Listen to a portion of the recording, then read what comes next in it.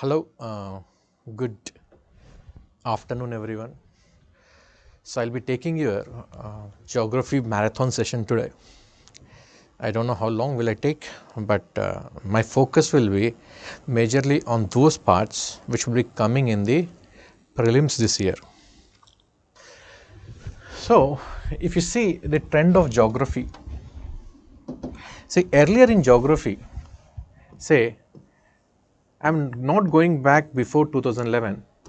So from 2011 to 2015, the number of questions which used to come from geography, they were like 15 to 20 questions. They're from geography. तब तो चांदी था geography का. और जिसको geography अच्छी तरह आती है, then they used to clear prelims very easily. Right? This was good. And in 2016, the question paper was not the standard of UPSC. So I won't even consider, I won't even talk about the, but 2016. So from 2017 to 2022. So here, the geography. So good morning everyone. Vinit, Sapna, Srushti, Piyush, Akanksha, good. So 17 to 22. The number of questions which are coming from geography has dropped. Drop आ गया था. So here hardly 10 questions are asked from geography. 10 questions पूछते थे. So in these 10 questions, like around 3 questions, 3 to 4 at max, are from hardcore geography, are from core geography. This is core. And these questions are highly conceptual. These questions are highly conceptual in nature.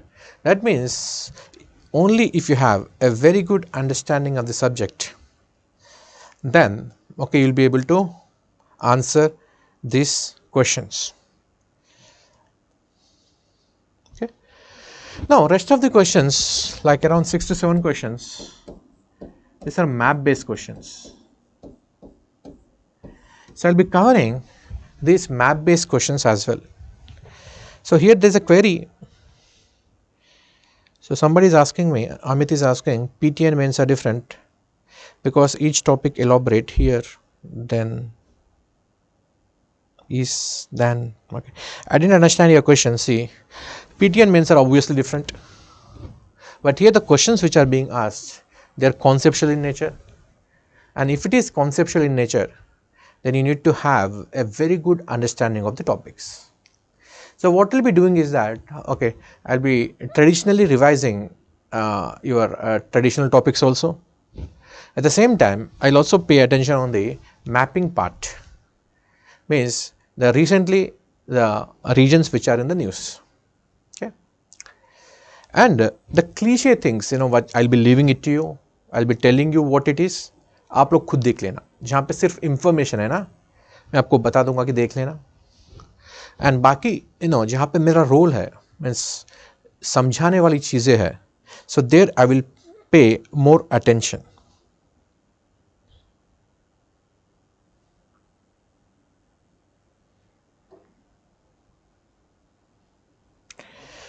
Okay, Khushbu, very good.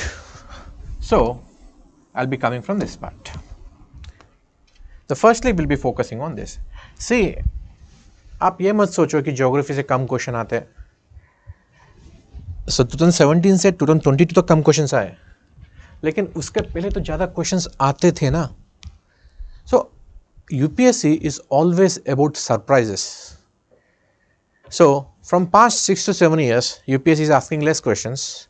It doesn't mean that this year also UPSC will ask less questions. It might ask you more questions as well. Understood? So be prepared for that surprise. Okay. Now, why I am doing certain topic? अभी geography में आप पहला topic अगर देखो तो वो topic है universe, universe का टॉपिक है. In this universe, okay, you have the topics like the formation of the universe,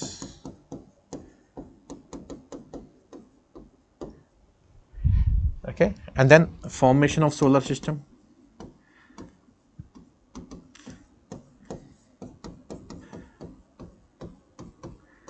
formation of the solar system, okay, and then how the earth is formed, how the earth is formed, and of course its properties, right? So broadly these are the three topics from the first chapter.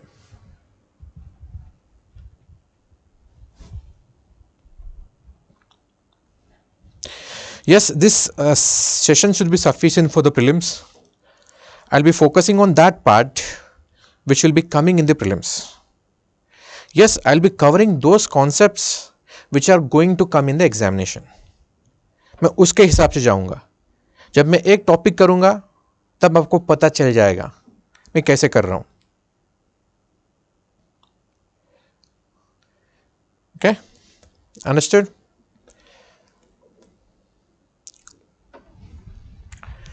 So in formation of the universe, so this is associated with your science and tech. So here, okay, you study about the topics such as what is dark matter, dark energy क्या है, antimatter क्या है, etc. Such kind of things. So I'll be telling you these things in one sentence. Dark matter का one function is there. Dark matter is responsible for stabilizing the universe or galaxies. एक galaxy को stable रखता है. This force is available in the intergalactic distance. Within the galaxy this is present. Means अगर Milky Way galaxy stable है, it is because of the dark matter. Now dark energy is responsible for the expansion of the universe. That means a galaxy के बीच में act करता है. So this is present in intergalactic space. So it is responsible for the expansion of the universe. See, earlier the entire universe has come from a single point, infinitesimally small point, and from there the universe has expanded एक point से infinitesimally small point. That infinitesimal small point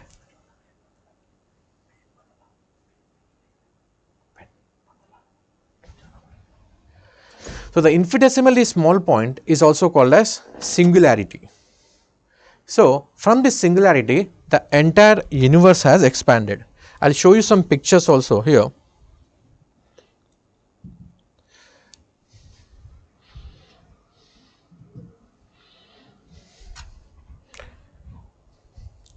So this is the entire universe.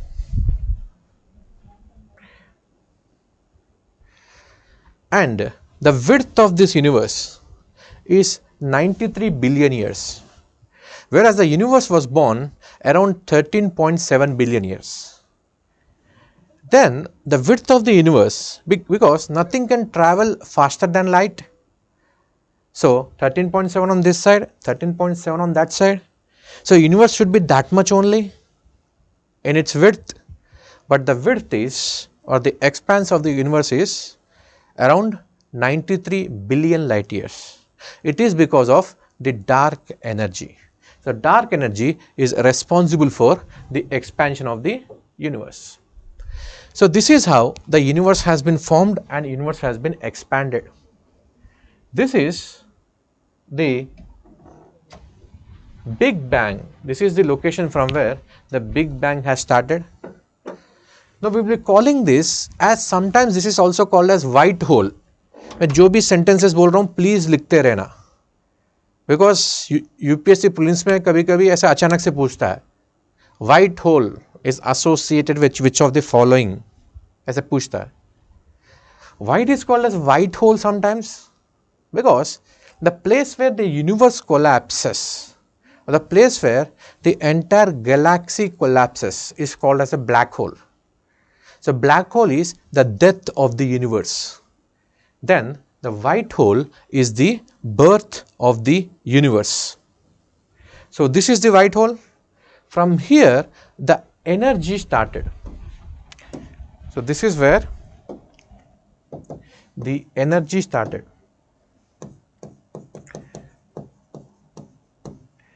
So this energy got converted to mass. So energy is getting converted to mass here. So E is equal to mc square. तो ये वाले topics अच्छी तरह सुनना, एक conceptual है and इसमें से क्वेश्चंस पूछेगा. एंड ट्रस्ट में जो भी चीज़ें आप पीटी के लिए पढ़ रहे हो ना, डायरेक्टली सिर्फ 20 या 30 क्वेश्चंस आएंगे, बाकी इनडायरेक्ट क्वेश्चंस होंगे. And these indirect questions you will be able to solve only when you have conceptual understanding. Okay, so that's why please ध्यान से सुनना है सब. So here initially nothing was there. It was infinitesimally small point, and there was a humongous amount of energy, and that energy is getting converted into mass. So this is all mass. Okay, initially. Okay, subatomic particles such as quarks, leptons are formed. These are the subatomic particles. And quarks से क्या बनता है? From quarks, atoms are created. So as far as exam is concerned, quarks से क्या बनता है? Proton और electron बनता है, सॉरी प्रोटॉन एंड न्यूट्रॉन बनता है. एंड लेप्टॉन से क्या बनेगा? इलेक्ट्रॉन बनेगा.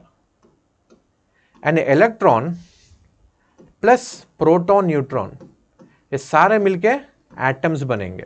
एंड रिपीटिंग अगेन, क्वार्क से प्रोटॉन एंड न्यूट्रॉन बनेगा. Lepton is okay, electron is an lepton, इससे क्या बनेंगे? एटम्स बनेंगे.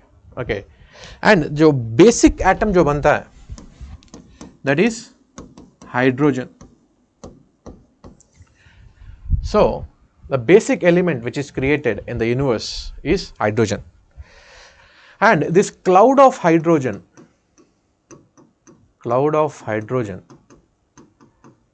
is called as nebula. Cloud of hydrogen is called as nebula. So the nebula will be converted into star gradually, and stars, group of stars will become galaxies. Okay, and in the very later stage, at the end stage, the planets will be formed. Planets.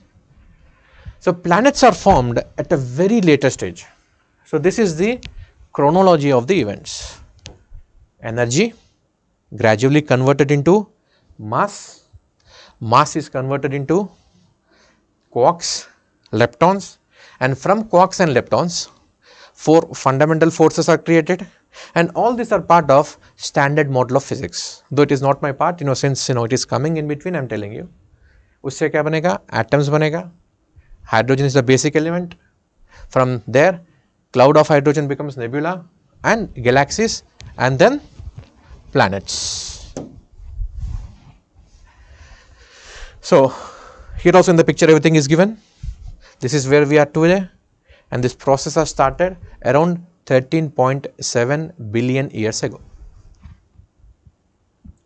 So this is how nebula looks like. This is a cloud of hydrogen. So in between you can see, so people are requesting me to use bilingual language. Okay, I will use that. So this is the cloud of hydrogen. It's also called as nebula. It is also called as nebula. ये पूरा ही hydrogen है, ये पूरा hydrogen है, okay, mostly hydrogen, okay, we can't say in totality it is hydrogen. अगर statement आ रहा है, okay, the nebula is made up of hydrogen only, गलत आंसर है. भाई आपने देखा है क्या, जितने भी नेबुला है पूरे यूनिवर्स में, आपने जाके देखा है क्या? नहीं देखा है ना. अब कैसे बता सकते हो कि नेबुला हैज हाइड्रोजन ओनली? अगर ये वाली लॉजिक अगर आप लगाओ, then you will be able to solve, okay, at least 10 questions. Okay, आपने सुना होगा कि कोई भी स्टेटमेंट पे अगर ओनली होता है वो स्टेटमेंट गलत होता है. आपने सुना होगा ये, राइट? आजकल यही ट्रेंड चल रहा है प्रीलिम्स में, बट अगेन यूपीएससी को भी पता चल गया कि आपको ये चीज़ पता है. So that's why B very careful. आप अपना भी दिमाग अप्लाई करते रहना. सो it is mostly made up of hydrogen, and when you have such a large amount of hydrogen, gravity will act. जब इसमें mass होगा, when mass is there, gravity will also act, and towards the center, the hydrogen gas is attracted. जब बीच में hydrogen gas आ जाएगा, then वहाँ पे density बढ़ेगी. जब डेंसिटी बढ़ेगी, so in between nuclear fusion reaction will start. Nuclear fusion चालू हो जाएगा, and this nuclear fusion will give rise to a star in the middle. So when the hydrogen will start undergoing nuclear fusion reaction, it will start producing a star in between. Almost all the star systems are formed in this same fashion. So solar system का थोड़ा different है, that also we'll see. So somebody is asking me whether this is a graphic or a real image. This is a real image taken by James Webb Telescope. Okay. Some keywords, some topper mention. What keywords you're talking about? So this is the star which is formed in between. This is the solar system. A sun hai, and around the sun, you just don't have the hydrogen. You also have these rocky fragments, and these rocky fragments are called as planetesimals. Planetesimals are nothing but small planets. Means in future these are going to become the planets. So in the solar system, after the star is born, the sun is born, you will be having this planetesimals. These are nothing but these rocky fragments. And these rocky fragments will have a gravity. So because of the gravity, these rocky fragments will be colliding with each other. When they collide with each other, what is created? A spark is created. Means the kinetic energy is converted into the thermal energy. जब ये टकराएगा एक दूसरे से, बीच में आग लगेगी, kind of thermal energy में convert होगा. जब पुराने जमाने में जब माचिस नहीं होती थी, लोग क्या करते थे? पत्थर से आग जलाते थे. In the same fashion here a spark is generated, it is converted into thermal energy, and because of this very high temperatures, these two planetesimals they will fuse into each other. और fuse होने के बाद this will become big gola. After they fuse, they will become a big gola, and this will attract more planetesimals.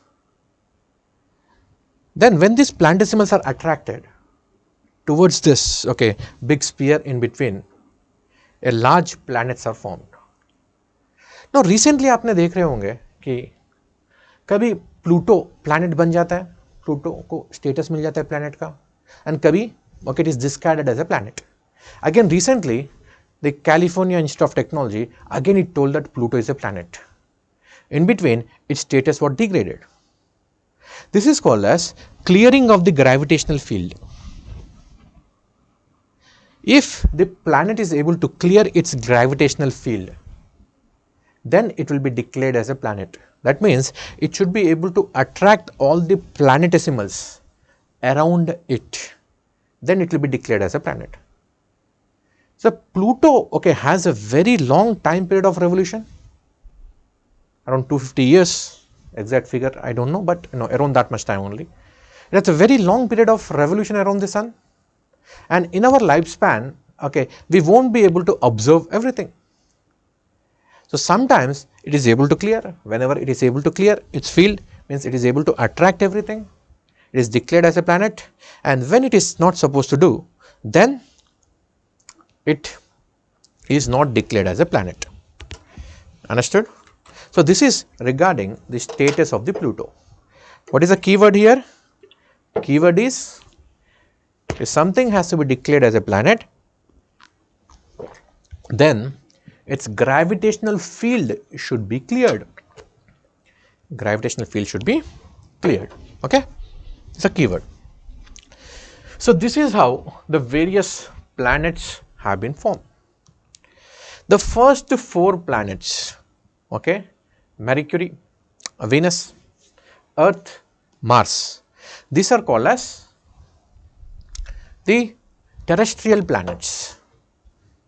Okay, these are made up of rocks. These are small in size. Whereas the other planets, Jupiter, Saturn, Uranus, Neptune, these are gaseous planets. So these are mostly made up of gases.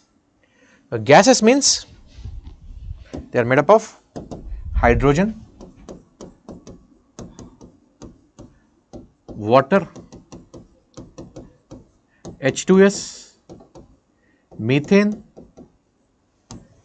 So they are made up of such kind of gases. If UPSC is giving a statement, the Jovian planets, these are also called as Jovian planets. The Jovian planets are made up of gases only. Wrong. आपने जाके देखा है क्या सारे planets के अंदर क्या है? बीच में कोर में, इसके बीच में कोर में पत्थर भी तो हो सकता है ना. इनफैक्ट इनका कोर जो है वो पत्थर से बना हुआ है. In the core of this planets you have the rocks also. There's a request. Please don't dominate class Hindi. Please teach in English. People in South. People in South. Okay. I'm also from South.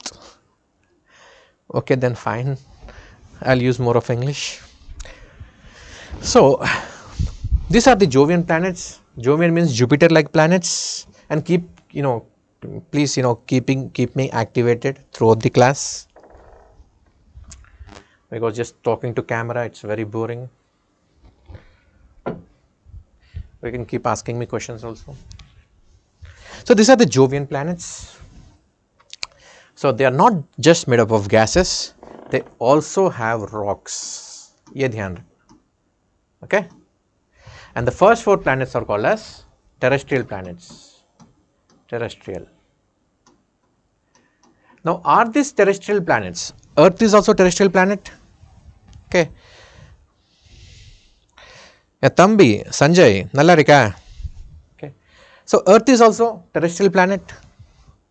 So if UPSC is giving a statement, the terrestrial planets are made of rocks only. Bhai, आप Earth के ऊपर हो, you're on Earth. Is it just made up of the rocks? You have water also, you have atmosphere also, you have nitrogen also. So that's why, okay, whenever UPSC gives the statement only, now it is generally wrong.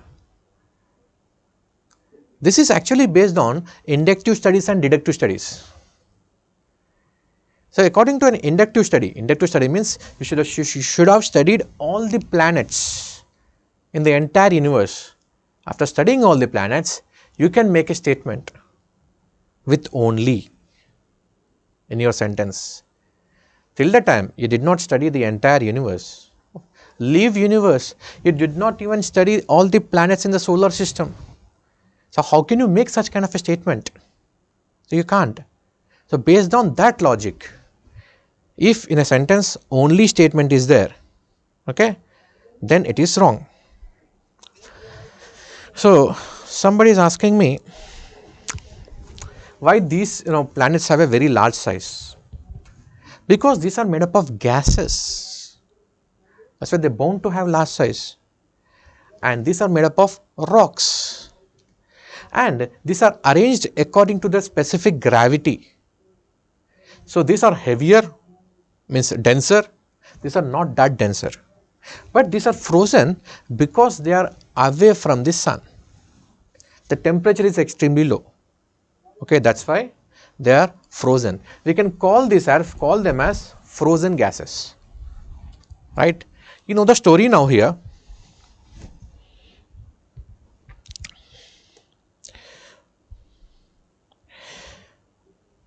I'll tell you how to eliminate the options also. Okay. Now first, okay, now what question will be asked in UPSC? We'll come to that now. So till now you have studied. The question will be, which planets have a magnetic field?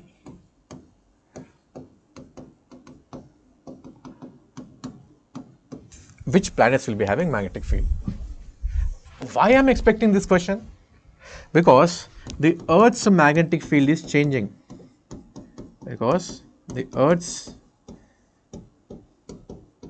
magnetic field is changing very fast. Okay. So that's why I am discussing this. So when Earth's magnetic field is changing, now UPSC will not be just asking questions at the first layer. It will also, okay, go to the second and the third layer also. So this is that second and third layer. See, for the magnetic field to exist, you need to have a differential core, which we'll discuss in the interiors of the Earth, differential core. Now, please note down this, okay. Mercury has almost zero magnetic field. I will not say no because I did not go and investigate the entire planet. Almost negligible. You can consider it as zero, near zero. Why? Because the planet is very small. Venus and Earth are of same size, but Venus has a negligible magnetic field because its rotational speed is very low. That's why. That's Earth. It has substantial good magnetic field.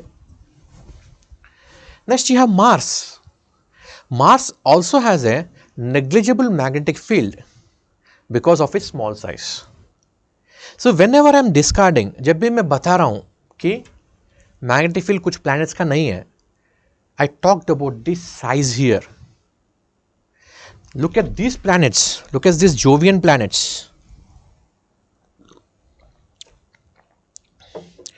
Okay, pink cow, thank you so much. Thank you for your appreciation. Okay, you're from Hindi medium. Okay, बीच में Hindi use करता रहूँगा because अपने south India के भाई बहन भी हैं, so उनका भी ध्यान रखना पड़ेगा. So whenever, जब भी मैं बता रहा हूँ कि इनका मैग्नेटिक फील्ड नहीं है, मैं साइज का एग्जाम्पल ले रहा हूँ, राइट. छोटा साइज है तो मैग्नेटिक फील्ड नहीं होगा. अभी ये तो बहुत बड़े हैं ना. So these are very large. So since these are very large, you will be having a very good, very strong magnetic field. In fact, Jupiter के magnetic field इतनी strong है कि it protects the Earth from the asteroid belt. यहाँ पे Mars और Jupiter के बीच में एक asteroid belt है. So जुपिटर के मैग्नेटिक फील्ड इतनी स्ट्रांग है कि वो एस्ट्रॉइड्स को अट्रैक्ट करके रखेगा. अगर जुपिटर को यहाँ से उड़ा देते हो, if you remove Jupiter from the solar system, then this asteroids will be shooting towards the earth. Understood? So that is how strong the magnetic field of the Jupiter is. Okay, understood? So this question I am expecting. Okay, तो how many planets have magnetic field and उसकी intensity क्या है. ये मत बोलो कि magnetic field बिल्कुल नहीं है, नेग्लिजिबल बोल सकते हो. Okay, understood.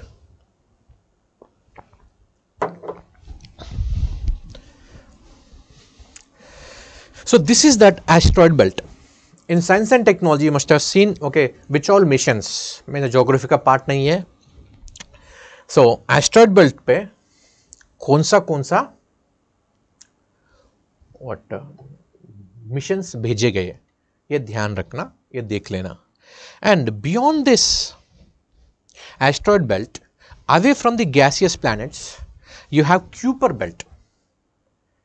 ये भी देख लेना कि Kuiper belt में, okay, till now how many scientific, okay, probes have been sent, like you know Voyager 1 गया क्या, Voyager 2 गया क्या, ये देख लेना. Okay, now these are the terrestrial planets, rocky planets, first 4. These are broken rocks, rocky fragments है. Asteroid belt is made up of rocky fragments. An asteroid belt will be having very rich, okay, at some places in asteroid belt na, you have a complete very big rock which is the size of Delhi, which is completely made up of पूरा gold से बना हुआ है, पूरा platinum से बना हुआ है. कुछ एस्ट्रॉइड्स ना, they are completely made up of diamond only, because these are the broken fragments.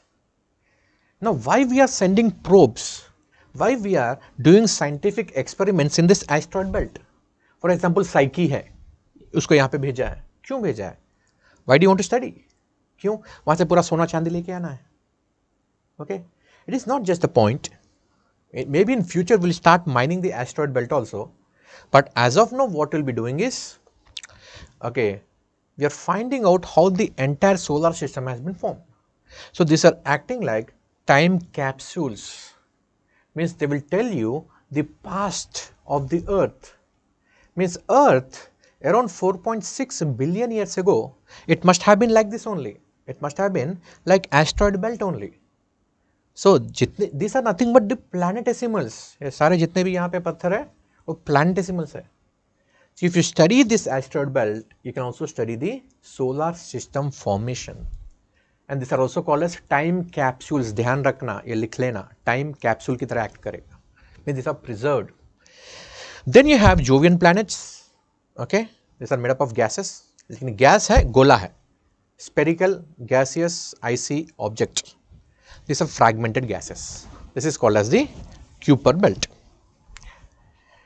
There's something called as Oort cloud यहाँ पे. This is called as the Oort cloud. The Oort cloud is located at a distance of 10,000 astronomical units. 10,000 AU. 1 AU is the distance between the Earth and the Sun. So the Oort cloud is very, very far away from the solar system. Now what is the job of the Oort cloud?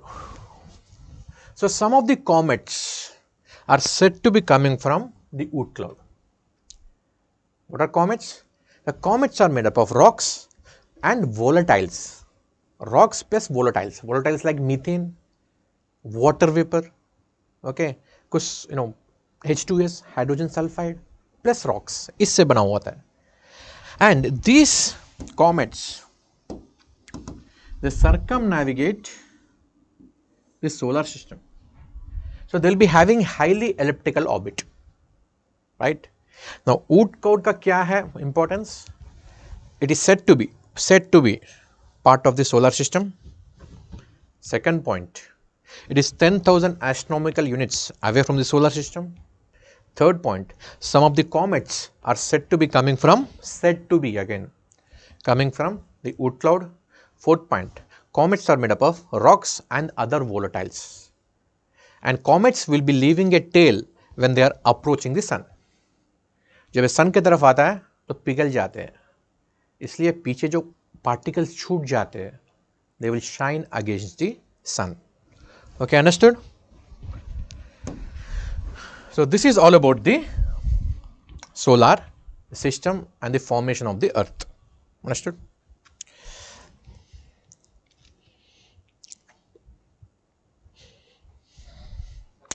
So the request saying that please cover more conceptual concepts. See, ये वाला जो session जो है ना, it is more focused on the prelims. So prelims में क्या क्या questions आएंगे उसके हिसाब से मैं topic करवा रहा हूँ. Okay, particularly for this prelims. And उसके around जितना भी concepts है, okay, I'm covering all those concepts. Okay. Now if you are thinking that maps can be done on your own, आपको लगता है कि मैप्स खुद से कर सकते हो, एक बार मेरे साथ मैप्स करके देखना, देन बताओ कि खुद से कर सकते हो क्या. Okay. Faizan, why we study this cloud? Which cloud you are talking about?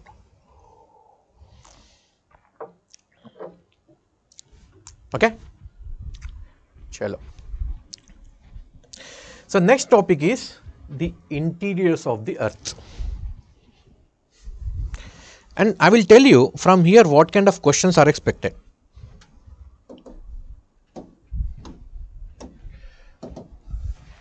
Second topic is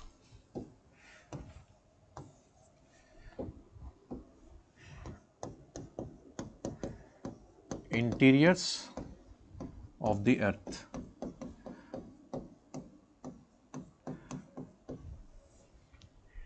So here the current affairs is again the changing magnetic field.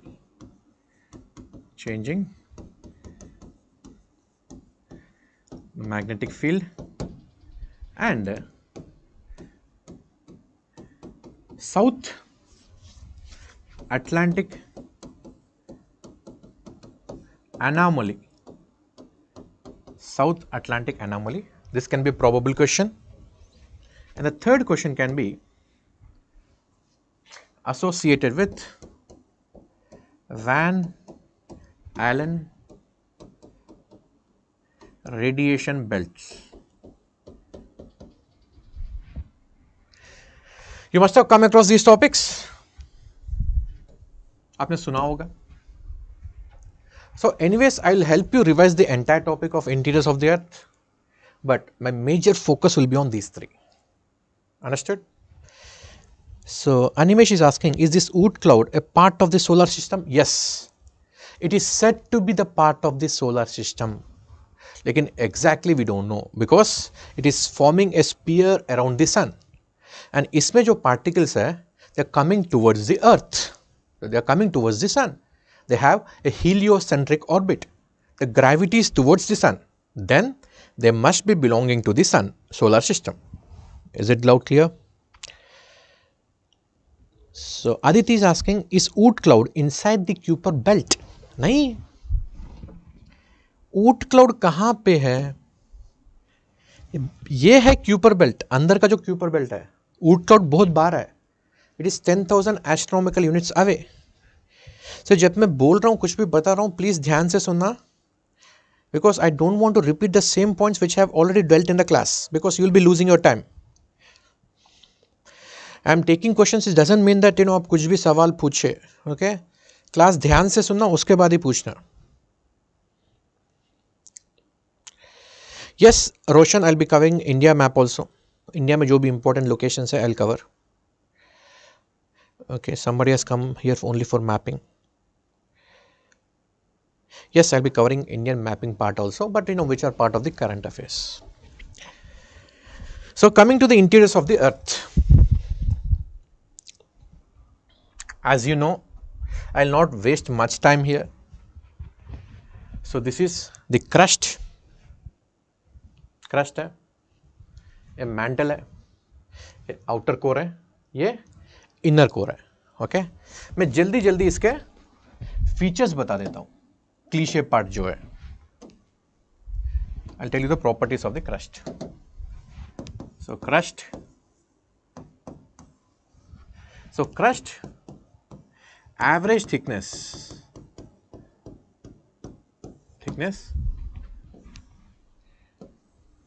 is 35 kilometers for the continental crust and around 5 kilometers for the oceanic crust. The continental crust is made up of felsic material, or it is made up of lighter silicates, or you can say they are made up of potassium, sodium, aluminum silicates. These are lighter silicates. So this is what the continental crust is made up of. And the oceanic crust is made up of the mafic material, or it is made up of the heavier silicates, or we can say they are made up of the ferromagnesium silicates. Ferromagnesium silicates. Okay. The crust is mostly made up of felsic material, means यहाँ पे important rocks जो है, the important rocks here are, these are granitic gneissic rocks. These are granitic gneissic rocks mostly, and this word felsic is associated with the mineral called as feldspar. This is a very important mineral, feldspar. So feldspar is used in the tiles, and other form of the feldspar is also called as quartz, which is used in the watches. And this is used in the construction material. It is found on the surface of the earth. It is hard and it is strong. इससे tiles बनती है, and India में production होता है mostly in Rajasthan. यह ध्यान रखना. So Cristiano Ronaldo, yeah, Mars is the same size but no magnetic field. Then why is Earth having magnetic field? भाई Mars बहुत ही छोटा है as compared to Earth. Mars is 1/3 the size of the Earth. Okay, this is the CC and this is the OC. So nothing in the news here. लेकिन अभी recently 1 साल पहले एक discovery हुआ. Discovery is the Singhbhum shield. Singhbhum shield which is part of the Chota Nagpur plateau. Chota Nagpur plateau. Okay, it's found to be the oldest of all the continental rocks. Is found to be the oldest of all continental rocks. So when you read the textbooks, I don't think in the NCERT it is mentioned, but if you are reading Savindra Singh or any other textbook, so Northwest Territory of Canada mention किया होगा, Canadian Shield. So Canadian Shield is also oldest, but this is also one of the oldest. Okay.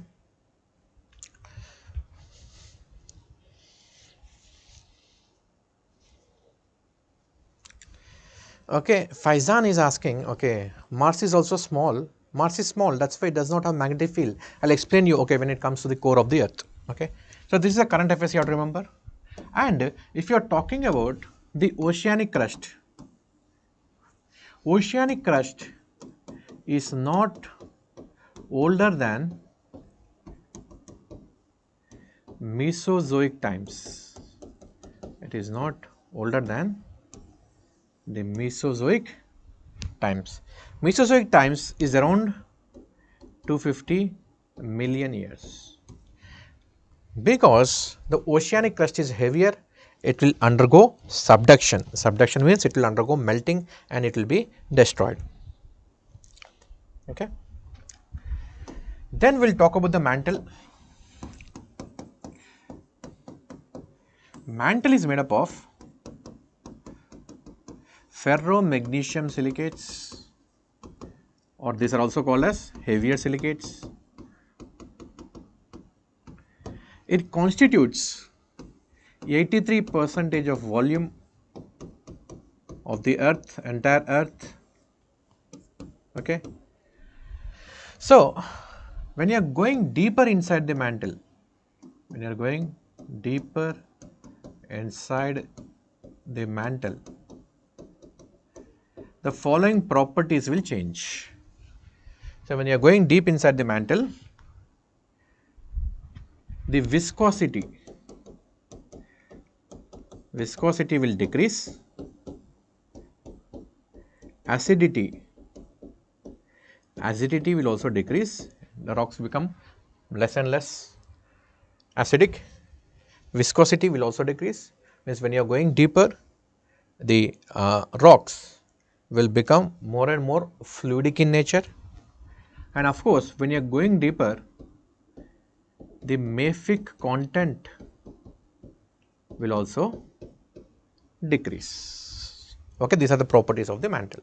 Okay, and from where the volcanism comes,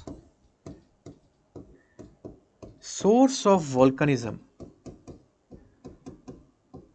or magma, because volcanism is a process, the source of volcanism or the magma is the mantle.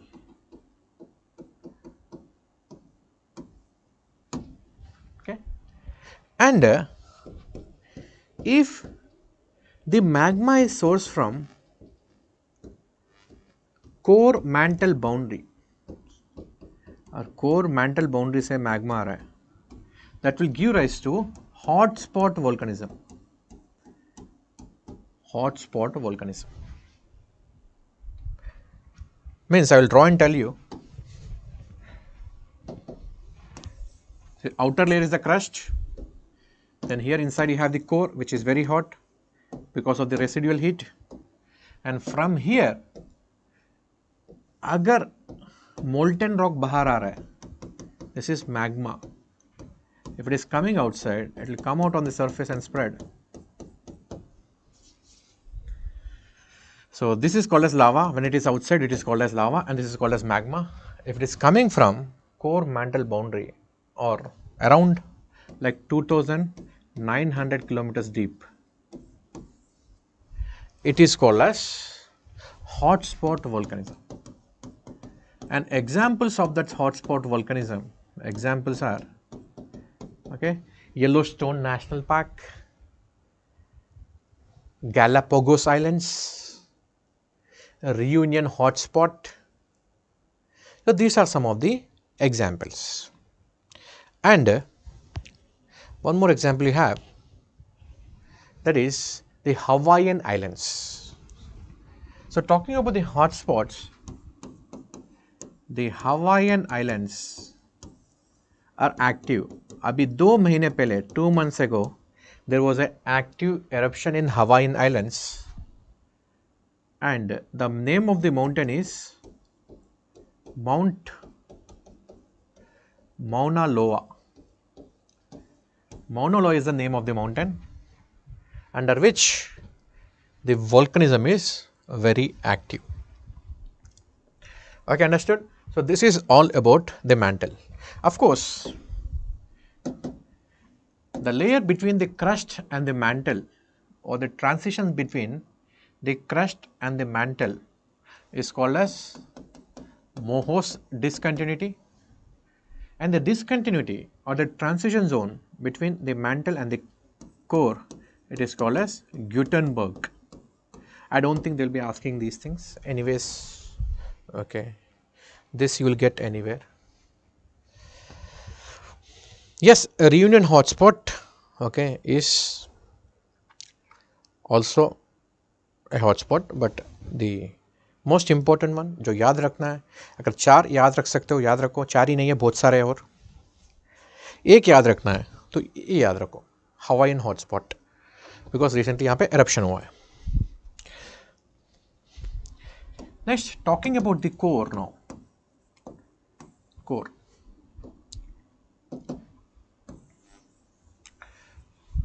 The core is made up of two layers. This is very important because this is from where the magnetism will come. The core is made up of two layers.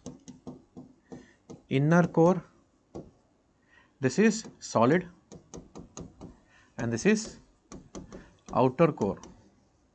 Outer core is liquid.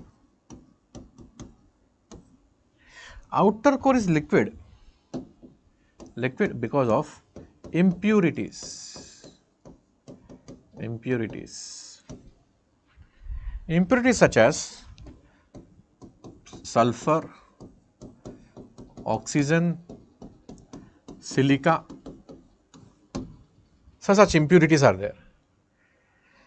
The pressure is very high. It is supposed to be solid, but because of the discontinuities, it is liquid.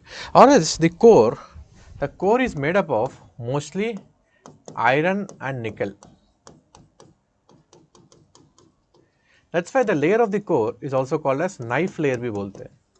NCERT में word लिखा होगा knife, that is iron and nickel. Okay. So because of the mounting pressure, it is supposed to be solid, but it is liquid because of the impurities. ये ध्यान रखना, 3 impurities है. It is liquid, and the temperature here is very much like around 4800 degrees centigrade.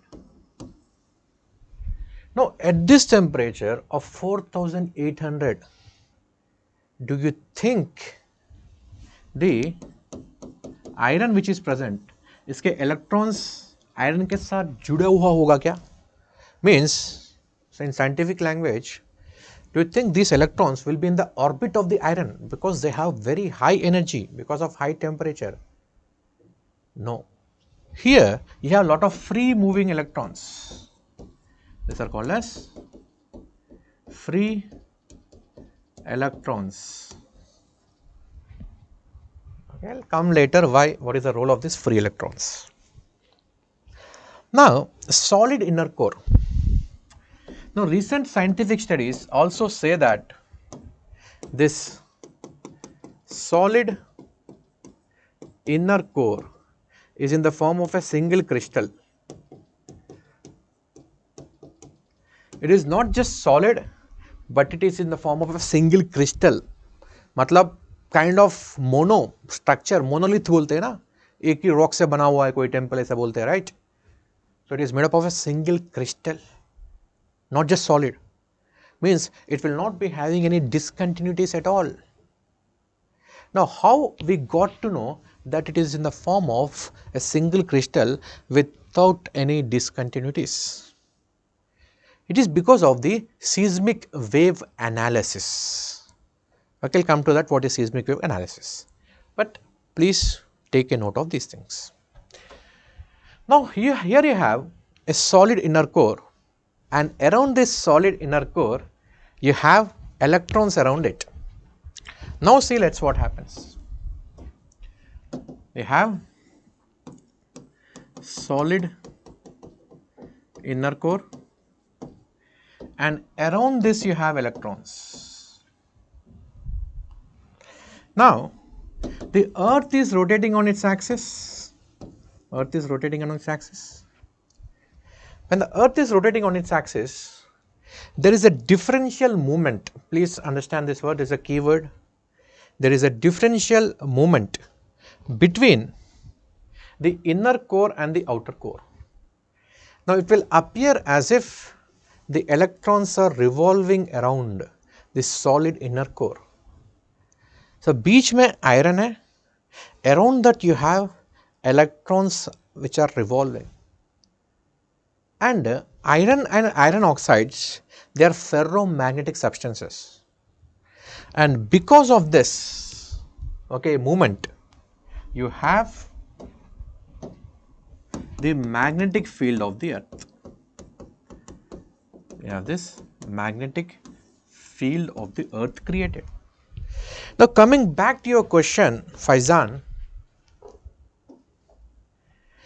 Now, for any planet to form a magnetic field, You need to have such a high temperature.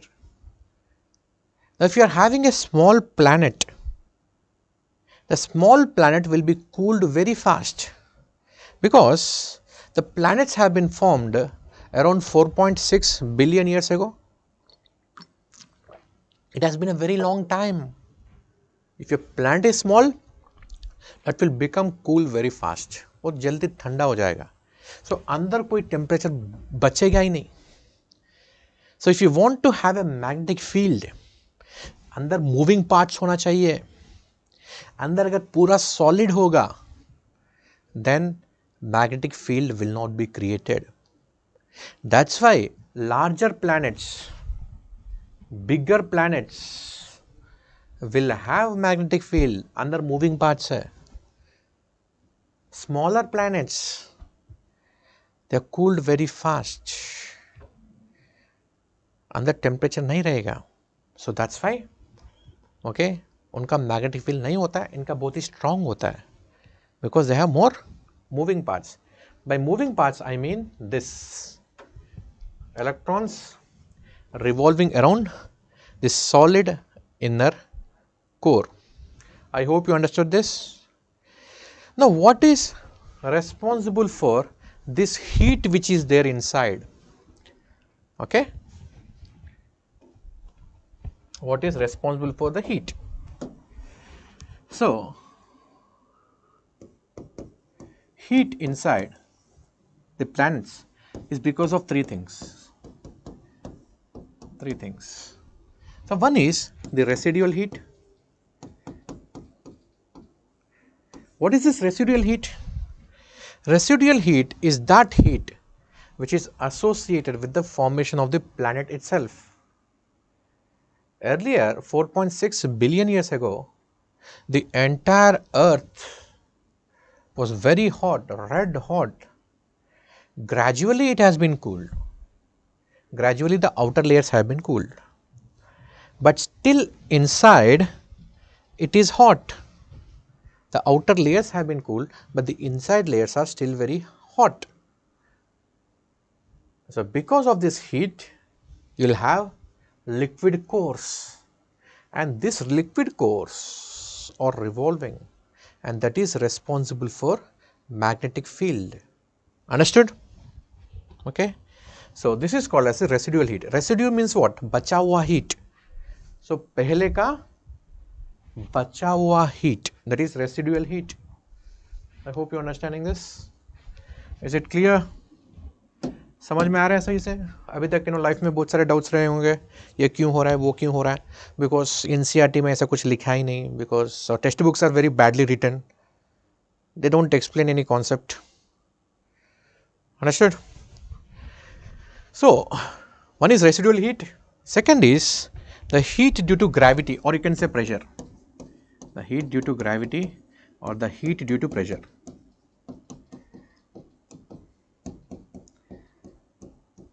Mounting pressure means अंदर के layers में ज़्यादा heat होगा because of the pressure. The thirdly, it is because of the radioactive materials. Because of radioactive materials or radioactivity, you can say. So till now we have found these three reasons. If in examination they are giving you the fourth option also, say they are talking about different kind of energy there, agree to it, because you might not be knowing. आपको पता नहीं है अभी तक का scientific discovery क्या क्या हुआ है, मुझे पता नहीं है, शायद वो वाला न्यूज़ 2-3 दिन पहले आया हो एग्जाम न्यूज़ में, कहीं आपने ध्यान नहीं दिया होगा. So whatever they are giving ना, agree to it, don't deny. सिर्फ ये 3 नहीं हो सकता है, और भी हो सकते हैं, लेकिन जो पॉपुलर लिटरेचर में, स्टैंडर्ड टेक्स्ट बुक्स में जो रीजंस मेंशन किया गया है, these are the reasons. Understood? So Roshan is asking, outer core is liquid because of impurities or heat. See, heat, inner core में और ज़्यादा heat है ना. Inner core is a temperature of 6000 degrees centigrade. Then it should be liquid. Then why it is solid? pressure, na, it is because of the impurities. Impurities is the major reason. Of course, in NCERT it is mentioned as heat only, then inner core should also be hot.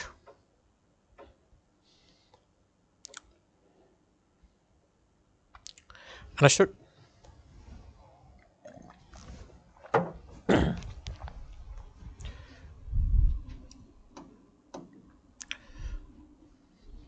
So, this is the magnetic field. So, magnetic field of the earth is because of the differential moment of the core. Now, I will take you talk about the current affairs now.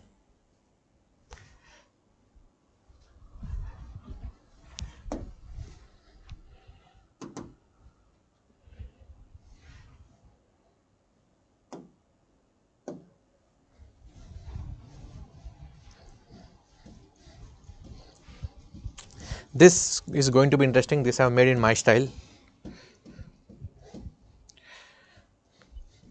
I believe in more graphics because मेरे को काले अक्षर भैंस बराबर लगते हैं. That's why. Because geography is such a beautiful subject, you can show everything whatever you read. That's why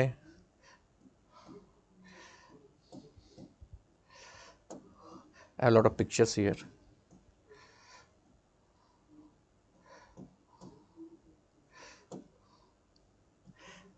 And because of paucity of time, I could not arrange this properly. Okay, now we are talking about these things.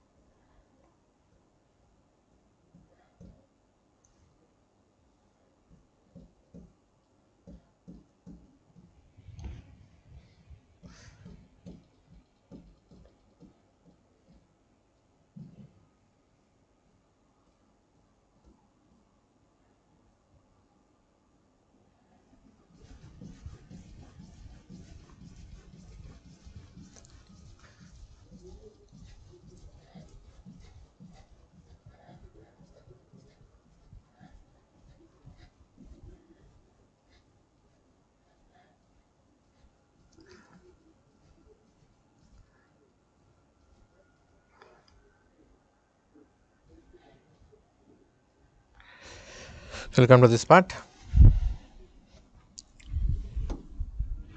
Now, if you see, check your atlas. In your atlas, you will see that the Earth's north magnetic pole, okay, you will find in the Bathurst Island. Bathurst Island. So, Bathurst Island is located in Canada. This is located in Canada.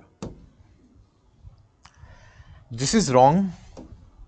It is not in the Bathurst Island. ये गलत है. In fact, nowadays, the magnetic north, which is supposed to be there in northern hemisphere, and magnetic south, which is supposed to be there in the southern hemisphere, both are drifting. So, this is drifting at a rate of 55 kilometer per year, and this is drifting at the rate of 10 to 15 kilometer per year. Okay, and this is shifting from the Canadian part of Arctic to Siberian part of the Arctic. This is Canada and this is Siberia. means Russia, Siberia, and in between you have North Pole, and this is all Arctic Ocean. This is all Arctic. So this is shifting now, shifting from here to here. Shift हो रहा है. It's moving towards Siberia. अभी 2023 में Siberia के आसपास पहुंच गया है. And the rate of the shift is 55 km per hour. And the magnetic south is located near Antarctica. Antarctica. So near Wilkes Island. It is near Wilkes Island, and it is also shifting. Now, why this sudden shift is taking place? The sudden shift is taking place because there is a lot of churning which is happening, churning, lot of changes which are happening inside, and the Earth's magnetic field can increase in intensity. It can increase in intensity. It can also decrease in intensity. The magnetic field lines can also flip. Now, if you have to show increase, if you have to show decrease, you'll be showing them in terms of the magnetic field lines. If you are showing only one magnetic field line, and magnetic field line will be starting from the southern hemisphere to northern hemisphere. If you want to show increased intensity, then you have more lines here, more lines. So this increased intensity, decreased intensity, okay. And if they are flipping, if the magnetic field is flipping, okay, that means as of now the bar magnet is placed like this. It appears as if the bar magnet is placed. इसका north यहाँ पे है, magnetic north यहाँ पे, magnetic south यहाँ पे. Flip means the the magnet will flip. Its direction will change completely. And this flip is supposed to happen. This flip in the magnetic field is supposed to happen supposed to happen every 2 to 3 lakh years. So 2-3 lakh years में एक बार flip होना चाहिए. North south होना चाहिए, south north होना चाहिए. But अभी since past 7,80,000 years there is no change. That means it is overdue. It is supposed to change from a very long time. It did not change. Okay, so that's why you can see a lot of churning which is happening, lot of changes which are happening.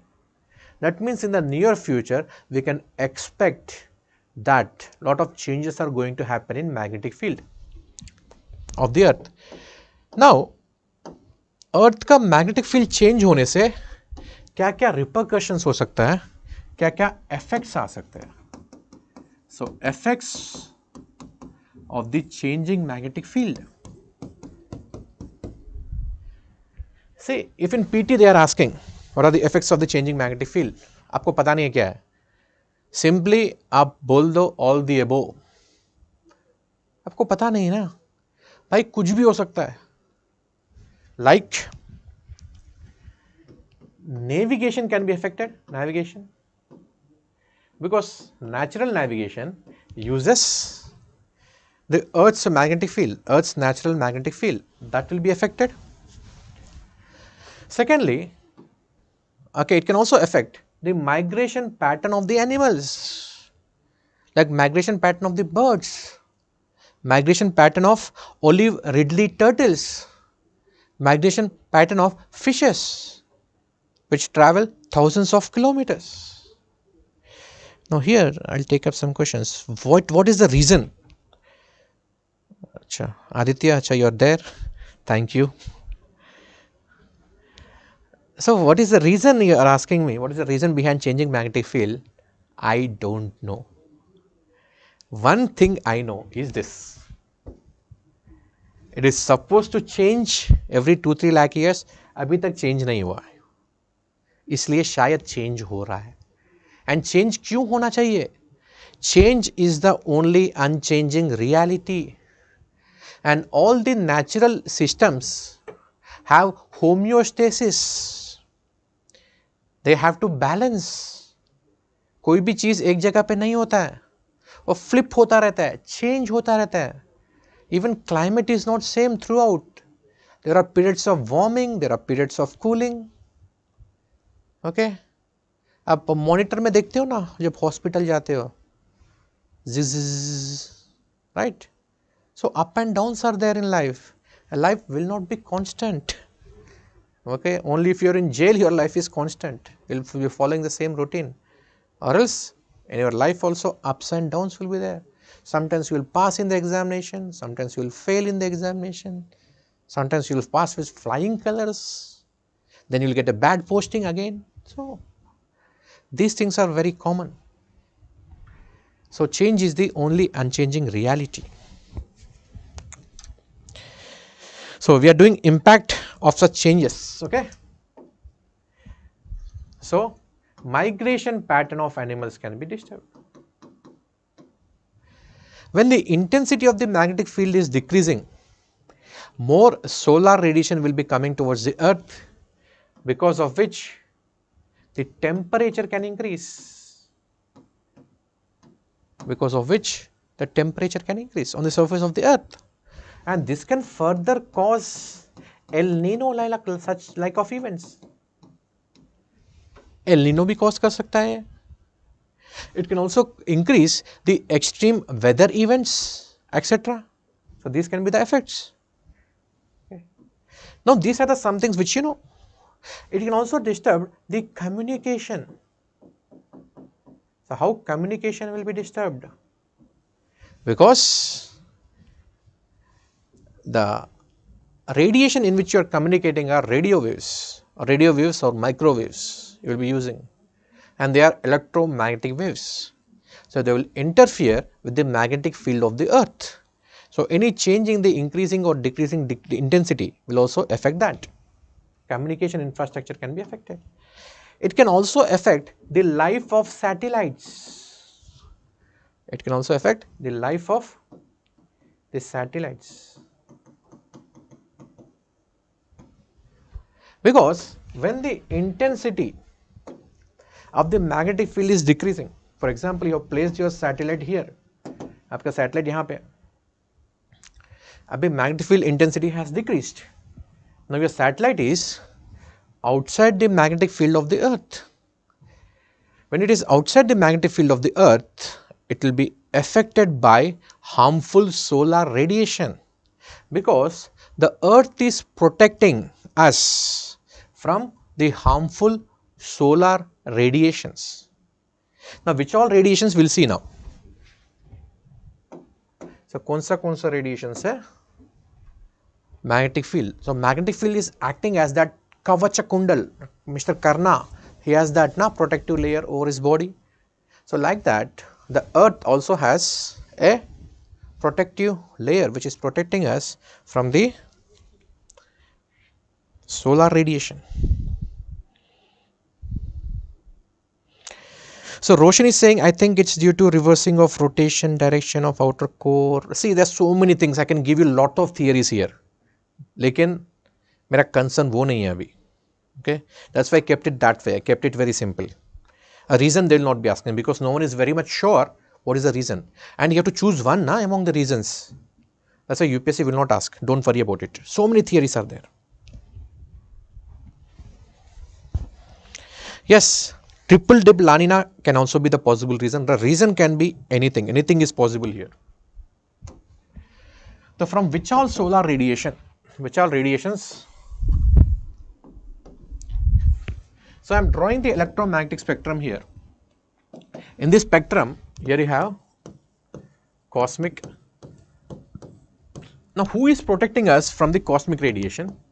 It is the magnetic field of sun. It's also called as the heliosphere.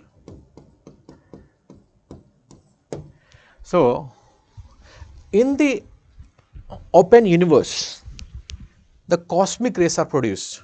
Okay, these cosmic rays are produced from the very high energy reactions. So what are these high energy reactions? What is the source of cosmic rays? Source is very high energy incidence such as gamma ray burst. Gamma ray burst. So the gamma ray burst can come from a blazar or a quasar. It can come from a blazar or a quasar. This is nothing but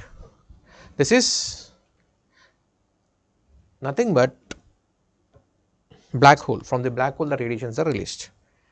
It can be gamma ray burst. It can be also supernova. The supernova, okay, is when the star red giant is converted into a neutron star. So they can also come from a neutron star. And the neutron star, okay, it has very high speed of rotation. Because of high speed of rotation, it will also release a very strong magnetic field and lot of radiation, and it's called as pulsar. A neutron star is also called as pulsating star. Now all this, okay, harmful radiation or very high energy radiations, okay, generally produce cosmic rays. And इसके पीछे का जो theory है, if you want to further read regarding these things, okay, you can read further from the Wien's displacement law. It's also called as Stephen Boltzmann constant. If you want to read further, ज़्यादा ज्ञान चाहिए तो ये वाला, because they will not be asking Wien's displacement law or Stephen Boltzmann constant नहीं पूछेगा. आपने JEE NEET की अगर तैयारी की है, आपने ये वाली चीज पढ़ा होगा. ओके, इसके बाद आते हैं गामा रेस. गामा, ये सन रिलीज करता है gamma. Then after gamma you have x-rays. X-rays are of two types, hard X-rays and soft X-rays. Okay, so then you have UV radiation. Again UV is of T types. So you have UVA, UVB and UVC. UVB, okay, now if a statement is coming UV rays are harmful to humans, आपको सबको पता है UV rays बहुत ही dangerous होते हैं. जब UV rays आता है you should not be okay going out. आपने सुना होगा at the time of the solar eclipse UV rays are released, that's why you should not be seeing sun directly or you should not be moving out. ये गलत है. In fact UVB is helpful in production of vitamin D. Vitamin D, sunshine vitamin को बोलते हैं. So vitamin D is produced with the help of UVB radiation. If you are not getting enough UVB, you will not produce vitamin D. If you don't produce vitamin D, your bones will become weak. Calcium will not be absorbed in the body. Then आपने ये भी सुना होगा कि सुबह की time के धूप में, ओके, आप सन में बैठो तो आपको विटामिन डी मिलेगा. ये भी गलत है. इट्स नॉट सुबह की धूप. सुबह की धूप में आपको यूवी कम मिलेगा. दोपहर में धूप में मीन्स 12 बजे 1 बजे उस टाइम पीरियड पे जो धूप आती है उसमें यूवी बी होता है. इनफैक्ट यूवी रेडिएशन होती है and that will produce. वो वाली धूप 10 मिनट के लिए sufficient enough. So nowadays we people face a lot of deficiencies in terms of this vitamin D. बाहर निकलते नहीं है, इसी के कमरे में बैठे रहते हैं हमेशा. थोड़ा बहुत भी सन आती है तो पूरा कवर कर लेते हैं. Right? I have so many doubts here.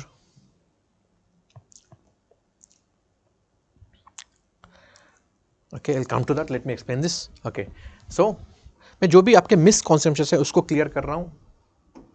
And then okay, this is the visible radiation. This is visible radiation. We call it as VIBGYOR also. So after VIBGYOR, okay, you have okay infrared radiation. Infrared is nothing but heat radiation. Infrared is nothing but the heat radiation. Then you have the micro and radio. Radio is used for communication. Radio is used for communication purposes. Micro is also used for communication purposes. Generally for very long distance, if you want to communicate with aliens who are millions of light years away, then you will be using radiations. You will be using radio waves. Because if you are going in this side of the spectrum, there is more distance decay. Distance decay ज़्यादा होता है. Radar में भी radio waves use होता है. Okay. Microwaves can be used in tower to tower communication. Telephone के tower जो होते हैं ना, टेलीफोन टावर से जो मोबाइल में जो वेव्स आती है उसमें माइक्रो यूज कर सकते हो. एंड घर में जो वाईफाई होता है उसमें भी माइक्रो यूज कर सकते हो. ओके, माइक्रो यूज होता है. Okay, understood. So this is about the electromagnetic spectrum. Now the magnetic field of the earth is protecting us from the gamma X and X rays. इन दोनों से protect करता है magnetic field. And who is protecting us from UV radiation? It is the ozone layer which is protecting us from the UV radiation. And rest of the radiations are coming from the sun. And in more quantity, visible radiations are falling on the earth in more quantity. The highest quantity of radiation which is falling on the surface of the earth from the sun is visible. Understood? Now you have seen who is blocking what. So what is the literal meaning of churning? So nuclear physics is asking what is churning. Churning is this. Okay, churning is upward and downward movement. Churning is the same thing. Okay, आप what charge से मलाई निकालते हो और जो movement करते हो that is also churning. Okay, El Nino, La Nina I will take, don't worry. Please take the topic El Nino. Okay fine, I will take that, no problem. Okay, thank you Sanju. Indian ipole dipole, Indian Ocean dipole, Madden Julian oscillation, yes I will take that, don't worry. Okay fine, चलो let's move forward. Okay, see the magnetic field of the earth is protecting us from this. Now magnetic field of the earth का और एक use है, that is they produce the northern lights and the southern lights. Northern lights and southern lights. Now what are these northern and southern lights? I'll explain. So this is sun. जब भी सन draw करते हो ऐसे draw करते हो आप, क्यों? ये जो ऊपर नीचे हो रहे हैं ना ये चीजें, okay, this are nothing but this is called as solar corona. This is solar corona.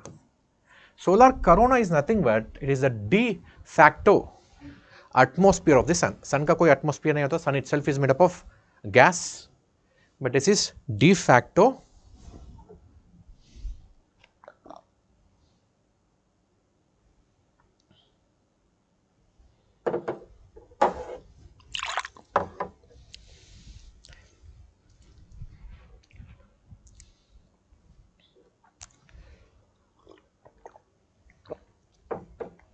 it is a de facto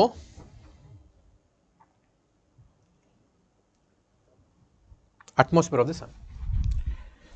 Now from the sun, the solar wind will be coming. Solar wind is nothing but, okay, the radiations which we talked about. कहाँ पे गया? Radiations. This is a solar wind. Now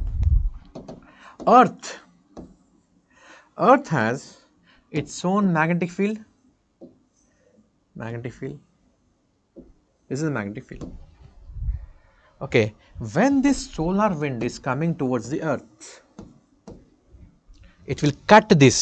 इसको cut करेगा magnetic field line को. जब ये cut होगा, ये कट हो गया. कट होने के बाद then this magnetic field line जो आ रहा है यहाँ से, this magnetic field line will be moving back like this. When this magnetic field line will be moving back, it will go and snap with each other. Okay. So for example, okay, this is the magnetic field of the Earth. that light source, okay, is sun. Okay, when the magnetic field lines are, when the solar radiations are coming, solar wind is coming, it will be cut. When this is cut, it will move back, ऐसे पीछे move करेगा. So आगे से कहाँ move किया है?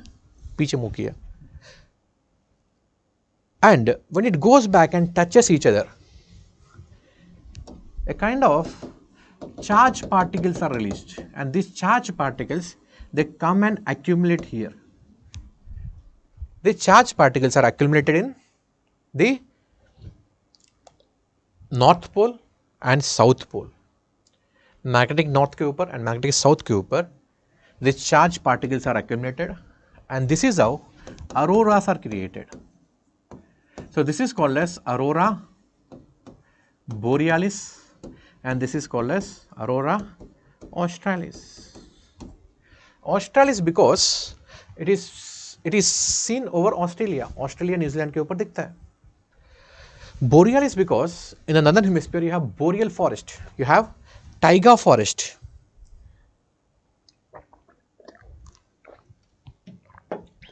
So Nitin is asking me polar crown के बारे में. See, that is part of science and tech. So पहले मैं geography से related जो भी चीज़ें हैं वो discuss कर लेता हूँ. उसके बाद time बचेगा. Okay, then I will discuss the things which you are mentioning. Okay, I am very sorry for this. So boreal is because you have boreal forest. Boreal forest is nothing but taiga vegetation जो होता है. So वहाँ पे पीछे दिखता है. That's why it is called as borealis, and this is called as australis. And this borealis and australis, they are produced because of the interaction between the solar wind and the magnetic field of the earth. And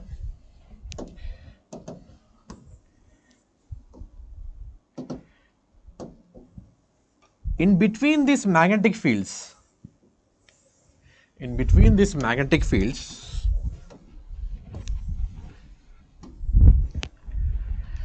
the charged particles are trapped. The charged particles are trapped. So these charged particles, these electrons and protons, they have come from the sun, and these are trapped between this magnetic field. Oh, बाहर जा नहीं सकता है. They can't move out. बीच में फंस गया. And these two radiation belts are called as Van Allen radiation zones. These are called as Van Allen radiation zones. So related to this, I'll teach you a topic called as South Atlantic anomaly. Understood? Amit is asking, please take satellite topic with current. कौन सा satellite भाई? मैं geography का teacher हूँ, science and take का नहीं हूँ मैं. सो जो भी साइंस ज्योग्राफी के साथ आ रहा है मैं एक्सप्लेन कर रहा हूँ. Okay, so these are called as Van Allen radiation belts. We'll come to that Van Allen zone now.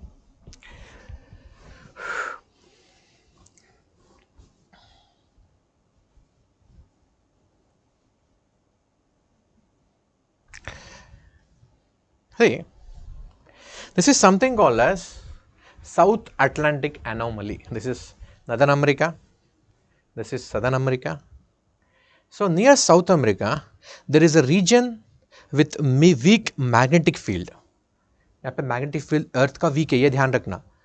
South Atlantic anomaly में magnetic field weak होता है. ओके, तो क्यों है weak है? Okay,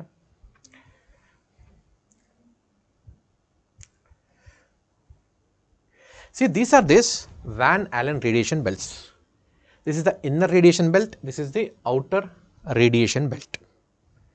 So inner radiation belt is at a height of or altitude of around 640 kilometers, and outer one is somewhere around 56,000 kilometers. इतना दूर में है. Okay, and if your satellite is going into this Van Allen radiation belts, satellite का तंदूरी हो जाएगा पूरा, because these are highly charged particles. Electrons very high concentration में होंगे, protons very high concentration में होंगे, इतना डेंस चार्ज में अगर आपका सैटेलाइट जाता है या रॉकेट जाता है, वो जल के राख हो जाएगा।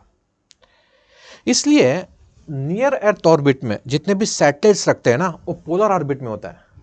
दे move from pole to pole. So from pole to pole, if your satellite is moving, then the effect of this radiation belts will be less. And your geostationary orbit is at a height of 36,000 kilometers. So 36,000 kilometers is between these two radiation belts. Therefore, if you are keeping a satellite there, it will not be affected by this Van Allen radiation belt zones. Now, you know, दोनों belt है, these are like crescents around the earth. एक क्रिसेंट्स को झुकना नहीं चाहिए, जैसे अपना पुष्पा जो है झुकता नहीं है कभी, लेकिन ये जो क्रेसेंट है झुक गया नीचे। ये जो इनर रेडिएशन बेल्ट जो है ना, it is suppose to be like this, ये नीचे झुक गया ऐसे। सो नीचे झुकने से ना, ये जो रेडिएशन है, ये जो हाईली डेंस पार्टिकल्स जो है, जो अर्थ के पास आ गए, they come very near to the earth.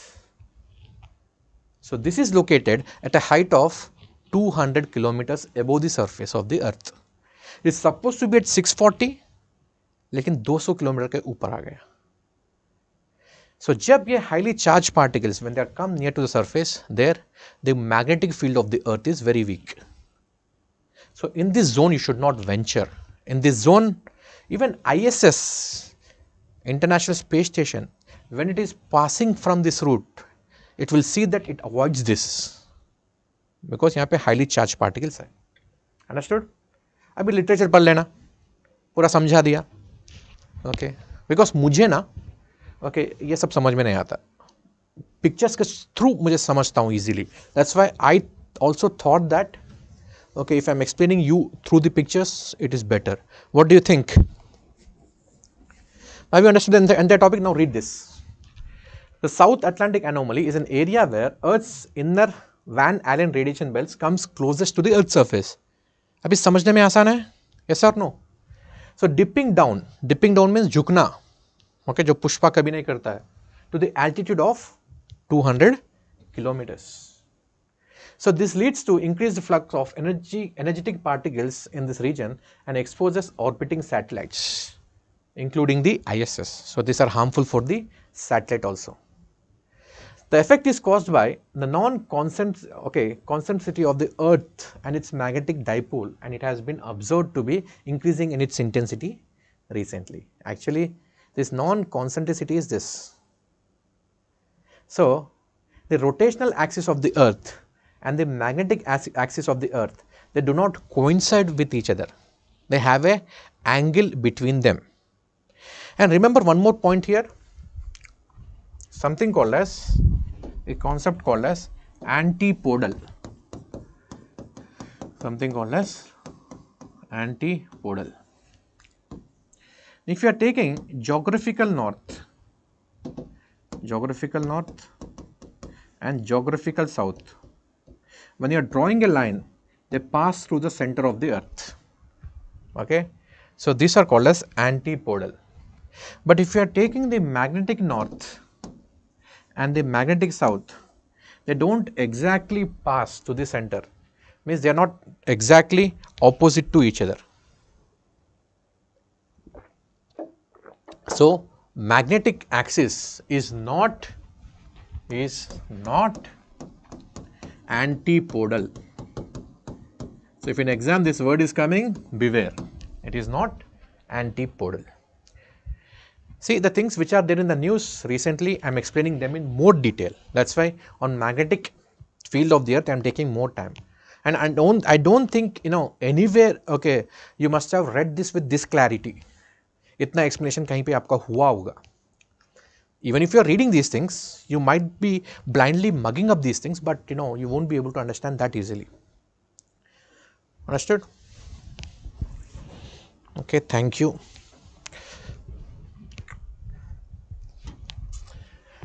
Okay, this is about, now we know what are these topics. So इसमें से कोई भी क्वेश्चन आएगा, you will be able to attempt, right?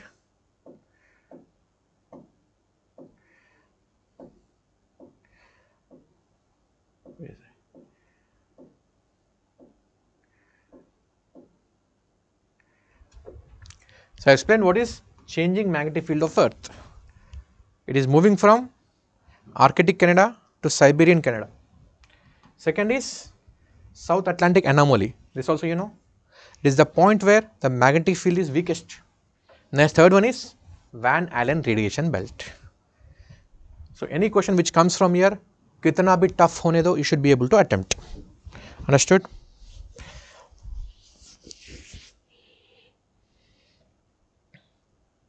चलो then.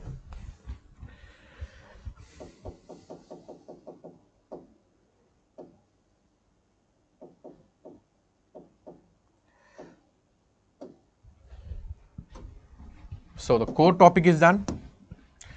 Crust, mantle and the core. Now talking about the core, I'll tell you some other points also here.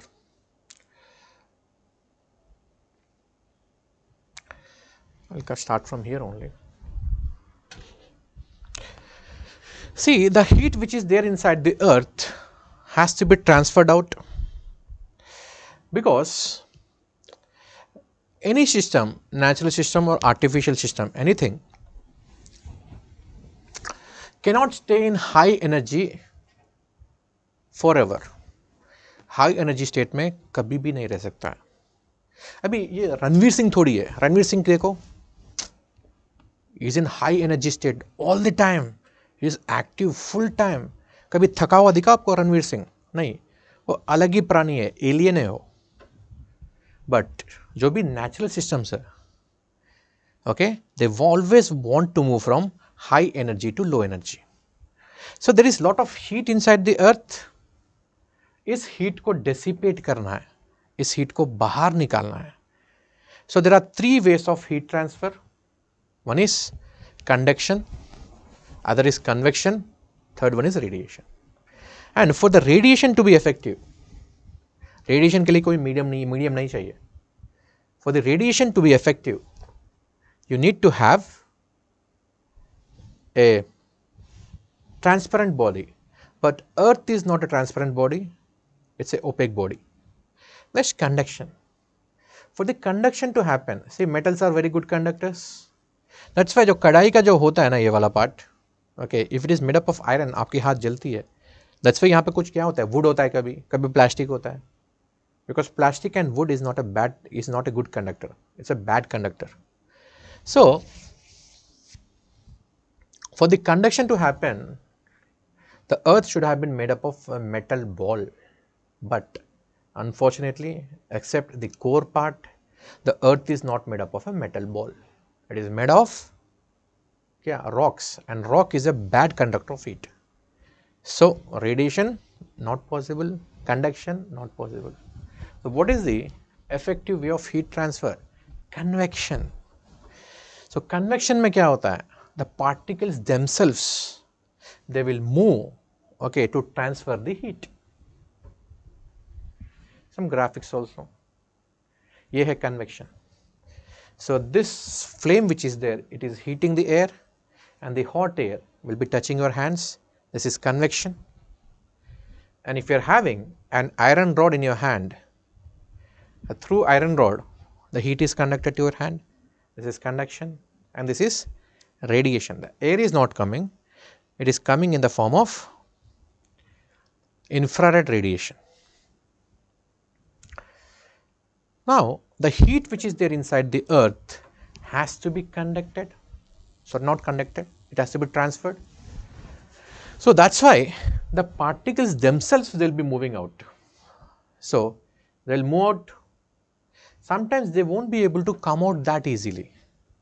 बीच में कोई hard rock है, you have impermeable rock, you have a crust or lithosphere which is very, very hard, it won't be able to come out.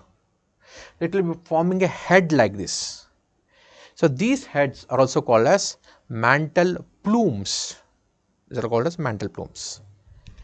Generally, if your crust is very thin, or if it is not very strong, or the amount of the heat energy is very high, then the hot spots will be created. The hot spots generally provide basaltic lava. And they will also create volcanic trails here. Hotspots can also create volcanic trails. And this is all happening because of the process of convection. Okay. Now let's see what is the difference between a geyser and a hot spring.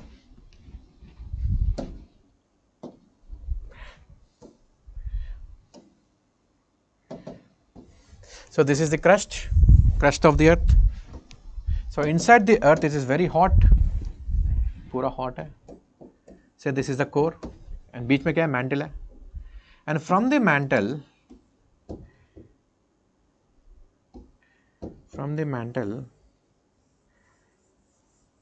the molten rock is coming out, and this forms mantle plume. Sometimes the mantle plume can be very near, sometimes the mantle plume can be very far. So when the mantle plume is far, it will be releasing lot of heat release karega, and the groundwater which is there inside, this groundwater, it will boil, garam hoga, and it will start flowing as warm water. It will start flowing as hot water. Now, if it is not coming at high pressure, this is called as hot spring bolenge isko. In India also you have a lot of hot spring, such as Manikaran, Tatapani, etc. Okay, this is hot spring. Now here the mantle plume is just below the surface, means the amount of the heat which is coming is very high. So here the water will boil more. When the water boils more, then it will produce springs, means fountains, and these are called as geysers.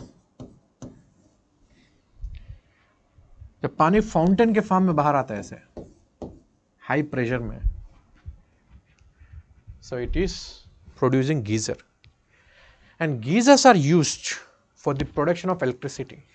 I'll show you how these geysers look like. So here is a diagram of this. देख सकते हो आप, अगर पानी fountain के form में बाहर आ रहा है इसको बोलेंगे geyser. Don't get confuse between the geyser and hot spring. Hot spring में पानी गर्म होता है बस, ये है geyser.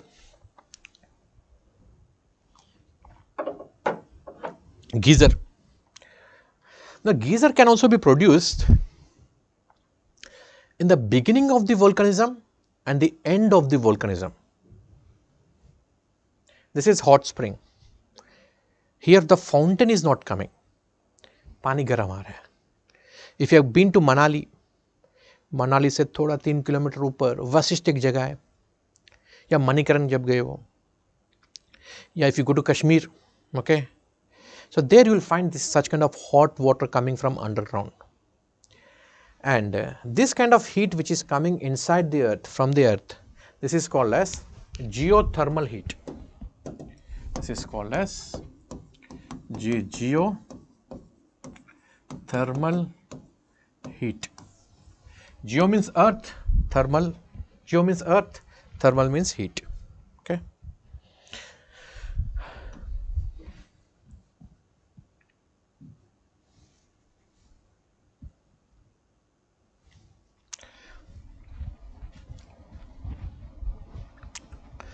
So this is a hotspot which you have already seen.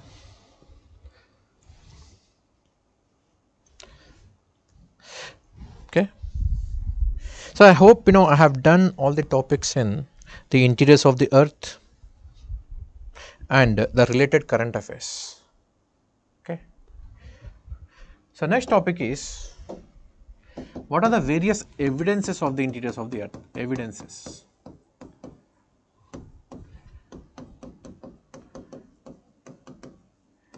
interiors of Earth.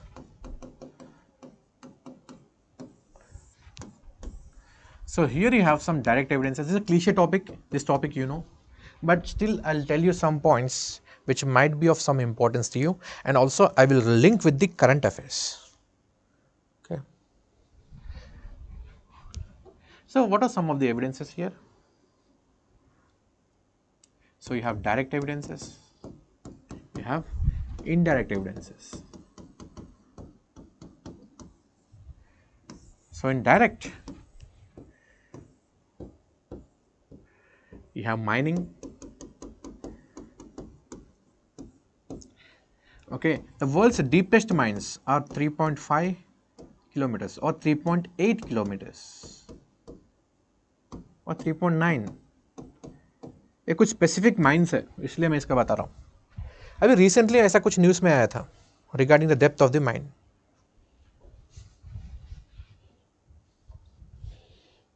मंत्री, thank you. Yes, we'll come to P waves, S waves also.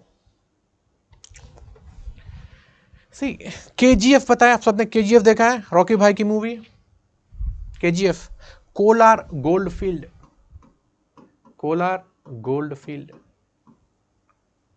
Now the government, okay, this is the news which has come 3-4 days ago only. The government has decided, because it's a PSU.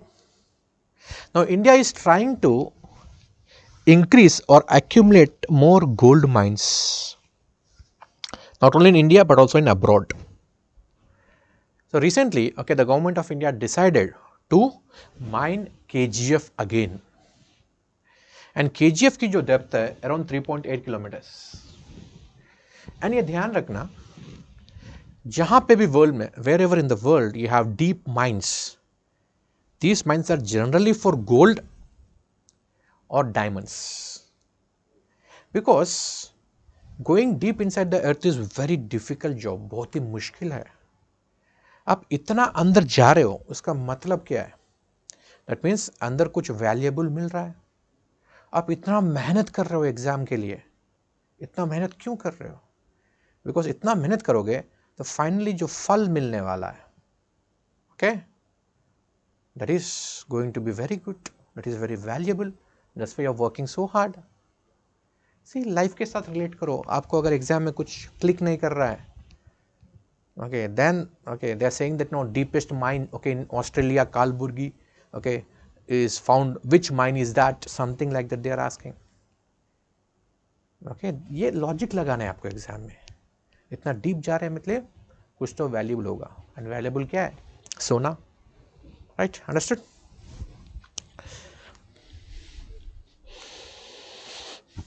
Understood? Okay. So government has again decided to revive KGF. Second is bores. Bores are like bore wells. So these are dug for experimental purposes. And world's deepest bore is in Kola Peninsula. Kola Peninsula of Russia, USSR, former USSR. So earlier, USSR used to conduct a lot of experiments. As a part of this experiment, they have dug a bore which is of like 11.2 kilometers. Okay, you can also have bores. And one more direct evidence is the volcanism. See, आप तो अर्थ के अंदर नहीं जा सकते हो इतना, but earth के अंदर से मटेरियल बाहर आ रहा है. That is nothing but the volcanism. And fourth example is the trench. The trenches are the cracks on the crust of the earth. This is where the subduction is taking place. And of course, you know, the deepest point is Challenges Deep. It is located in Mariana Trench. And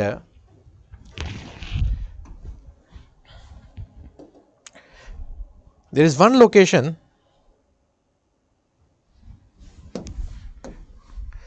where you have this fallen mantle.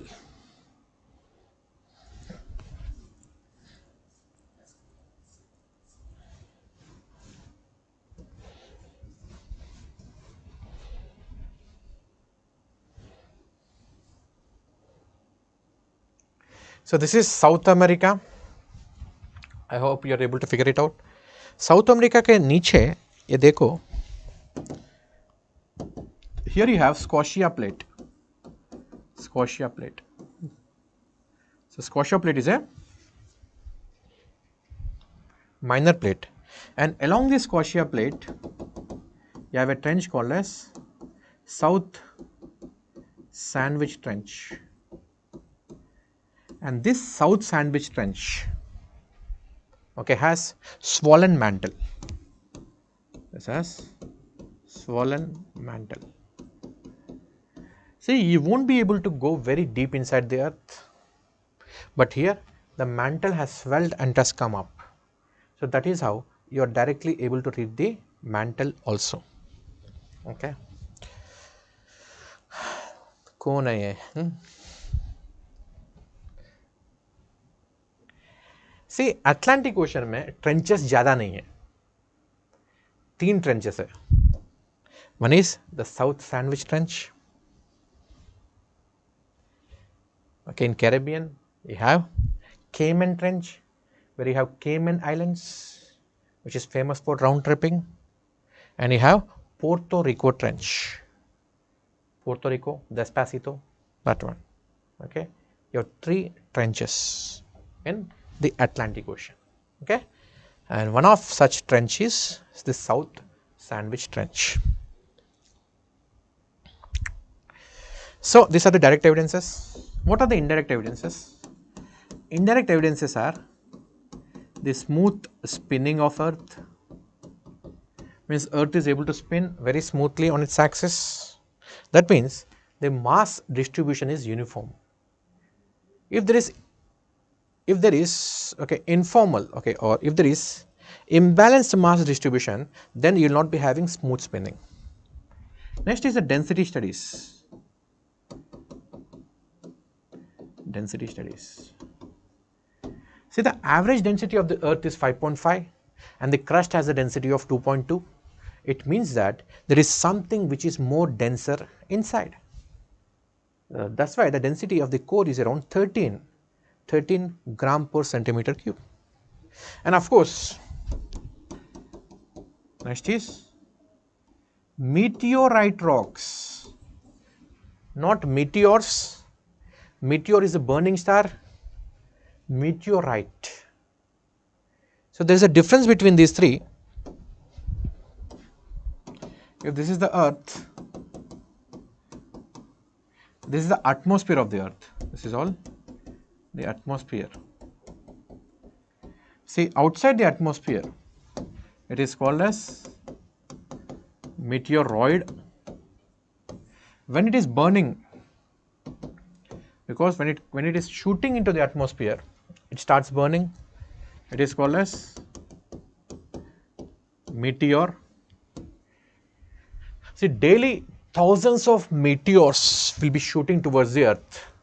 All of them burn. But if something is not burning completely, if that remnant, okay, पूरी तरह जला नहीं है, थोड़ा बहुत बचा हुआ है, if it is shooting towards the Earth, okay, it is called as meteorite. So we'll be studying these meteorite rocks. Understood? Okay.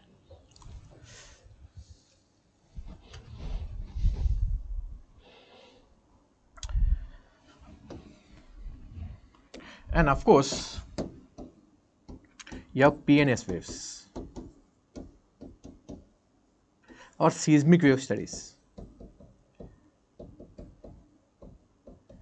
Seismic wave studies. Now I'll be coming to this seismic wave studies. This is important.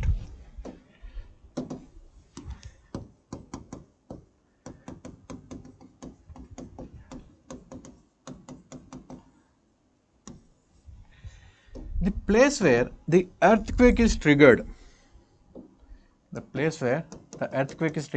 is called as the focus, and the place above the surface of the Earth is called as epicenter. Epi means super, epicenter.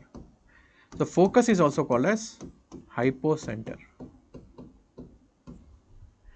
The focus is the place where the energy is released. This is the place from where the energy is released.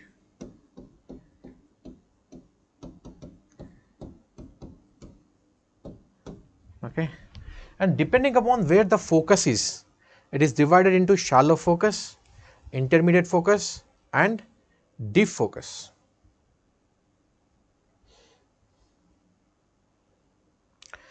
So somebody is asking me, can we pretend that airplane in the night sky are like shooting stars? नहीं, shooting star होने के लिए ना, the object has to have very high speed, extremely high speed.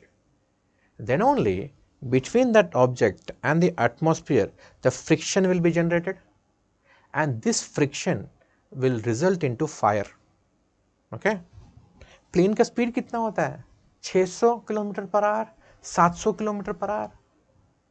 Okay, कुछ भी नहीं है. That's a maximum speed.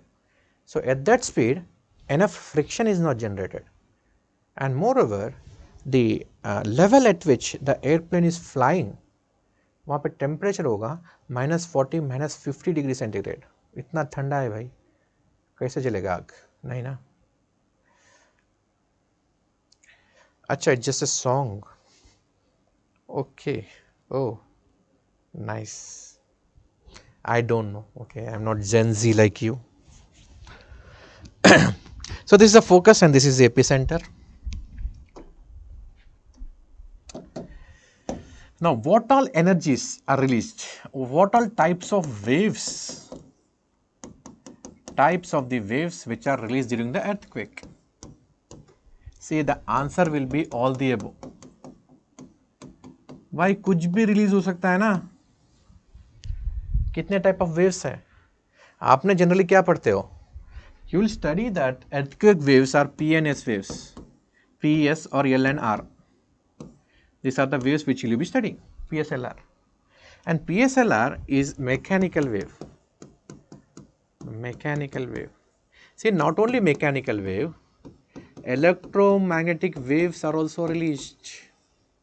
See, basically the energy is released. At the focus, the energy is released. And that energy can be manifested in any form. Okay, it can be manifested in mechanical waves. So it can be converted into electromagnetic wave. But we are unable to catch this electromagnetic wave. We are unable to study these electromagnetic waves. Sound waves are also released. Right? See, one thing which you have to keep in mind. See, in the options of the UPSC examination, आपको कुछ पता नहीं है, आपने कुछ वहाँ पे पढ़ा नहीं होगा, then don't discard it completely. आपको बस ये पता है PSLR. You don't know this. It doesn't mean that they are not released. Okay? So, in your mind, you should keep thinking that I don't know anything. I know only few things. And the scientists in the world also don't know everything. भाई electromagnetic waves release हो रहा है, sound waves release हो रहा है, क्या पता gravitational waves भी रिलीज होता हो. What is gravitational waves? It's a disturbance in the the disturbance in space-time continuum. If the earthquake is so large that it is disturbing the fabric of the space, it can also generate gravitational waves. कुछ भी release हो सकता है भाई. Understood? So that's why which all types of energies are released or which all types of waves are released, mark all the above. So as far as geography is concerned, I'll be discussing this. What is PSLR? I'll be discussing these properties. Because recently, Syria and Turkey has an earthquake. That's why these are important. Understood? Syria, Turkey.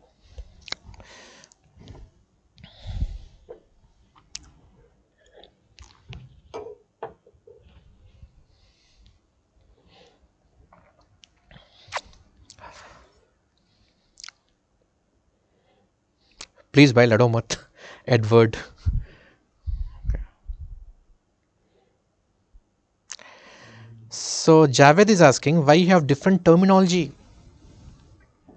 Terminology because, where is that again? See, I can't get back. See, one is outside the atmosphere. It's not burning. One is burning. Burn करने के बाद जो मिलता है, remnant, that is meteorite. Understood? So Amit is asking, seismic means earthquake. Earthquake is seismic. Very good. Okay. Yeah. Mass objects disturbs space-time continuum. Nice. Good. Yes. Okay. Earthquake is important. अच्छा, you guys want break अभी? थोड़ा रुको. Anyways, बाद में मैं तो बहुत break लेने वाला हूँ. Because I don't have a habit of going for such continuous hours. But I couldn't have taken such a long class. It is because of you guys. Okay. And taking, it's your love, it's your interaction. So that's why I'm not tired yet now. So till the time I have energy, let me continue with the class. Okay. So बाद में, even if you don't ask a break, I will give break. Okay. It all depends on you. Okay, how my energy levels are today. Okay, so P, S, L and R. See, P waves are longitudinal waves. They'll have compressions and rarefactions. S waves are transverse waves. Transverse. See, initially when I did not understand, when I was in the beginning of the preparation, I did not know how to remember this. So transverse में S आता है. I used to write like this. So S for the transverse waves. The love wave is the to and fro movement, this movement. Relic wave is up and down movement. This is this movement. And this is this moment. And this is the speed of the propagation of the wave. Now, P waves will be having less amplitude. After some gap, S waves will come. They will also have less amplitude. Then comes the love waves. Love waves will be having high amplitude. Means the movement will be more. So, L waves. So, L and R, these waves, these are also called as surface waves. So, the body waves are produced inside the body. This is the focus. So, these are produced inside the body.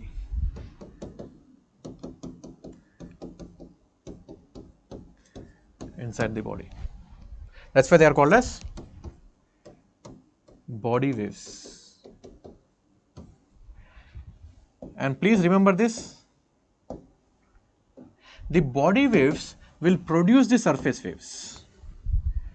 When these body waves are coming and hitting the surface, then they will produce surface waves. And surface waves are produced near the epicenter.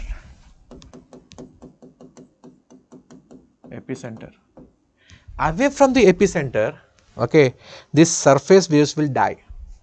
Means they will not be having much intensity. Okay. So this is epicenter. Near the epicenter will be having surface waves. That's why the body waves are detected first. They will have high speed, and the surface waves are detected later. And P and S waves are body waves. So initially when the body waves are coming, say you're sitting in a building, you're sitting in a home. So when the body waves come, जब body waves आएगा, घर में बर्तन गिर जाएंगे, या table के ऊपर का जो बॉटल है वो गिर जाएगा, या फ्लावर वास गिर जाएगा. Okay, so that's why they are called as initial tremors. They are detected first on the seismograph. They are felt by you.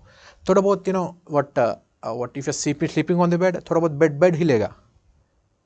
So they are called as initial tremors. And they provide you the warning for the earthquake. That's why after this P and S waves comes, you should move out of the building, you should run away from the building. आपको पता होनी चाहिए आपको कौन से दिशा में भागना है. Or you should know, if you are unable to move out of the building, you should know which part of the building is safe. Understood? So let me read your comments.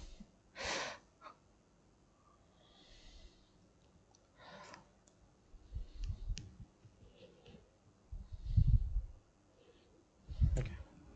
So these are also called as initial tremors. See, I'll be reading your comments. So comments जब valid है तभी बताना, or else wasting time होगा. Okay. If you want to appreciate, you can do that. So this you'll be feeling initially. That's why they call as initial tremors. So after this, you should move out of the building. After this, the surface waves will come, and surface waves are going to be more dangerous. So among these L and R waves, which waves are going to be dangerous? So in L waves, the earth will be moving this way. So building क्या होगा, गिरेगा. R waves में it will be moving up and down. So building गिरेगा नहीं उतना. So love waves are dangerous, but very near to the epicenter. In R waves, you have both the movements, because wave आगे भी travel कर रहा है, wave ऊपर नीचे भी travel कर रहा है.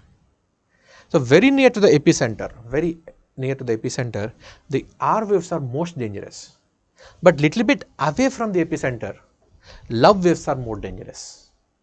So if you are considering the total area, the most destructive waves are L waves. So at the preliminary level, okay, means superficial level, L waves are the most dangerous. But if you are going in detail, then okay, if you are reading in detail, then you will read that R waves, relic waves are most dangerous. Okay, understood?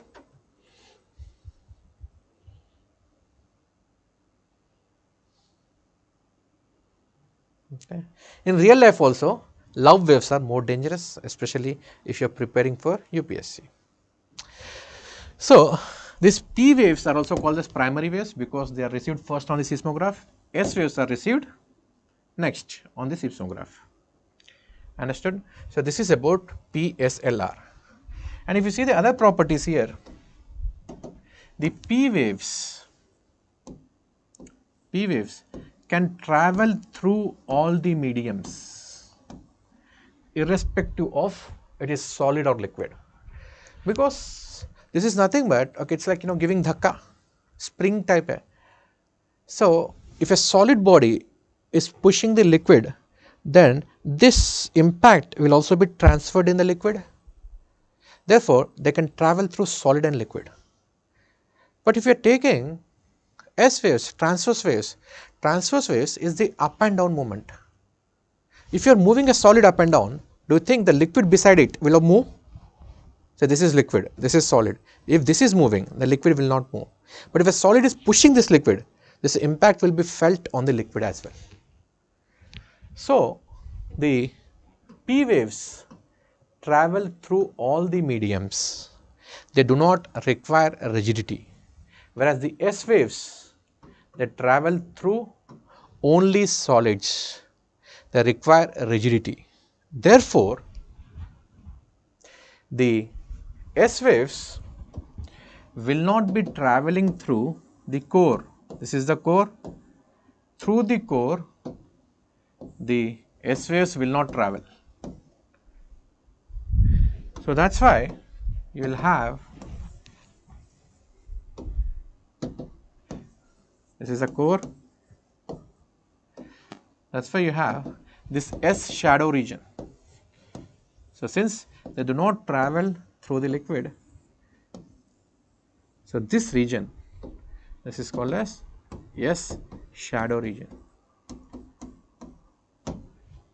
And this angle is around 105 or 103 degrees. In some textbooks it is written as 105, in some textbooks it is written as 103, whatever it is. What is comfortable to you, you can, okay. This is called as S shadow region. Okay. Now what is the application of this P and S waves? application. See, regarding this thing, I want to talk about the InSights Mars mission. See, here you have liquid.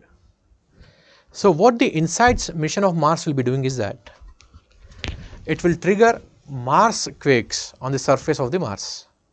That means it will be releasing the P and S waves. Okay. If the S waves are observed here also, say this is the focus, this is where you, from where you are triggering. If the S waves are observed here also, between 103 degree here and 103 degree here, if you are observing here, then that means the Mars does not have a liquid core. If you are not observing the S waves here, that means Mars has a liquid core. Now, what is the importance of this liquid core? If you have a liquid core, then it will be having magnetic field. But Mars बहुत छोटा है, it is 1/3 the size of the Earth. So, that is why it will not have a liquid core. Understood? So, you can find out any planet's interiors with the help of these seismic waves, P and S waves. Understood? Okay. So, InSights mission is such mission. So, P and S waves will help you in studying the interiors of the Earth. Yes, Mars previously had an liquid core, means around 2.3 billion years. If you check the history of the Mars here, if you type Mars, okay, 2.3 billion years ago,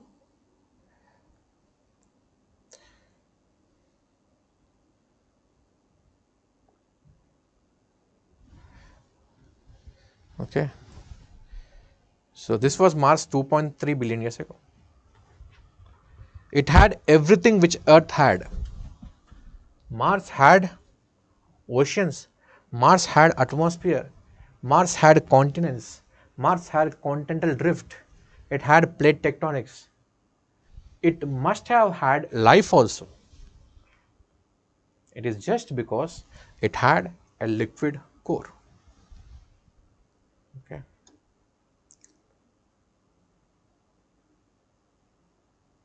So, how we know?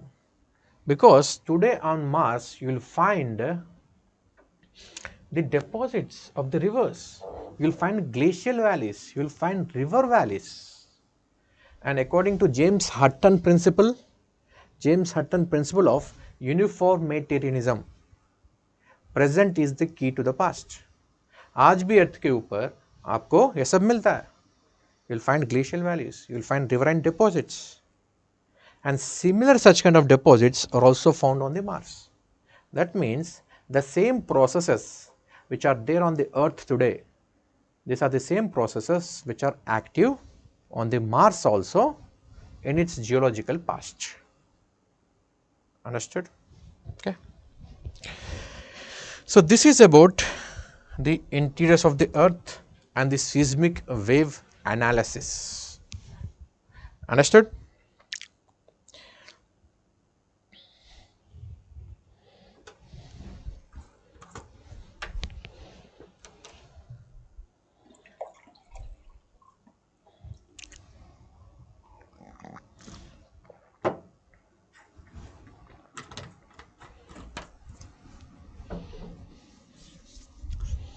So, next topic which we will be studying is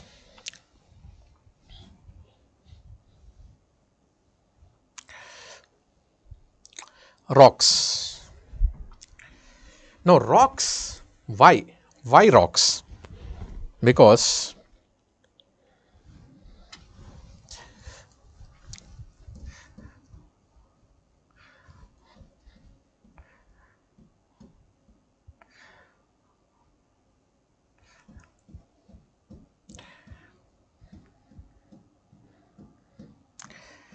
in this searching is taking time.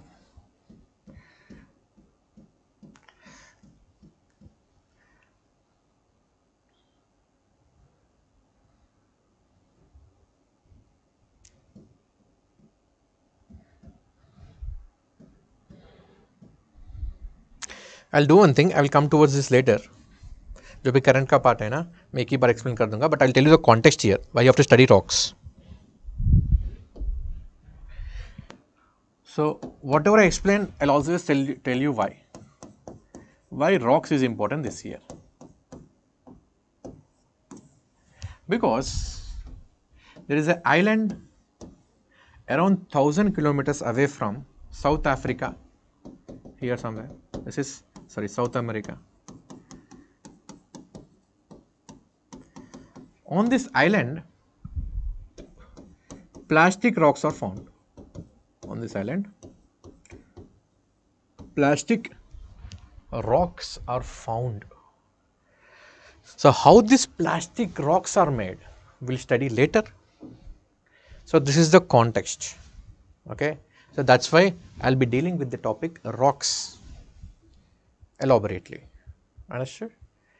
So I'm dealing those things in more detail which are in the news, because the UPSC will not just ask you the current affairs part. एक कौन सा island है, island का नाम क्या है, कितना kilometre दूर है, किस कंट्री को बिलोंग करता है, उसके पीछे जो है ना information, second layer, third layer, from there UPSC you will be asking questions.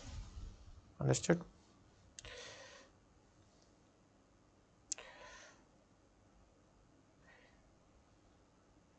So somebody is saying Maitri, landforms nahi aate hai na PT mein. See, landforms are not asked. Even if the question is asked from the landforms na, it will be very simple.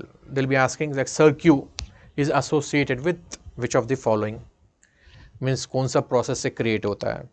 टान lake ऐसे पूछता है. They'll not be dealing very deep. I'll be showing you those things also. Okay, I'll revise air masses also, don't worry.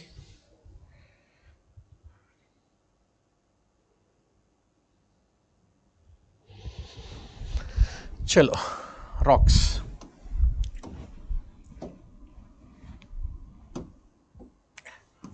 So this is the surface of Earth.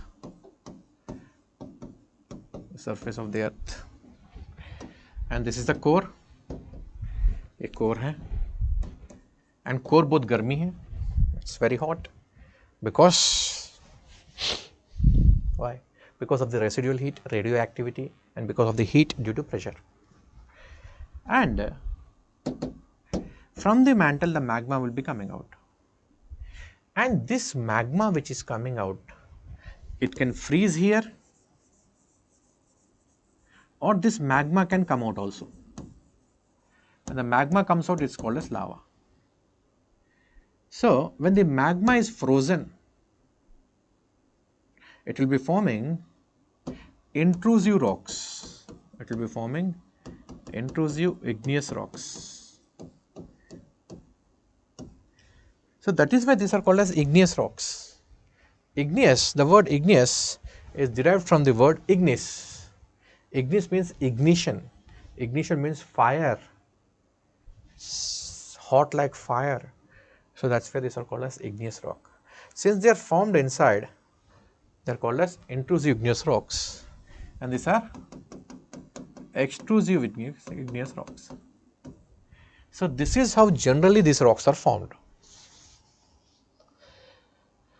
And the extrusive igneous rocks, they undergo fast cooling.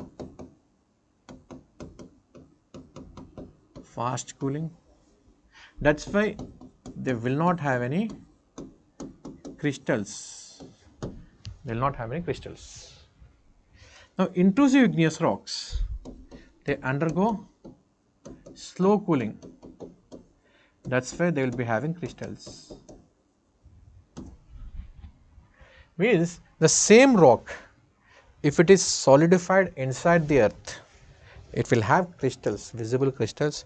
Same rock, if it is solidified on the surface, it will not have crystals. I'll show you. Okay, ये है intrusive and these are extrusive. Now see these two. This is granite. This is granite. It has been solidified inside, that's why you have crystals. And this is rhyolite, no crystals. Okay. This is gabbro, गब्रू नहीं है, gabbro है.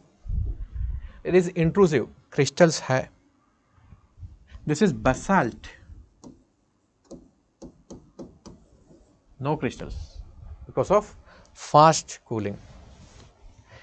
So this kind of rocks you must have seen in Madhya Pradesh, Maharashtra, southern part of Gujarat, Telangana, northern part of Karnataka, because there you have these basaltic lava eruptions. Okay, and this is basalt. So this is the intrusive and extrusive rocks.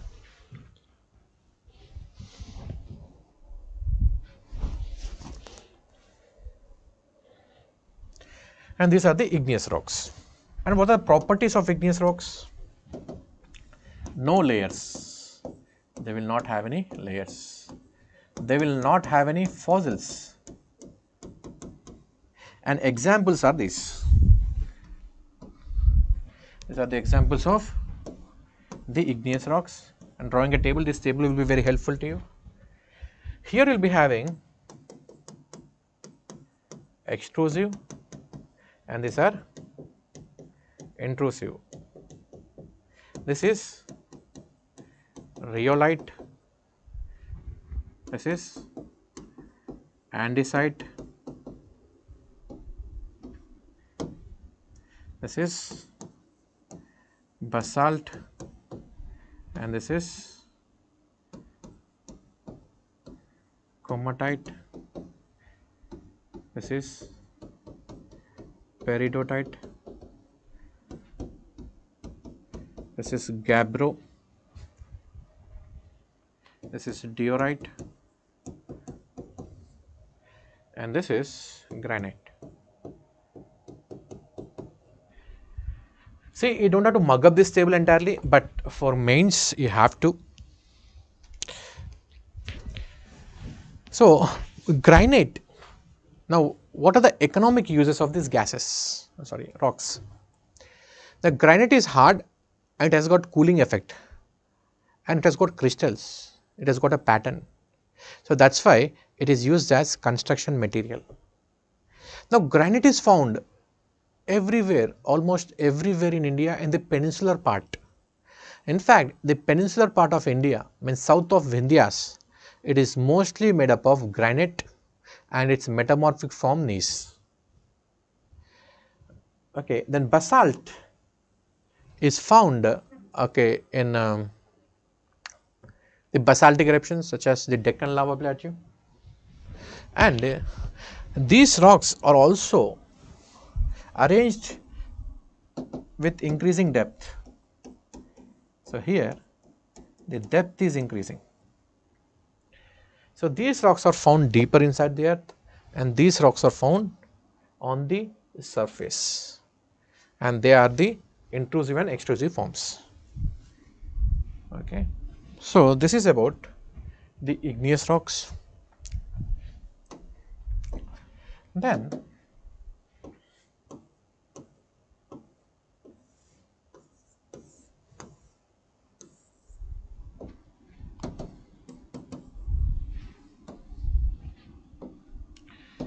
these igneous rocks will undergo weathering and they will undergo erosion, and finally they will be deposited in the low lying areas, okay, and these are the sediments. So, these sediments, when they are deposited in the low lying area, so because of the compression, if some kind of clasting material, some kind of binding material gets in between them, they will be forming these sedimentary rocks. So, you can see sediments here. In between these sediments, okay, you have this clasting material or binding material. So, in this rock you will see that this binding material, okay, is reddish in color. That means it is the iron oxide which is binding this. Understood? So this is how the sedimentary rocks are formed, and the sedimentary rocks will be having different layers because this rock will be formed over a very long time period, and the sediments associated with different types of climates are different. Say there is a time period in which the rainfall is more. Say after this ice age comes. When the ice age comes, then the rocks associated with the ice age or the glaciers will be different. Say after the ice age, there is a period of extreme dryness. So when you have extreme dryness, then you'll be having the rocks which are moved by the sand. Sandy particles ज़्यादा होगा. So that's why the sedimentary rocks will be having different layers. They are stratified like this. So each and every layer will tell you a story about the time period. Means how much amount of oxygen was there during that time period, what kind of organisms were active during the time period, okay, what kind of elements, okay, what kind of plant life was there on the surface of the earth. So that they're telling you a lot of stories. So if you want to do the study of the geological past, then you have to study these sedimentary rocks. If in between these sediments, if the plant remains or fossilified,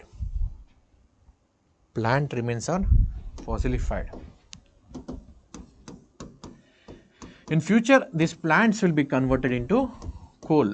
Means अगर पेड़ wood इस rock के बीच में दब जाता है, that will be converted into coal. If marine organisms, they are fossilified, so they will be converted into petroleum.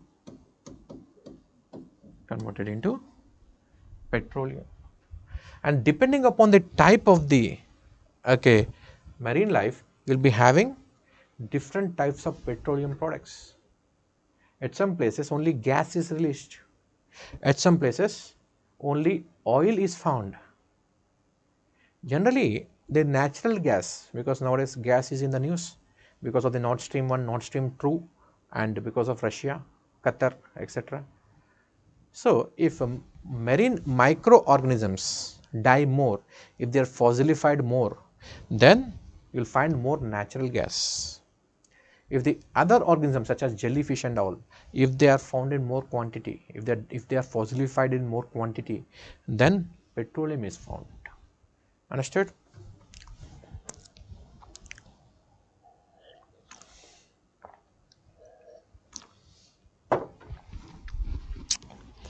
Okay.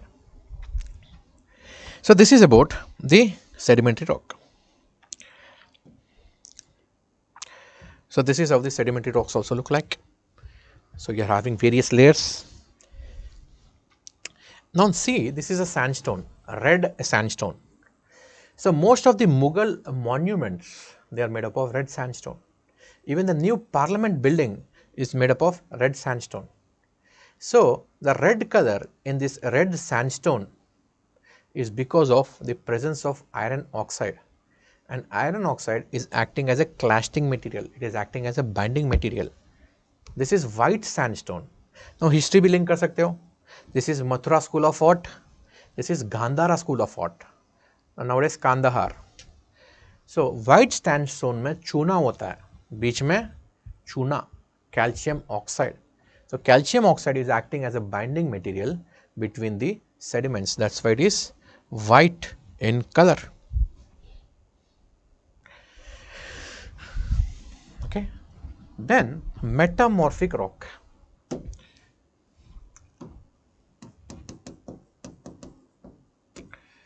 Metamorphic rock.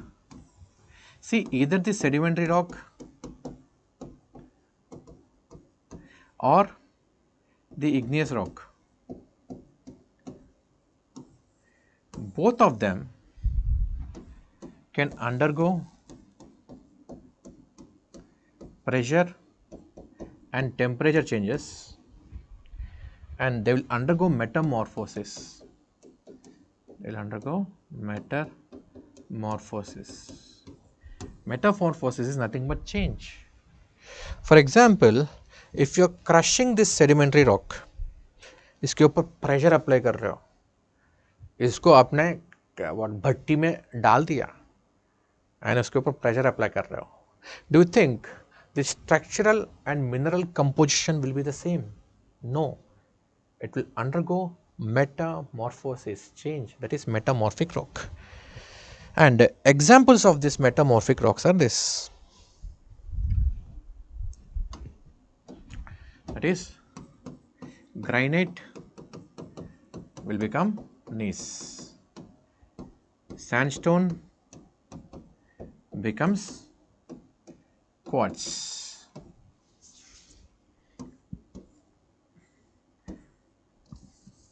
clay or shale, clay means चिकनी मिट्टी, so it can become slate, phyllite and schist, and limestone, its metamorphic form is marble. So this is the story of the rocks. So I don't think beyond this they will ask any questions from the topic rocks. I told you the context. Why? Okay, I am discussing rocks too much. Okay, and this is the story of the rocks. Any doubts you have in rocks, you can ask.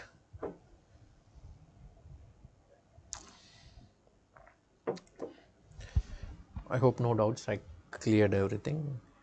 इसका beyond कुछ नहीं पूछेगा, they won't ask much. Is it clear?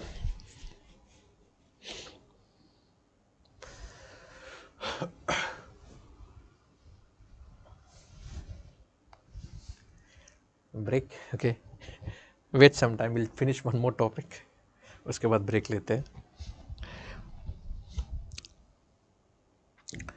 Now next topic is continental drift.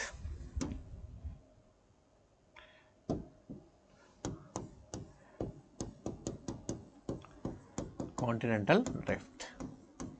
See, from here pre-related questions will not come. Okay, if at all any pre-questions will be coming, I'll be telling you what. So I'll be doing this topic from the perspective of a pre only. Okay. Now they can ask, see, basically, this guy, whom you see in the picture is Alfred Wegener. Alfred Wegener is a German climatologist. He was studying the climate of Germany and Greenland and Antarctica. He went to Antarctica also. He went to South America also. He was investigating the climate and he found certain climatic anomalies. Anomaly means, okay, it is something opposite of what you expect.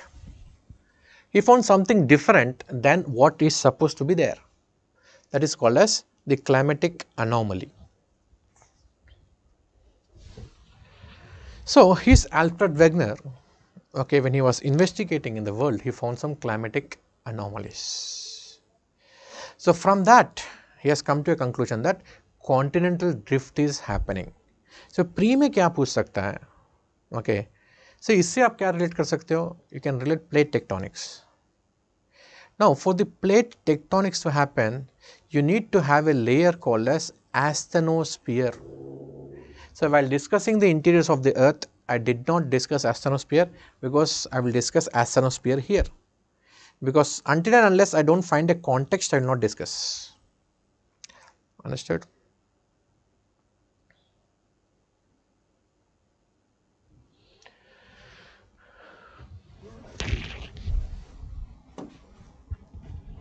So, this guy has come up with the continental drift theory. He said that there existed a supercontinent called as Pangaea, and the Pangaea was surrounded by a super ocean called as Panthalassa.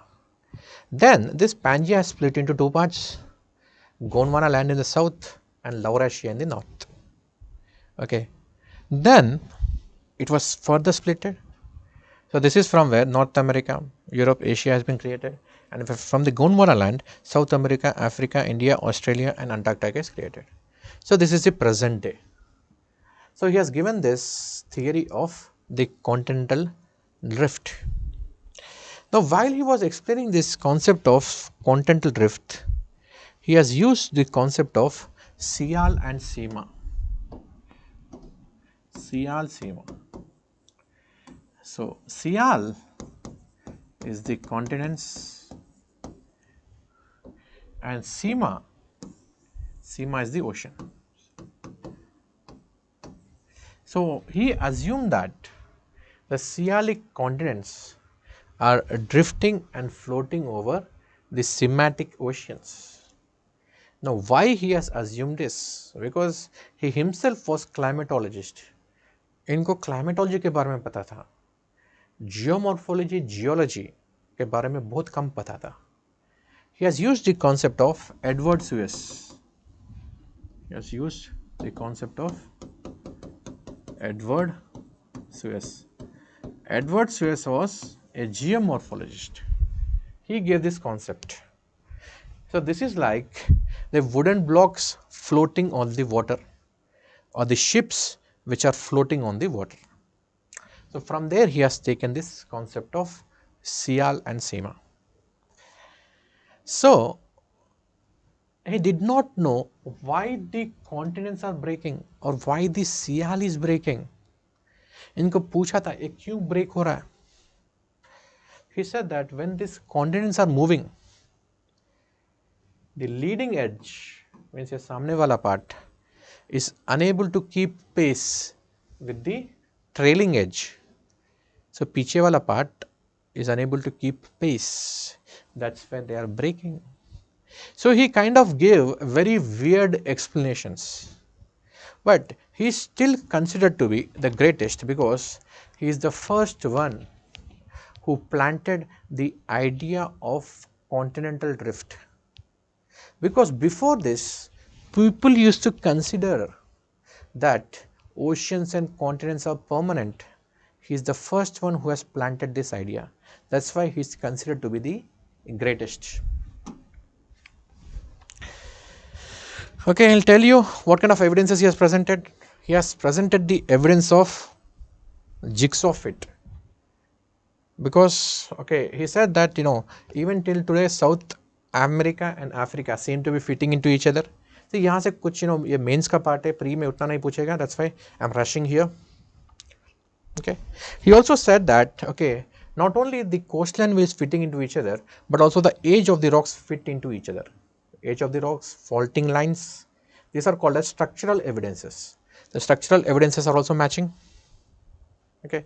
And he also has given the fossil evidences. This is Mesosaurus. ये crocodile का ancestor बोल सकते हो आप. Mesosaurus, okay, is the fresh water reptile. ये salt water में जिंदा नहीं रहेगा, fresh water में जिंदा रहेगा. Okay. अब यहाँ के plants भी देखो, ये plants सारे ferns है. During that time period, ferns होते थे. And this is part of the ecological succession. अभी के जो modern flowering plants है, तब नहीं था, तब flowers नहीं होते थे. Only ferns used to be there. So this is Mesosaurus. Then he also found the Listosaurus. He also found the Synognathus. And you can see all these are reptiles, and mammals भी completely evolve नहीं हुए थे. Okay, reptile, थोड़ा reptile और mammal के बीच में animals. And definitely these can't swim. But he found the fossils of these animals across the continents. So this is the proof that once upon a time all these continents were together. ये सब साथ में थे. And बाद में ये separate हो गए, continents separate हो गए. So that's why you find the fossils of these animals in all these continents. Okay. And he also gave one more evidence, that is the lemmings. The lemmings have a habit of moving from east to west. So when North America and Eurasia was together, they are able to move very far away.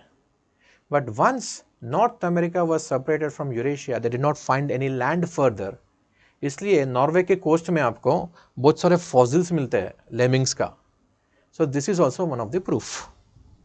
So this is the continental drift theory in short. Now later on, one more theory has come that why the continents are drifting, because the Alfred Wegener was unable to explain why the continental drift was happening. Unable to explain. He has come up with very weird explanations. He told that it's because of the gravitational pull of sun and moon. He also told that it's because of the pole fleeing force. So some kind of weird explanations he has given. Because बेचारा climatologist था. आप उसको पूछ रहे हो, please tell me, okay, why it is happening? Because people could not believe that. Because all these years they have stayed in a fool's paradise. इतने लोगों से पीपल बिलीव करते थे कि ओशंस एंड कॉन्टिनेंट्स परमानेंट है. अब suddenly आके कोई कुछ बोलता है कि नो यू आर रॉन्ग, अब बेवकूफ हो, इतने दिन से आप एक लाई में बिलीव कर रहे हो. Okay, continents and oceans actually move. कौन है ये पागल आ गया, ऐसा बोलेंगे ना. सो वेगनर को भी बेचारे को ऐसे ही बोला था, ये पागल है, कौन आ गया, ऐसा क्यों बोल रहा है. ओके, देन उसने प्रूफ दिखाया सारे. So this are the proofs. Proof दिखाने के बाद लोगों ने पूछा, चलो मान लेते हैं, बताओ रीजन क्या है. बेचारा कहाँ क्लाइमेटोलॉजिस्ट, उसको अर्थ के बारे में क्या पता था. That's why he has come up with weird explanations. So though he has come up with weird explanations, will excuse him there because he was the first person to lay the foundation for the plate tectonics theory. मतलब सोच तो डाला है ना लोगों के मन में कि continents and oceans are not permanent. That's why he is considered to be greatest. Okay.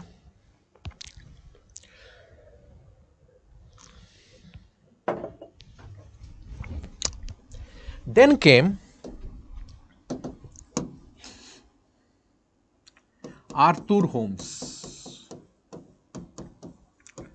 Arthur Holmes after Wegener. Wegener के बाद आर्थर होम्स आया, and then he has come up with, here you have to excuse me because I have to use a video here. बीच में अगर ad आएगा then excuse me for that. आपको अच्छी तरह समझ में आ जाएगा.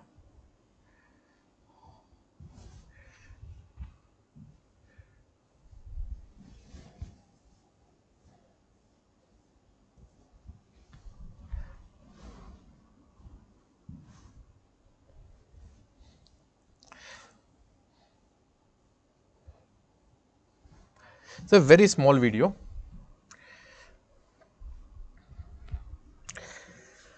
So then Arthur Holmes has come.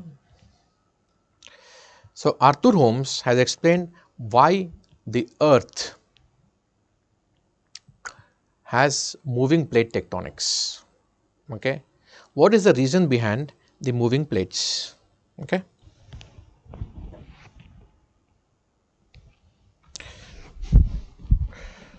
Okay, somebody is asking me a question. Amit is asking, if he was wrong, but how people knew he was wrong while no one knows about it? You're asking me philosophical question here. I'm very bad with philosophy. Okay, if he was wrong, how people knew he was wrong? अरे भाई, लोग एक गलत चीज में believe कर रहे हैं. For example, you are believing in something which is false. कोई आके बताएगा, भाई तू बेवकूफ है, तू इसमें बिलीव कर रहा था, then you will deny him ना. वैसे आर्थर होम्स को अल्फ्रेड वेगनर को बोला था, ऐसे कैसे होगा, right. People don't want to believe that they are fools ना. Understood.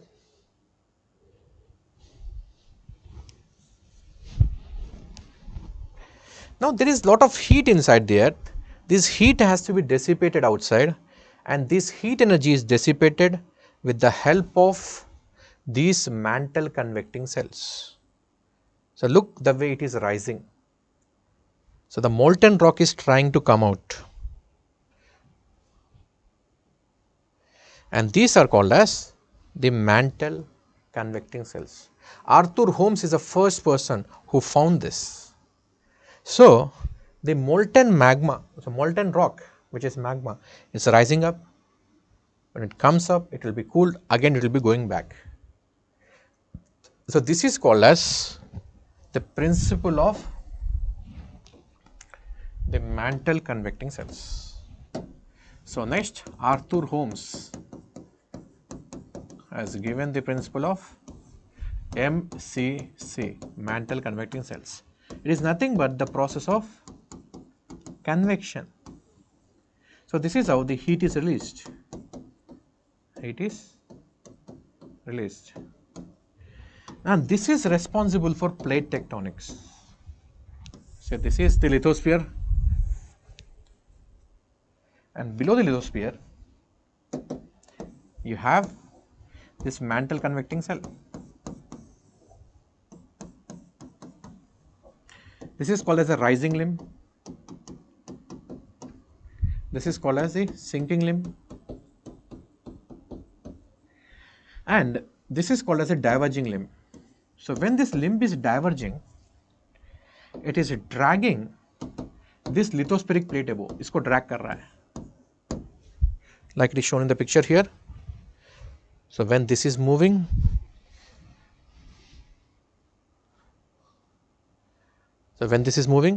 so this lithosphere plate is being dragged.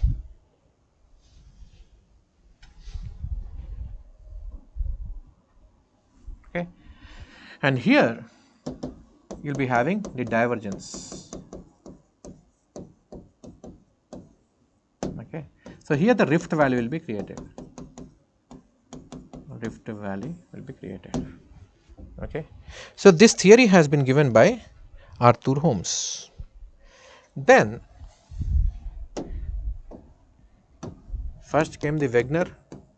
So, Wegener has given the continental drift theory, 1912. Then Arthur Holmes, 1930.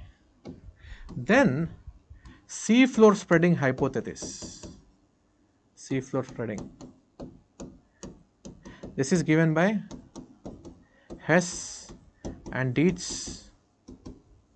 Then further, okay, this has happened in 50s and 60s. And further, it has laid foundation for the plate tectonics theory. See, I will not be discussing this also much.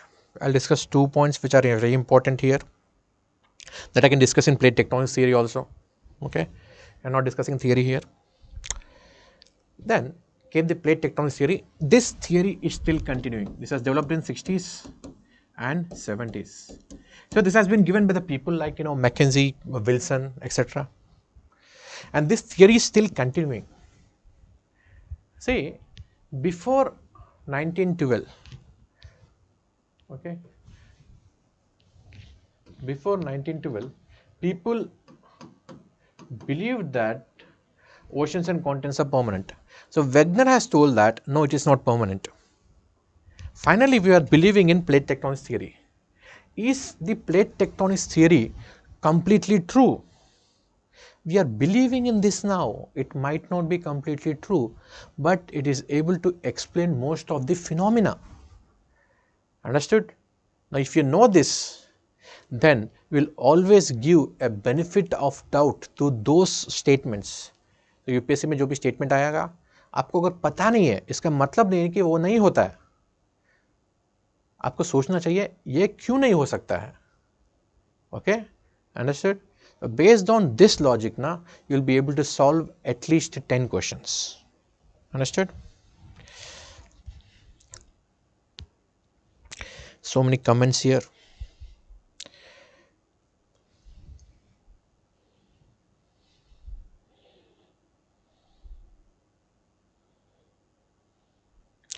Yes, very good, Shubhajit. Okay. Yes, Galileo is also victim of that. Yes, you are right. So, next comes the plate tectonics theory. PTT, plate tectonics theory. So, plate tectonics theory is based on the assumption that there are numerous plates.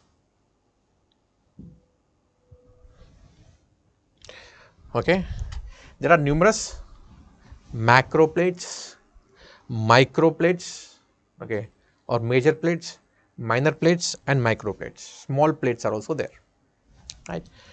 And these plates are placed on the asthenosphere.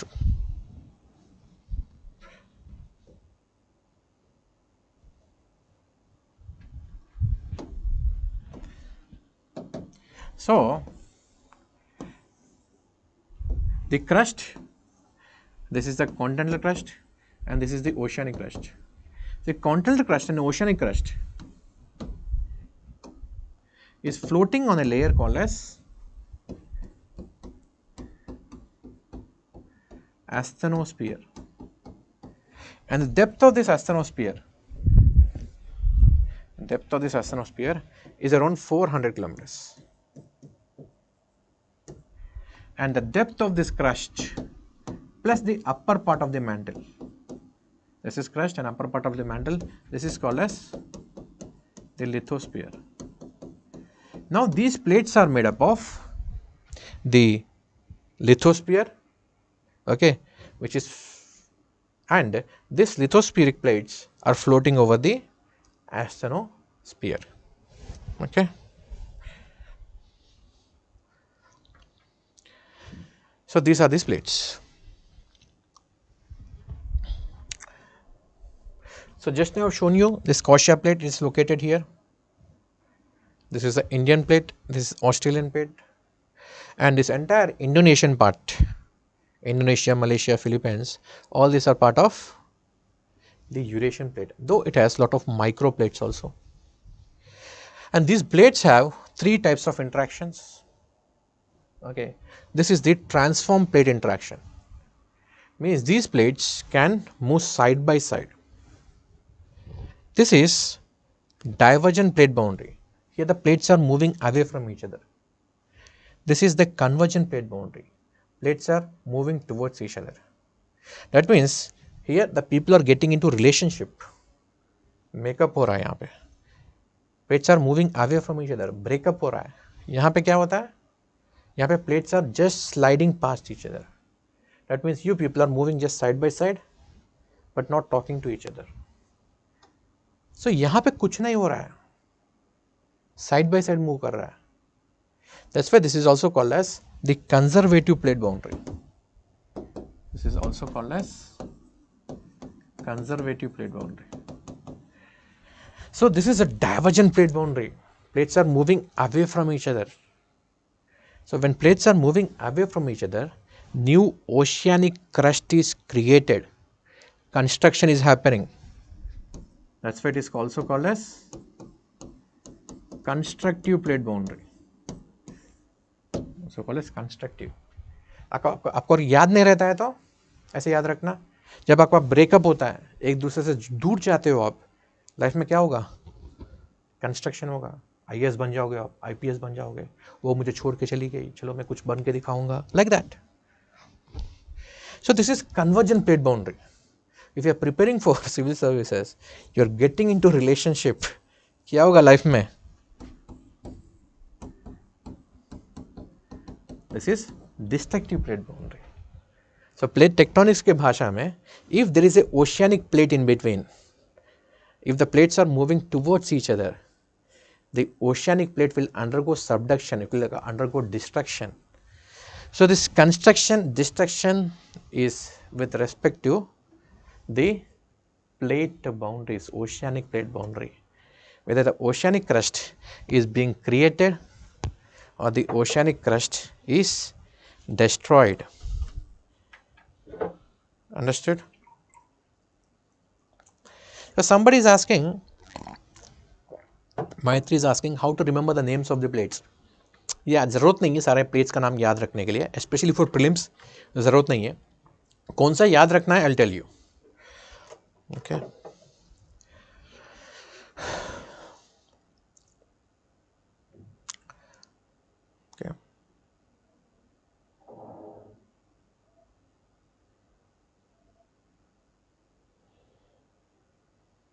Indian Ocean dipole करेंगे, बाद में करेंगे, उसका time आएगा, wait for some time.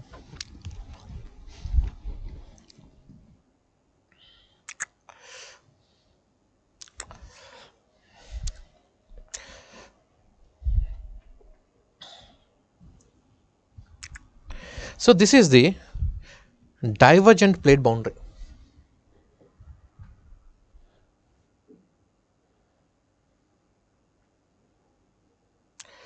So volcanoes में क्या क्या याद रखे, I'll tell you क्या क्या याद रखना है. Anatolian plate, yeah, I will discuss in detail, don't worry.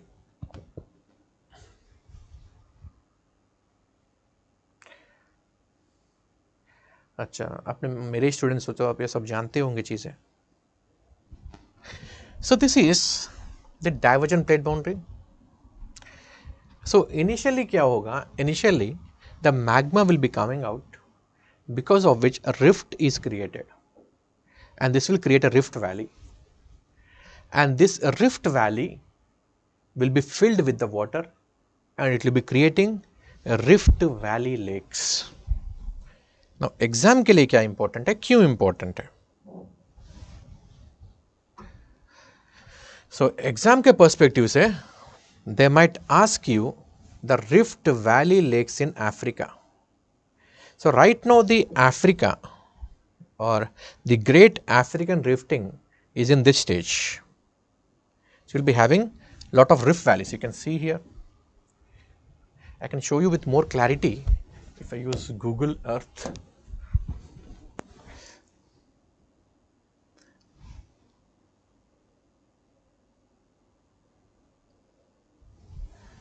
So here you have more clarity. Now why the great African lakes are important? Because, okay, according to Global Crisis Group, so Africa is one of the hotspots where a lot of fights are happening, a lot of conflicts are happening. And right now in Sudan, there is a bloody conflict going on between the army itself. One is paramilitary, other is the army. दोनों के बीच में fight हो रहा है. So that's why, you know, these great lakes are also important. As far as geography is concerned, they'll be asking you, and nowadays they are asking the locations which are in conflicts. I'll be covering all those regions in the world which are under conflict. Yes, Maitri, yes, only the oceanic crust is created and destroyed. Continental crust is permanent. Okay, Akhilesh, bilingual. Okay, thank you. I'll use. Yes, Swami, oceanic crust is subducted, not subsided. The word is subduction. Yes, okay. So this is the thickness of the atmosphere. Anyways, I'll tell you the names of the lakes here.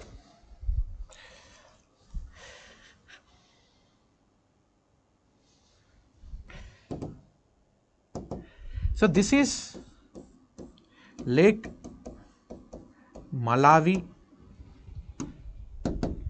also called as Lake Nyasa.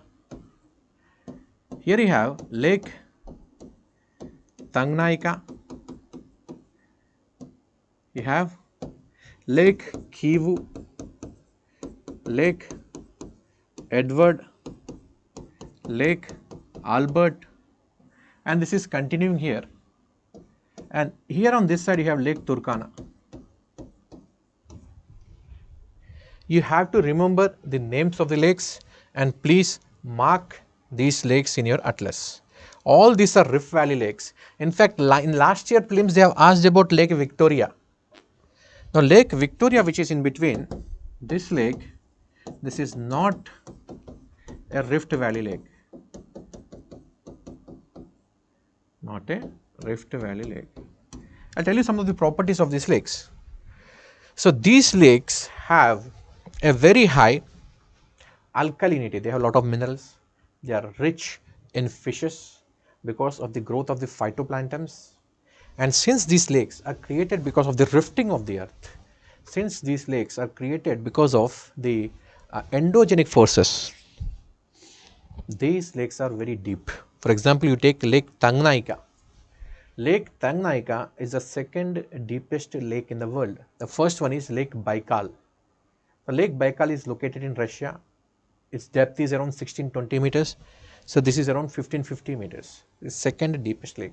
And remember this, wherever you'll be having deep lakes like above 500 meters, above 1000 meters, it also means that they have been created because of rifting. They have been created because of divergent, or once upon a time they are the plate boundaries. Okay. And Lake Victoria is not a Rift Valley lake. Okay. Now, this is the rifting which you can see. This is more clear, but it's not opening. So, this is rifting which you can see. So, on the either side of this, you have Ethiopian highlands. Ethiopian highlands है यहाँ पे. So Ethiopian highlands are the basaltic eruptions, just like the Deccan lava plateau. And in the northern part of the Ethiopia, here this region is called as Tigray region. Okay. And below Tigray, you have one more region called as Amara region. I will not talk about this. Anyways, last year the question has been asked from here. So Tigray region was in conflict with the government of the Ethiopia. Here he had rebels. So Tigray people, okay, against Tigray people, there is a different ethnicity here. A lot of atrocities were committed by the government of Ethiopia and also the government of Eritrea. So the people have fled. The people, okay, had migrated, okay, as refugees, as asylum seekers away from the Tigray region into the neighboring countries. Okay. So since Ethiopia has come, I told you this. Now at the end of this great African rifting, so this is the great African rifting. At the end of this great African rifting, you have a region called as Danakil Depression. So this is how the Danakil Depression looks like.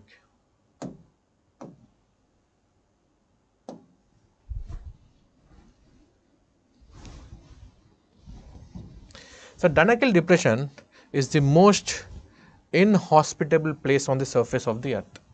ये याद रखना, Danakil Depression. And this great African rifting is extending into Red Sea, and this is also extending into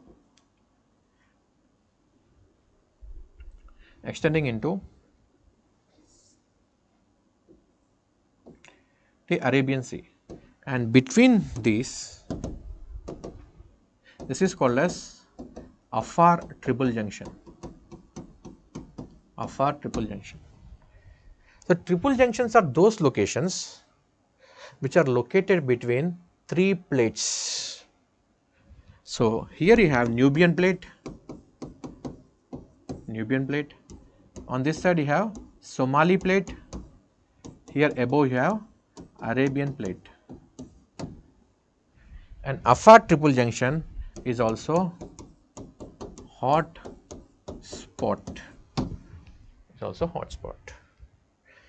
generally UPSC focuses on those parts which are in the news recently.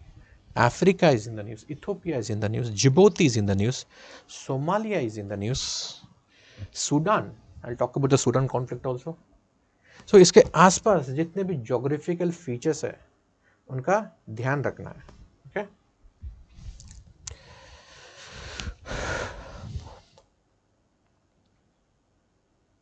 Yes, Lake Kivu is also part of it. So which African lake dried recently, but it's not completely dried, but it's drying very fast. Lake Chad, it's located in the country Chad. It is drying very fast. Yes, Lake Baikal is also created due to rifting. Okay. So,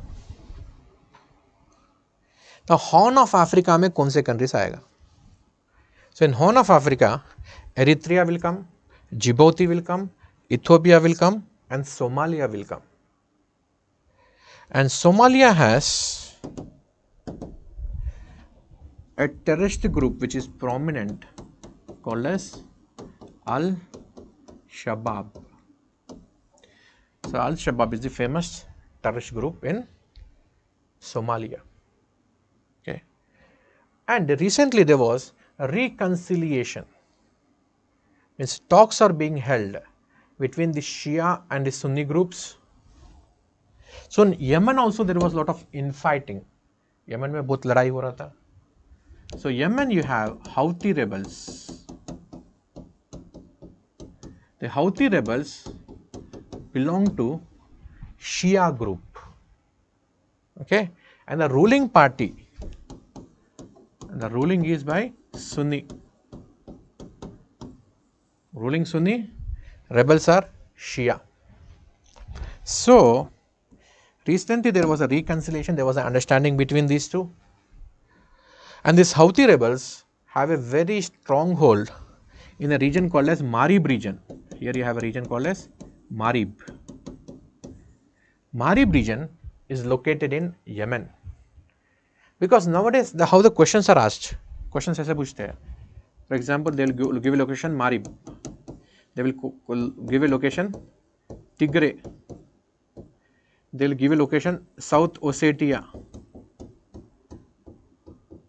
They will give a location, say, Catalonia. And they will ask you to match the following.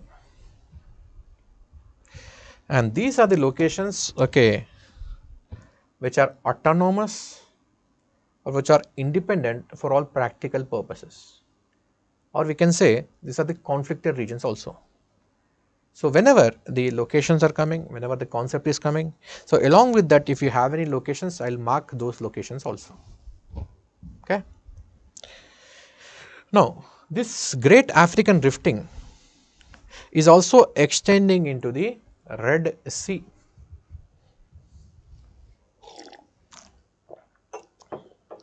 Yes, Aditya, right? Okay, here Djibouti is there.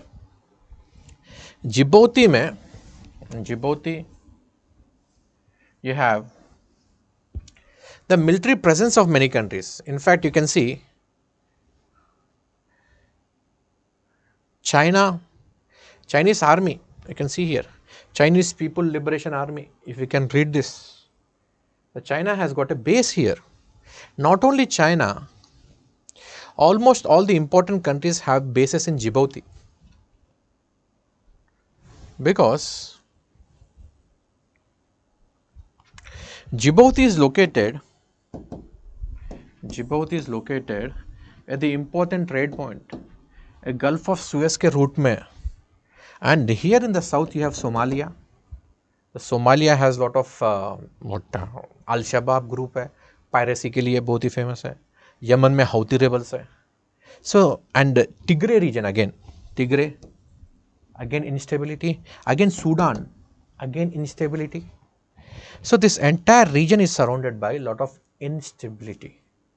That's why your cargo, your trade needs to be protected.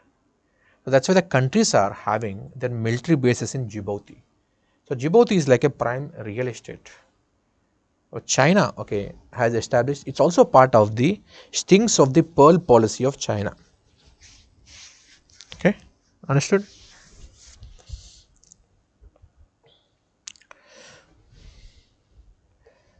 Give me 1 second. I'll get back.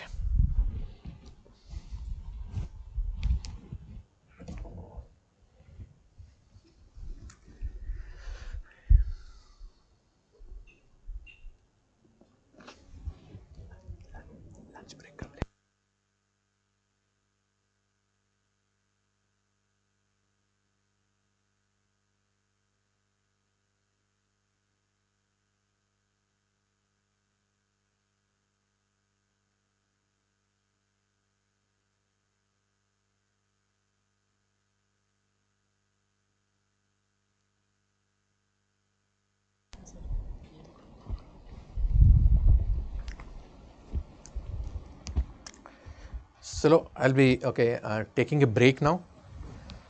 So let's have a 20-minute break. After 20 minutes, you come back. Okay.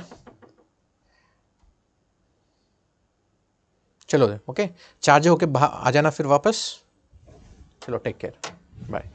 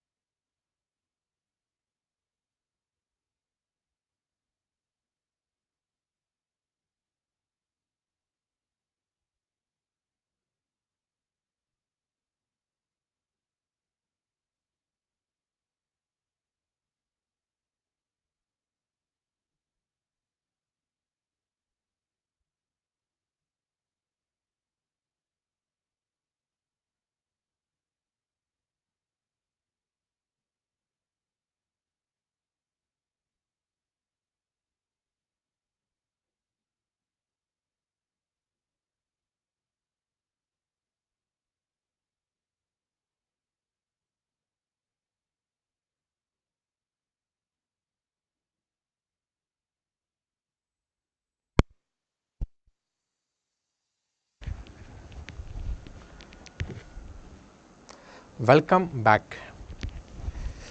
तो कैसे हैं आप? So we are here. So I'll be doing map pointing here a little bit.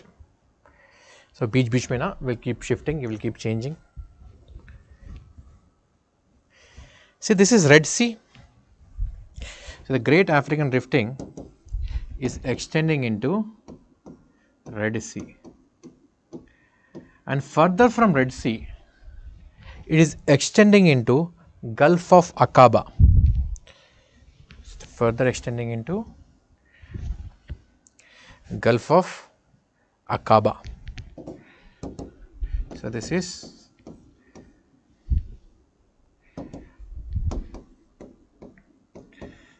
Gulf of Aqaba. So Gulf of Aqaba is the only port of Jordan. So Jordan has a very narrow opening into Gulf of Aqaba. So this can be asked. Okay. Now this is further extending as River Jordan. Further extending as River Jordan. And here in this rifting you have Dead Sea. Dead Sea is further extending as again River Jordan, and here you have Sea of Galilee.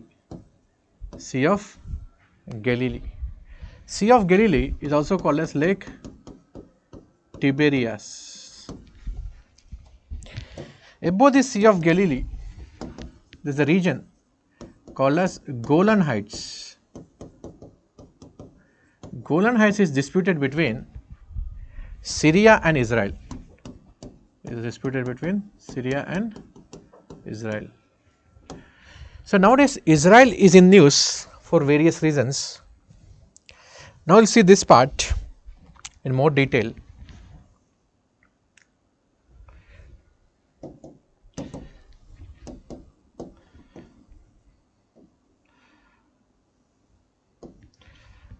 So this is all Israel.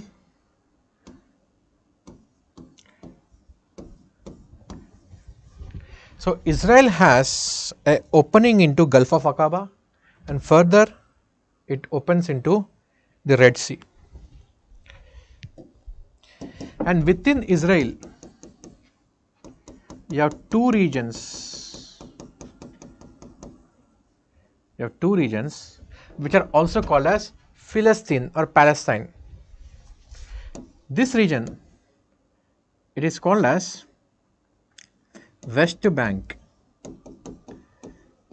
This is called as West Bank. West Bank because it is on the western side of the River Jordan. So between this West Bank and Israel, the holy city of Jerusalem is there. Holy city of Jerusalem. So Jerusalem is the home of all Semitic religions or the Abrahamic religions. It's a birthplace of, is considered to be the birthplace of Christianity, the Islam and also Jews. और तीनों के लिए Zoroastrianism, ये तीनों के लिए important holy shrine है. This is West Bank and this is called as Gaza Strip. Gaza Strip. In Gaza Strip, the group, political party, outfit, whatever you want to call it, which is active is Hamas. Okay, and Hamas gets support from Muslim Brotherhood of Egypt. West Bank, in West Bank there is a group which is prominent, okay, which is called as Fatah, F-A-T-H. Okay, you can call it political group, you can go to cultural group, it can some, okay, Hamas has been declared as terrorist organization also. It all depends on the perspective. So these groups are very prominent. Sometimes in examination they will ask you match the following groups and countries. Okay. So this is about the Israel. In Jerusalem, you have Al-Aqsa Mosque. So recently there have been shootings and firings reported in Al-Aqsa Mosque. So that's why this region is important.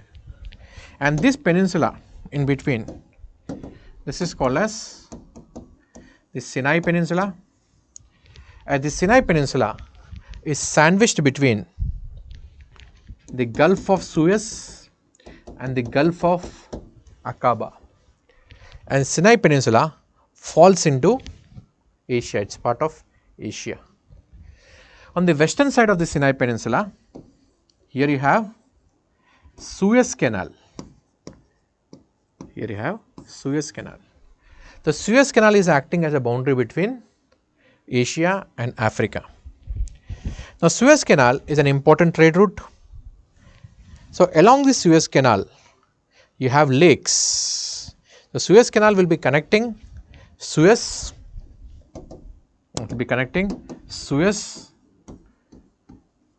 with Port Said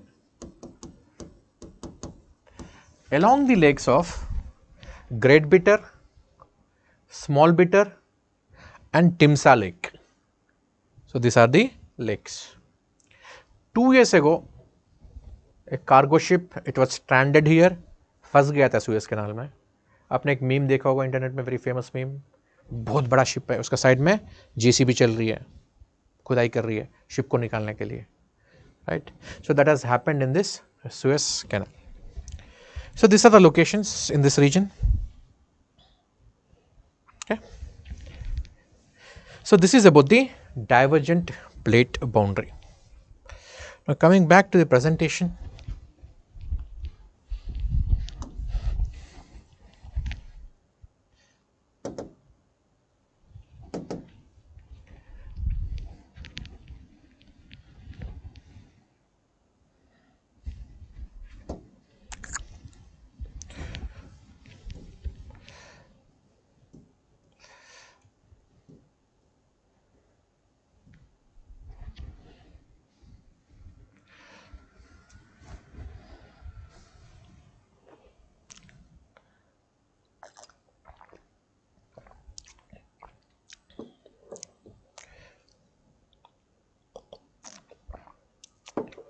Okay, good Sandeep. See, this is a great rifting. Example of this is Great African Rifting. This is the example of Red Sea. Okay. So further, this rift valley will be opening up and a basaltic ocean floor is created in between. And this basaltic ocean floor marks the formation of the new crust. That's why this is called as the constructive plate boundary. And it further becomes larger and this becomes mid oceanic region between, and this becomes a mature ocean also. So Atlantic Ocean is such ocean. Now the age of the rocks from the ridge towards the continents, the age of the rocks keeps on increasing. Means here you will be having older rocks and near the ridge, because this is very new. So here we will be having new rocks. Now if you take the thickness of the sediments, the thickness of the sediments will be more near the continents, and away from the continents the thickness of the sediments decreases, because the source of the sediments is continent. So this is about the divergent plate boundary. So then you have the convergent plate boundary. The convergent plate boundary.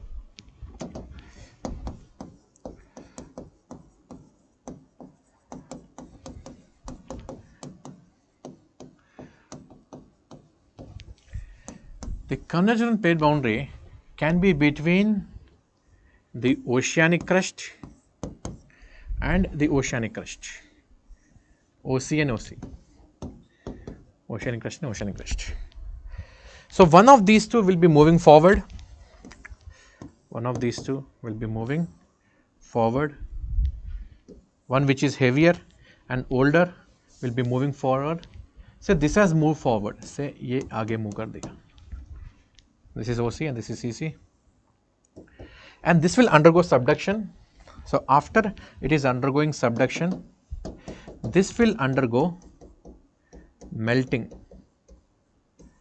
Okay, this will undergo melting and it will be giving rise to the volcanic eruption, and these are called as the volcanic island arcs. Okay, it will give rise to the chain of islands, also called as the archipelagos, and the ocean which is created behind, or the sea which is left behind, because earlier this was part of the same sea, this entire region was the same sea, but now this part of the ocean has been separated from rest of the ocean. That's why this is called as marginal sea. This is called as marginal sea. Since it is located in the back side of this island arc, it is also called as the back arc. This is also called as the back arc, also called as marginal sea. And such kind of volcanoes are highly explosive. These are highly explosive because such magma or lava is sourced from the upper layers, and such kind of lava is highly acidic in nature, it is highly viscous in nature, and the viscous lava does not come out that easily. So, that is why it will be undergoing explosion. So, viscous lava is one reason. Second reason is, when the subduction is taking place, the water will also go inside. So, this water will be going inside, this water will boil, and such kind of volcanism is also associated with high amount of ash, volcanic bombs, lapilli, and these are generally stratovolcanoes. And here you will find the craters and calderas. The explosion of the craters or the collision or the collapse of the craters will create calderas here. So, basically this is very dangerous region, and these volcanoes, since they are highly explosive in nature, they will also trigger a lot of earthquakes. Okay, understood?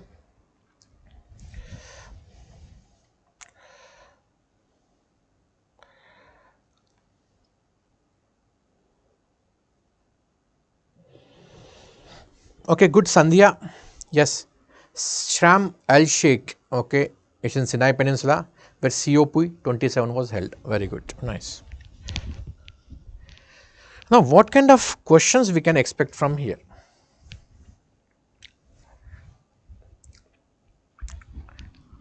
So, this is that OC part, this is OC part, and this is the CC part. Again, this is OC and इसके पीछे CC है.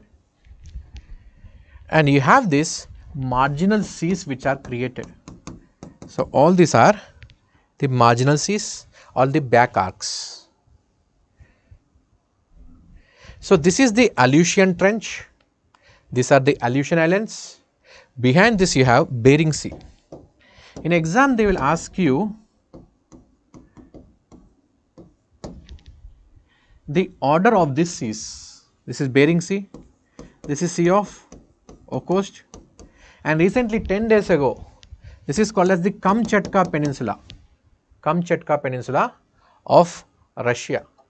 Since it is located near to the subduction zone, a lot of volcanic eruption is happening.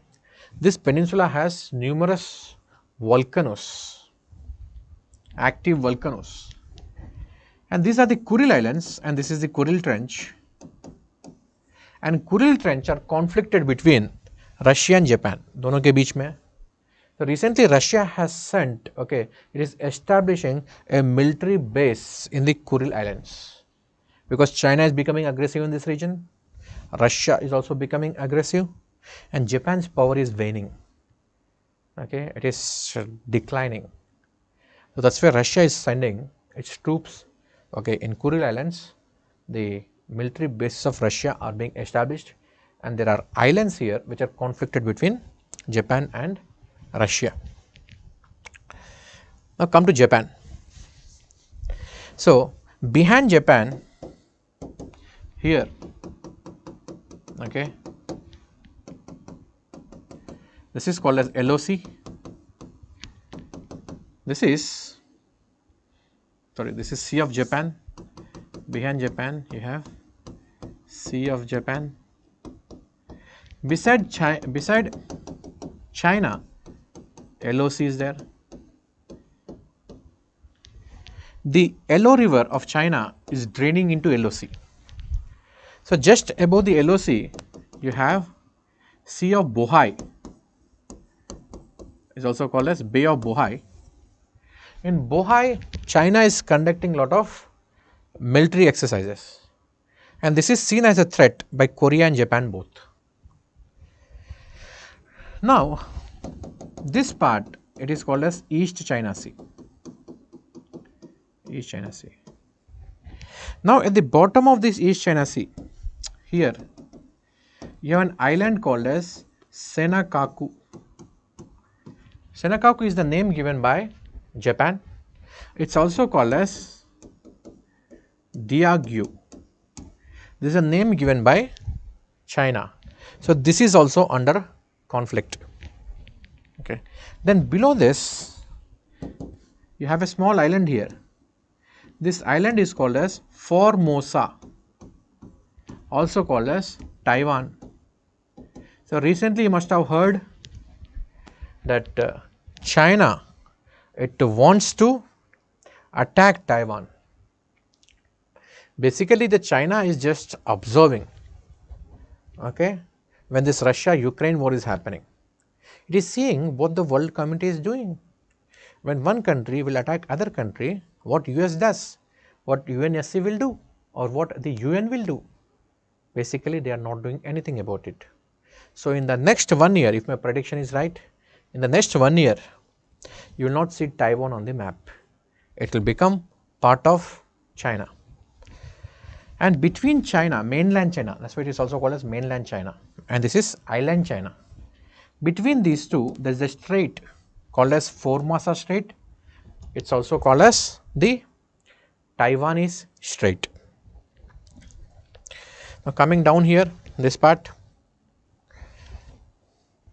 So here you have the South China Sea.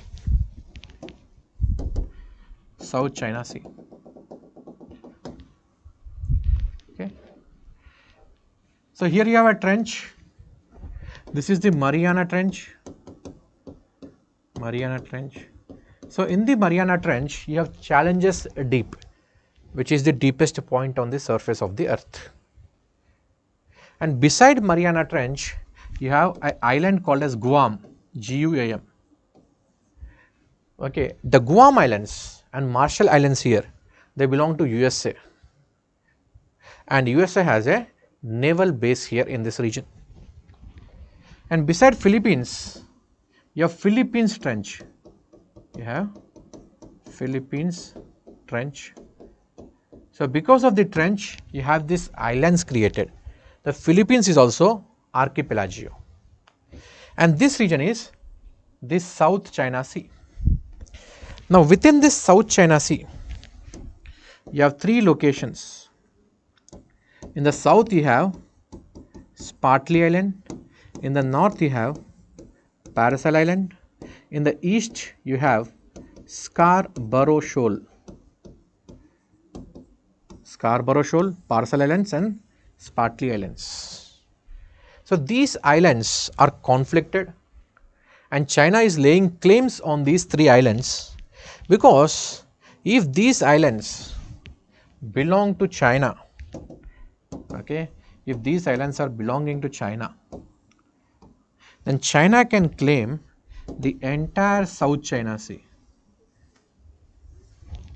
using a clause called as archipelagic waters. and the archipelagic waters is under United Nations Convention on Law of Seas 1982. Though China is not part of the UNCLOS, but still it can claim using the subclause called as archipelagic waters.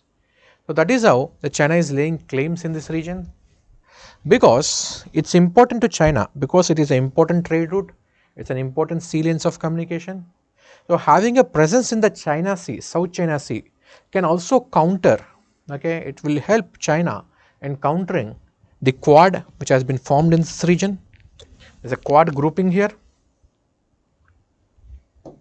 So it will be able to counter Quad, Japan, India, USA and Australia, and also new grouping which has been created in this region called as AUKUS, इसको भी counter कर सकता है. And South China Sea also has biotic and abiotic resources such as fishing resources there here in this region, and there are petroleum deposits also off the coast of Vietnam, and India's presence is there in the South China Sea. India, in collaboration with Vietnam, we are exploring the petroleum reserves. ONGC Videsh Limited, called as OVL, okay, is exploring the resources in this region. Now here Philippines. The Philippines is majorly made up of two islands here, Luzon and Mindanao. Don't have to remember, not required. So that's why I'm telling you only current affairs, which are happening from past 4 to 5 years, so that you can focus on those things only more. Understood? Okay, fine. Now coming to this part here. So this is Guinea Island, okay. It is mostly continental in nature. In Guinea, you also have Papua New Guinea.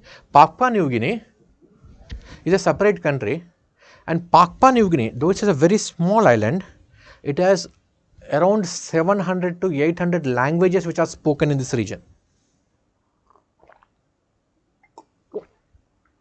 There are a lot of diversity in terms of language, because this is densely forested. When you have a dense forest, you will be having tribal groups, okay, who are not in contact with each other, who live in isolation. So when the groups live in isolation, over a period of time, they will develop their own language. Okay. So this is the Sulawesi island, not important, and this island is Borneo. This island is Borneo, also called as the Kalimantan Island. So this Borneo has 3 countries, okay, Malaysia, Indonesia and Brunei. It is important because the capital Jakarta is located in the island Java. Here you have Java Island, this is Sumatra Island. So the Jakarta, the Indonesia is ditching its capital Jakarta, and it's moving to a new capital called as Nusantara. So Nusantara will be located in Borneo, because the place where the Jakarta is located, it's already a low lying land, it has a lot of marshy area, it has a lot of clay area. So it does not have stable rocks, it does not have granitic gneissic rocks. So that's why, because of the heavy construction, okay, the land is sinking. When the land sinks, the sea level will also rise. The sea level intrusion is taking place, seawater intrusion is taking place, because of which it is shifting its capital from Jakarta to East Kalimantan. Okay. So this is Java and this is Sumatra. The Sumatra is mostly continental island, Java is mostly volcanic island. So because it is volcanic island, it has fertile volcanic soils, that's why agriculture is also possible. So here Indonesia produces around 50% of the world's palm oil, which India is one of the largest importer, and Malaysia produces 40%, means 90% of the world palm oil is coming from this region. There is an island called as Bali here, Bali, it has a lot of Hindu population. It is also a famous tourist location. So here you have a country called as Timor-Leste, also called as East Timor.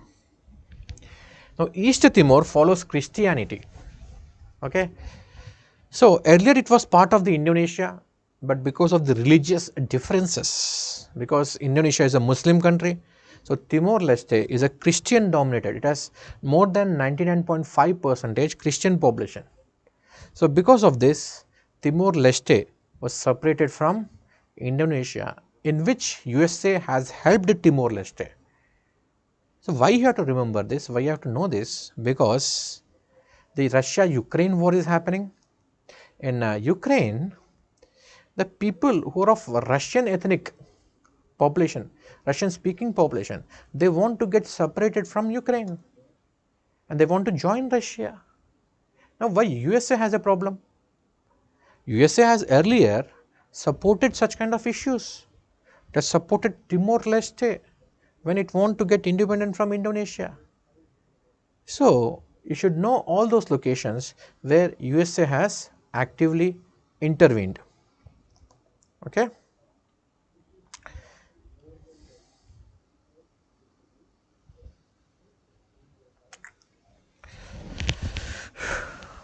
I'll come to Sudan.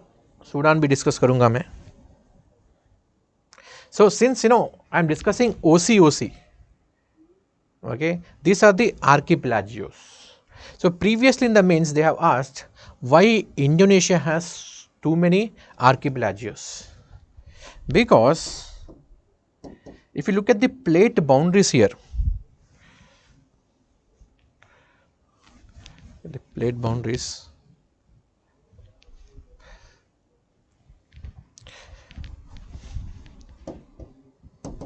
so this is Indo-Austral plate, this is Indo-Austral plate, and this is Eurasian plate, Eurasian plate. So between the Indo-Austral and the Eurasian plate, you have Sunda-Java trench. So because of this Sunda-Java trench, this is a Sunda-Java trench, the subduction which is taking place, and because of this subduction, numerous islands have been formed. So not only this Sunda-Java trench, you also have this Philippines trench, and this Eurasian plate has numerous microplates, has numerous minor plates which also have independent movement. वो भी हिलते रहते हैं इधर उधर. जब भी वो हिलेंगे, whenever they move, okay, they will be undergoing subduction, and because of the subduction, numerous islands are created. Indonesia itself, it has around 18,000 small big islands. छोटे बड़े मिला के पूरे 18,000 आइलैंड है. सो इतने सारे आइलैंड्स कैसे फॉर्म होते हैं यहाँ पे? They are formed because of this, because of oceanic plate subduction. Okay. Now we'll discuss about other such kind of phenomena also. So one which is in the news is this. Here if you see, this is called as the Tonga Kermadec Trench. Tonga Kermadec Trench. Here you have an island called as Tonga. Behind Tonga you have Fiji. Now because of the trench, when the Pacific plate is undergoing subduction, the Tonga had a very huge volcanic eruption. This volcanic eruption was so huge that the crater was converted to caldera. And this explosion was so huge that tsunamis have been created in Fiji. Again, why Fiji is important? Because Fiji has Indian diaspora. So this is important.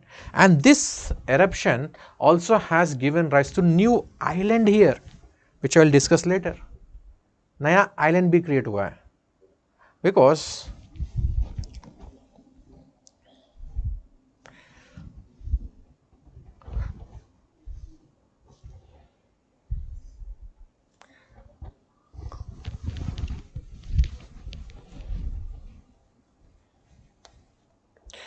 So, new island will be created because of the volcanic eruption.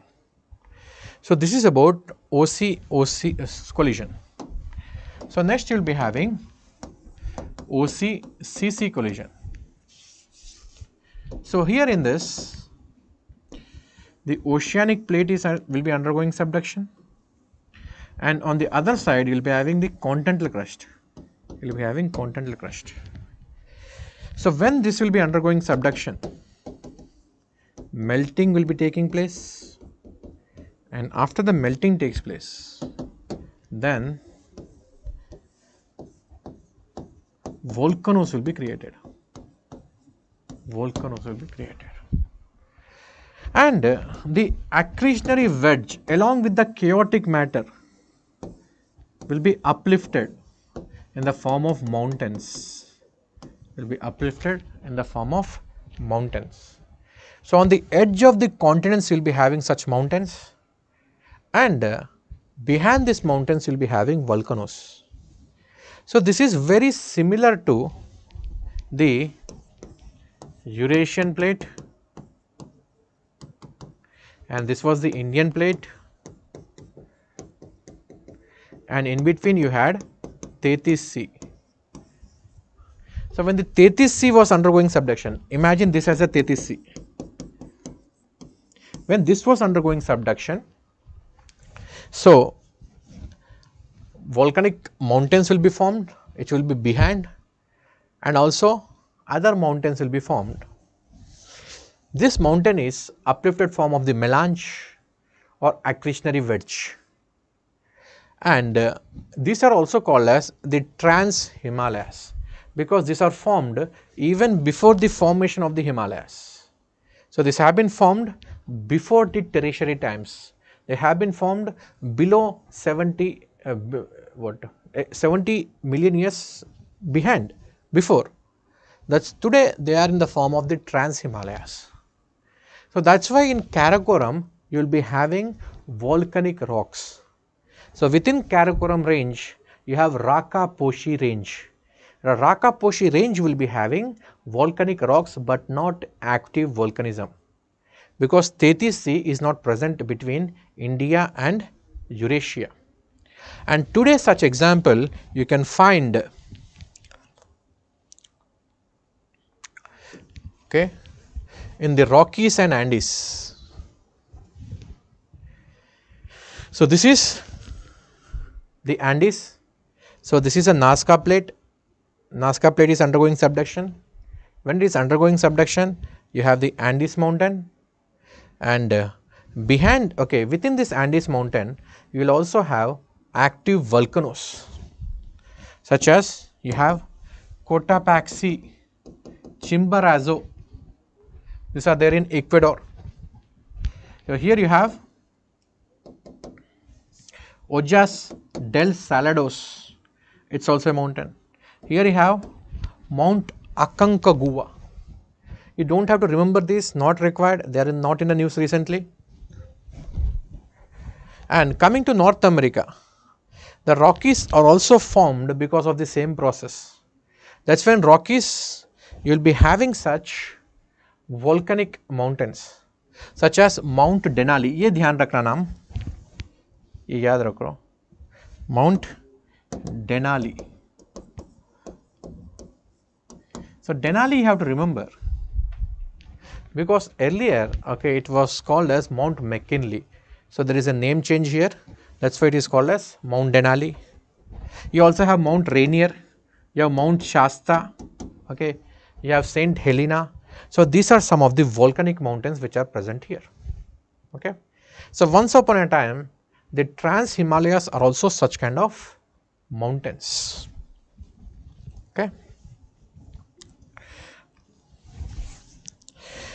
So, this is about the OC-CC collision. So, next comes the CC-CC collision. So, this is the CC, this is the OC, it will be undergoing subduction, and here you will be having mountains. So, you will be having volcanic mountain also, and somewhere you will be having a CC here, And finally, this ocean will have lot of sediments. So imagine this as the Tethys Sea. Imagine this as Tethys Sea. Imagine this as the Indian plate, and imagine this as the Eurasian plate.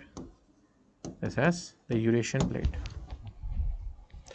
So finally, when the Indian plate is moving forward, the Tethesian sea sediments which will be there, they will be finally uplifted. So finally, you will have the CC-CC collision like this. So the Indian plate will finally collide with the Eurasian plate, and of course, you already have this trans-Himalayas which are formed, and behind in Karakoram will be having volcanic rocks also, and the fresh sediments, they will be uplifted in the form of Himalayas. They will be uplifted in the form of the Great Himalayas and the Middle Himalayas.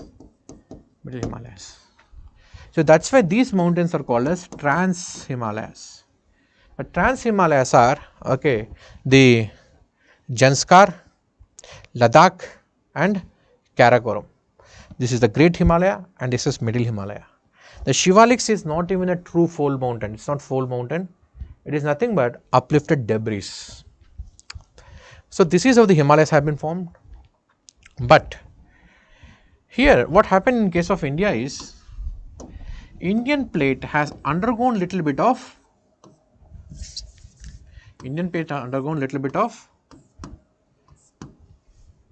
under thrusting below the Eurasian plate. So thoda Eurasian plate uplift ho gaya. Generally it should be like this. There should be head on collision between two plates. But here Indian plate has uplifted the Eurasian plate. So that's why you will have the change in the height here. So this is where the Tibet is, and this is where you have Karakoram, and here you have Ladakh, Janskar, and this is the Great Himalayas. The Great Himalayas will be having, Great Himalayas has orthoclinal fold. Great Himalayas will be having orthoclinal fold. It's also called as the hogback structure. Hogback structure. So it is making a 90 degree, and right now all the forces are acting here on this Middle Himalayas. That's why Middle Himalayas are overturned. So Middle Himalayas are an example of the overturned folds, and Middle Himalayas are also have lot of reverse faults. Means there is lot of compression which is associated with Middle Himalayas, and also of course the Great Himalayas also have lot of compression, and these are made up of sediments. Now when a rock is made up of sediments, do you think these are sedimentary rocks? Do you think they will be strong? No, they will not be strong. Now you must have heard about the land subsidence in Joshimath. क्यों हो रहा है? Because Joshimath is located in the Himalayas.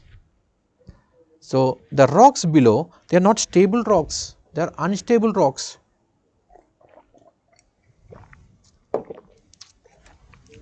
And when the groundwater is extracted or when the dams are constructed, these rocks will become comparatively soft, and over that if you are doing heavy construction, then the land will collapse, the land will subside.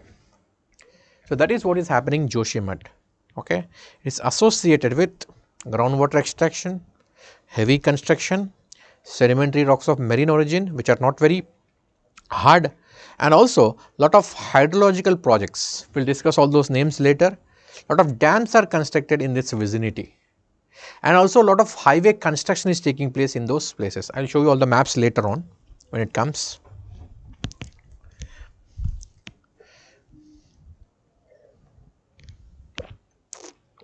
Asta is asking, what is the example of CC-CC collision? यही तो है CC-CC collision. Himalayas are the example of CC collision. Invincible. अब क्या पूछ रहे हो? You are asking me why the Rockies are formed on the coast. Because subduction is taking place, that's why they are formed on the coast. Okay. So these are the three types of the plate interactions, and this is all about the plate tectonics. Now let's talk about the volcanism here. Now look at the mountain, look at the volcanism. Now look at the shape of the mountain and tell me which kind of a mountain is this. So this is located on the border of the oceans, or it is located on the margins of the oceans. This is highly explosive because the magma is acidic in nature. The magma is sourced from the upper superficial layers, and it is also associated with lot of water vapor, and such kind of volcanoes are found on the OC oceanic crust interaction and oceanic crust continental crust interaction. So this is also highly explosive in nature. So this is where the crater is getting converted to caldera, and lot of material is also released while this explosion is taking place. We will see what all kinds of material are released. See, sometimes only lava is released, and along with lava you can see lot of rocks which are coming out. These rocks are called as burnt rocks, and these rocks are also called as pyroclast. The burnt rocks are called as pyroclast, and here volcanic bombs and lot of ash is also released. In some volcanoes only ash will be released. Look at this, this is highly conical in shape. So in this ash is also released, lot of vapor is also being released. Now look at this, it is highly fluidic in nature. So this is the basic lava. This lava is released from the hotspot such as Hawaiian hotspot, such as Afar triple junction, because this is sourced from the deep interiors. It is not exploding like this, it is flowing in the form of a river, because this is highly fluidic in nature. Look at this, it is also fluidic in nature. So by looking at the volcano only you can tell from where it is sourced. Okay. Now let us see various volcanic landforms. Various volcanic landforms. The landforms can be extrusive, they can be intrusive, extrusive and intrusive. So extrusive landforms, you can have basic lava, you can also have the acidic lava. Acidic lava will always come from the central vent. It will always come from the central vent, and they will be having conical shape, and this is associated with OC collision and associated with OC collision. Means OC means say Japan type, and say this is like Rockies or Andes. Then basic lava, it can come from a central vent, it can come from a central vent, it can also come from a fissure. If it is coming from a central vent, since it is highly fluidic in nature, it will flow very long distances, पानी की तरह बहेगा. It will not form a conical shape, rather it will form a dome shape, or it will also form a shield shape. Next you have fissure. Fissure means crack. So from the crack you will have volcanic eruption from both the sides. So this will create extensive lava sheets. This will create extensive lava sheets. An example of this is, just now you have seen Ethiopian Highlands. Ethiopian Highlands are the example of this. Ethiopian Highlands are created along the Great African Rifting. And also second example of this is the Deccan Traps of India. Other examples are also there. Deccan Traps hai, Kimberley Plateau in Australia, Colombian Snake River Plateau in USA, Patagonian Plateau, okay, in South America, Antrim Plateau in Ireland. So these are the various examples. And dome or shield from the central vent. So here the examples are hotspots, such as the Hawaiian hotspot, Reunion hotspot, Galapagos hotspot. Okay, so since we are discussing about the hotspots, okay, I will talk about certain locations. See, so this is where the Hawaiian hotspot is. Hawaiian hotspot. So Hawaiian hotspot is active now. आप अगर यहाँ पे जाओगे तो यहाँ पे आपको दिखेगा वोल्केनिज्म बाहर आते हुए. And the name of the mountain is Mauna Loa. And इसके जस्ट ऊपर ना, जस्ट पास में या माउना किया. माउना किया के नीचे पहले एक्टिव था वोल्केनो, लेकिन प्लेट शिफ्ट हो गया, इसलिए अभी हॉटस्पॉट माउना लोआ के नीचे एक्टिव है. एंड माउना किया के ऊपर आपको बहुत सारे टेलीस्कोप्स दिखेंगे. क्यों? Because firstly this is a island far away from pollution. You will be having clear skies, so you will be able to observe the universe in a better way, and it's also away from radiational pollution. That's when Mauna Kea you will find lot of space observatories. जो black hole को देखा था ना, M87 black hole को, okay, Event Horizon Telescope is a combination of 8 telescopes, and one of the telescopes is located here on Mauna Kea. And this is also the example of the plate tectonics. So all these group of islands have been created because of Mauna Loa. You can see a chain of islands. This is called as Emperor Seamount. ये आपको याद रखना है, क्योंकि अभी फिलहाल recently Mauna Loa is having lot of eruption, active eruption, and previously in the geological time scale this was also created by the hotspot.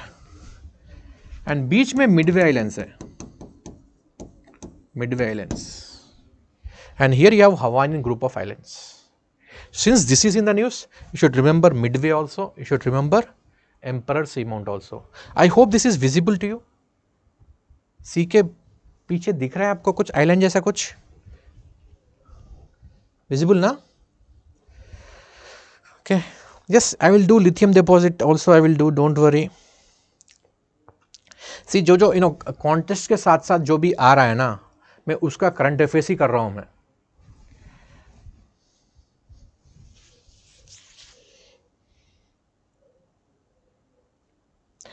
Nishant, I will do lithium deposit in Himalaya. क्यों होगा मैं जरूर बताऊंगा. इनफैक्ट मैं ये है नहीं, I will not just tell you the fact, I will tell you the reason also behind it. जब तक रीजन नहीं होगा मैं डिस्कस नहीं करता हूं मैं. चलो, thank you everyone. So this are the hotspots.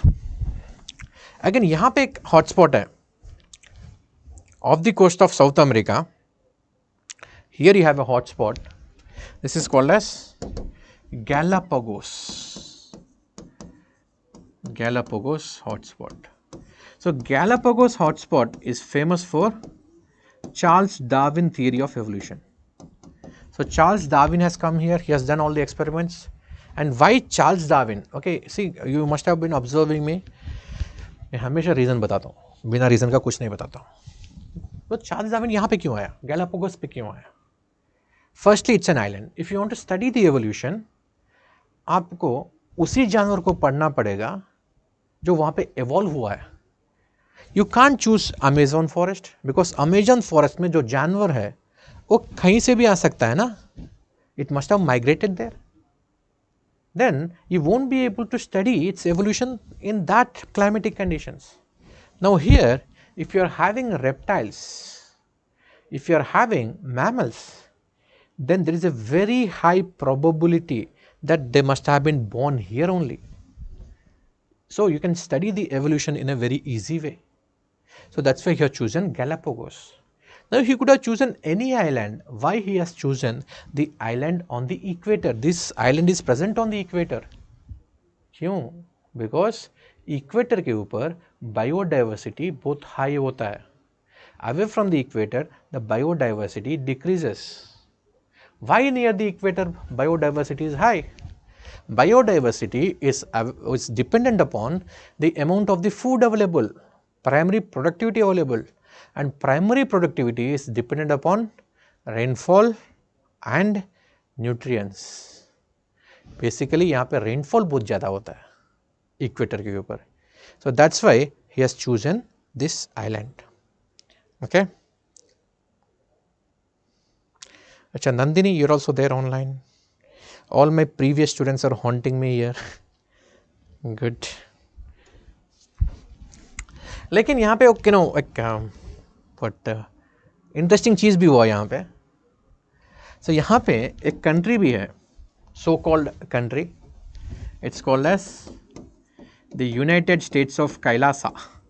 ये सुना होगा आपने, Swami Nithyananda, he is absconding from India, तड़ी पार भाग के यहाँ पे चला गया, यहाँ पे एक आइलैंड खरीद लिया एंड आइलैंड का नाम रखा United States of Kailasa. These people have recently seen the UN also. UN के assembly में बैठे थे ये लोग. They are wearing a weird costume and they are sitting there and they have accused India. Right? And they also signed an agreement with a city called as Newark. Newark एक city है, New York new Jersey के पास. Okay, like in India we have sister city agreements. Means for example Kyoto in Japan, it will be helping city Varanasi. Okay, these are called as sister city agreements. So these people have signed an agreement with Newark also. Newark was about to give them money, but बाद में पता चला ये तो पूरा scam है. So that is the funny part about this region. Okay.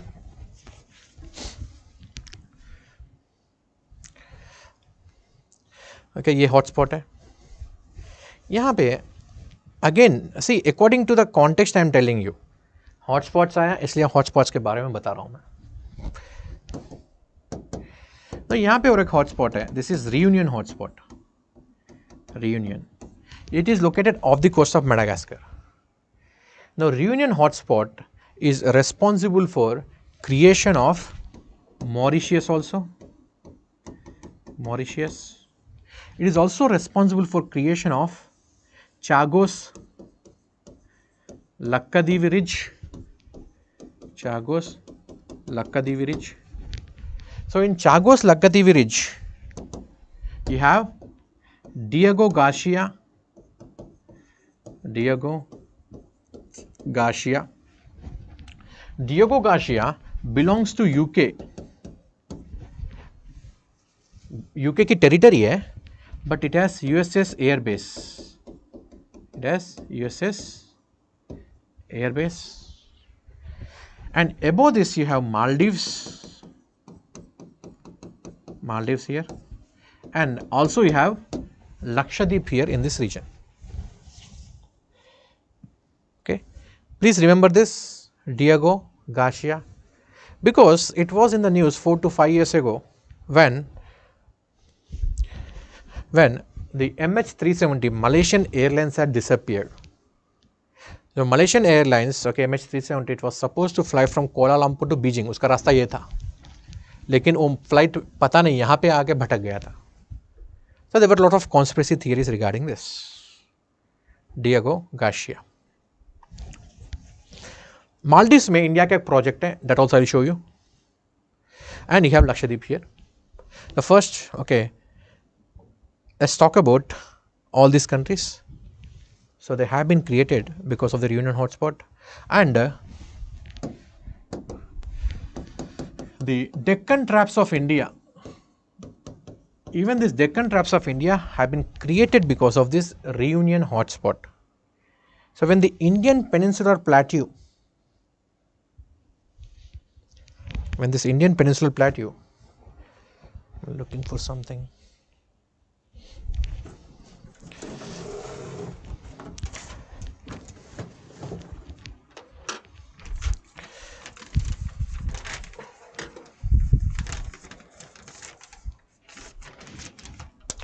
So पहले India यहाँ पे था, अंटार्कटिका में था.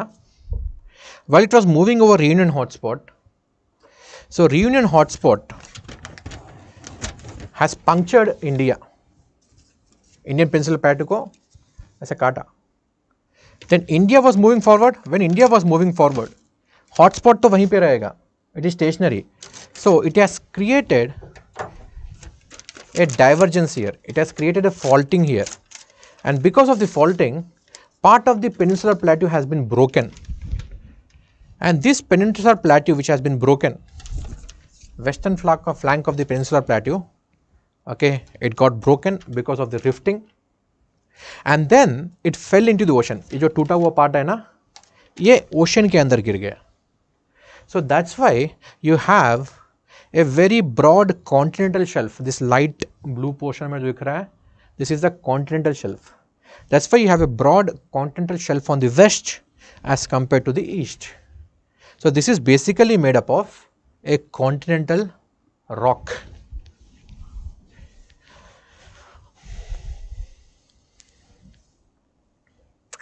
Now talking about Diego Garcia, so this is British Indian Island Territory. So you'll see the air base of USA here. यहाँ पे आपको air base दिखेगा आपको.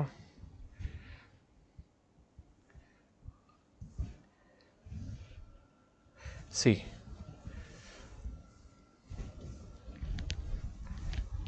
The air base of USA.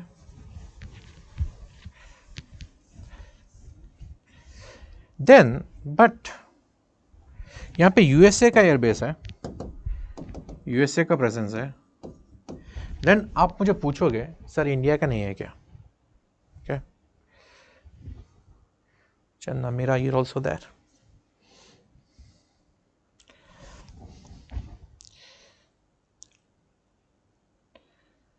So Amit is asking Nityanand island then any. Yes, visa free entry मिलेगा आपको वहाँ पे. जो भी जाना चाहे, anybody who wants to go there can go.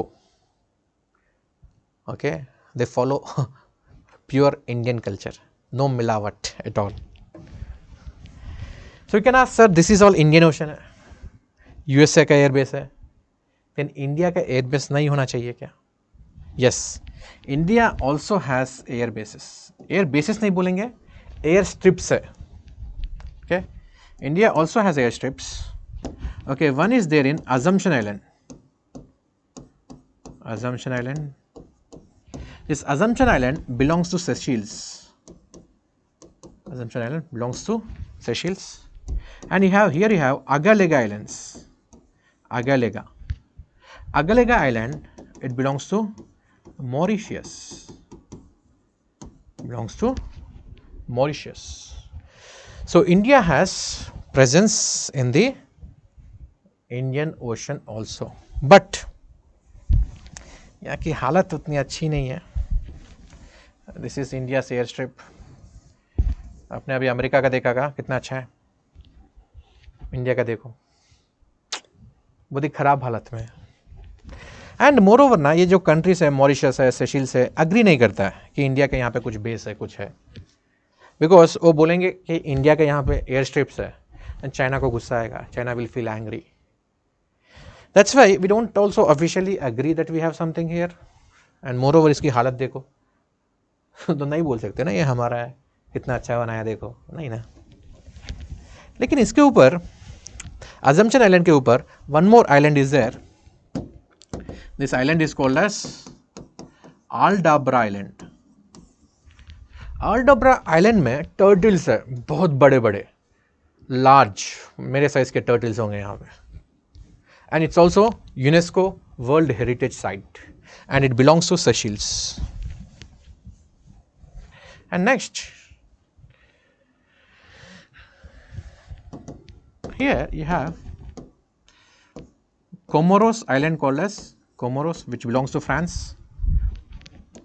Reunion, it also belongs to France. Mauritius is a separate country. This is Seychelles.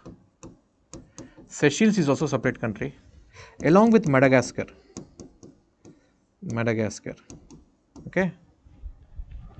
So all these are part of Indian Ocean Commission. All these are part of Indian Ocean Commission, in which India is trying to enter. India का यहाँ पे observer status है. Okay? ये ध्यान रखना.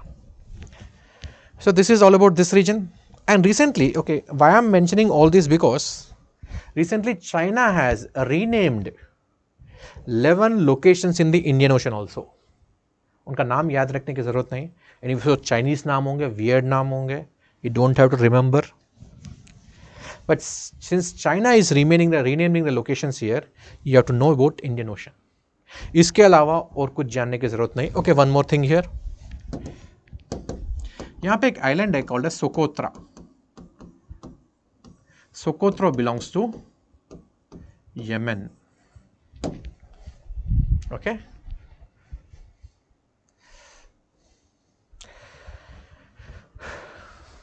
हिंदी में भी पढ़ाना है. Okay, fine. My Hindi is very poor. Please excuse me for that.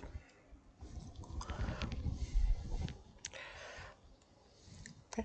So these are the various features of the Indian Ocean.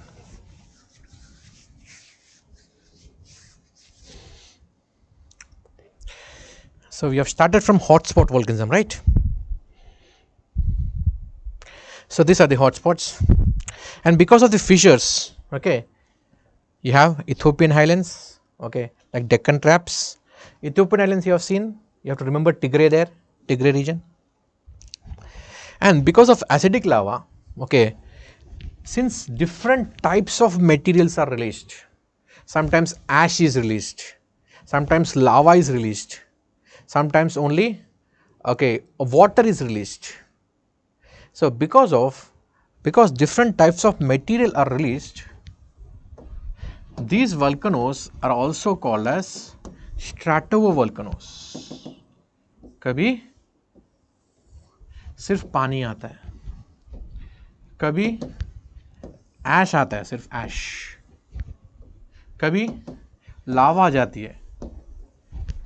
So since they are made up of different materials, they are also called as composite volcanoes.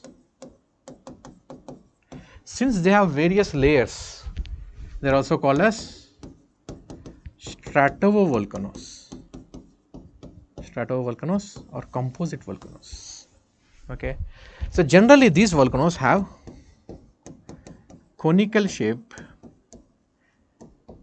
They have acidic lava. They have acidic lava. Generally, they will be having acidic lava. That's why they are conical in shape, right? And generally, these are explosive. They are explosive. And the mud flows here. Mud flows are called as lahars. Lahars. Mud flows are called as lahars. The tephra, the pyroclastic material. Pyro means fire, clastic means rock. These are nothing but burnt rocks. These burnt rocks, they are also called as tephra. And tephra differs in terms of size. बहुत ही small size है, okay, less than 2 mm. This is called as ash. 2 to 64 mm. 2 to 64 mm. It's called as lapilli. Lapilli is P-shaped rock. P-shape means मटर जैसा होता है, छोटा छोटा पत्थर होता है मटर जैसा. It is called as P-shaped rock. And greater than 64 mm. This is called as volcanic bomb.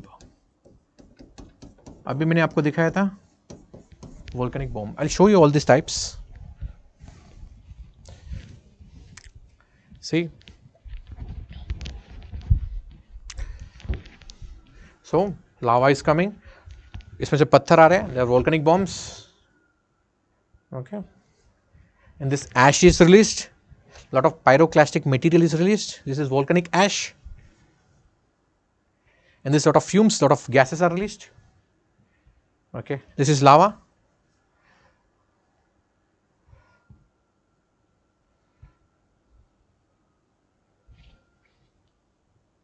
So these are the various shapes of volcanoes, right? The different kinds of materials are released here.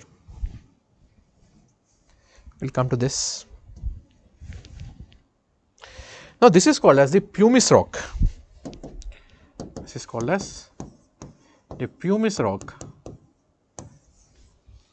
So when the lava is coming out, so along with the lava, if there is very large amount of water vapor, so initially the water will be there. So as the rock is cooling over a period of time, the water vapor and the gases will escape outside. So while freezing, there are a lot of pores which are left behind. Such kind of rock is called as the pumice rock. It's a volcanic rock. And this volcanic rock का देखो, this volcanic rock floats in the water. पानी में float करता है because इसमें बहुत सारा air spaces है and because of this air spaces it is able to have the buoyancy.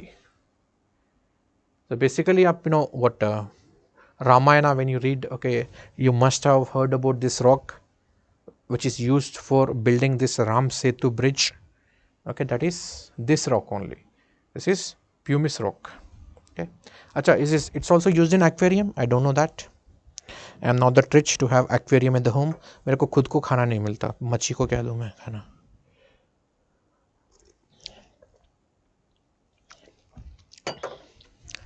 Okay.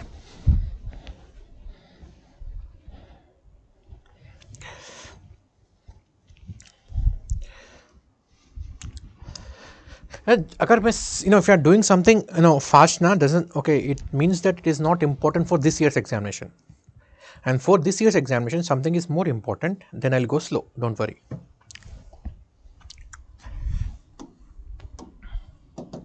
So next, see, you'll be having a lot of country rocks. These are called as country rocks. Basically, these are the sedimentary rocks which are made up of different layers. Means ये ऐसे कुछ rocks है.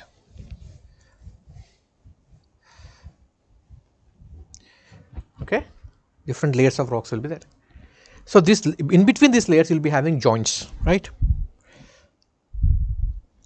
So when the volcanic eruption is happening, when the volcanic eruption happens from here, now if it is finding a weak point here, if it is finding a joint here, then it will start flowing along this joint and will get deposited on the synclines and anticlines. This is called as the anticline, this is called as a syncline, and it will be creating lens shaped rock, and this lens shaped rock is called as phaccolith. It's called as phaccolith. Now while rising up, again this will be deposited here in this depression. Depression में deposit हो जाएगा. Then this is called as this saucer shaped rock, and this saucer shaped rock is called as lopolith. You can have these vertical intrusions also. These vertical intrusions, these are called as dikes, and the horizontal intrusions, these are called as sills. And above this, of course, you can have this volcanic mountain. So generally volcanic mountain के नीचे you'll be having all these features. So I don't think any of this is important this year. By the way, if you want to see how this looks like, dike looks like, so this is a real picture of the dike. You can see we will have a vertical intrusion between the country rocks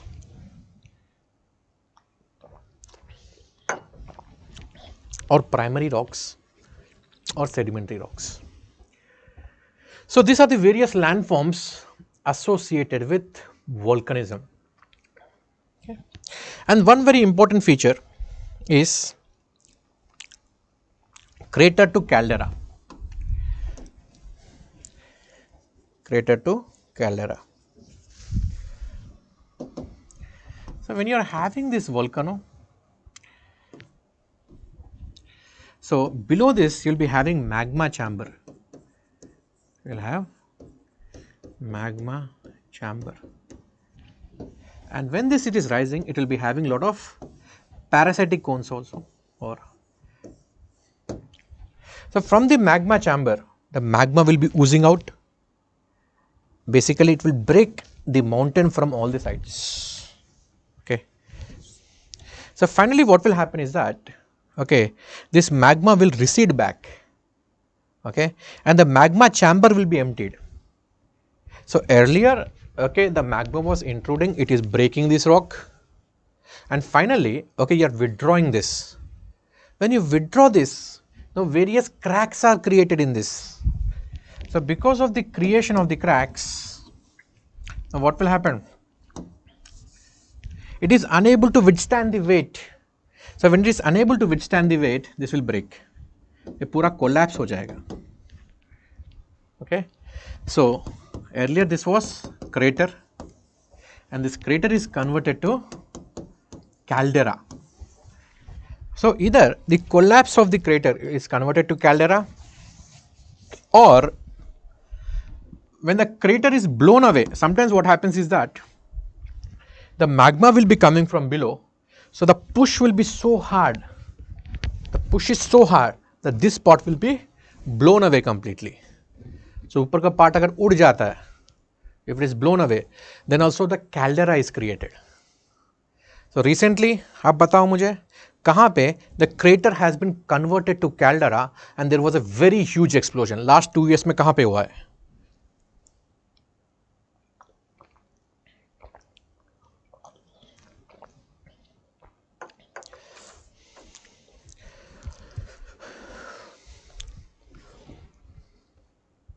Okay, मैं ही बता देता हूँ. Recently it has happened in Tonga Islands. Just now we have discussed Tonga. So this has happened in Tonga Islands.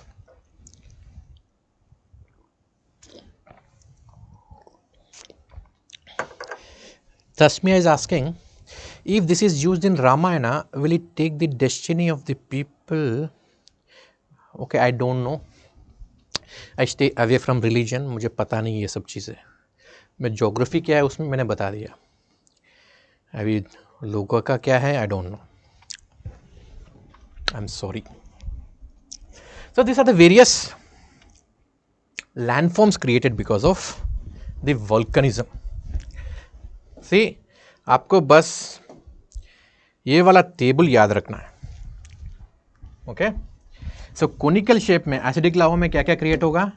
So you should know what is लहर, you should know what is lapilli, you should know what is crater, you should know what is caldera, composite volcano or stratovolcano, what is volcanic ash. Now if your mountain is completely covered with ash, okay, that is also called as cinder cone. Cinder cone. Now, what are the intrusive formations? Intrusive formations are of two types. One is hypabysal formations. Hypabysal means just below the surface. Just now you have seen laccolith, lopolith, sills, dikes, phacolith. Okay, and you also have plutonic rocks. The plutonic rocks are formed very deep inside the earth, and these are called as batholiths. So that's it. So entire volcanism or volcanic landforms can be prepared in a small chit on a single sheet of paper.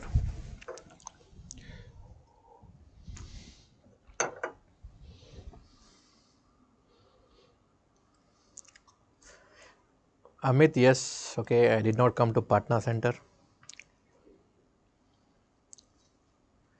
Ramesh, चलो. So volcanic landforms आपने देख लिया. Now regarding the earthquakes now. Earthquakes.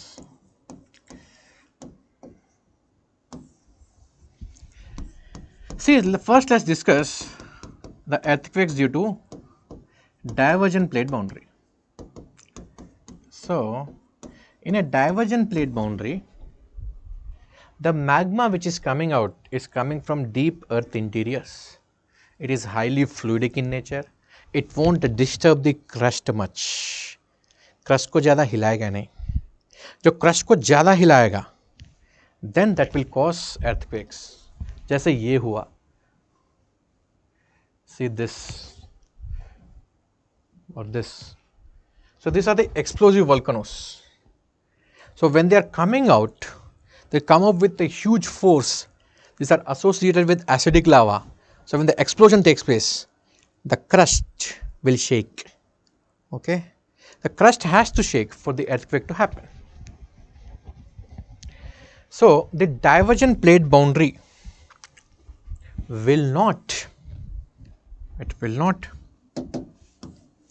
create any earthquakes. If at all it is creating earthquake, the earthquakes will be having very low intensity or very low magnitude. Next, convergent plate boundary. So in a convergent plate boundary, you have collisions. Not only collisions, along with the collisions, you also have this volcanism. Along with the collisions, you also have this volcanism. So there's a friction when this subduction is taking place. Okay, when this oceanic plate subduction is taking place, there's a friction between these connectors. Say this is the CC or OC, and this is the oceanic plate which is undergoing subduction. So between these two, there is a friction. कहीं अटक जाएगा ये. Okay, then वहाँ पे stress generate होगा. And the stress suddenly release होता है ना, then the earthquake is triggered. So it is generated because of the friction, also because of the volcanic eruptions, and this which are highly explosive in nature. So this is due to the convergent plate boundary. Okay. And when you have CC-CC collisions, these collisions are happening head on. So there is a lot of force which is associated with this, and this force, okay, can get accumulated over a period of time, and suddenly when the stress is developed over a period of time, the plates are moving towards each other, कहीं बीच में अटक जाता है, फिर और stress generate होगा, and ये पूरा स्ट्रेस एक ही बार में रिलीज होता है, and that will lead to the shaking of the crust, that will lead to the disturbances in the crust, creating earthquakes. So this is the convergent plate boundary. And next you have transform plate boundary. These are also called as slip faults. So when the plates are sliding past each other, again बीच में क्या अटक जाता है? This is called as interlocking. So because of the interlocking, the stress is generated, and because of the stress also, the earthquakes can be triggered. Okay. Now we'll discuss about these three types of earthquakes. So divergent plate boundary, example is Great African Rifting. So along the Great African Rifting, okay, you have volcanoes, you have active volcanoes. Recently one volcano was observed, okay, recently Goma, a city called as Goma, had a active volcanic eruption because it is located on the divergent plate boundary. यहाँ पे गोमा है, Goma is located. The Goma belongs to Democratic Republic of Congo, DRC को belong करता है. Okay. And in between you have this lake Kivu, and on this side you have Rwanda. So Rwanda, once upon a time, it had ethnic clashes between two groups called as Hutus and Tutsis. दोनों के बीच में genocide हुआ था, okay, Tutsis का. They were seen like cockroaches and they were killed. So that's why it was in the news, Rwanda. And this is Lake Kivu and this is city Goma. And this is DRC, Democratic Republic of Congo, DRC. So DRC के नीचे you have Katanga Plateau. This Katanga Plateau is very rich in mineral resources. So that's why DRC also has numerous conflicts. There are mercenaries, there are warlords. Because इतनी बड़ी country को एक center से manage करना मुश्किल होता है. Especially in the societies like that of Africa, which has forest, which has grassland. And forest में grasslands में जो community होती है वो tribal communities होती है, नहीं तो nomadic herders होते हैं. Nomadic herders means वो बकरी चलाने वाले, गाय चराने वाले. They are there in the grasslands. And in the Congo basin you will be having forest. So here you will be having tribal communities. So they are in isolation. And suddenly उनको आके बोल रहे हो आप, because ये लोग अभी बाहर ही नहीं आए जंगलों से. And suddenly आपके यहाँ पे आके बोल रहे हो, you all belong to the country of Democratic Republic of Congo, okay, stand up and sing national anthem. ऐसा बोलोगे, उनको समझ में नहीं आएगा क्या बोल रहा है, कहना क्या चाहते हो. इसलिए ऐसे सोसाइटीज़ में या ऐसे कंट्रीज़ में एक फीलिंग ऑफ नेशनलिज्म लाना बहुत ही डिफ़िकल्ट होता है. So that's why you have in Africa you have numerous conflicts between various groups because there are so many tribals. So African conflicts are evergreen, हमेशा होता है. We'll talk about Sudan also. Sudan में क्या conflict हो रहा है उसकी बात भी करेंगे. And ये क्यों conflict हो रहा है, we'll talk about that also. And the southern part of this Democratic Republic of Congo, you have lot of minerals, especially Democratic Republic of Congo has coltan. Coltan is used in mobile devices, it's used in high-end electronic instruments. It also has cobalt. Cobalt is used in lithium ion batteries. Why cobalt is used in lithium ion batteries, I'll explain later. ये दोनों मिलता है यहाँ पे. And these are highly valuable for the today's electronic industries and electronic revolution. So that's why these minerals are also reasons for the conflict. And this is called as resource curse, means if you have resources you have cursed. So again here Uganda is there. Uganda is located beside Democratic Republic of Congo. So beside Uganda, this is all part of the Great African Rifting है, पूरा rifting का part है. And जब भी rifting होता है ना, rift के दोनों side you will be having the block mountains, also called as the host, also called as escarpments. And between Uganda and Democratic Republic of Congo, you have a mountain called as Rwenzori Mountains. We will discuss later why Rwenzori, because Rwenzori is one of the sources of the river Nile in this region. Okay. Anyways, you have seen the lakes here.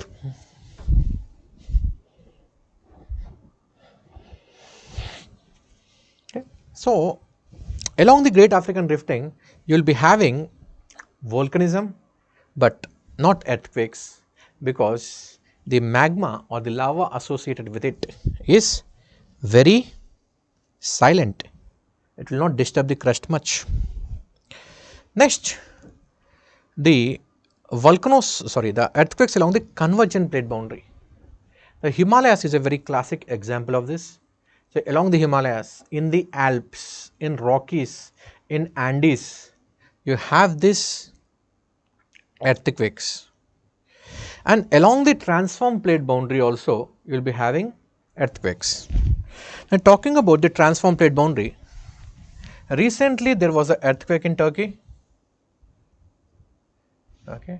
Now let's see the different plates over here in Turkey. So here in the northern part of the Turkey, this is North Anatolian fault. This is North Anatolian fault. Here between Turkey and Syria, you have East Anatolian fault. East Anatolian fault. And down south, here you have Dead Sea fault.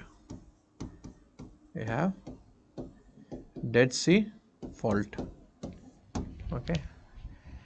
See, all the three faults, they are all transform faults.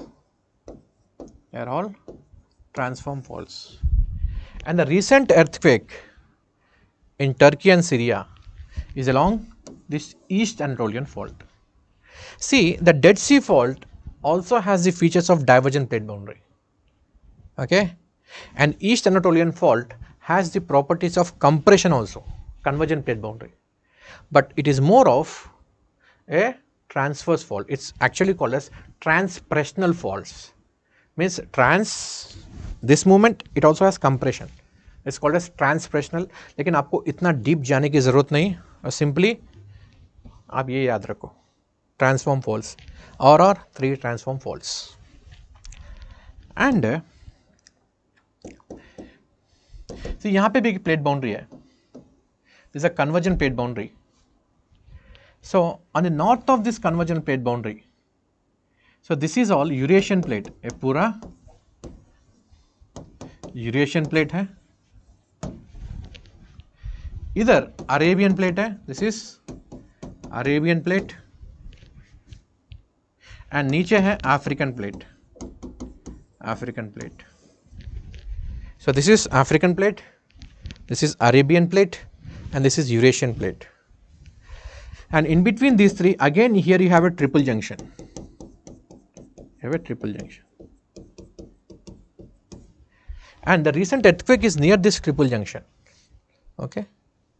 And the earthquake has took away around 60,000 lives in Turkey. These are the official estimates.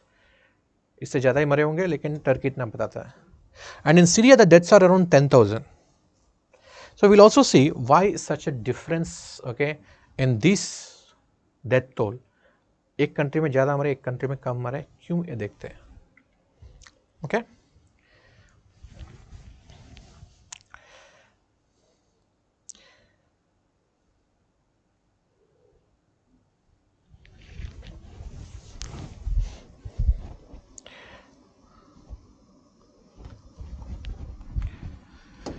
See, when the subduction will be taking place, the earthquake can happen anywhere. Earthquake can happen anywhere. It can happen due to the friction between the OCC. It can happen due to mantle slab friction, because when it is plunging into the mantle there is a friction. This is called as mantle slab friction. And also finally when this plate is undergoing melting, so here the slab will be fracturing and it undergoes melting. Finally from here the volcanism will be coming. So here also the earthquake can be triggered. This entire zone, this is called as the Benioff Wadati zone. Benioff and Wadati are the two scientists who have created this. This is called as Benioff Wadati zone. And let's talk about the measurement of the earthquakes, how the earthquakes are measured. So earthquakes can be measured, okay, in terms of the magnitude. Magnitude is nothing but the movement, it is the amplitude. Basically कितना हिल रहा है, what is the movement, ये कितना हिल रहा है ऐसे. Okay, this is completely objective in nature. You measure, I measure, PM measures और Nawaz Sharif measures और ट्रंप मेजर्स, कोई भी मेजर करेगा ये तो सेम होगा, मशीन वही रिकॉर्ड बताएगा.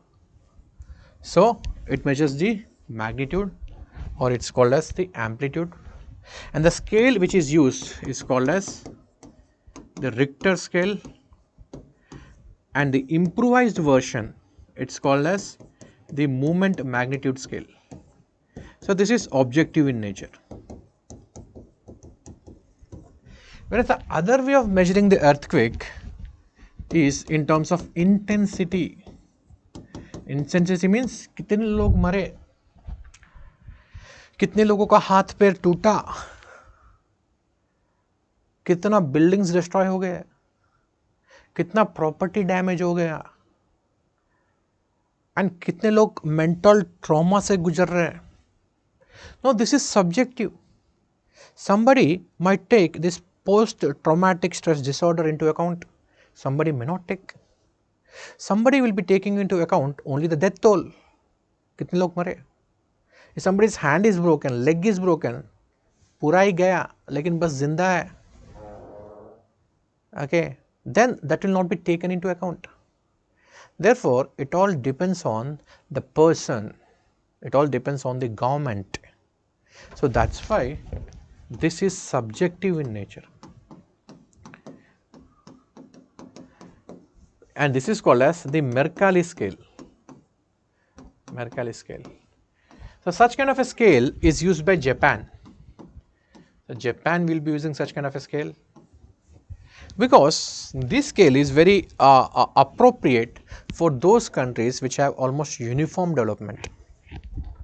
Now आप अगर इंडिया में यूज करते हो मर्काली स्केल से, सेम मैग्नीट्यूड है, रिक्टर स्केल में 6 है और दिल्ली में आया, राजस्थान डेजर्ट में आया. सो कहाँ पे होगा ज़्यादा डेथ टोल? दिल्ली में होगा, राजस्थान में एक भी नहीं मरेगा. Now talking about Turkey and Syria. In Turkey you had 60,000 deaths, but in Syria you had only 10,000 deaths. Means वो बॉर्डर में आया, epicentre was almost on the border, and density of population is also same on either sides. But Turkey में ज़्यादा buildings थे, Syria में नहीं थे. So it is the buildings which has killed the people. It's not the earthquake which kills the people. The buildings were in bad shape. The buildings were in dilapidated condition. The construction quality is not good in the building. That's why the people have died in Turkey. So there you can't use Mercalli scale because city में अलग अलग हो सकता है. So you are going to a rich locality. There the building code is good. The buildings are constructed with a very good quality cement and pillars, everything. उसमें what they can also withstand the Richter scale 10. So not even a single death will happen. Say उसके side में कोई government की colony है, वहाँ पे भी उन्होंने बिल्डिंग कंस्ट्रक्ट किया, वहाँ पे सारे बिल्डिंग गिर जाएंगे. सो वहाँ पे इंटेंसिटी ज़्यादा होगा. लेकिन दोनों ही साइड बाय साइड है, एक ही सिटी में है, एक ही जगह में है, लेकिन इंटेंसिटी अलग अलग है, मैग्नीट्यूड सेम होगा. So this is regarding the magnitude. In mains I can expect this question, ये पूछ सकता है. Now the measured Richter scale is measured in terms of logarithmic scale, log 10 amplitude. It means that if there is a movement of 10 centimeters, 10 centimeter हिल रहा है और Richter scale में 1 माना जाएगा. अगर वो 100 सेंटीमीटर हिल रहा है then it will be considered as 2. अगर 1000 सेंटीमीटर हिल रहा है it will be considered as 3. So this is the logarithmic scale. So Richter scale and moment magnitude scale will be using the logarithmic scale, and ये होगा 4, 5, 6 etc. Now the energy released, so the amplitude is increasing by 10. Amplitude means nothing but hilna. It increases by 10x बनेगा. What about the energy? Energy becomes 30 times, almost 30 times, 30 to 32 times. Means अगर इसमें 1 kg RDX use कर रहे हैं, okay, इसमें 30 kg RDX का explosion होगा. इसमें 900 kg RDX का एक्सप्लोजन होगा. So energy released becomes 30x, okay, on the Richter scale. Understood? So these are some of the terms associated with the earthquakes. So there is one more term called as seismic gap. Called as seismic gap. The seismic gap is such kind of a boundary. For example, you take this boundary, okay, on this side you have Indian plate, on this side you have Eurasian plate, Indian plate and Eurasian plate. So the Indian plate is moving towards the Eurasian plate. The seismic gap is such portion, it is such portion of the plate boundary which has not had any earthquake for a long time. Means बहुत time से यहाँ पे earthquake नहीं आया. So in the central Himalayas,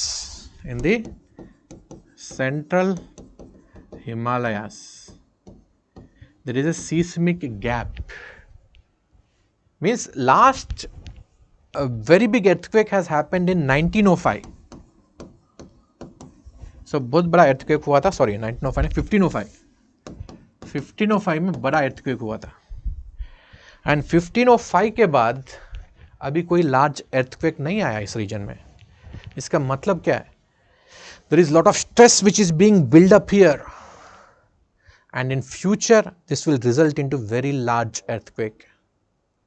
And इसका जो sample था, trailer था, that was 2014 Kathmandu earthquake, where the magnitude was 7.8 और वो ट्रेलर था. मीन्स जो बहुत ज़्यादा स्ट्रेस जो बिल्डअप हो रहा था उसका एक छोटा सा पार्ट रिलीज हुआ. That means if seismic gap is very huge, it means the earthquake which is going to come in the future will be very large. It will have a lot of devastation. Understood? So I finished all the topics of geomorphology. So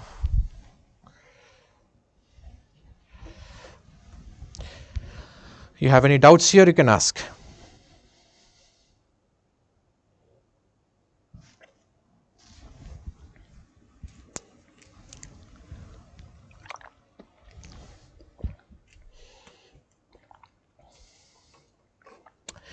Any more doubts you are having?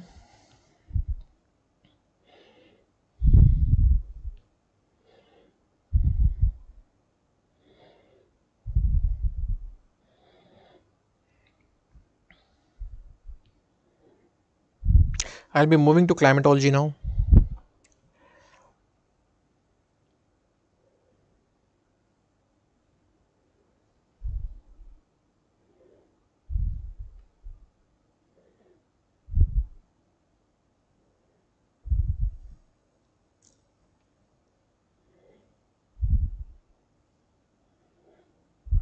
The landforms I will do at the end. There is nothing much in the landforms.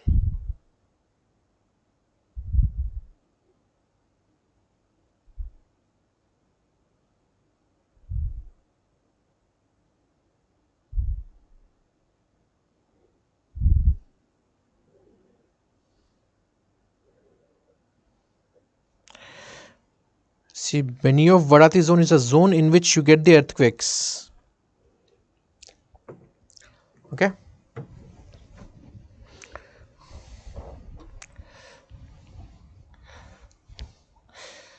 Upendra, thank you.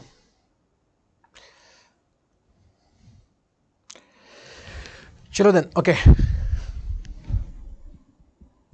So I don't think more questions will be asked from the geomorphology part. Okay. So anything which I am missing, I will cover in. So I'll be drawing certain mountains here, though not that important. But dhyan rakhna. So here in Myanmar you have Arakan Yoma, Peguyoma. Arakan Yoma, Peguyoma. This Arakan Yoma and Peguyoma, so they will be diverting. They will be diverting the Bay of Bengal branch of monsoons towards India. So this branch of the monsoons will be hitting these mountains and they will be coming towards India.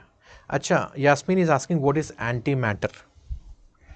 So if you search on Google, what is the most costliest item on the surface of earth?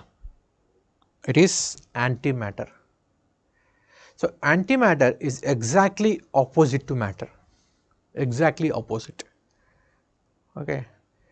For example, if you are having an electron has a negative charge, but the antimatter of electron will have a positive charge. And if you have proton, if proton is matter, then antimatter of proton will have negative charge. So when the matter and antimatter meet, annihilation will be taking place. Annihilation means total destruction. So if you have matter and you have antimatter, so when both of them meet, total annihilation will be taking place and very large amount of energy is released. Means this entire mass will be converted into energy. I'll tell you the capacity of this. If you have to create 1 gram of antimatter, 1 gram अगर आपको create करना है, it will cost you around 70 to 80 trillion dollars. It will cost you around 70 to 80 trillion dollars. This is equal to the GDP of the world today, lagbhag. That's why it's very costly. It's very hard to create. Because when this antimatter, when it comes in touch with the matter, huge explosion will be taking place. If I have 1 gram of antimatter, I can what lit up this entire civilization. I can provide energy to this entire civilization for thousands of years, because E is equal to mc square. So mass 1 gram of, okay, if you are taking 1 gram here, 1, what is C square? C into 10 to the power of 8. C into 10 to the power of 8 into square means 9 into, okay, this much amount of energy is released, and this is a very large amount of energy. So this is antimatter. See, God particle, ये सब तो science के topics है, अब यहाँ पे क्यों पूछ रहे हो? Major rivers of India and tributaries, yes, I will cover. I will be covering those rivers and tributaries which are in the news. Because पूरा ही cover करूँगा, then time sufficient नहीं होगा, and पूरा हर जगह मिल जाएगा, right? अब कहीं पे भी कोई भी टेक्स्ट बुक में मिल जाएगा. So basically we are focusing on this prelims. That's why I'll be covering those rivers and tributaries which are in news recently. Yes, I'll be covering those projects also. God particle क्या है? God particle. So this is standard model of physics. So these are called as quarks. जिससे proton बनता है, neutron बनता है. These are called as leptons. Leptons. Electron is one such lepton. And then you have the fundamental forces. There are 4 fundamental forces. And something which is uniting all this. Something which is uniting all this. This is called as the God particle. Also called as Higgs boson. So we are in the process of finding all this. So Higgs boson, okay, there has been some glimpses of this Higgs boson when the experiment was conducted in CERN, European Center for Nuclear Research, okay, but not exactly we have found this. So this is what is, in very simple language, this is God particle because it is able to unite all these, and this is called as the standard model of physics. See Amit, okay, even if you are attempting for 2024 examination, see UPSC, एक ही साल का current affairs नहीं पूछ रहा है, 2-3 साल का पूछ रहा है, and moreover, along with the current affairs, I am also discussing the static topics. So anyways, that will be helpful to you. Anyways, at the end, I will also guide you what to do for 2024 examination. Yes, I will be covering all the tribes also, don't worry. So this is Arakan Yoma, Pegu Yoma. See, here you have Purvanchal mountains. On the eastern side of India, you have Purvanchal mountain, and this Purvanchal mountain is divided into 4 parts again. Mizoram में Mizo hills और Lushai hills, Manipur में Manipuri hills, Naga में Naga hills, and okay in Arunachal Pradesh it's called as Patkai Bum. Okay, so this is part of the Purvanchal. They might ask you the names of the hills because recently there has been an issue of Greater Nagalim. So people of Nagaland, not everyone, but some groups of Nagaland. So though there is a reconciliation going on between the government and this group, NSCM, Isak Mahua group. NSCM and government of India are negotiating, but these Nagas are also demanding for Greater Nagalim. So this Greater Nagalim will include some parts of Arunachal, some parts of Manipur, some parts of course almost entire Nagaland, and also some parts of Myanmar across the border. So that's why this is important. And others you will discuss in international relations anyways, Kaladan project and all. Because from West Bengal, from Kolkata, you will be sending the goods to the Sitwe port, and from Sitwe port, you have Kaladan river. So goods will be going through Kaladan river, and then through roadway, they will be entering Mizoram. So this is called as the Kaladan project. Ship होगा, sea से route होगा, river के through route होगा, and roadway होगा. Because if you have to send goods from West Bengal through the chicken corridor, this route becomes very long. And since you are using water for navigation, it is much cheaper. So India is planning to build this Kaladan project. Anyways, in your IR, international relations, you will be discussing this. Okay. Yes, it's multimodal. You're right. So that's why it's in the news. Next here, in this part, Burma or the Myanmar, here on the coast you have a province called as Rakhine province. This Rakhine province of Myanmar, it has Muslims, and these Muslims are called as Rohingya. So there were a lot of atrocities committed on these Rohingyas. That's where Rohingyas are fleeing. These Rohingyas have entered India also. They have entered Bangladesh also. अभी Burma government ये बोलता है, Burma में अभी military जनता के rule है. So the military Janata will be saying that you Muslims, you belong to Bangladesh, go to Bangladesh. Bangladesh will be saying that no, ये हमारे लोग हैं ही नहीं, हम यहाँ पे इनको क्यों भेज रहे हो. But here one of the islands is there along the mouths of Brahmaputra. एक island है called as Bhashan Char. Recent in the news, Bhashan Char. So on this island, Bhashan Char, Char means island hai, Char means sandy island. which is created because of the sediments of the Brahmaputra. So, on this Bhashanchar island, okay, you find a lot of Rohingya refugees. So, this is in the news. Okay. And you have Sitwe port here, Sitwe port. So, from the Sitwe port through Myanmar, there is a railway line, a roadway, and also oil pipeline which is built. It will be connecting the Kunming province of China. So, that is why the China favors the military junta rule in Myanmar. Okay, China will not be very happy if Aung San Suu Kyi will be coming to power in Myanmar. Okay, and Sitwe is also deep sea port.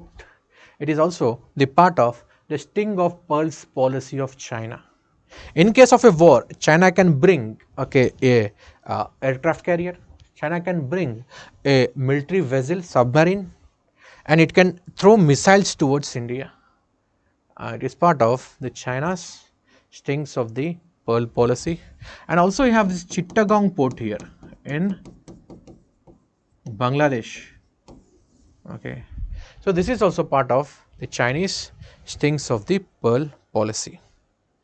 Okay. I guess the map is visible to you. Map dikh raha hai na? Please everybody watch in the maximum resolution which is possible to you. Yes, earthquake in Nepal is a part of convergent plate boundary. Now, the hills here in Arunachal, they are called as Dafla, Meri, Abor, Mishmi. These are also the names of the tribes. The Himalayas are extending into Nepal as Mahabharat range, and this is the Great Himalayas. Great Himalayas, and beyond the Great Himalayas, you have three mountain ranges called as the Trans Himalayas, which are Janskar, Ladakh, and Karakoram. Extension of the Ladakh in Tibet, it is called as Kailash, and extension of the Middle Himalayas in Nepal is called as the Mahabharat range. Okay. So, here in between you have Pamir Knot. यहाँ पे Pamir Knot है. From Pamir Knot you have Tian Shan, Kulun Shan, Karakoram, Great Himalayas, and Hindu Kush. So, all these mountains are radiating out. The Hindu Kush mountains are further connected to Elbrus mountains here, Elbrus mountains, and here you have one more knot called as Armenian knot. This is Armenian knot and this is Pamir knot, and here in the south you have the Zagros mountain. So, between the Elbrus and Zagros you have Iranian plateau. Okay. All these are part of the Trans-Eurasian Himalayan belt. Then in Turkey,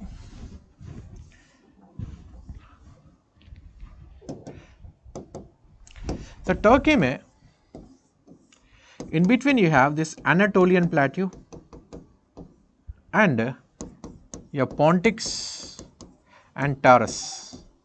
These two are the mountains. Since the earthquake has happened in Turkey, that is why these are important.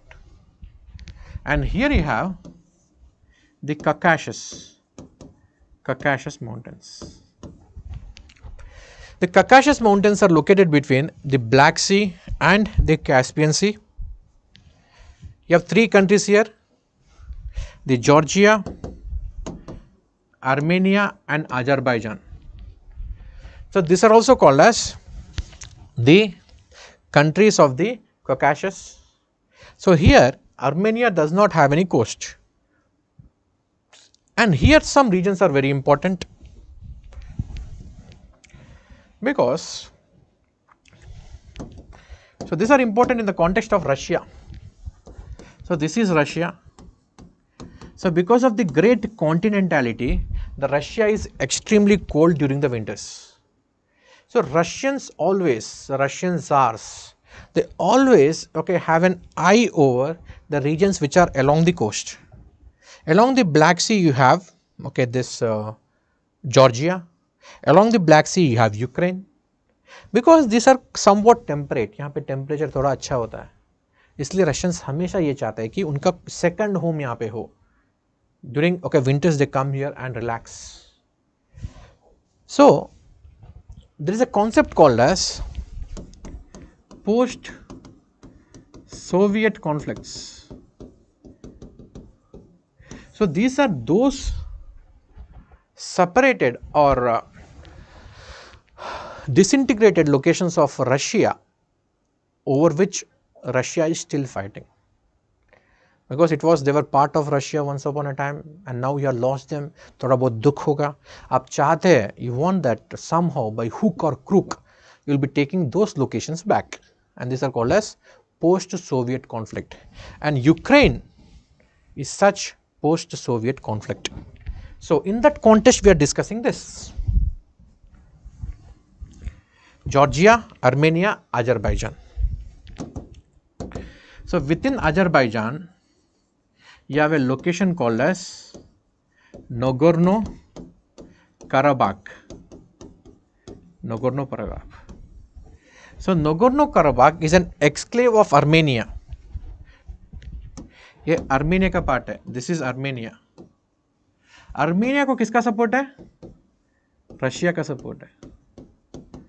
This Nagorno Karabakh region has Armenian ethnic population, but what happened 2 years ago? So Azerbaijan ने पूरा drone लेके गया and वहाँ पे जितने भी churches है, because Armenians are Christians and Azerbaijan are Shia Muslims. So Azerbaijan with the help of Turkey ने support किया Azerbaijan को, and जितने भी वहाँ पे churches है, जितने भी Armenian army camps है, सबको जाके बॉम्ब कर दिया. एक ही रात में पूरा डिवास्टेशन कर दिया. Okay, this region is the Nagorno Karabakh. The Nagorno Karabakh is also called as Artsakh region. Exam में आएगा, मैच द फॉलोइंग में देगा Artsakh. Now within Georgia also you have 3 post Soviet conflicts. 3 regions है यहाँ पे, important है, and this are practically independent. उनको मिल गई आज़ादी और जॉर्जिया के कंट्रोल में नहीं है. सो यहाँ पे है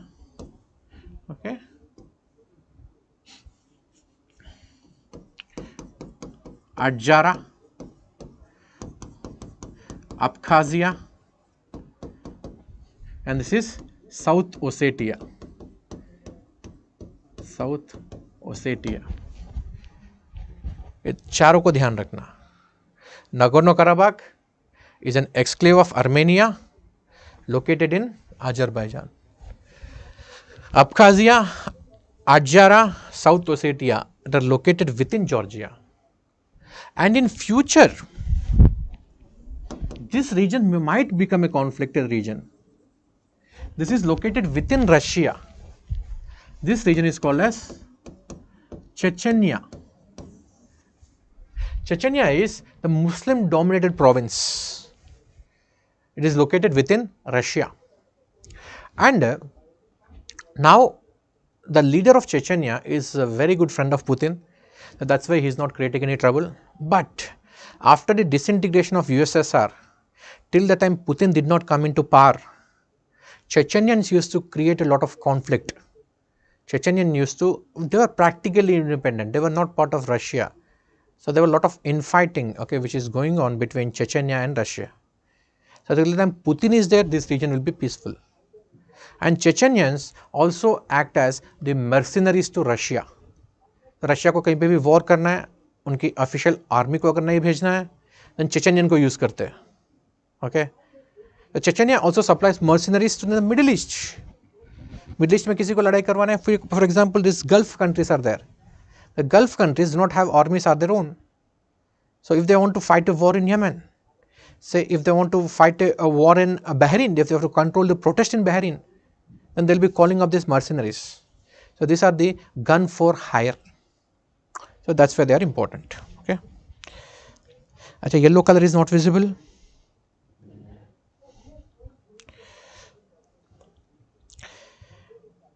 Faizan is saying there is a conflict between Iran and Azerbaijan. Aditi is asking how to take notes of these locations for revision. से आप लिखते रहो ना, या तो वीडियो पॉज कर करके लिख लो.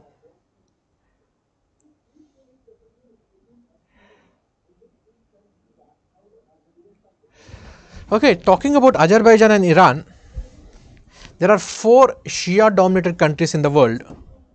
These 4 Shia dominated countries are Azerbaijan, Iran, Iraq and Bahrain. These are the 4 Shia dominated countries. We're talking about Shia dominated countries. देखो, यह पर्शियन गल्फ है. पर्शियन गल्फ का एक लाइन अगर ऐसे ड्रॉ करो, फिर drawing a line like this along the Persian Gulf. On this side you have Shia, on this side you have Sunni. So the Persian Gulf is not just acting as a geographical divide, it's also acting like a sectoral divide. It is separating Shia with Sunni.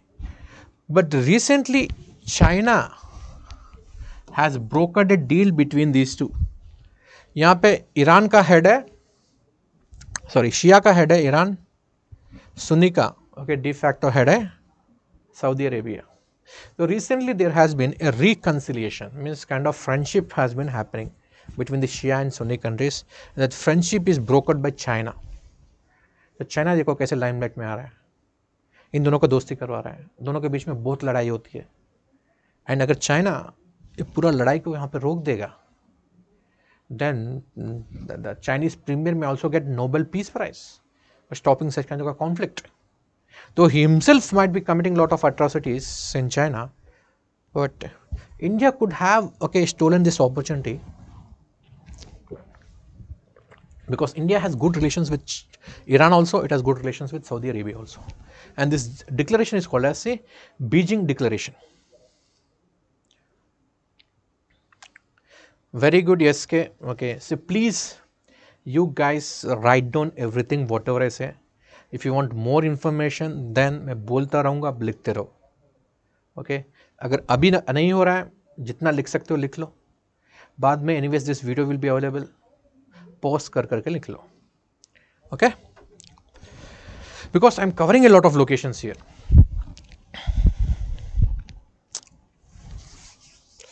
So since we are covering this region, मैं cover कर लेता हूँ ये वाला reason को map pointing में.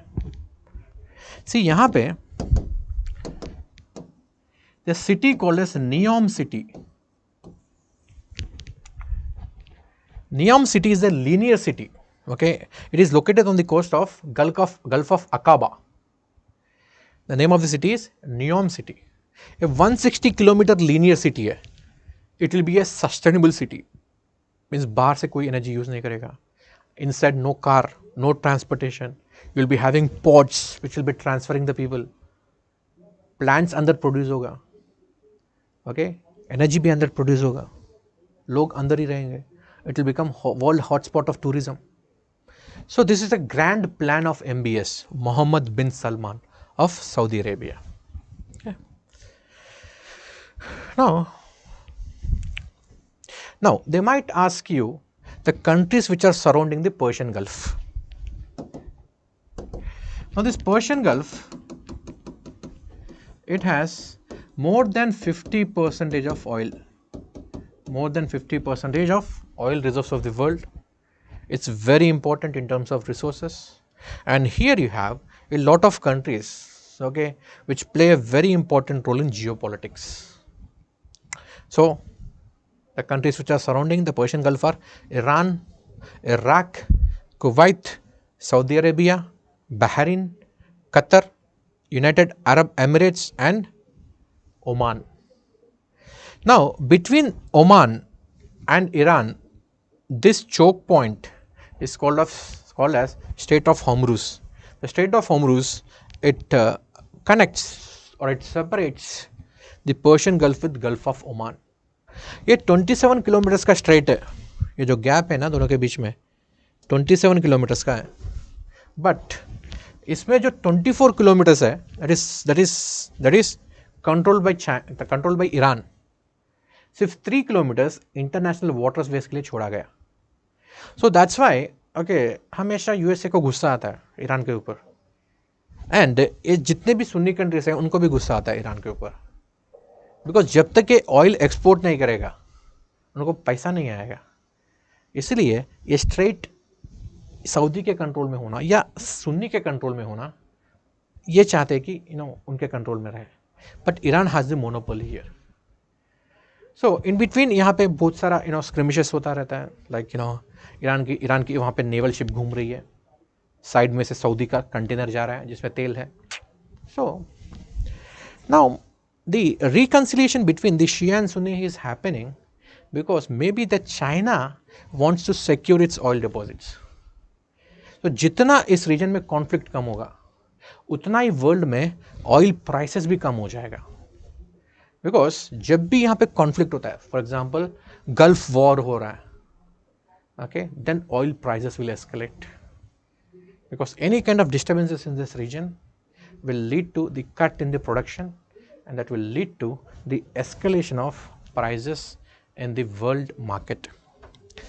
So here some of the important locations are, here South Pars is there. South Pars is an island.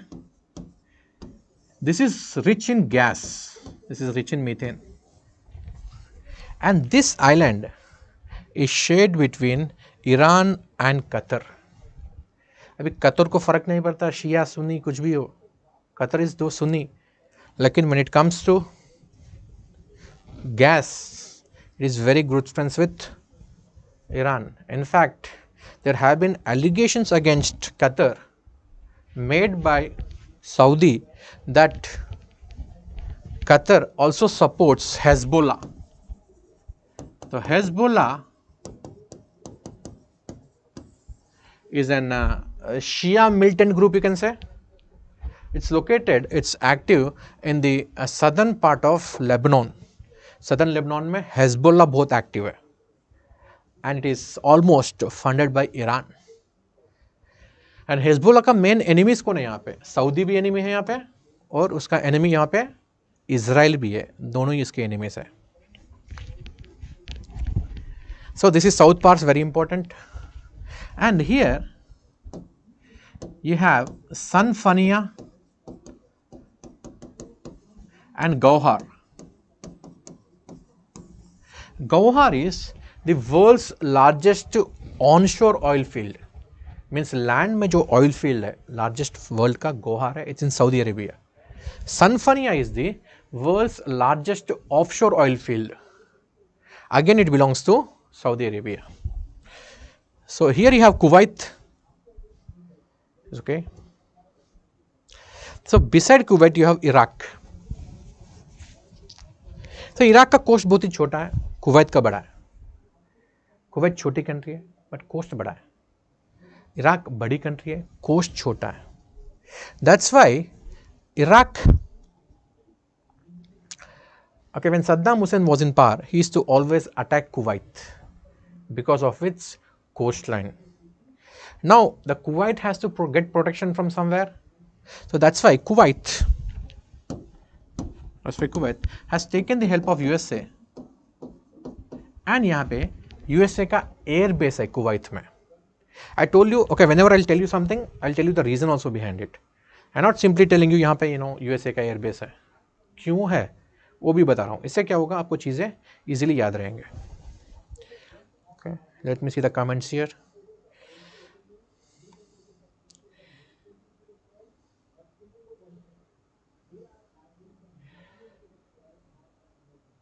Yes, Anurag, you are right. 5th Fleet of American Navy is standing in Hormuz.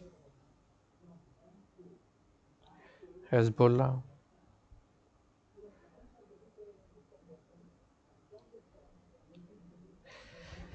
See, in Persian Gulf, oil is present, not inside the earth. It's present in the upper layers only. It's present in the anticlines of sedimentary rocks. Then look at Qatar here.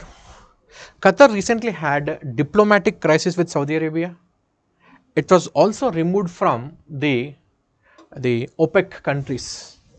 Again, it has been inducted back into GCC. Anyways, these things we'll be studying in international relations. एक देख लेना एक बार. अभी GCC का part कौन है, कौन नहीं है, and OPEC oil producing and exporting countries का पार्ट कौन है, कौन नहीं है, ये भी देख लेना. Okay, because Qatar had entry and exit from these two groups. Okay, that's it about this part, Persian Gulf part. Let's discuss about the Caspian part here. This is the Caspian Sea. So Caspian Sea is not a sea actually, it's a lake. It has a coast with Kazakhstan and Turkmenistan. Kazakhstan is recently in the news because the people have protested against the price rise of petroleum products. Petrol का price बढ़ गया था वहाँ पे, तो लोगों ने वहाँ पे प्रोटेस्ट किया. तो प्रोटेस्ट पेट्रोल प्राइस राइज के लिए नहीं है, actually they are frustrated with the dictatorship rule. Nur Sultan and his puppet government as in power in Kazakhstan. So that's why it's in the news. So Kazakhstan has both oil and gas because it has a coast with the Caspian. दोनों है. Second reason, okay, Kazakhstan has 12%, almost 12% of world's uranium. That's why India is also interested in Kazakhstan. So coming to Uzbekistan and Kazakhstan, between Uzbekistan and Kazakhstan, you have Aral Sea which is fast shrinking. ये बहुत ही जल्दी shrink कर रहा है. Shrink क्यों कर रहा है? Because यहाँ पे दो rivers है, Amu Darya and Sir Darya, two rivers. And these countries here, Kyrgyzstan, Tajikistan, Turkmenistan, Uzbekistan, these countries, they have built a lot of dams on these two rivers. पानी को पहले ही रोक लिया, dams construct करके. So that's why enough water is not entering into Aral Sea. That's why Aral Sea is shrinking very fast. It's located between Uzbekistan and Kazakhstan. Let's come to Turkmenistan here. Turkmenistan is rich in oil, rich in gas. India is supposed to build a pipeline called as Tapi pipeline. The Tapi pipeline is supposed to come from Ashgabat. It's supposed to enter into Herat, which is in Afghanistan. Herat bhi mark kar lena aapka atlas mein. Herat, Kandahar, again in Afghanistan. Then it is supposed to enter into Quetta. Quetta is in Pakistan. And then it's supposed to enter into Fazilka. Fazilka is in Punjab. So this was the Tapi pipeline which was supposed to come. And Turkmenistan will not be part of any of the geopolitical groupings. OSCE को part नहीं है, Shanghai cooperation organisation का part नहीं है, because वो सीधा सीधा बोलते हैं भाई हमको किसी ग्रुपिंग में जाना ही नहीं है, हमको किसी लड़ाई झगड़े में पड़ना ही नहीं है. सो आप क्या कर सकते हो, इससे ऑप्शंस एलिमिनेट कर सकते हो. For example they are asking which of the following countries are the part of SCO, Shanghai cooperation organization. Then जिस ऑप्शन में तुर्कमेनिस्तान होगा आराम से एलिमिनेट कर सकते हो. सो यूपीएससी जब भी ऐसे क्वेश्चंस पूछता है, it's not actually testing your memory power, it's actually testing whether you know these kind of points or not. And all the other stans such as Kazakhstan, Uzbek, Turkmenistan, Tajik and Kyrgyzstan, okay, sorry, Turkmenistan को छोड़ के बाकी चारों stans, they're part of SCO.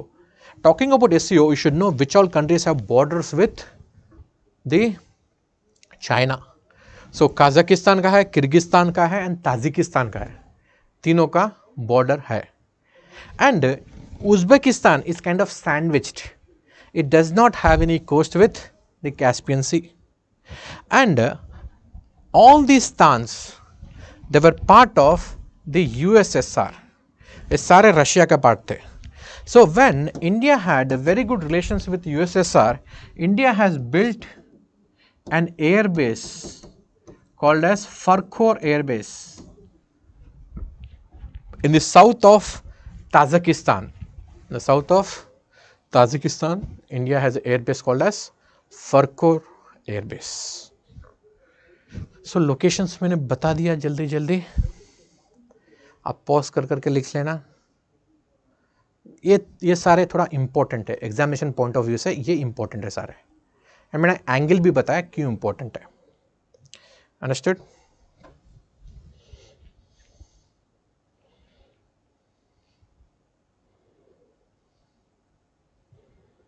There is lot of mineral कहाँ पे? C central Asia India के लिए क्यों इंपॉर्टेंट है? ऑफ कोर्स मिनरल्स के लिए इंपॉर्टेंट है, and most important mineral being uranium there, and Turkmenistan से गैस इंपॉर्टेंट है. ऑफ कोर्स बाकी भी होंगे, but if I tell everything, then you will not remember anything. That's why I'm telling those things which has a high probability in coming in the examination hall. Understood? मैं थोड़ी ही चीज़ें बताऊंगा, लेकिन exam में आएगा तो यहीं से आएगा. ओके, अगर मैं सारी चीज़ें बता रहा हूँ and then I am telling that इसमें से मिस नहीं होगा, देन क्या फ़ायदा, राइट? कम पढ़ो, ज़्यादा मार्क्स लेके आओ. That is my policy. Understood? यहाँ पे आप देखो, you have two mountains here, Tian Shan है, कुल्लुन शान है. So between Tian Shan and Kunlun Shan, you have a dry region, because कोई भी विंड जाएगा यहाँ पे लीवर्ड बनेगा, मीन्स बारिश नहीं आएगा यहाँ पे. It's extreme desert. In fact, it has a very big sandy desert, and this is called as the Tarim Basin बोलते हैं दोनों के बीच में. Tarim Basin. Tarim Basin के अंदर you have a desert called as Takla Makan Desert. टकला मकान desert है, ये ध्यान रखना. Okay, and one more thing here, I forgot to tell. In Turkmenistan you have a desert. The name of the desert is called as Karakum desert, and within this Karakum desert you had gateway to hell. You had gateway to hell,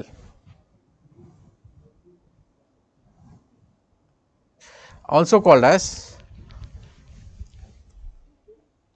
this दरवाजा grass crater. सी Turkmenistan में क्या है, gas बहुत सारा है. So because of the presence of the gas na, the gas will be released from this sedimentary rocks and it's undergoing burning. So recently the government of the Turkmenistan, okay, has decided to extinguish this. इसको बुझा दिया. Okay, this is called as Darwaza gas crater. Earlier it used to be tourist hotspot. यहाँ पे tourist बहुत सारे आते थे. यहाँ पे आपको दिख रहा होगा बहुत सारे कैंप्स है आसपास. ओके, लेकिन अभी इसको बुझा दिया. तो जितने भी करंट अफेयर्स है सारे कर रहे हैं यहाँ पे. Okay, and this is a lake Baikal. So lake Baikal, see इसमें पानी कभी कमी नहीं होता है, बिकॉज प्रीवियसली यूपीएससी में पूछा था which of the following lakes are shrinking. Lake Baikal will not shrink because Lake Baikal has a depth of around 1650 meters, 1620 meters का डेप्थ है इसमें. इतना डीप होगा, then it is form by the rifting से form हुआ है. And इसमें ना almost 1/5 20 to 25% of water is there, fresh water, unfrozen fresh water है. And it has highest amount of the water. It has more water than the great lakes of USA also. And it is also the oldest lake, 20 to 25 million years old है. It's also oldest lake. इस सारे record इसके ऊपर है, Lake Baikal. Okay. Anyways, I don't think it will be asked in the examination. And coldest place on the earth is located here. It is called as Oymyakon. Oymyakon. So this is located in Russia. It's the coldest place on earth outside Antarctica. Okay. So this is about this region. Anyways, I guess I covered all the locations in Asia. Okay. So let's move into climatology now. धीरे धीरे climatology. बहुत सारे लोगों को बहुत सारा doubt होगा climatology में.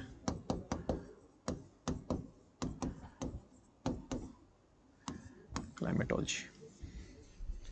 So you guys are having any doubts in the locations which I have discussed just now, or if you want to add something here, please let me know.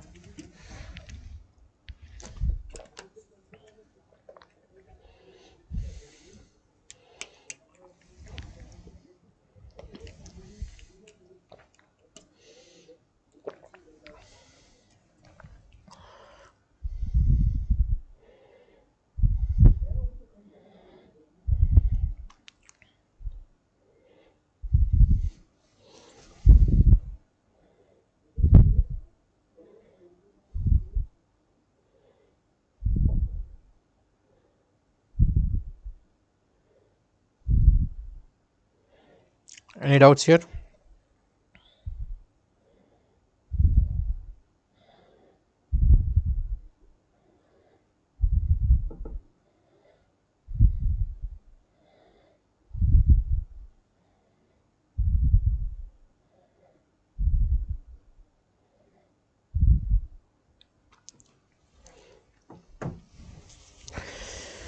शुरू करें climatology.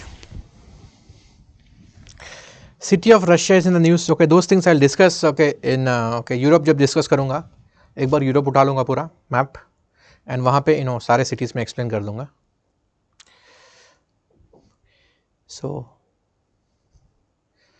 फैजान इज आस्किंग कौन सी country central Asia में जो किसी भी group, that is Turkmenistan. Faizan, it's Turkmenistan. Indian air base in Indian Ocean, will not call it air base, will call it airstrip. That is Agalega Islands, Alega, Agalega. Okay, and one more is an Assumption Island. Okay, आप video को पीछे देके जाके देख लेना. Understood ना? Very good. चलो 5 minute break में भी लेना चाहता हूँ, but let's start with climatology. Okay, मैं 1 मिनट में आया. Come in a minute.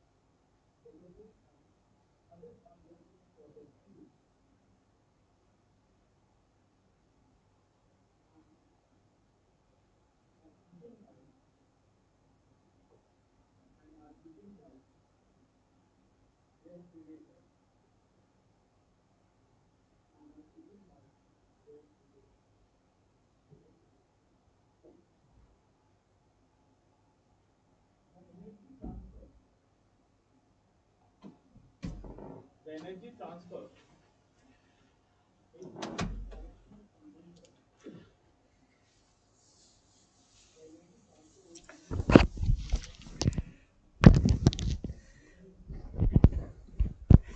Okay, your break is over.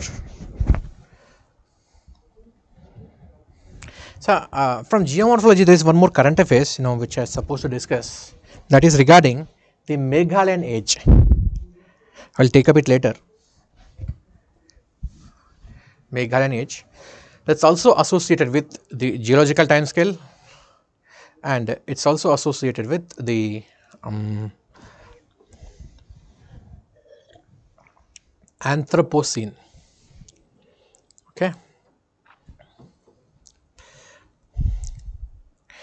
You can mention your doubts, आपके top doubts क्या है?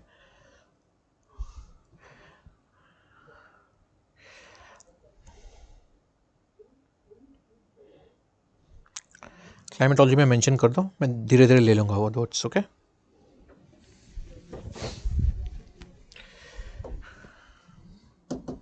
So climatology. So here the composition of atmosphere,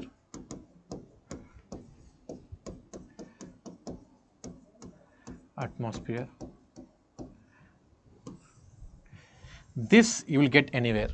I'll not be talking about this.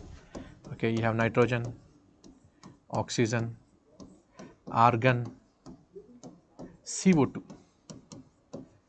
Okay, so these are conservatives. conservatives means their proportion will not change much. Whereas CO2 is a variable, CO2 and other greenhouse gases, these are variables. So in 2020, the level of the CO2, if you take the composition of the CO2 in atmosphere, it is 0.03%. At the time of industrial revolution, okay, it was 0.278%.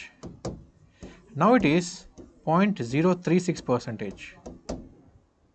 It has been increasing. On an average, we take it as 0.03, but it has been increasing. At the time of industrial revolution, it is 285 ppm, but now it is around 450 ppm. ppm is parts per million. So this is how the concentration of this CO2 has been increasing, and CO2 is a greenhouse gas.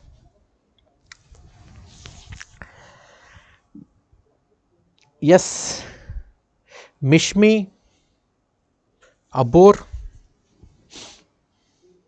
yes, they are part of the Himalayas. True. Yes, monsoons will be discussed in Indian part. Plastic rock भी discuss करूँगा. Okay. So this is okay. What is a part of the current affairs? This is a static part. You will get anywhere. ये update कर लेना अगर आपने कहीं नहीं किया तो. Next, the present day atmosphere is this, which you have discussed now. Present day atmosphere. But you also had the previous atmospheres. There were too many atmospheres. Too many. The first atmosphere. The first atmosphere was made up of hydrogen and helium. So this hydrogen and helium was created long time back, 4.6 billion years ago, when the earth was cooling. So during this time period, there was a lot of churning which is happening. Churning means, the particles are moving as a part of mantle convecting cell. Convection was happening. At this time period, the heavier elements like iron, they were sinking inside. So that is why iron is concentrated in the core. And the lightest of these elements, जो भी बहुत ही light है, they were forming the atmosphere. But during this time, the magnetic field of the earth was not there. That's why the solar radiation, solar winds have stripped away the hydrogen. Hydrogen and helium को strip करके लेके गया. So that is how we have lost, the first atmosphere is lost. Then second atmosphere. Second atmosphere, it was created by volcanic degassing.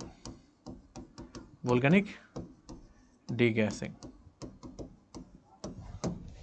So during this time, the earth was hit by numerous meteoroids.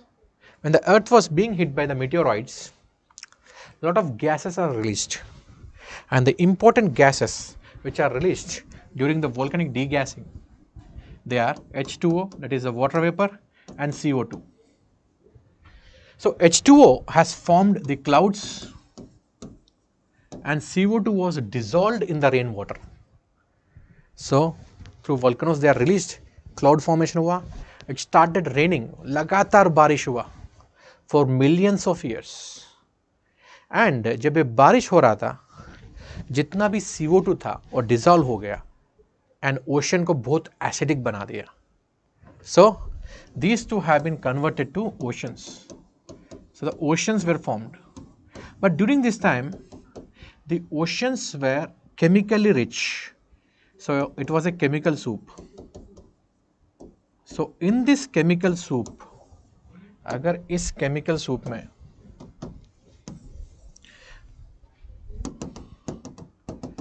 these are the oceans. In this chemical soup, if we have carbon, oxygen, hydrogen, phosphorus, nitrogen, अगर ये 5 elements है, then 5 elements है. Then here you will be having phosphate group, okay, and here you have nitrogen base, and बाकी सब carbon है corners में carbon, and this will be forming a nucleotide. So how the life has started on the surface of the earth. So these elements, these are the basic elements of life. ऐसे question पूछ सकता है, which are the basic elements of life on earth. बाकी planets में okay life किसी से भी बन सकता है, चाहे आयरन से बनेगा, चाहे से मेरिक्यूरी से बनेगा. You must have seen that movie, कौन सा, टर्मिनेटर. उसमें कोई एलियन आता है, वो किससे बना होता है, काइंड ऑफ मेरिक्यूरी गैलियम से बना हुआ होता है. कितना भी गोली मारो, मेरिक्यूरी क्या होगा, मेल्ट हो जाएगा, फिर वो मेरिक्यूरी जुड़ेगा एंड देन फिर से वो आदमी बन जाएगा. मैंने टर्मिनेटर मूवी में देखा है. सो दूसरे प्लैनेट्स में लाइफ किसी से भी बन सकता है.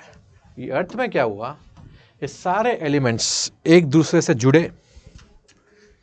So they have made various permutations and combinations, and finally they have formed a structure called as nucleotide. And this nucleotide will be joining with each other. It will join with each other, and it has formed this double helical structure. It will be forming, say, A's, G's, T's, okay, U's. It will be forming this double helical structure. And finally it has created DNA. Okay. So DNA से क्या बनेगा धीरे धीरे, because since the environment is very hostile, chemical soup है, ocean में है, वो धीरे धीरे एक envelope develop करेगा.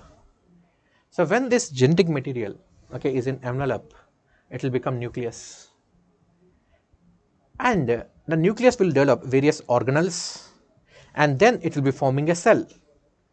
So single cellular organism, the first single cellular organism was created in this chemical soup, and then cyanobacteria was created. The cyanobacteria has produced oxygen. This is how the third atmosphere has been formed. Again, this atmosphere also has been destroyed. वो भी गया, because it has been consumed by the meteorites. Okay, when the meteorites were shooting towards the earth, they were burning and they have consumed the oxygen, and finally earth के ऊपर meteorite गिरता है. So this is how the third atmosphere also has been lost. So like this, earth had numerous atmospheres. This might be asked because whenever there is a change in the atmosphere, there will be change in temperature, and that change in temperature will be forming different geological time periods. ये वाला Hadean phase था, ये वाला Archaean phase था, okay, and ये वाला pre Cambrian phase था. So on geological time scale, they also belong to different time periods. Okay. So Faizan is asking, what happens if sun becomes a black hole? Sun will never become a black hole, because for a star to become a black hole, it should be having a lot of mass, more than 2 times बोलते हैं, but it should have more than 10 times the mass of the sun. Then it will become a black hole, or else it will not become a black hole. Let's assume it becomes a black hole. Then it will suck in everything. Understood? Now, if you're talking about the Earth's atmosphere now, Earth's atmosphere.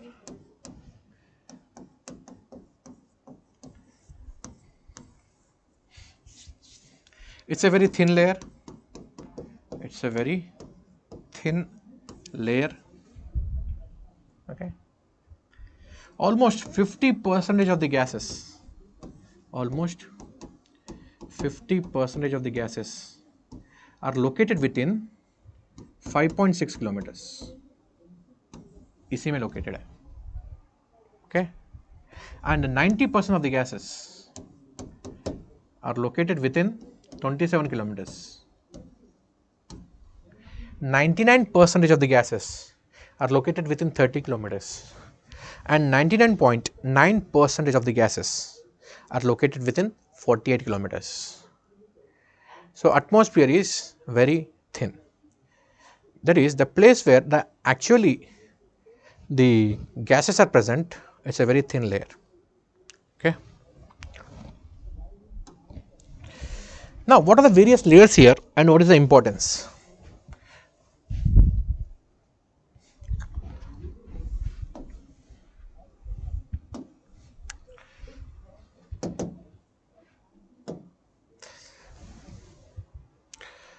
See, इसमें कुछ चीज़ों का ध्यान रखना है. So first layer is the troposphere. Okay.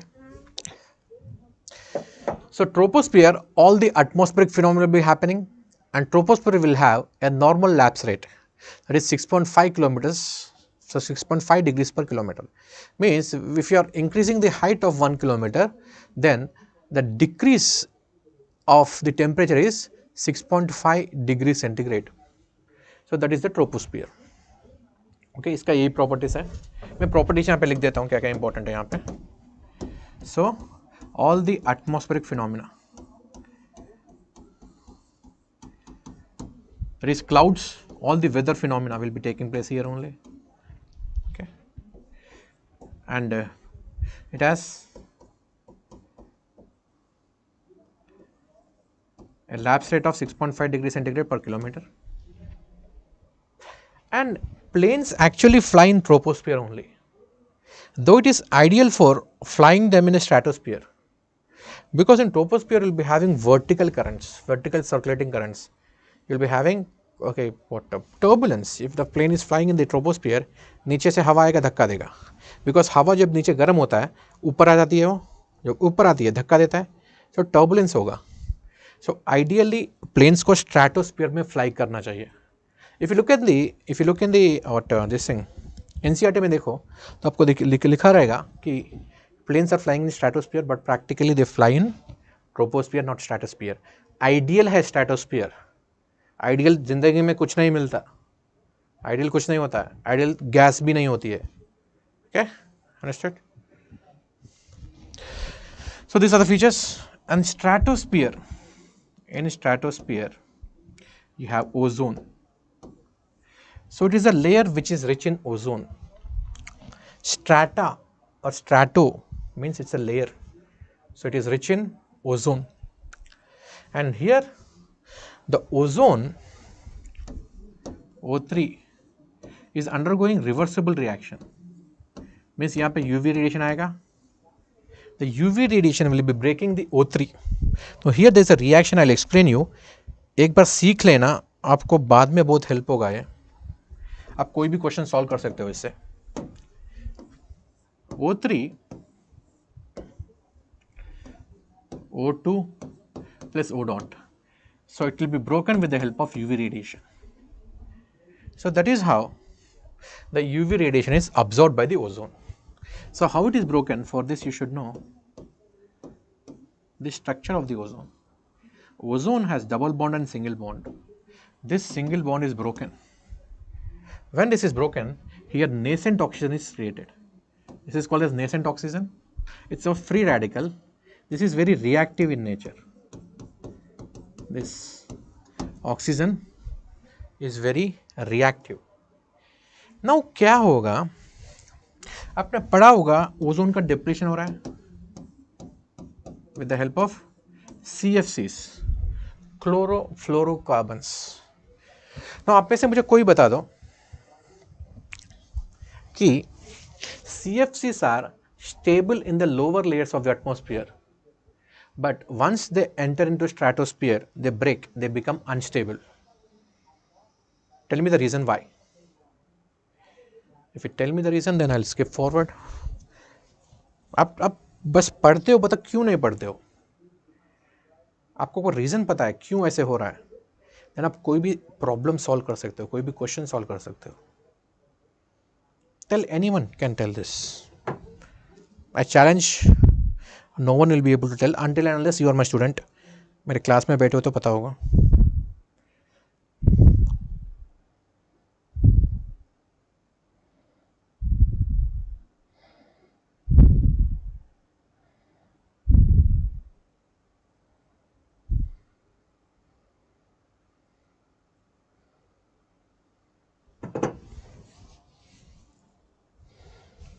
Okay, I'll tell. So for that you have to look at the shape of CFC. Chlorofluorocarbon क्या है? You have carbon chain. Carbon chain में generally you have hydrogens. Okay, you have these hydrogens.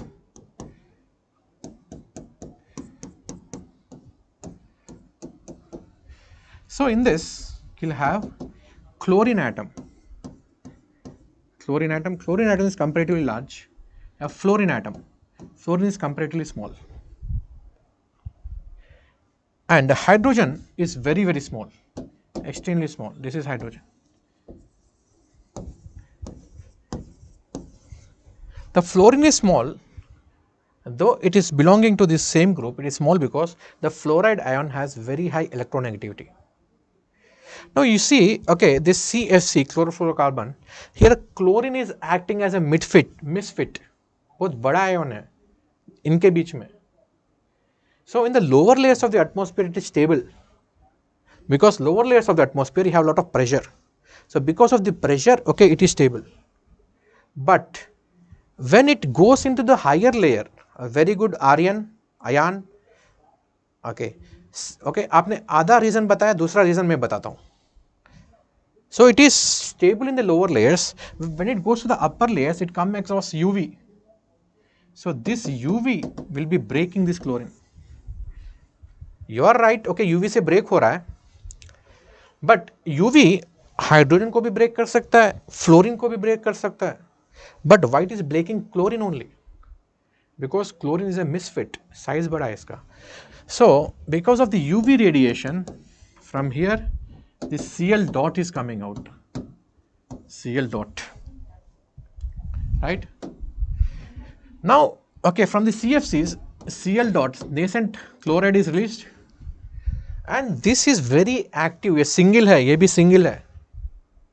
जब भी single होते हैं बहुत active होते हैं, right? Committed हो जाएंगे ना, activity कम हो जाती है. Okay, so these two will be combining with each other. They're ready to mix with each other. दोनों ही single है. This will be forming ClO. So this is how the ozone depletion is taking place. Because for this oxygen, this O dot is not available to form ozone again. So this is how the ozone depletion is taking place. Now what is the role of NOx here? NOx or NO2. NO2 का क्या role है यहाँ पे? So NO2 is acting as a catalyst. It is acting as a catalyst. NO2 क्या करता है? It will split into NO dot and O dot, and this NO dot will take away this nascent oxygen. O dot again will take away this oxygen, right? So this is acting as a catalyst. It is involved in the reaction, and it will make the reaction faster. Catalyst means which either aggravates the reaction or it slows down the reaction. So here it is aggravating the reaction. What is the source of this NOx? The major source of the NOx is rockets which you are sending for launching satellites. It can be missiles also, ICBMs also, and the aviation industry. So the NOx is contributing, it is aggravating the ozone hole depletion. Now I'll ask you one more question. Now आप सबको पता है कि ozone hole is present in the Arctic and Antarctic. Antarctic में ozone hole is larger, Arctic में ozone hole is comparatively smaller.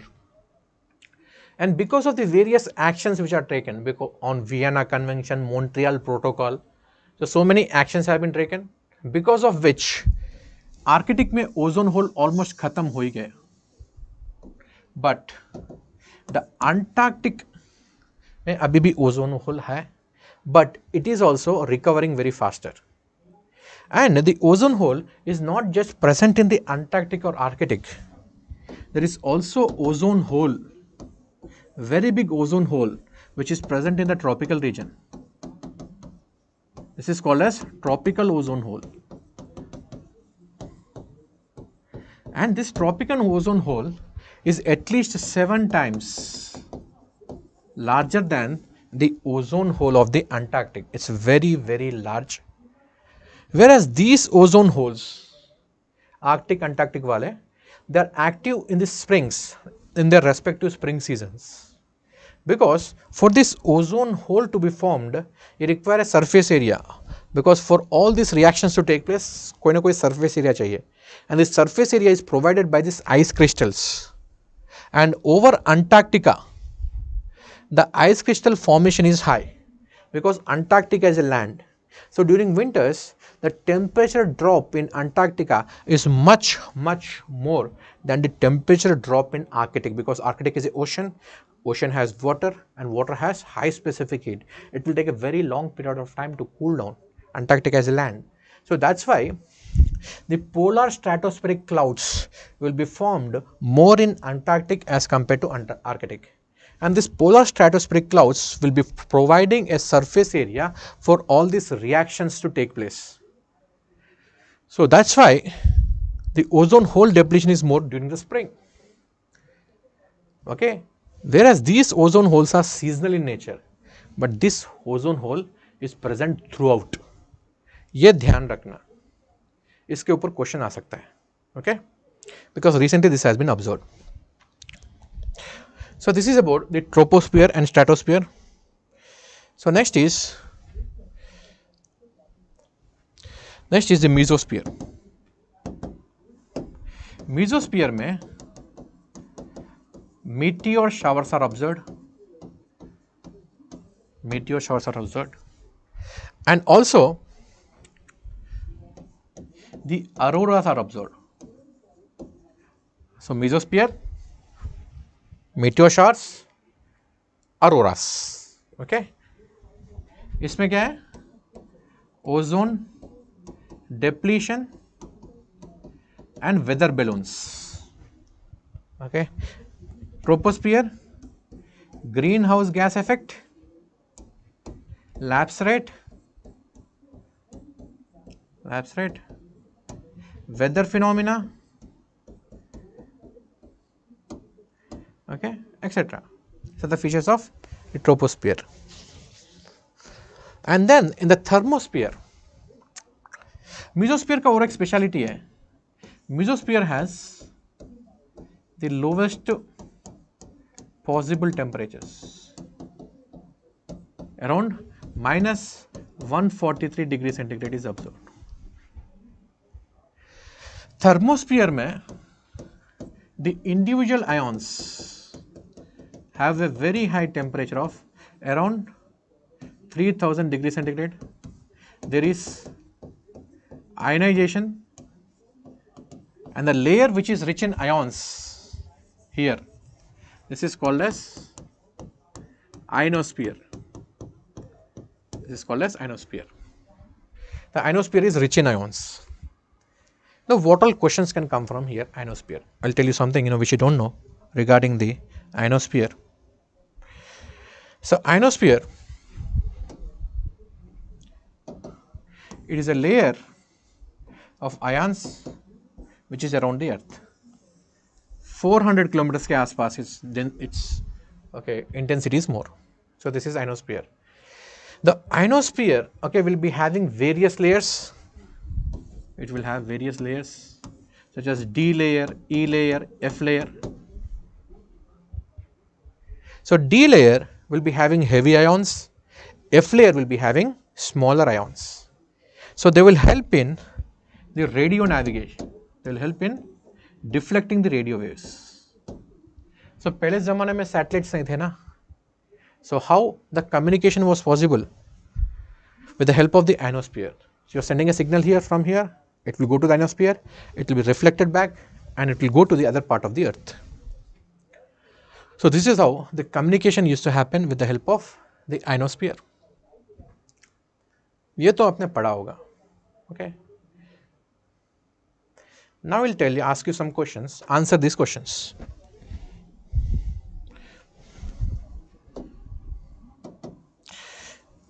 During which time period? During which time period the thickness of the ionosphere increases? Day or night? Daytime. Daytime, because the solar radiation is also responsible for, solar radiation is majorly responsible for ionization. And night time में भी आप radio communication करते हो, फिर night time में ions कहाँ से आते हैं? So during the night time the ions, okay, this ions are because of the meteor showers, okay, and in the day time the ionization is due to solar radiation. And ionosphere also has effect on the magnetic field, and the magnetic field will also affect the ionosphere, because in ionosphere you will be having ions. You can have positive ions, you can have negative ions. Say that side is the sun, ये daytime है इस तरफ. Then here you will be having more ions as compared to the ions here. Then the ions will be transferred from one location to other location. The ions घूमता रहेगा within this layer. When the ions will move, when charged particles are moving around the earth, in the core of the earth you have iron. So when you have these charged particles, okay, revolving around the earth, it will be providing, it will be what creating an induction effect. It will be creating an induction effect on the earth's magnetic field. So ionosphere will also affect the earth's magnetic field. ये ध्यान रखना. Okay. So क्या क्या चीज़ें ध्यान रखना है यहाँ पे ionosphere में? First, intensity is more during the daytime. Secondly, ionosphere can have an effect on the earth's magnetic field. Understood? Is it clear?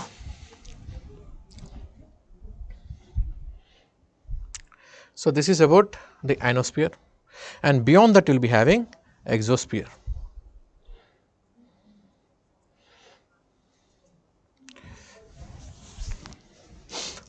Now one more misconception I will remove. See, the earth is revolving around the sun in the elliptical orbit. It's not a circular orbit. So you will be having perihelion and aphelion. ऐसे याद रख सकते हो. Peri means पास, पास में है perihelion, away from the earth aphelion. So the distance is 152.1 million kilometer, and here the distance is 147.1 million kilometer. So the phenomena of the seasons,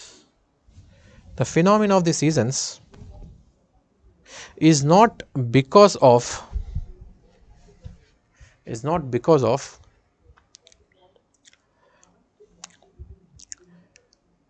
the distance between the earth and the sun, because in the month of January the distance between the sun and the earth is less, but January के month में northern hemisphere में क्या होता है? Summer होता है, sorry, winter होता है. So the distance does not matter. It's actually the seasons are because of the axial tilt of the earth. Axial tilt. I will show you what is this axial tilt. So this is the axial tilt. So during March and September it is equinox. Equinox means the sun is equally divided between the northern hemisphere and southern hemisphere. Whereas December 22, you see here, southern hemisphere is facing the sun and the northern hemisphere is away from the sun. And in the month of June, northern hemisphere is facing the sun, southern hemisphere is away from the sun. So the parts which are facing the sun will have more solar radiation as compared to the parts which are facing away from the sun. So it's not the distance between sun and earth which is responsible for seasons, it is the axial tilt of the earth which is responsible for seasons. So these kind of things will be asked in the examination. They have been asked also previously, and here people make mistakes. If I'm giving you options here, मैं अगर बता रहा हूँ, see the seasons are because of a revolution of the earth, आप definitely revolution mark करोगे. Okay, you'll not be marking the axial tilt of the earth. Yeah. How induction affects the impacts the earth? Induction मतलब क्या? Induction मतलब आपने coil देखा होगा ना, transformer देखा होगा. ट्रांसफॉर्म आपके चार्जर होता है ना, चार्जर में क्या होता है? ट्रांसफार्मर होता है. 220 volt is converted into 50 volt. कैसे होता है वो? You have to put two coils side by side and the induction effect will be there from one coil to other coil. So that is how the induction will happen. Okay. So let's take a small break here. फिर से 20 minute का break ले लो. After that I'll continue with this and I'll also take other current affairs. So जो भी आपके doubts है वो ले लूँगा मैं. Okay, see you.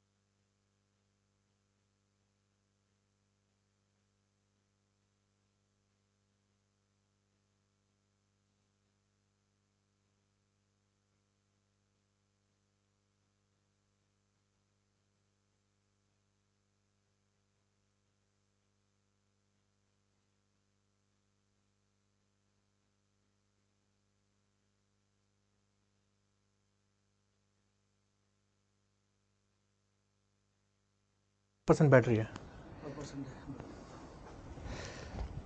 चलो कर दो।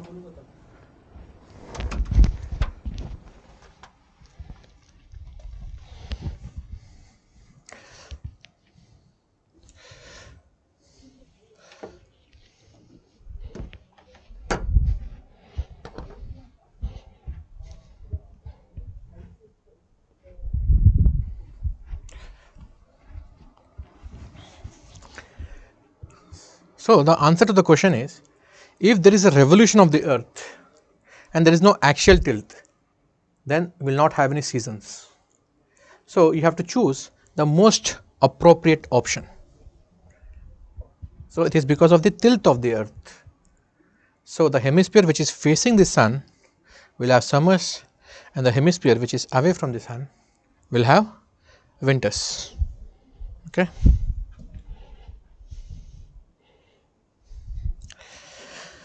So now we'll discuss the atmospheric circulations. Atmospheric circulations. I hope you all know this atmospheric circulations, that is the Ferrel cell, Hedley cell, Ferrel cell and the polar cell. These cells are there in both the hemispheres, and the winds which are flowing in between these are called as the trade winds. Trade winds. Okay, and here you'll be having the westerlies. These are the westerlies, and in the polar region you have the polar easterlies. You have the polar easterlies.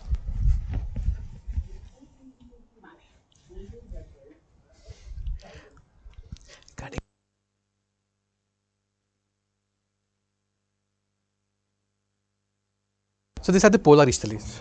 Now how these are created? Over the equator, this is 0, this is equator. Over the equator, due to the heat, the wind is rising, and while it is going up, adiabatic compression and cooling is taking place. This wind will become cool. This wind will become cool and heavy. Actually, it is supposed to move towards the poles, because in the polar region, because of the sinking of the air, high pressure is created on the surface. In the upper troposphere, you will be having low pressure. So the wind is rising here over the equator, and in the upper troposphere, high pressure is created. So don't get confused here. आप सोच रहे होंगे sir यहाँ पे क्या winds low pressure से high pressure जा रहे हैं. This is low pressure, ऊपर high pressure है. In fact, this low pressure is created because the wind is rising. Since the wind is getting accumulated here, it is creating high pressure. This wind is supposed to move from here to here, but it becomes heavy and it has become cold, and the cold wind becomes heavy, and this wind will start sinking, and while it is sinking, adiabatic compression and heating will be taking place, and on the surface a high pressure is created, and this high pressure is created in both the hemispheres, northern hemisphere and southern hemisphere. High pressure is created. So this is also the region where you will be having deserts, trade wind deserts. These are also called as the hot deserts. So they are created because of the sinking winds. Now once the winds are sinking here, these winds will also move towards the equator. They will be moving towards the equator, and on the surface they become trade winds, and part of these winds will also move towards the poles. Basically, this is anticyclonic region. This high pressure, the winds will be sinking. After sinking, they will diverge. They will move in all possible direction. One will be moving towards equator, and basically what's happening here, the winds which are sinking here, they are moving towards the equator.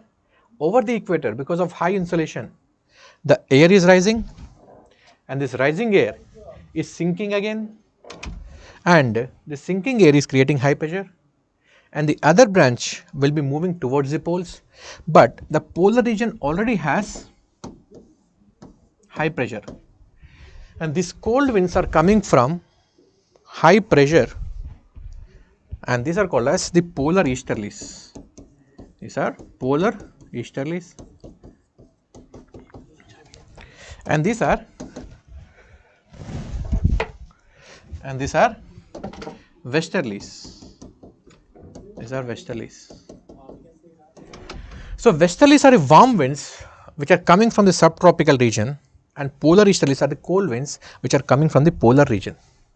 So these two winds will be clashing with each other. When they clash, basically here frontal action is created, temperate cyclones are created. Because of this cyclostrophic circulation, the winds which are coming, they undergo cyclostrophic circulation and they rise high. Basically, the winds which are coming here are not going to stay here. It's like a lot of income is coming in your pocket, but your spending is also more. Ultimately, you will be garib, you will be poor, you will be fakir. Same fashion, it appears that the winds are coming here, but because of the instability, these winds are rising again. They will go up in the atmosphere. In the atmosphere, they will create a high pressure. On the surface, they will be creating a low pressure. And from this high pressure, the winds are moving towards this low pressure. Again, they will move towards this low pressure.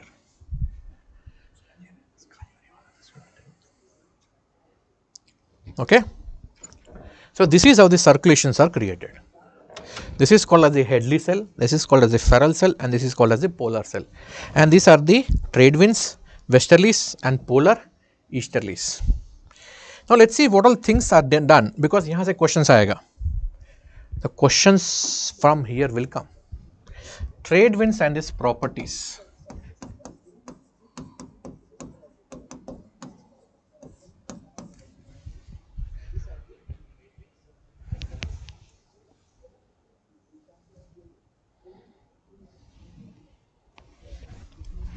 So what are the properties of the trade winds?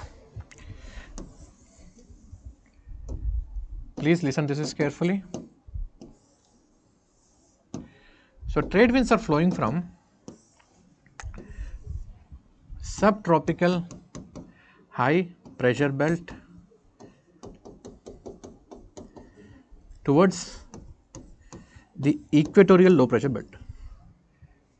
So in between you have equatorial low pressure belt.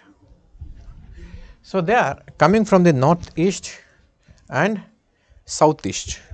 So direction is northeasterly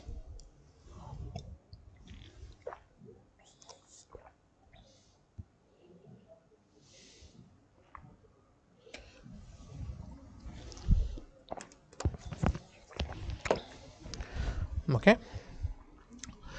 Now take a hypothetical continent here, hypothetical continent. This is the equator. So this is how the trade winds are flowing. This is how the trade winds are flowing. So the trade winds on the eastern side of the continents, they are onshore. They are onshore.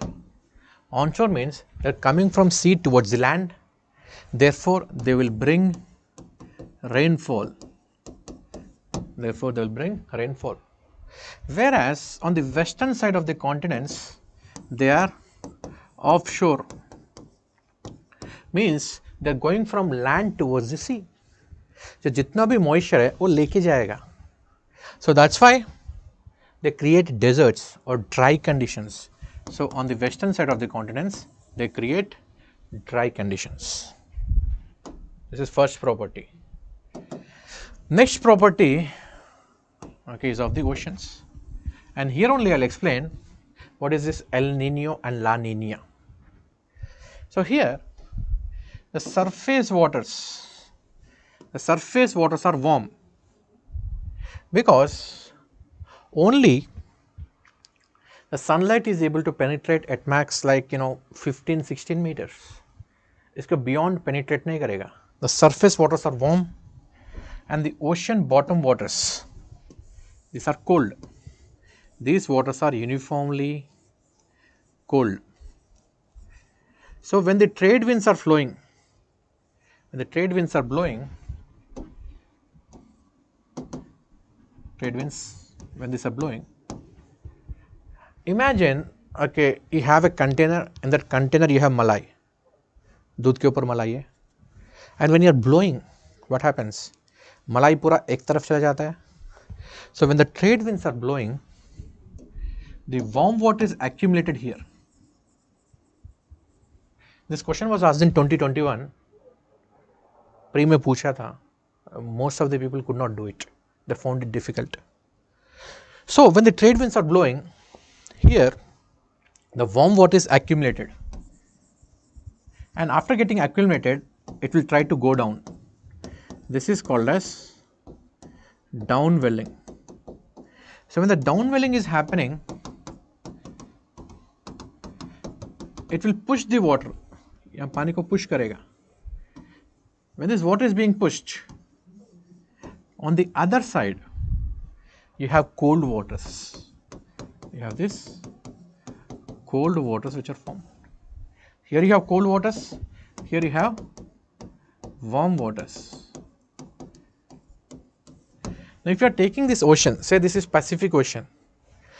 So on the western side of the Pacific Ocean, you will have warm waters, and these warm waters will induce evaporation because the water is warm. The vapors will go, evaporation will happen, cloud formation will be taking place here. So here cloud formation will be taking place, and a rainfall will occur on the western side of the oceans and the eastern side of the continents. Whereas on the eastern side of the oceans, because of upwelling, the cold waters are appearing here. So because of these cold waters, the sinking will take place. Air will start sinking because cold water na वो atmosphere को shrink करता है. So here we'll be having sinking air. Here we'll have rising air. So because of the sinking air, on the surface, high pressure conditions are created. So this will induce dry and desiccating condition because there is no upward movement of the air. If there is no upward movement of the air, then the rainfall will not take place. So this is also the reason why eastern side of the oceans and the western side of the continents, you will have the deserts. Now let's see these deserts.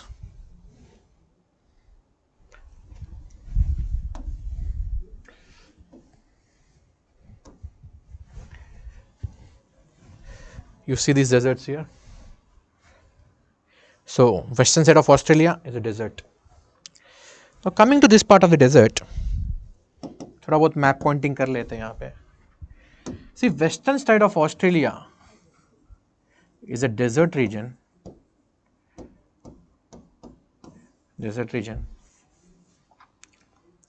And you have so many deserts here. You don't have to remember all the names. You can mark in the atlas. You have Stewart Desert, Gibson Desert, Simpson Desert, Tanami Desert, Great Victoria Desert, Great Sandy Deserts. You have numerous deserts here. You don't have to remember all these names, not required. Now look at the western part of the Australia. The western part of the Australia has lot of minerals because it is an exposed batholiths. It's a shield region. The shield region is one of the oldest rocks. So that's why it is rich in minerals. That's why you will see Australia in top 5, 1, 2, 3, 4 or 5. Okay, in top 5 में you will have Australia in terms of beat any mineral. आप कोई भी mineral का list जाके देख लो. Top 5 में Australia होगा because almost half of the Australia has minerals. It's like India में कहाँ मिलता है? Mostly minerals. अब ब्लाइंडली बता सकते हो, कोई भी अगर पूछ रहा है भाई ये वाला मिनरल कहाँ मिलेगा, सीधा सीधा बोल दो, आंखें क्लोज करके, से छोटा नागपुर प्लेट्यू और से धारवाड़ शील्ड रीजन और कर्नाटका प्लेट्यू मिलेगा वहाँ पे, बिकॉज वहाँ पे शील्ड रीजन है। यहाँ पे आधे से ज़्यादा ऑस्ट्रेलिया पूरा शील्ड रीजन है, so that's why it is important. And इस रीजन में ना you have a tribe called as Bindibu tribe. Bindibu. These are also called as aborigines. They are also called as aborigine tribes of Australia. And they belong to a racial stock called as proto-astroloids. They belong to a racial stock called as proto-astroloids. I will show you how these proto-astroloids will look like. Because I am using this because I don't have, okay, somewhere there inside, I can't waste time. For me, this works well because at a click of a mouse you get everything. So this is how the proto-astroloids will look like, right? Now, if you see the Bindibu tribe in Australia,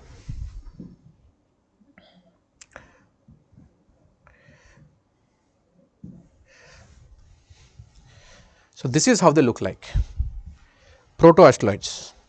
They are different language, they have a different culture altogether. अभी ये important है because the central Indian tribes, so जितने भी tribes central India में है, सांताल्स है, भील्स है, okay, Dongriya खोन्स है, so they also belong to the same stock of proto-astroloids. And the president of India, okay, also has similar features. She also belongs to the same racial stock, and that is a Santhal tribe. So that's why it might be important because आपको पता नहीं UPSC कब कहाँ से कौन सा part को link करेगा. That's why. So that is the news here. So earlier entire Australia used to have these tribes, but because of the invaders, okay, because of these English people who have invaded this region, their population has been decreasing, and in their region lot of mining activities are also taking place. So this is a cause of concern in Australia. So this is about this region. Okay, अभी मैं सारा deserts, tropical hot deserts discuss कर रहा हूँ, okay, along with the map pointing. Now again on the western side of the continents and the eastern side of the oceans, you have this desert called as the Namib desert. This is the Namib desert. Now I will tell you what is the speciality of this Namib desert. Okay, I will show you the picture here of Namib desert. Sorry for using this because I don't have time for going for जो भी मन में आ रहा है and doing according to that. See, look at this, how beautiful it is. Sand is meeting the sea here. ऐसा desert आपको कहीं नहीं मिलेगा. And इसकी speciality क्या क्या बता देता हूँ, क्या क्या record बना है इसमें. It is the coldest of all hot deserts. Coldest of hot deserts. It is the oldest desert. Oldest. It is 55 million years old.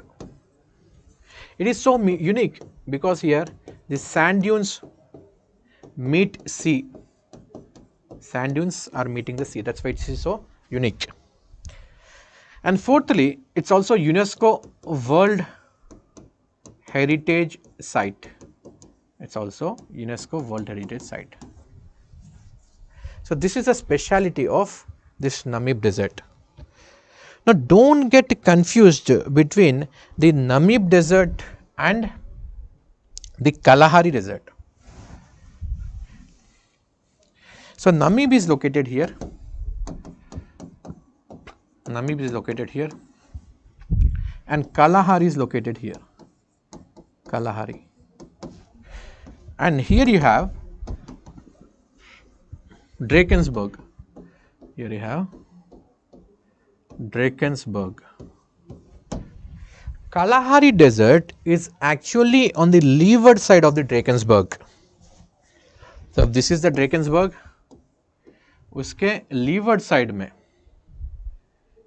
you have Kalahari. The Kalahari is majorly because it is located on the leeward side. It's located in the rain shadow region. This is called as the windward side. On the windward side, you will have rainfall, whereas on the leeward side,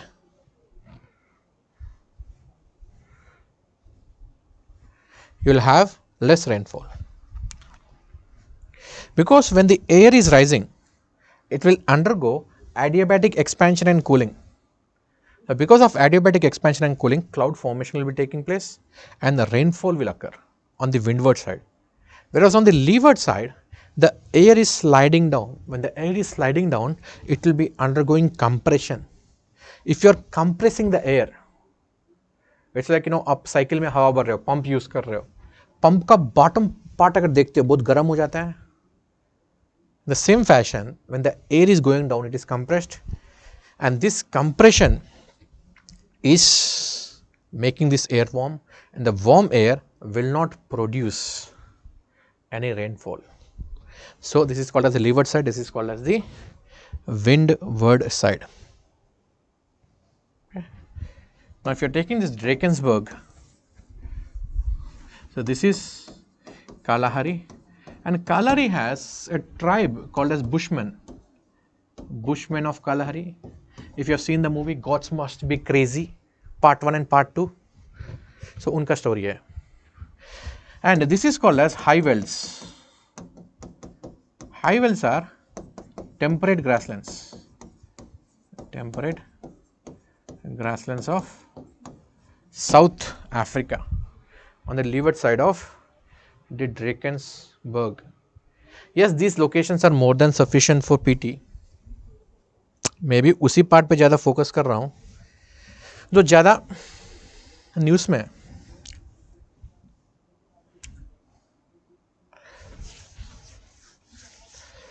Now coming to Sahara here. So this is the Sahara Desert, and here you have Nubian Desert.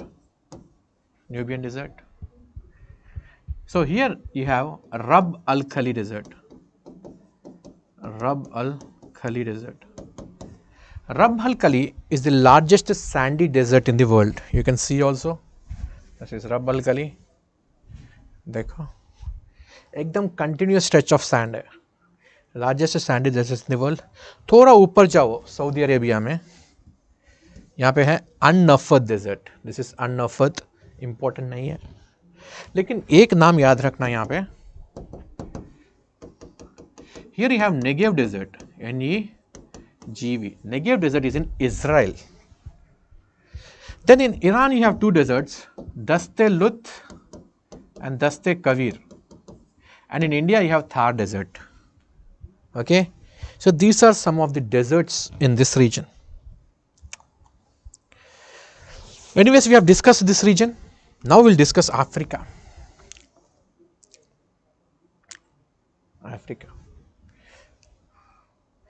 So last time I explained you why there are so many conflicts in Africa. I told you that Africa has a lot of tribal population, and the allegiance of the tribe will be more towards its tribe than towards the nation. उनको nation का concept समझ में नहीं आता है, because nation states are a new concept. With a tribal culture and the tribes, they are there since from the time immemorial. And if you look at the definition of the tribe का definition ही ये है कि these communities live in isolation. So that's why wherever you'll be having tribal groups, they're prone to conflicts. Okay. And this entire region, entire northern part has same type of culture. This culture is called as the Arab culture, Arabic culture. And this region is also dominated by Islam. Islam dominated है. and this region is also called as Wana region. Wana, West Asia and North Africa, because यहाँ के problem same है, यहाँ का culture same है, religion same है, सब कुछ सेम है. Now, if you want to understand the conflicts in this region, okay, you have to understand the religious composition of this region. And most of the coastal parts में ना, I'll use green here. Okay. So this is all Wana, Arab culture, Muslim world. If you take the coastal part na, so coastal part and southern part, यहाँ पे Christianity is dominant है, Christianity.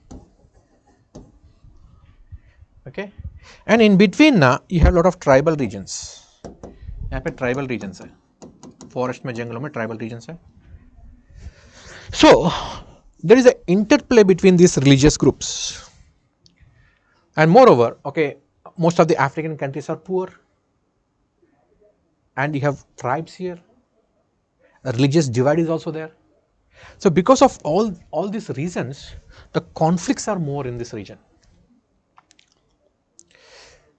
Okay, now let's understand. Let's take country by country here. Okay, Sudan से चालू करते हैं. Sudan में conflict क्यों हो रहा है? So if you take Sudan, अभी रिसेंटली सूडान में कॉन्फ्लिक्ट हो रहा है. So this is Sudan. South Sudan, this is South Sudan. This South Sudan has been separated from Sudan in the year 2011. And नया नेशन बन गया. Because Sudan में कौन है? अरब है, Arabs, Muslims. South Sudan में Christians है. So this is where Samuel P. Huntington comes. Clash of civilizations. This religious divide has led to this separation of the nation. And दोनों के बीच में there is one region. This is called as Abi region. It is sandwiched between Sudan and South Sudan. Now you can say this is the region of conflict. In between, this was managed by both the countries. It has got oil reserves also. South Sudan के पास बहुत सारा oil है. But South Sudan and North Sudan, okay, it is Sudan, they are fighting with each other. Now if South Sudan has to increase its income, it has to sell oil. If it has to sell oil, it needs to have the access with the coast. So that's why it is building a pipeline through Kenya. एक oil pipeline build कर रहा है, and this oil pipeline will help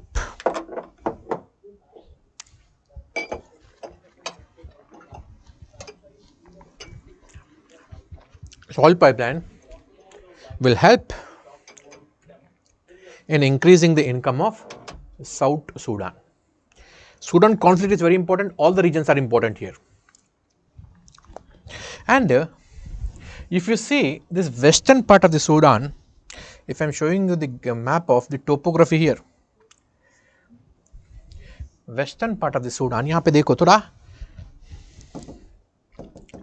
ये थोड़ा plateau region है ये वाला. This plateau region is called as Darfur region. Darfur. इसका स्टोरी बताता हूँ मैं. Darfur region. So Sudan was earlier ruled by Bashir, Omar al-Bashir.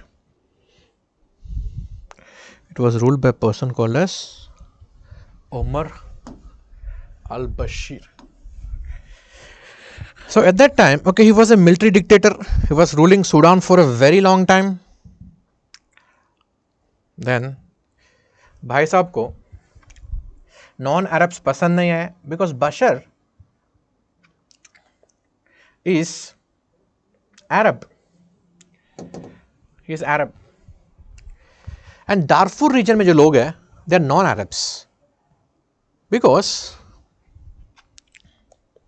वो प्लेट्यू वाला पार्ट है, तो वहां पे थोड़ा रिलीजन अलग है इनका. So this region, so geography determines your religion also, your culture also. ये प्लेट्यू वाला पार्ट है, यहाँ पे अरबिक कल्चर कम है, बाकी जगह अरबिक कल्चर है. एंड जो मिलिट्री डिक्टेटर है वो अरब है. ये डार्फुर में you have non Arabs, non Arabs. I will tell you the entire story here. Let me figure out where it is. So इसमें मोस्टली करंट अफेयर्स है.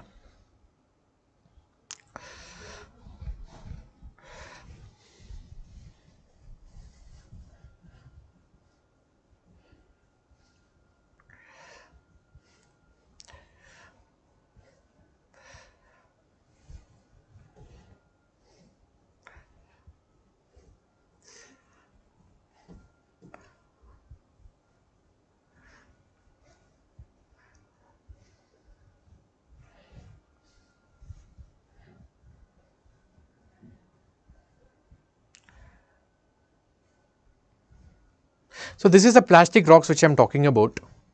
चलो कॉन्टेस्ट है तो बता देता हूँ मैं. So sometimes in examination they can ask you what is plastigomerate. So this is derived from the word conglomerate. Conglomerate means it's a sedimentary rocks which has been formed because of the binding of the sediments. So this is plastigomerate. So this plastigomerate has been created because of the plastic, okay, has molten into the rocks, in between the rocks. And from where the plastic has come? In the ocean, lot of microplastic is okay floating, and this plastic has come from the marine currents, from the fishing nets. It has more because of high temperature. Okay, the plastic from the fishing net से plastic पिघल गया and rocks के बीच में घुस गया वो. Okay.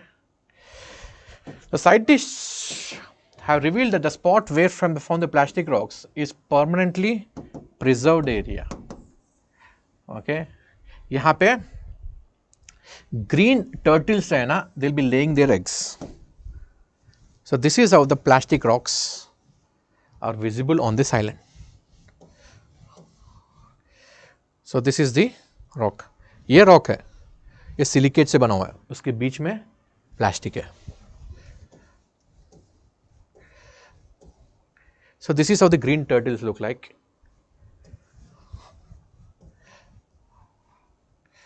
And this island's name is Trinidad and Martin Vaz Island.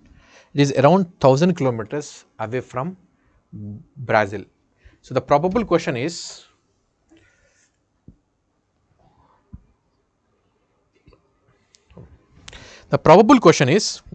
name of the island. It is highly unlikely. They might ask you the term, what is plastigomerate? Okay, this is the island, Trinidad Island. So South Atlantic anomaly we have seen anyways.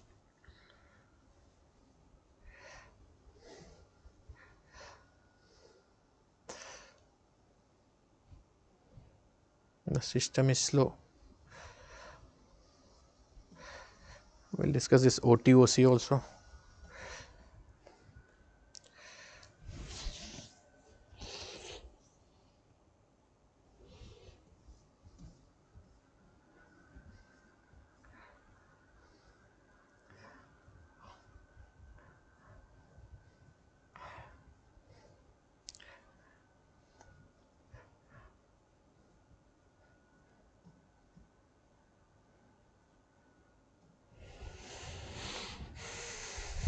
Excuse me for this.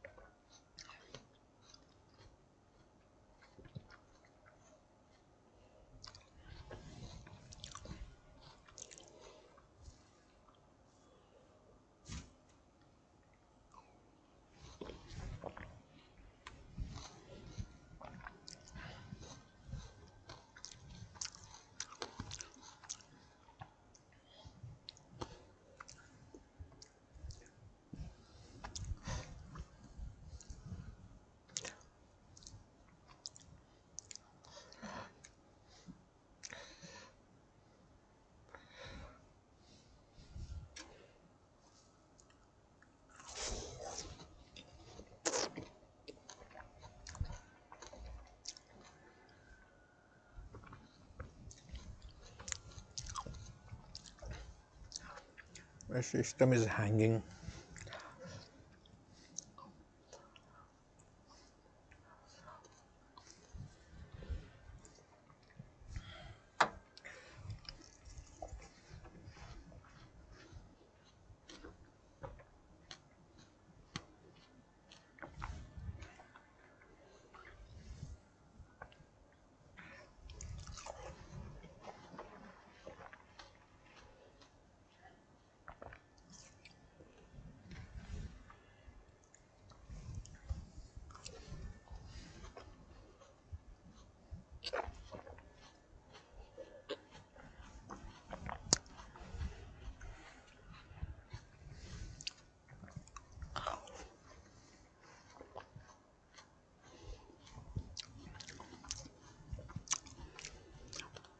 So these are the diagrams which I was supposed to show you. This is a core which is very hot where the temperature is, and this is how the Earth's magnetic field is. And remember this, जो geographical axis है and जो magnetic axis है उनके बीच का जो angle है 11.5, and this is how the Earth's magnetic field is protecting us from the solar flares or the solar winds. Solar winds are the harmful solar radiation which is coming towards the Earth.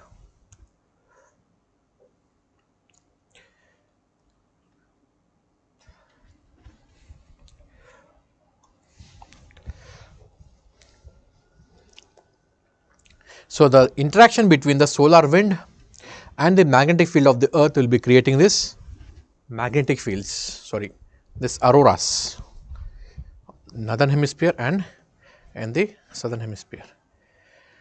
So again, okay, the question is, do all the planets have auroras? No. The planets which would be having a strong magnetic field or moderate magnetic field will have.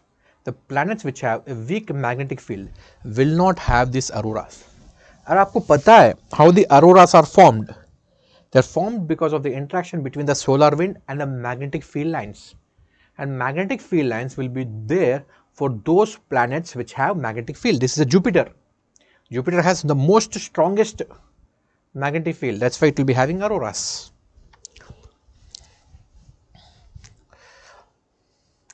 So this is called as magnetic reversal. A term याद रखना, magnetic reversal. What is magnetic reversal? So the north will become south and south will become north. This is called as the flipping of the magnetic field.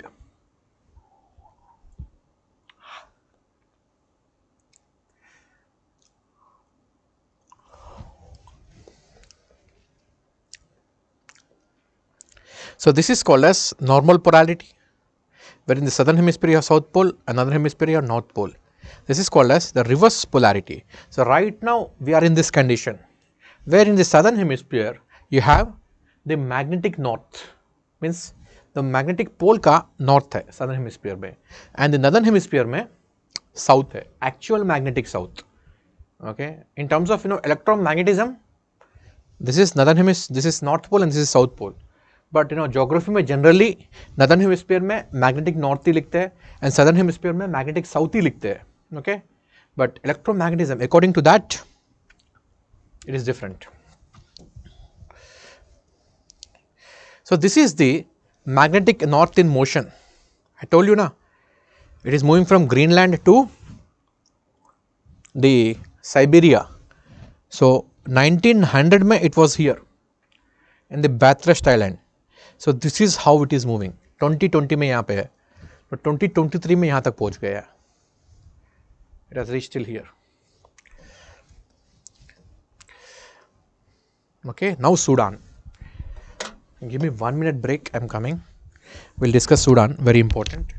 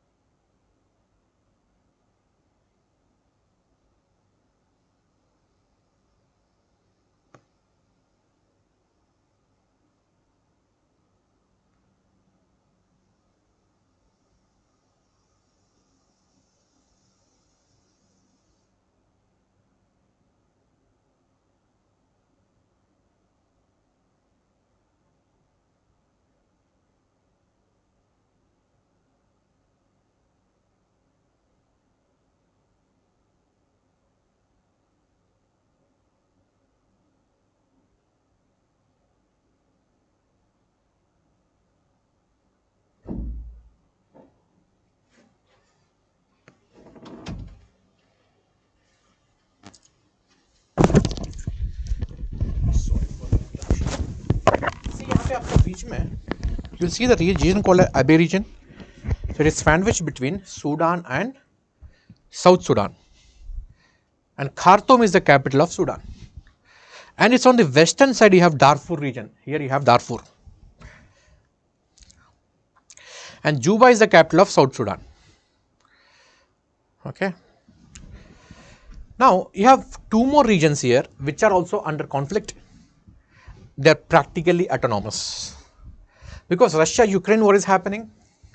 In Ukraine you have the Donetsk region and Luhansk region. They are also independent for all practical purposes. So here also you should know which regions are independent for practical purposes. South Kordofan. In South Kordofan you have Nuba mountains, and this is the Blue Nile region. This is from where the Blue Nile is also coming. And here you have the Darfur region. This is Darfur. So Bashir was the president here. They are Arabs and these are non-Arabs. So because of which the conflict has happened. And in order to suppress the movement here, in order to suppress the people of Darfur, Bashar,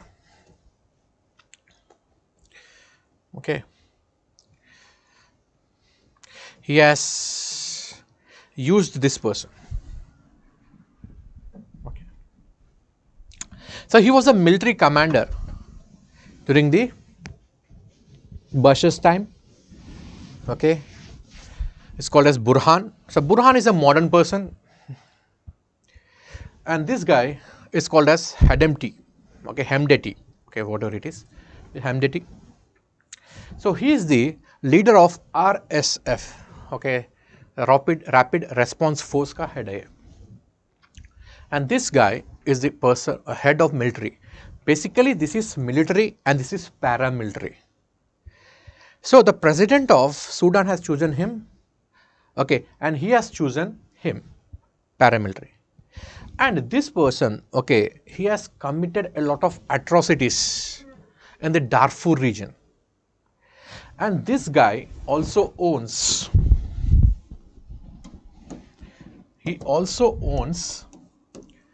lot of gold mines. He owns gold mines in Sudan. And he also supplies mercenaries. Mercenaries is gun for hire. And these two combined with each other, इन दोनों ने मिलके वहाँ के जो dictatorship था, who was ruling for 30 years, उनको power से गिरा दिया था. इन दोनों ने मिलके उमर अल बशीर, दिस पर्सन, इसको पावर से गिरा दिया था.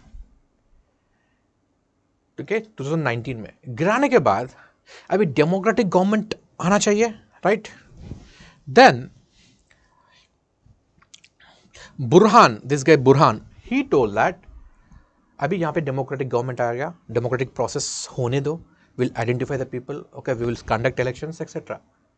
People also believed in him, in Burhan, because he's educated, foreign educated.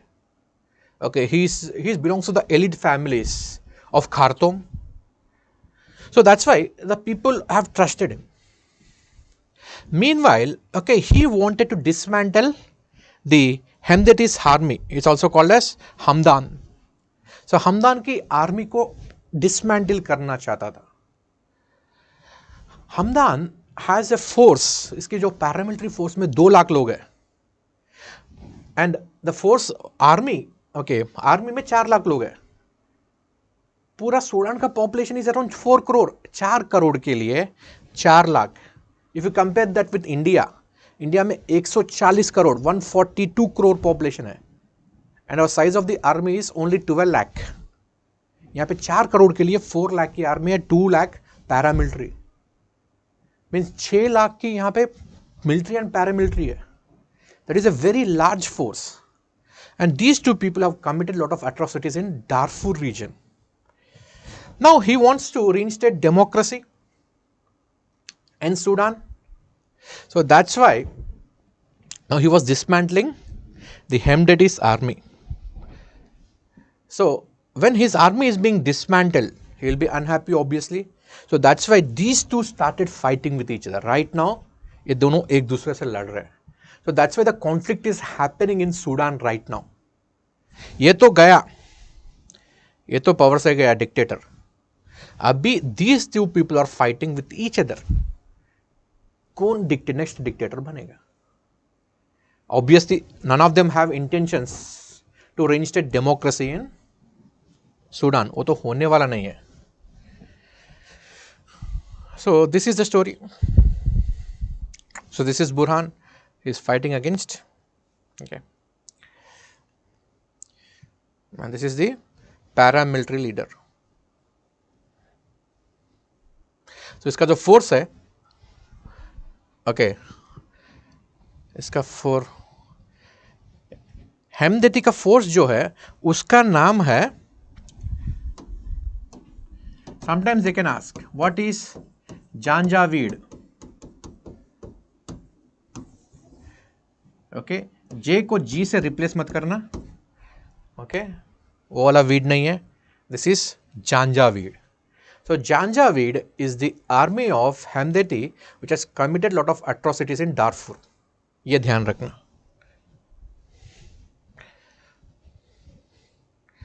Okay. So this is the transition which is happening in, or the fight which is happening in South Sudan. So in this context, so you have to remember Darfur region, Abyei region, South Kordofan region and Blue Nile state. And in this region, there is a group which is very prominent. This group is called as Tuareg group.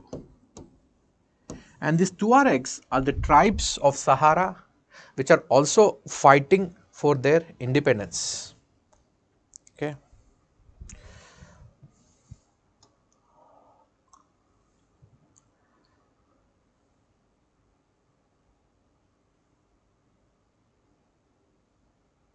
क्या doubt है? No problem. So this is a Tuareg group. This Tuareg group is very popular in this region. And you look at these countries here. This is called as the skull of Africa. ये पूरे countries, this is called as skull of Africa. And this is Gulf of Guinea coast. Gulf of Guinea. So Gulf of Guinea coast is rich in oil. यहाँ पे oil बहुत सारा है. It is rich in oil. And if you look at the religious composition in this region, in the northern part you have Islam dominant, and in the southern part you have Christianity dominant. And जितने भी countries हैं यहाँ पे देखो, they are almost longitudinal, लंबे लंबे. So in most of these countries, in the northern part you will be having Islam, southern part you will be having Christianity.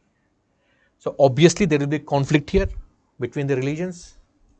In the northern part of the Nigeria, okay, there is a terrorist group which is dominant, which is called as Boko Haram. In northern part of the Nigeria, the tribe which is prominent is also called as Hausa tribe. The Hausa tribe, they belong to the savanna landscape of Nigeria. And here in this region, two countries, okay, you have to remember Mali and Burkina Faso. Mali is mostly in the desert. It also has a lot of internal conflicts right now. Burkina Faso also has a lot of internal conflicts. So that's why you have to remember these two. And here you have oil in this region. And recently India started importing oil from Nigeria. So you will find Nigeria is in top 10 in terms of the oil reserves. And recently, okay, there is a country called as Gabon here. So the Indian ship, okay, it has anchored on the coast of Gabon. Because जब भी आप यहाँ से oil लेके आते हो, oil की tanker लेके आते हो, तो उसको escort करना पड़ता है, उसकी safety रखना पड़ता है. Or else, okay, the pirates can attack the ship. So this region has oil resources है, and this region has lot of instability. DRC में है instability. Okay, in Nigeria you have instability. Burkina Faso, Mali, all these countries have a lot of infighting with each other. So because of this, you have to secure this region, and this region also has become the hotbed of piracy. Now coming to the northern part here of the desert, recently, okay, Egyptian president, okay, has come to India as a chief guest. So, but there is not much to discuss about Egypt. I'll discuss when we discuss the rivers. Coming to Libya. So, earlier Muammar Gaddafi used to rule Libya. And after the Muammar Gaddafi has fallen because of the Arab Spring, various factions have developed here. They are infighting with each other. And here two groups, okay. So, one from Benghazi, आप ये city mark कर लो, Benghazi, and other group in Tripoli. So, Tripoli is the capital here, and Benghazi is the second important city. So, two groups have developed, that's why cities are important here. And Libya also has lot of oil. So, here you have Gulf of Gapes and Gulf of Sidre. So, Gulf of Gapes and Gulf of Sidre have lot of oil. The Gulf of Gapes is also along Tunisia and also along Libya. दोनों countries में है. And recently Tunisia also had lot of clashes. In fact, after the Arab Spring, almost all the countries in this region have become unstable. So, we are thinking that Tunisia is the only country, till very recently we have been thinking that Tunisia is the only country जहाँ पे थोड़ा बहुत stability है. लेकिन अभी recently वहाँ पे बहुत सारा infighting हो रहा है between various groups. So, यहाँ का जो democracy है, it is not stable now, okay. So, in future, a civil war can happen anytime, okay. In the next 1 or 2 months, civil war can happen here. So, this is the story of the Tunisia. And Algeria is the largest country in terms of area in Africa. Earlier it was Sudan. When Sudan and South Sudan, when they are combined with each other, it was the largest country. लेकिन अभी split हो गया. That's why Algeria is the largest country. So in the northwestern part here you have Atlas Mountains. Atlas Mountains. Now coming to this part here, you have a country called as Guinea. So Guinea has lot of aluminium deposits. So since I am doing the deserts, I have done this region also.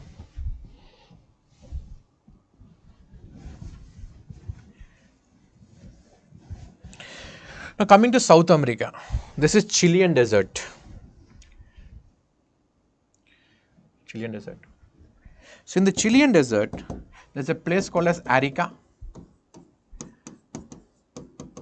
Arica is the driest part or the driest place on the earth. Firstly, it is located in the desert. It's also on the leeward side of the Andes. The Andes mountains are very high here.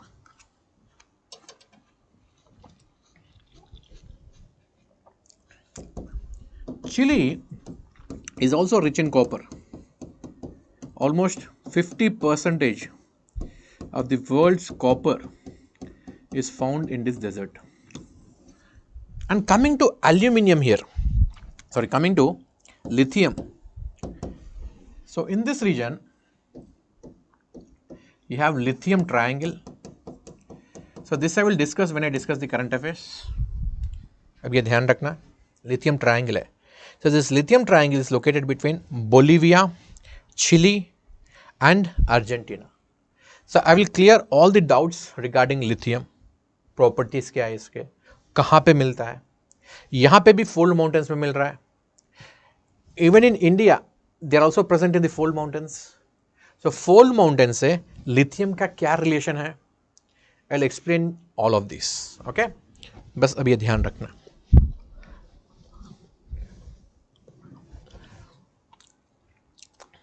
Now coming to USA, again on the western side, you have these deserts. So it is called as Sonoran Desert. It is called as Sonoran Desert in Mexico or Mexico.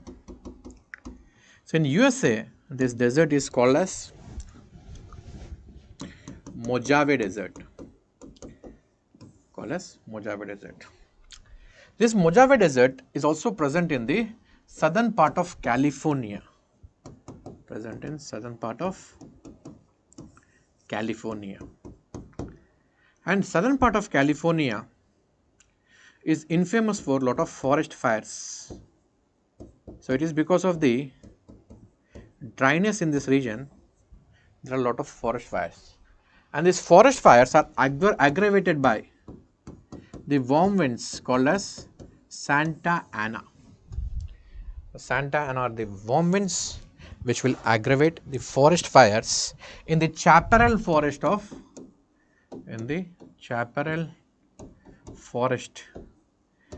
California. Recently there has been a fire. Of course, every year there is a fire, and these kind of extreme weather events have been increasing. So forest fires, instances of super cyclones. So these are all part of the extreme weather events. So this is about the deserts. So what are the various reasons of the deserts? The various reasons behind the deserts are, the first is sinking winds. The second reason is offshore trade winds. Offshore trade winds. The third reason is the upwelling. Fourth reason is cold ocean currents. And fifth reason is upper air inversion. Upper air inversion. So these are the various reasons why you have the deserts on the western side of the continent. Sonoran Desert is a desert in Mexico.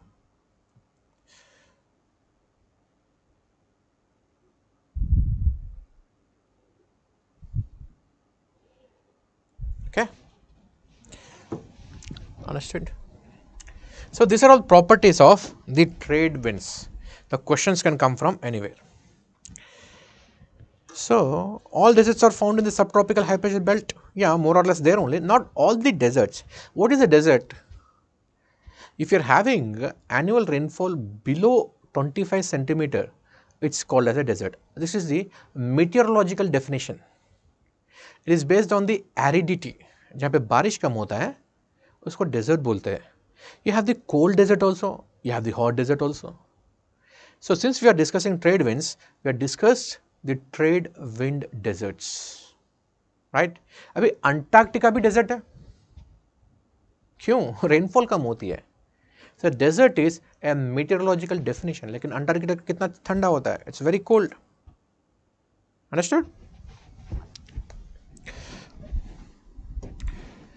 So next we will be discussing the westerlies. Westerlies. So the westerly wind belt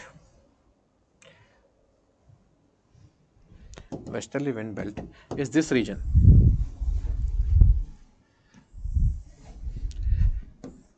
It is between 40 to 60 north and south. So this westerlies, in the westerly wind belt, the rainfall keeps on decreasing. Now talking about the desert, you have Gobi Desert here. Gobi Desert यहाँ पे. Now why it is a desert? Because the rainfall is very less. Why the rainfall is very less? Because of continentality. Because these rain-bearing winds won't be able to give a rainfall till Mongolia. So here you have forest forest है यहाँ पे because rainfall ज़्यादा होता है. Then you have grasslands, and then you have the desert. So the Gobi is a desert because of continentality. Continentality is such a factor which is due to the sheer large size of the continents. So it can result into very low rainfall. It can also result into extremes of annual range of temperature, extremes of climate. Understood? Now, what are the various effects of the westerlies? Now, westerlies will be giving rainfall on the western side, and on the eastern side you will have rain shadow region. That's why you have prairie grasslands here. That's why you have prairies grasslands here in North America. South America, again this is the westerly wind belt. Now Andes are acting as a divide, climatic divide. That's why on the western side of the Andes you have more rainfall, whereas on the leeward side of Andes, you have a desert called as Patagonia desert because of extreme aridity. This is also a desert. Now coming to New Zealand here,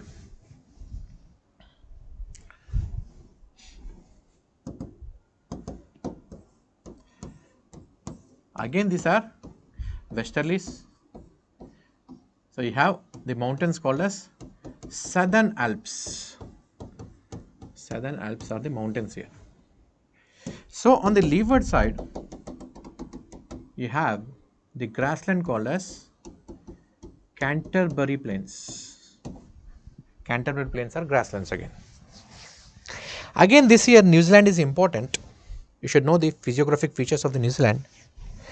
एक reason क्या है, अभी recently New Zealand में earthquake भी आया है, volcanic eruption भी हुआ है, and the Prime Minister of New Zealand, okay, who was working very well at the time of COVID, she has resigned citing personal reasons. She said that Prime Minister के post पे थी वो, and they said that I have to give time for my family.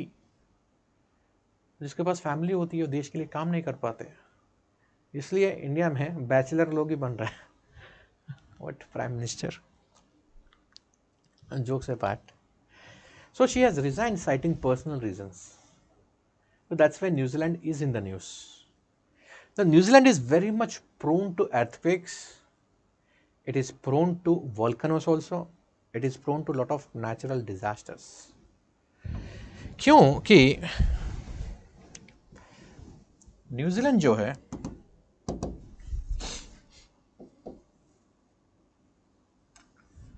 यहाँ पे है Tonga Kermadec trench. This is Tonga Kermadec trench we have seen. On this side you have Pacific plate. On this side you have Indo-Austral plate. Indo-Austral. So New Zealand is located on the plate boundary. Since the plate interactions are taking place here, you are bound to have earthquakes. And if you take the northern island of New Zealand, near the northern island of New Zealand, you have trench. So subduction is taking place. You will be having more volcanism in northern island of New Zealand. So northern island will be having more volcanic soils, whereas southern island is mostly made up of the continental rocks. यहाँ पे mountain भी है, southern Alps भी है. So you have to remember 3 to 4 things here: Southern Alps, Canterbury Plains, plate boundaries, earthquakes, floods. Okay. Now you have an island called as Tasmania.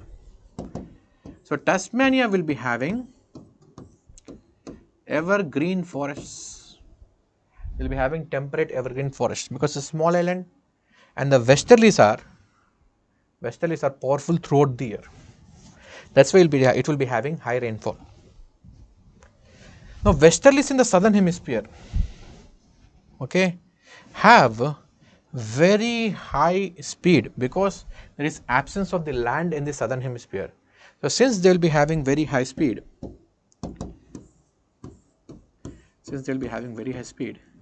so westerlies in the southern hemisphere are called as roaring 40s, furious 50s, screaming 60s, shrieking 70s.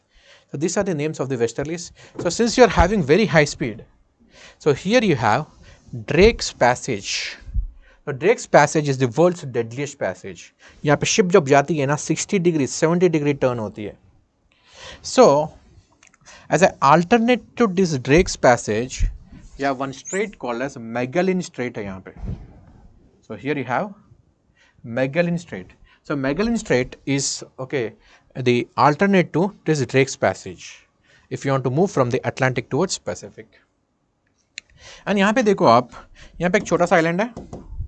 This is called as Islas Malvinas. It's also called as Falkland Island. This Falkland Island was disputed between UK and Argentina, but now it belongs to UK. And here you have near the South Sandwich Islands, you have South Sandwich Trench, you have South Sandwich Islands also. So, this is not in the news anymore, but this is in the news. Now, below this Magellan Strait, you have an island here. This name of the island is Tierra del Fuego. So, Tierra del Fuego is shared between Chile and Argentina. So, मैं थोड़ा fast बता रहा हूँ. Okay, बाद में आप pause कर करके धीरे धीरे आप देख लेना. Okay, you see in the atlas and locate all this. So, since these are all coming in the westerly wind belt, I am discussing these regions. Okay, this is about the westerly wind belt. So, these are the properties of the westerlies. Next, coming to polar easterlies. Polar easterlies.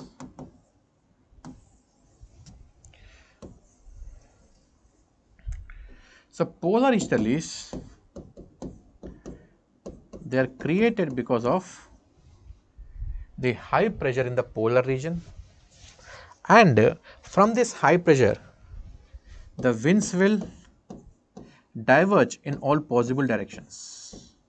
The winds will diverge in all possible directions, and because of the Coriolis effect, the divergence, the deflection is more. And when these winds will be moving very fast, they will also carry snow along with them. And these snowstorms, these are called as blizzards. Blizzards in North America. In Canada, they are also called as northers because they are coming from the north. So, जिस direction से wind आएगी ना, उस direction के हिसाब से उसका नाम होता है. विंड्स नॉर्थ से आ रही है, नॉर्थर्स भी बोलेंगे. That's why this wind is also called as northers. It's also called as blizzards. In Russia, the same wind is called as Buran and Karaburan. The blizzards in Russia is also called as Buran and Karaburan. Now, what is the relationship between this polar easterlies, the jet stream, and the polar vortex? So, thus we will discuss later, but dhyan rakhna. So, these blizzards are also associated with bomb cyclones. They are also associated with temperate cyclones. They are also associated with the mixing of hot and cold regions. They are also associated with polar vortex, and polar vortex is associated with the depletion of the ozone. Okay, so those things we will discuss. Understood?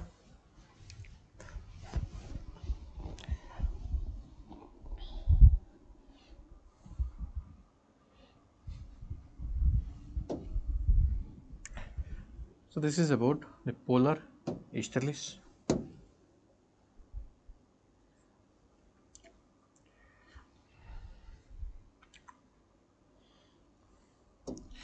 Next topics which we are going to discuss is humidity,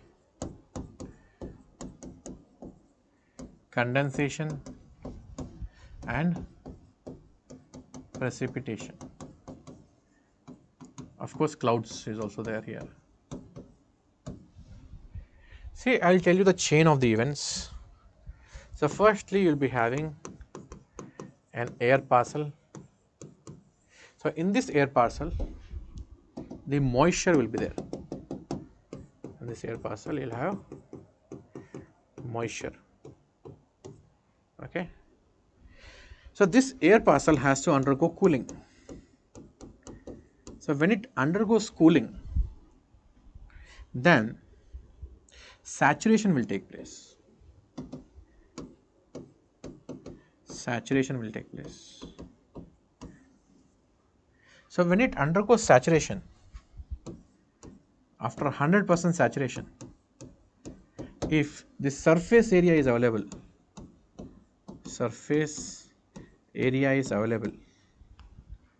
then condensation will take place. Condensation. If the condensation is very dense, then it will lead to cloud formation,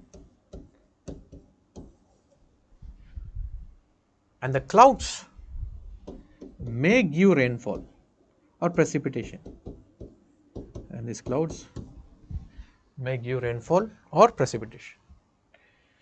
Sometimes what happens is that if surface area is not available, the saturation can also increase to 400% and it will be creating super cooled air.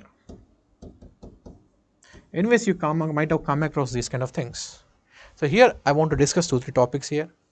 Here I will be discussing the concept of the artificial rain, and I will also discuss what is this wet bulb temperature.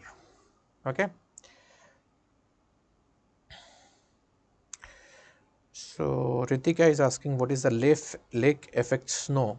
I will discuss in air masses. So one topic which is important here is wet bulb temperature.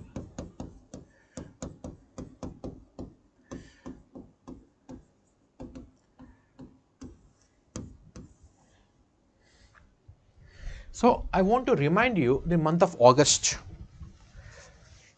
2022 August, 3 days, okay, somewhere around 21, 21st, 22nd, during that time, the humidity levels have increased a lot. So when the humidity level increases, you will feel more hot.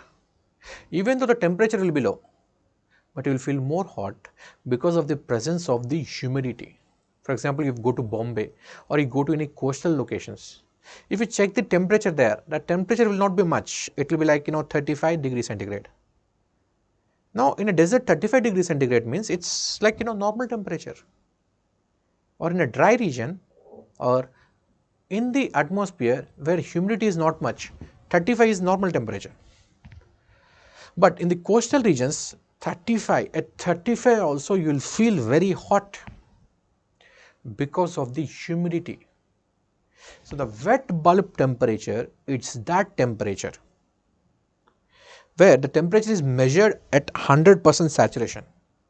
क्या करते हैं, thermometer लेते हैं, नीचे मेर्क्यूरी होता है, around the mercury cotton लगा देते हैं, wet cotton, and then you will be measuring the temperature. Then temperature will rise. So that is called as the wet bulb temperature.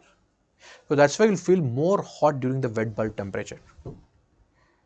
Because even though you are drinking more water during this high humidity, the water from the skin, the sweat from the skin is not evaporated because the atmosphere is already having high humidity. So because of which, since your body is not losing any sweat, that's why you will feel more hot, and this will also lead to heat waves. So during this time the temperature will not be that high. So thermometer में temperature उतना high नहीं होगा, but आप आपके internal body organs जो है उनका temperature बढ़ता रहता है. So because of which, okay, the vital organs will stop functioning and people may also die. इस टाइम पीरियड पे आपके कूलर वूलर कुछ नहीं चलता है. अब बाहर भी हवा भी चल रही है बट पसीना सूख नहीं रहा है. So that's why your body temperature increases. So that is this wet bulb temperature. So whenever the wet bulb temperature increases, then the IMD issues a warning. Okay, that stay indoors, don't work too much, don't stress too much, etc. Understood this part? Everybody understood what is wet bulb temperature? Okay, so this is related to humidity. So here the humidity increases too much. So relative humidity, so during this time period goes above more than 90%. If the RH is more than 90 and if your temperature is just 35 degrees centigrade, then you will feel as if it is 45 degrees centigrade. Means August July के महीने में 35 degrees will also feel like 45 degrees. In the month of May, if it is 45 degrees, you will not feel that much heat as compared to this heat. Okay, that is this wet bulb temperature. Now when the humidity level increases, so this air packet will undergo cooling. After cooling of this air packet, saturation will happen. Once this saturation happens, once the 100% saturation happens, the surface area, because at beyond 100% saturation, the air is unable to hold the moisture anymore. That's why this moisture goes and attaches with the surface area. Now this surface area is also called as the condensation nuclei. Now who is providing this surface area or who is providing this condensation nuclei? It is provided by pollen grains, it can be provided by the dust particles, it can be provided by the salt particles. So anyone can provide such surface area. Now sometimes what happens is that there is enough saturation in the atmosphere, water vapor enough hai, but the rainfall does not happen because the condensation is not taking place. And why the condensation is not taking place? Because the surface area is not there. Then what you have to do? You have to provide that surface area. So how will you provide this surface area? So you'll be going in the plane, you will be spraying the condensation nuclei. And this condensation nuclei is generally AgI, silver iodide. Sometimes you'll use mercury iodide also. And sometimes you'll be using solid CO2 also. So these three things are used and you're spraying these particles in the atmosphere. When you spray these particles in the atmosphere, then surface area is provided and condensation will take place and cloud formation will take place and it may precipitate. May again, there is no guarantee here. What if you're spraying the condensation nuclei over India?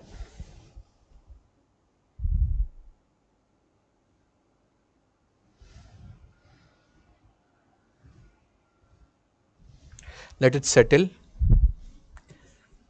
Give me a minute, I'll be back.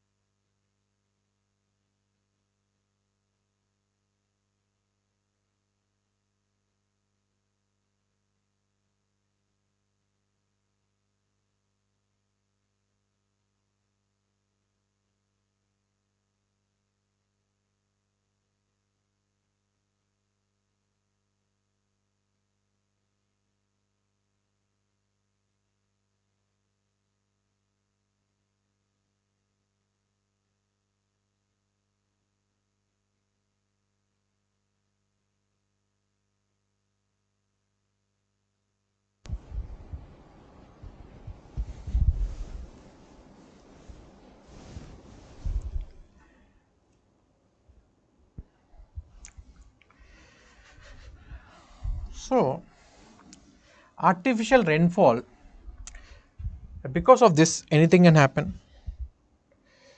For example, you are spraying the condensation nuclear over Rajasthan. So, the wind is coming, it is blowing towards Pakistan. जो clouds है जो राजस्थान में rainfall करना चाहिए वो पाकिस्तान में rainfall करवाएगा. Now China is here and वो लद्दाख में आर्टिफिशियल रेनफॉल करवा सकता है. उत्तराखंड में 2013 में रेनफॉल करवा सकता है. उसके कारण क्या होगा? फ्लड्स आएंगे.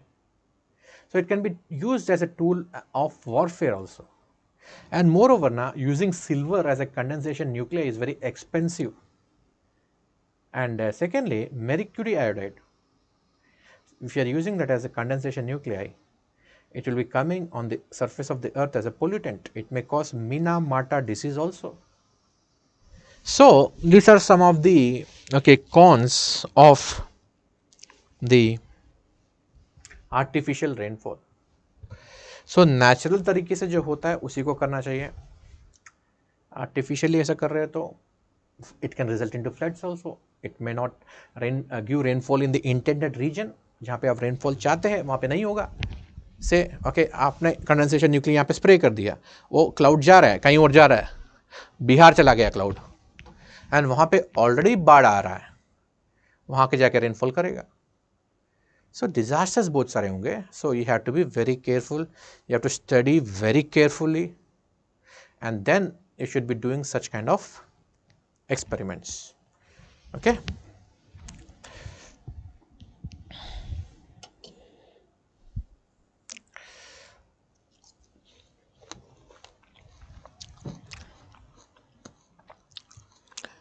So Tasmia is asking, blizzards come in north only. See, south में भी होते हैं blizzards, बट अंटार्कटिका में कौन रहता है? ज्योग्राफी क्या पढ़ता है? Geography studies the relation between man and the environment.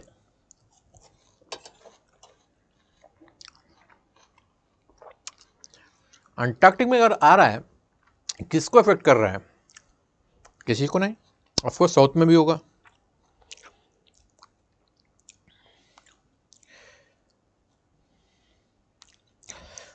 So Praful is asking, who will provide this surface area? I guess I have discussed.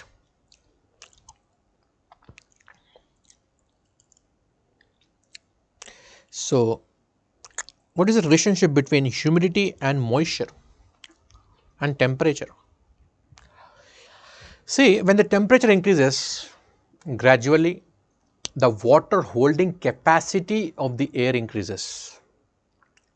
And if you are adding more moisture to it, then moisture will also increase. ये relation है. So, temperature will increase, moisture holding capacity. क्या होता है temperature increase करने से? The intermolecular spaces will become more. Basically जगह ज़्यादा बनाएगा. जो जगह ज़्यादा होगा उसमें मॉइस्चर घुसेगा. और जब तक बाहर से मॉइस्चर ही नहीं आ रहा है, सो मॉइस्चर कैसे बढ़ेगा? ऑटोमेटिकली नहीं बढ़ेगा. आपको मॉइस्चर को बढ़ाना पड़ेगा. कैसे बढ़ाओगे? By evaporation. It's a safest method, very simple method which happens naturally also. Okay, that is how the moisture level can also be increased. Understood? Any more doubt?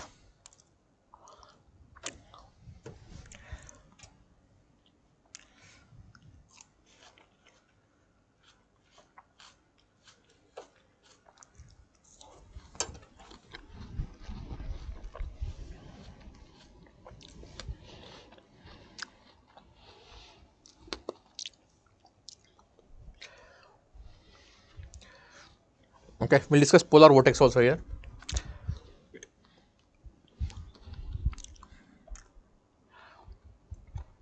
You can see the blue part over here. So those are the cold winds which are present in the polar region.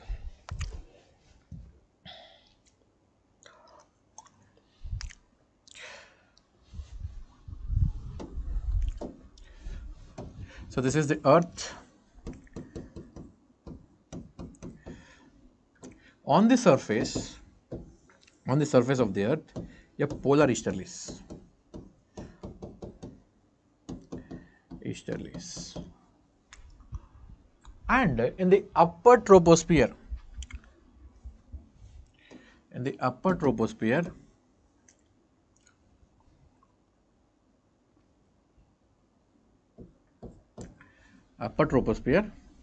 you have polar jet stream,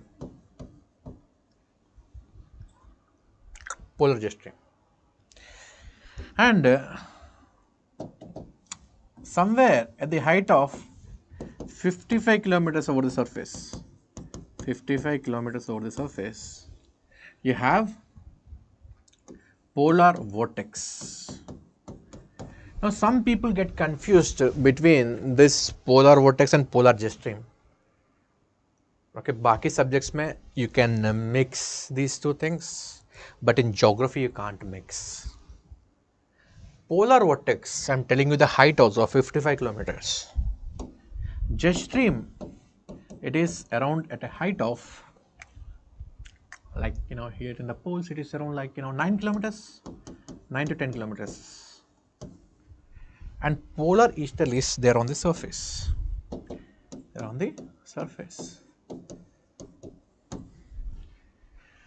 So as long as the polar vortex is strong, polar vortex is in stratosphere.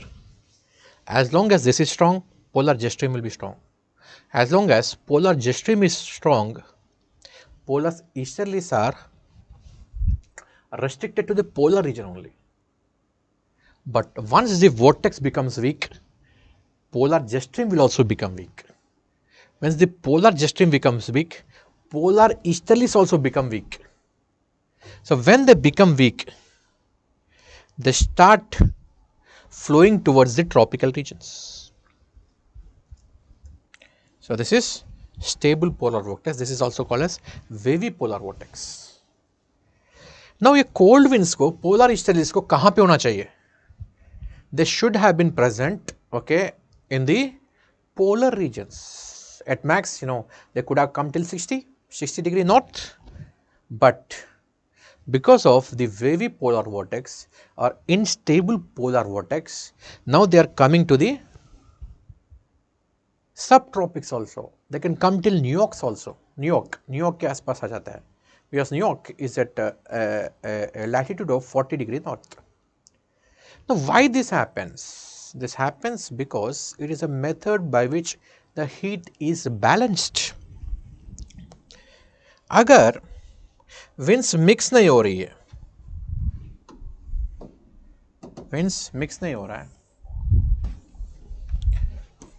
so in this region the cold winds are blowing like this, and in this region the warm winds are blowing.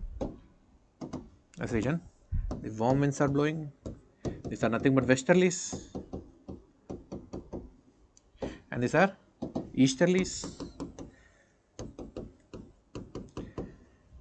Okay, the mixing will not take place. When the mixing will not take place, the polar regions will become progressively cooler, and the tropical regions or the mid latitudes will become progressively warmer. Finally, the heat has to be balanced. And what is the way of heat transfer now? Now वो बिखरना चाहिए, वो break होना चाहिए. जब वो break होगा, then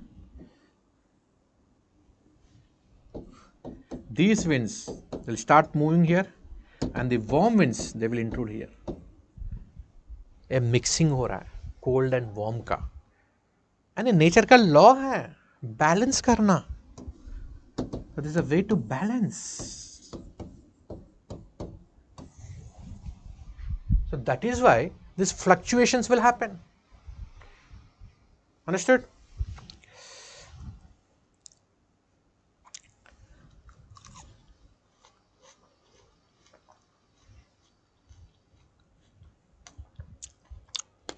So Nandini is asking me to cover the cropping pattern.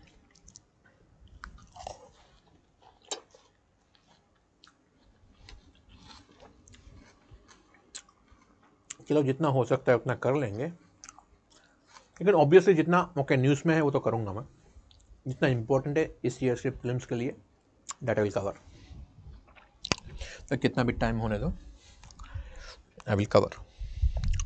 So this is about breaking of the polar vortex.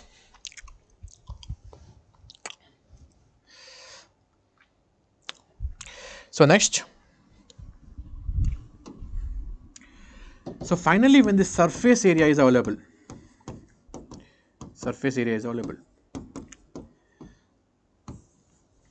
which is provided by the condensation nuclei, which can be pollen grains,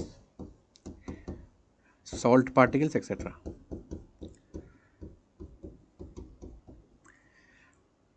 So finally condensation will happen. The condensation is the conversion of the vapor is getting converted to liquid. Phase change is happening. Phase change. So when this phase change is happening, a lot of heat is released. And this heat is called as the latent heat of condensation. It's called as the latent heat of condensation. And this is a lot of heat. And if you dwell deeper in this latent heat of condensation, okay, if the air packet is rising and this latent heat of condensation is being released, and that air packet will become even more unstable, and because of the heat it will become more lighter, it will start rising more, and it will give rise to more rainfall.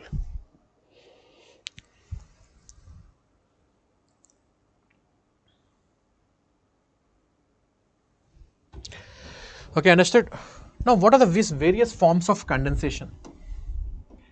The various forms of condensation are, of course, clouds. Clouds are formed in the upper atmosphere. On the surface of the earth, or the clouds on the ground, they are called as fog, mist and haze. Fog, mist and haze. The fog, mist and haze, they differ in terms of visibility. So this is the condensation in the air itself. So here the water vapor is suspended in the air itself. Here the water vapor is deposited on the surface. It is deposited on the surface. Now it can get converted into liquid. It can get converted into solid. Right? If it is getting converted into liquid, it's called as dew. If it is getting converted to solid, that is called as frost. So these are the different forms of condensation. ये देखो यहाँ पे Frost बन गया, means जो vapour है atmosphere में वो सीधा आइस में कन्वर्ट हो गया. And this generally happens, okay, when the temperature is very low. And this is dew, water droplets, and this is mist, and this is fog. So there's a difference in terms of visibility. Okay. Now finally the clouds are formed. At the very high level, cirrus clouds are formed. The cirrus clouds will be having wispy look like this. And these are stratus clouds. They are in the form of layers. And these are the cumulus clouds.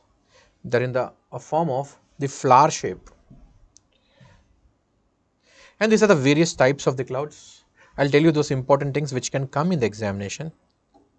So this is the cirrocumulus cloud. Means a flower shape भी है and ये high level clouds भी है. The cirrocumulus cloud will be having mackerel sky effect. This is a fish. This is the mackerel fish. So mackerel fish जैसा थोड़ा दिखता है. That's why this is also called as mackerel sky effect. This is cirrostratus clouds. These are very high level clouds. but also you have layers. So this will be producing halo effect. Halo effect is this effect of the sun. The sun will shine against these clouds. This is called as the halo effect. Okay. So this is all about the clouds. So last year there was a question regarding clouds. So which all clouds will be reflecting the sunlight, which clouds will be having high albedo, which clouds will be having low albedo. This question was asked, though it was a difficult question, but anyway, this year the question will not be asked, but I will tell you how this works. Now look at this cloud. If the cloud is white in color, it's the indication of clear sky, means not much rainfall will be happening. If the cloud is dark in color, then it is nimbus. Nimbus means it is holding rain. White clouds have high albedo. They will be reflecting a lot of sunlight. And these low level clouds, they generally reflect a lot of sunlight. So ultimately they will be providing the cooling effect. They will provide the cooling effect. Whereas these clouds, the cirrus clouds, so they will be acting as net warmers. Means they will be warming the earth more, because they are reflecting less sunlight and they will be blocking more infrared radiation. So they will block more infrared radiation. So I will draw this. This is earth. We have clouds. Okay. See, this is a cloud with a wispy look. This is cirrus cloud or high level cloud. High level cloud. And these are cumulus clouds. This is a low level cloud. This will reflect more sunlight. Reflect more sunlight. Of course, it will be reflecting back the infrared radiation also. But here the albedo is more. Albedo is greater than this red part. That's why they'll be acting as net coolers. Net coolers. So the cirrus clouds, they'll be reflecting back the terrestrial radiation more. Means earth जो heat release कर रही है उसको बाहर जाने नहीं देगा. And of course it will reflect the solar radiation also, but this component is less. Therefore, they will act as net warmers. Okay. There is some funda called as geoengineering. Geoengineering is the method by which you will bring a large scale changes on the surface of the earth or in the atmosphere. So उसमें क्या करते हो? You will be spreading these clouds. You will be making these clouds more thinner. This is called as the spreading of the cirrus clouds or the thinning of the thinner clouds. इसको basically बिछा देते हैं, थोड़ा spread करते हैं. जब इनको spread करेंगे ना, their albedo will increase. Means they will be reflecting more sunlight. They will not allow the sunlight to fall on the surface of the earth. So that is when they can become net coolers. Understood? So this is how they will work.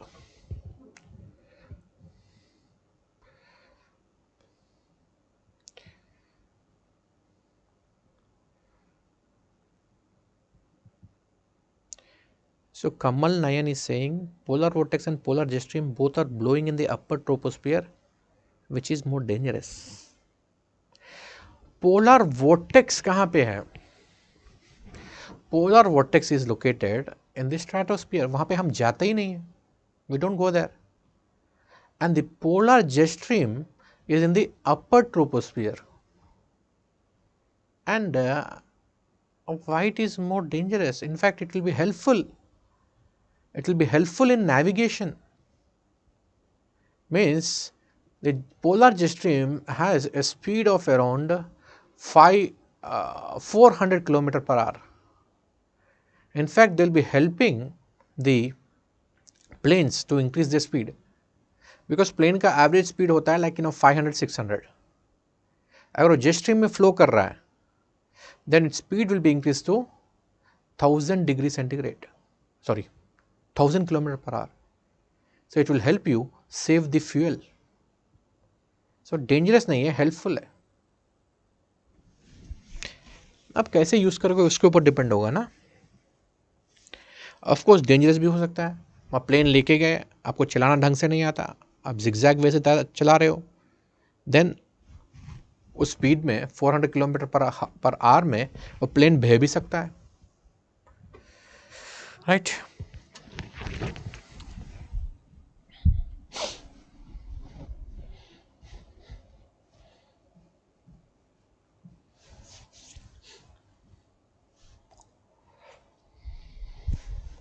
So this is about the clouds, precipitation. Okay. Next topic which we'll be discussing is air masses. We'll discuss air mass.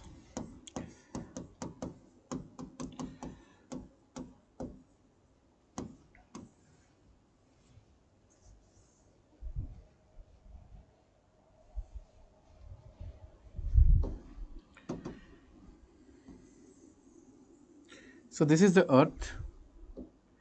If I am putting these air masses, okay, on the surface of the earth, they will have this large extent. They are this large in size. Means they have a scale of a planet. Means like 4 to 5 air masses can cover the entire one surface of the earth.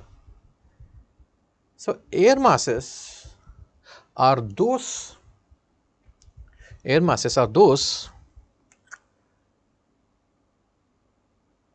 large extensive area of the air where the horizontal change in the temperature and moisture properties is almost zero.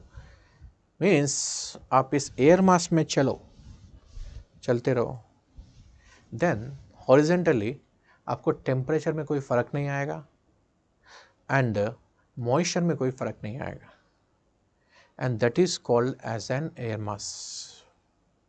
If you are taking India में air mass form नहीं हो सकता है, because if you go to Kanyakumari, the temperature is high, moisture is also high. If you are coming to Bhopal, बीच में आ जाओ, 1000 kilometers पार करके आ जाओ, then the moisture and temperature properties will change. And so for the air mass to be formed, there are certain criteria, there are certain properties. So for the air mass to be formed, conditions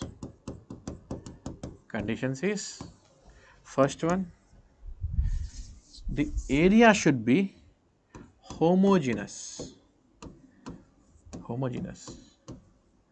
Means to a very large extent the surface should be smooth. You should not be having any relative relief. Means वहाँ पे basically plain होना चाहिए. अगर plateau है तो पूरा plateau, plane है तो पूरा प्लेन, बीच में पहाड़, बीच में वैलीज, ये सब नहीं आना चाहिए. So it should be homogeneous, first property. Second property is this region should be having high pressure, because if you are having low pressure, then the air will rise and the air won't be able to acquire the properties of the surface. So that's why the region should be having high pressure. So these are the conditions for the formation of the air mass. Now if you look the surface of the earth, the best of the air masses are formed here in Siberia, because this is extensive large plain, homogeneous surface hai, and during winters it will be forming high pressure, and this is also called as Siberian high, and this is represented by CP. CP means continental polar, a signal CP. Next, second best air mass is formed here, Canada mein, because during winters all this area will be frozen. So these oceans or seas will become as good as a land. So this will also form a very good air mass, CP, continental polar. The properties of this air mass, this is cold and dry air mass, cold and dry air mass. And the other air masses are formed here in this region, here. So this is part of the mascarene high. This is called as the empty air mass, maritime tropical. Sorry, this is Azores high. And in the Pacific also you have, because this is part of the subtropical high pressure belt and this land is homogeneous. So here you have, okay, the Azores high, and here you have Hawaiian high, Hawaiian high. So these regions will be forming a very good air mass. Now coming to this part, this Azores high. So recently there is a news regarding this area. News is the Azores high is expanding in its size. Azores high is expanding in its size. Now what will happen if this high pressure region is expanding? So high pressure will have sinking winds. So when you have sinking winds, the air will not rise and it will give rise to high temperatures, and these high temperatures can also cause forest fires and extreme droughts. So last year in the month of August, July, you had forest fires in Spain. So one of the reasons behind these forest fires can be the expansion of this Azores high. Now if you take Italy, in northern part of Italy here, you have Lake Garda. So Lake Garda is also shrinking very fast. So it can be also one of the reasons why, okay, this expanding Azores high can be one of the reasons why there is extreme drought condition. Okay, this year is also the El Nino year.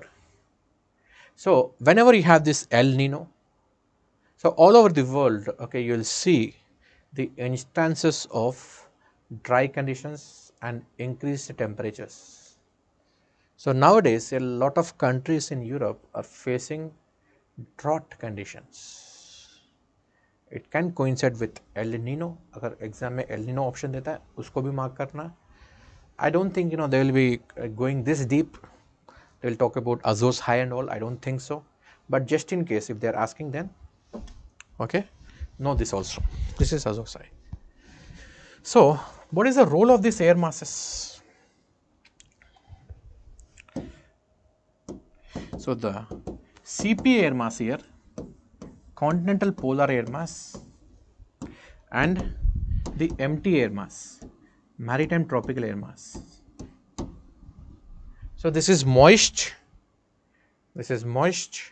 and warm. This is cold and dry. When these two air masses interact with each other, they play a very important role in the formation of cyclones. Very important role in the formation of the temperate cyclones. Understood? So that is the role of the air masses. I'll tell you some more effects of these air masses. So somebody was asking me what is the lake effect. So here you will have Appalachian mountains. Appalachian mountains. And here you have the CP air mass, continental polar air mass. So finally, this air mass will be moving away from the source region. So they are moving like this. While moving from the source region, they will pick up moisture from these Great Lakes, because Great Lakes are comparatively warmer, because during winters the temperature of the lakes will not fall that much. So they will pick up moisture, and this moisture, when it is picked up by this wind, it will be coming across the Appalachian. It will go and hit the Appalachian. After hitting the Appalachian, it will start rising. So when it will rise, it will give rise to snowfall on the western side of the Appalachian. So this is also called as the lake effect. Okay. So this is one of the effects of the air mass in this region.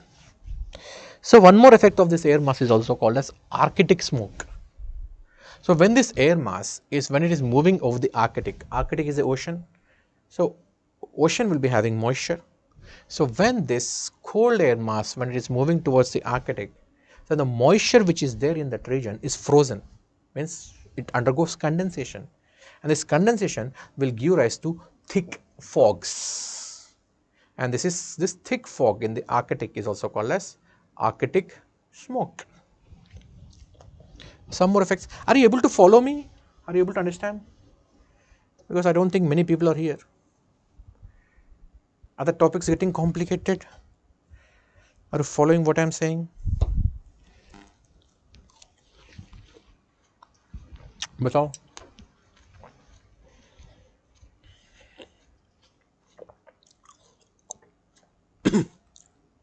कोई है?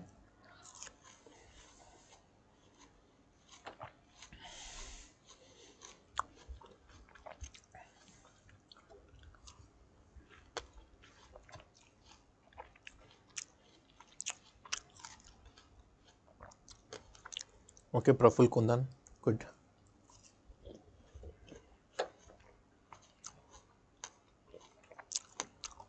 Asta.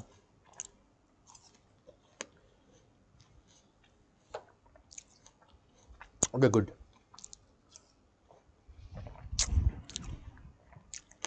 तब से कोई कुछ नहीं बोल रहा है.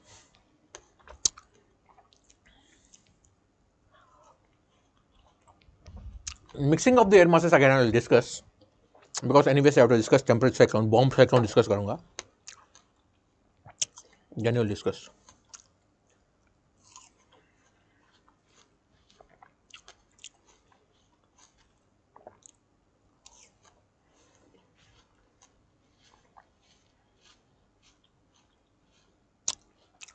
Will not take a break now.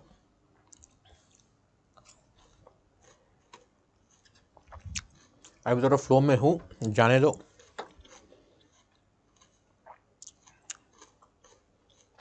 Don't know when I will collapse. Let's see. One more very important thing here. Effect of the air mass on the climate. See, here you have empty type of air mass. This is maritime tropical. It's also called as Hawaiian high air mass. Hawaiian high. So during summers, what happens is that during summers, this entire region, will develop low pressure, because it is part of subtropical low pressure belt. Sorry, subpolar low pressure belt का part ही है. The summers may will develop low pressure. So from this high, the winds will be moving towards this low. थोड़ा घूम के जाएगा, because of the Coriolis effect. It will move like this. So when it will be moving now, it will be giving rainfall along the East China Sea and along the South China Sea. So along the East China Sea, when it gives rainfall, it creates Laurentian type of climate. Along the South China Sea, when it gives rainfall, here it will be creating China type of climate. China type of climate. See, both the Laurentian and China type of climate, both are the monsoonal variants. What is monsoon? Seasonal reversal of the wind is called as monsoon. Both are monsoons, but Laurentian is little bit on the low temperature side. It's cooler, and China type is little bit on warmer side. Both are same, and this effect is created because of the air mass. So this is how the air mass is creating some climatic conditions also. Okay, once in 2016 in mains this question has been asked, how the air masses, okay, affect the climate of the earth. This question has been asked. Okay, this is how it will be affecting. Of course other effects are also there, but this is not in news much this year. So since I'm focusing on pre now, so I've explained you what is this air mass. I've discussed some of, like, 2-3 topics of air masses so that you'll get a understanding. So any doubt in the air masses, tell me. Mixing of the air masses I'll discuss. Thank you, Shreyanshi.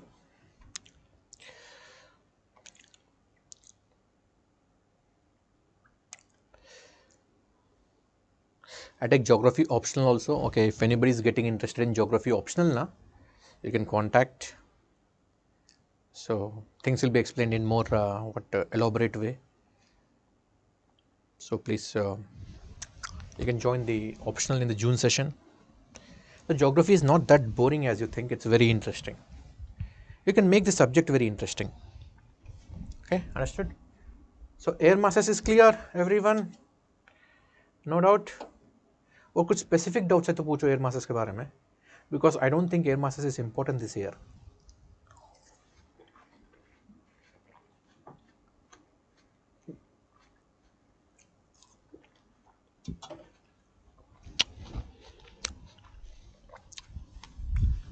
So next, we'll discuss what is upper tropospheric circulations. Upper tropospheric circulations.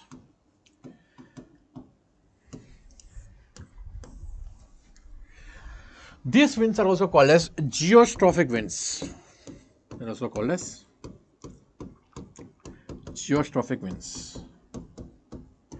So geostrophic winds are such winds which travel, which blow 90 degree to the PGF.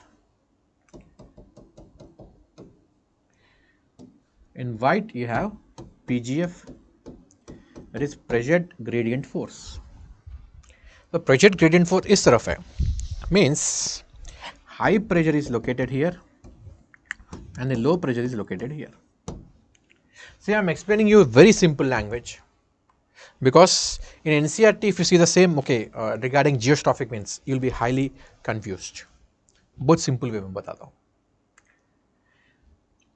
So PGF is pressure gradient. Pressure gradient means difference in the pressure.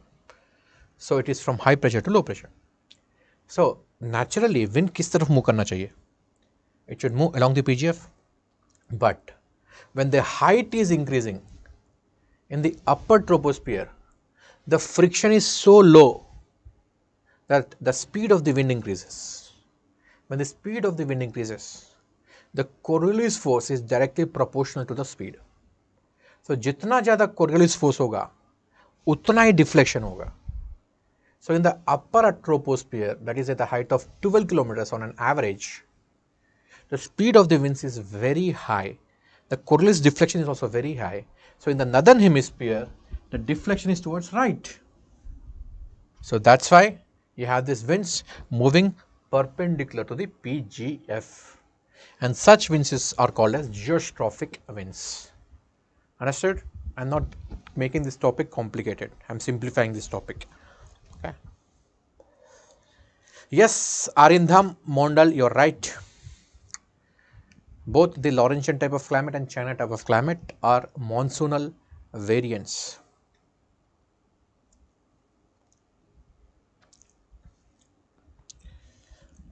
So SK is asking, geography में number क्यों नहीं आते हैं? सब लोगों को यही लगता है कि ज्योग्राफी में नंबर क्यों नहीं आते हैं. क्यों? सी ज्योग्राफी बहुत सारे लोग थे, सही 2011 से लेके 2011, 12, 13, 14, 15, 16 भर भर के लोग थे ज्योग्राफी ऑप्शनल में. तो क्या हो रहा था over a period of time? Competition बहुत बढ़ गया. जब कंपटीशन बढ़ता है ना, ओके, सो आपका कॉम्पिटिटर आपसे ज़्यादा लिख रहा है. जब आपका कॉम्पिटिटर ज़्यादा लिखेगा देन आपको भी ज़्यादा पढ़ना पड़ेगा. उससे क्या होता है? सिलेबस बड़ा हो जाता है. Syllabus becomes more because you have to read extra content to have edge over the others. तब क्या होता है? Obviously number of failures will also be more. For example, मुझे रैंक नहीं आया, मैं किस पे ब्लेम करूंगा? ज्योग्राफी को ब्लेम करूंगा, अरे यार ज्योग्राफी की वजह से मुझे मार्क्स नहीं आए. और if you are not getting a very good rank, then again obviously okay, you'll be blaming optional subject. And geography was generally taken, अभी तो बहुत कम लोग लेते हैं, पहले geography was generally taken by those people who are coming from engineering background, and engineers know how to crack the examination. उनको सारे cheat codes पता है. So generally okay, so called the smart people used to take the geography optional. So that's why if you have to compete with those people, of course you have to study more. And if they are writing better answers, then your marks will be less. So that's why the people who are not scoring that much, or the people who are not getting ranks, so they used to blame geography. Easy bait mil gaya, matlab because we have a problem, we have this tendency, habit of blaming something or the other. So optional ko blame karte hain.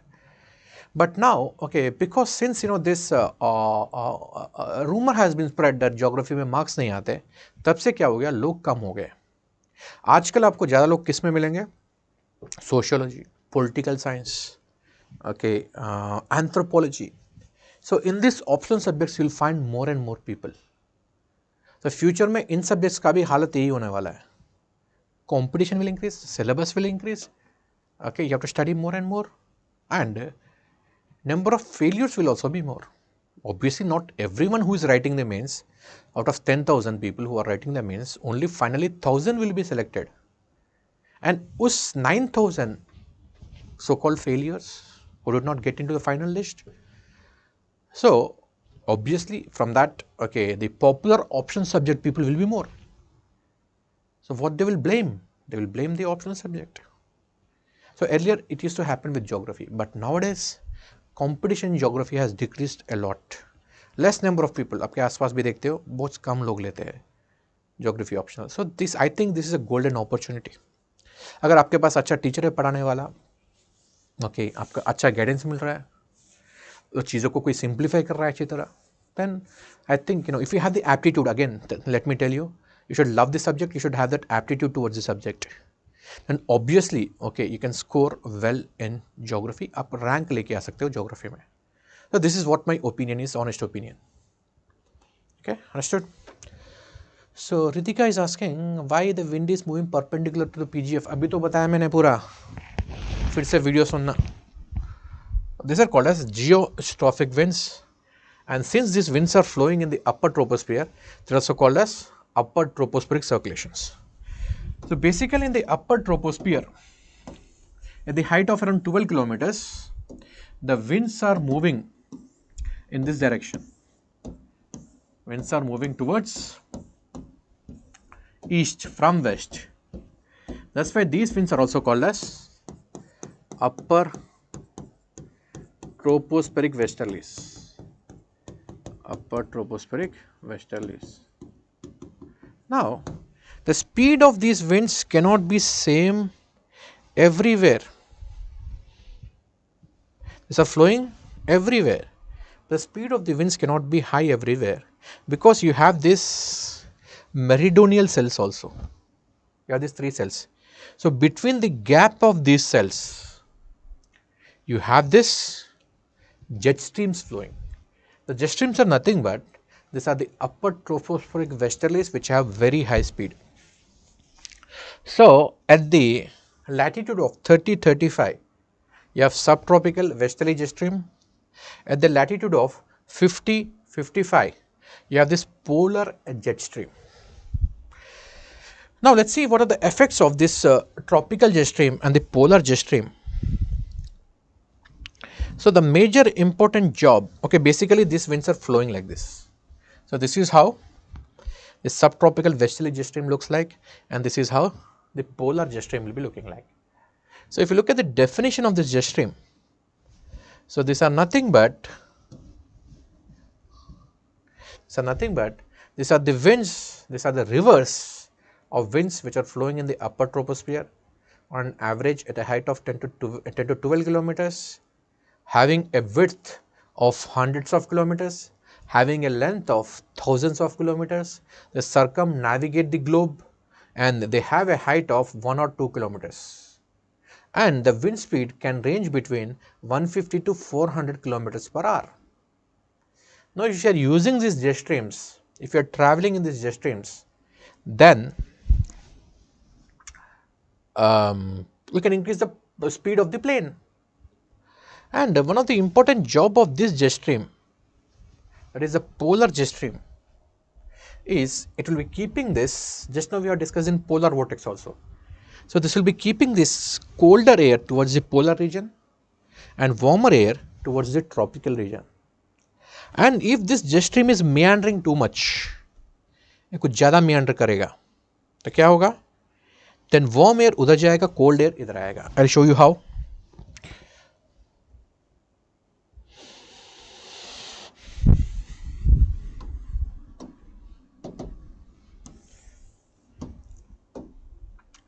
So, this is the jet stream. Say it is not meandering much. So, you will be having cold air here, and here you will be having warm air.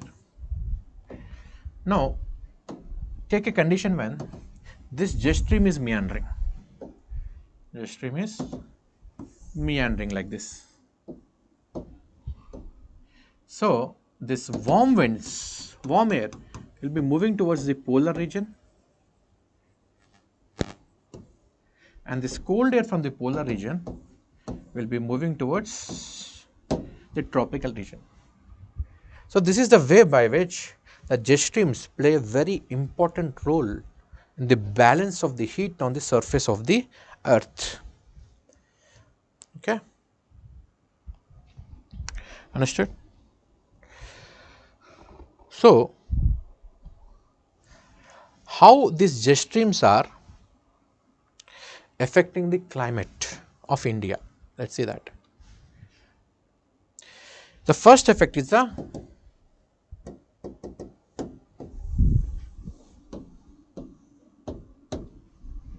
this is subtropical westerly jet stream. So, this subtropical westerly jet stream will be bringing and dragging the cyclones, dragging the temperate cyclones from the Mediterranean region, and it will give rainfall in the western part of India. It will give rainfall here. So, since this rainfall is coming from the western region, it's called as the western disturbance. Now, these western disturbances, okay, the rainfall keeps on decreasing while you are moving towards the east, and finally these two branches will be meeting in East China Sea. दोनों यहाँ पे मिलेगा. So, this is how they are causing the western disturbance. Sometimes if the jet streams meander too much, they will also pick up moisture from the Caspian Sea, because in this website of IMD it is also mentioned that these western disturbances also bring the temperate cyclones from the Caspian towards India.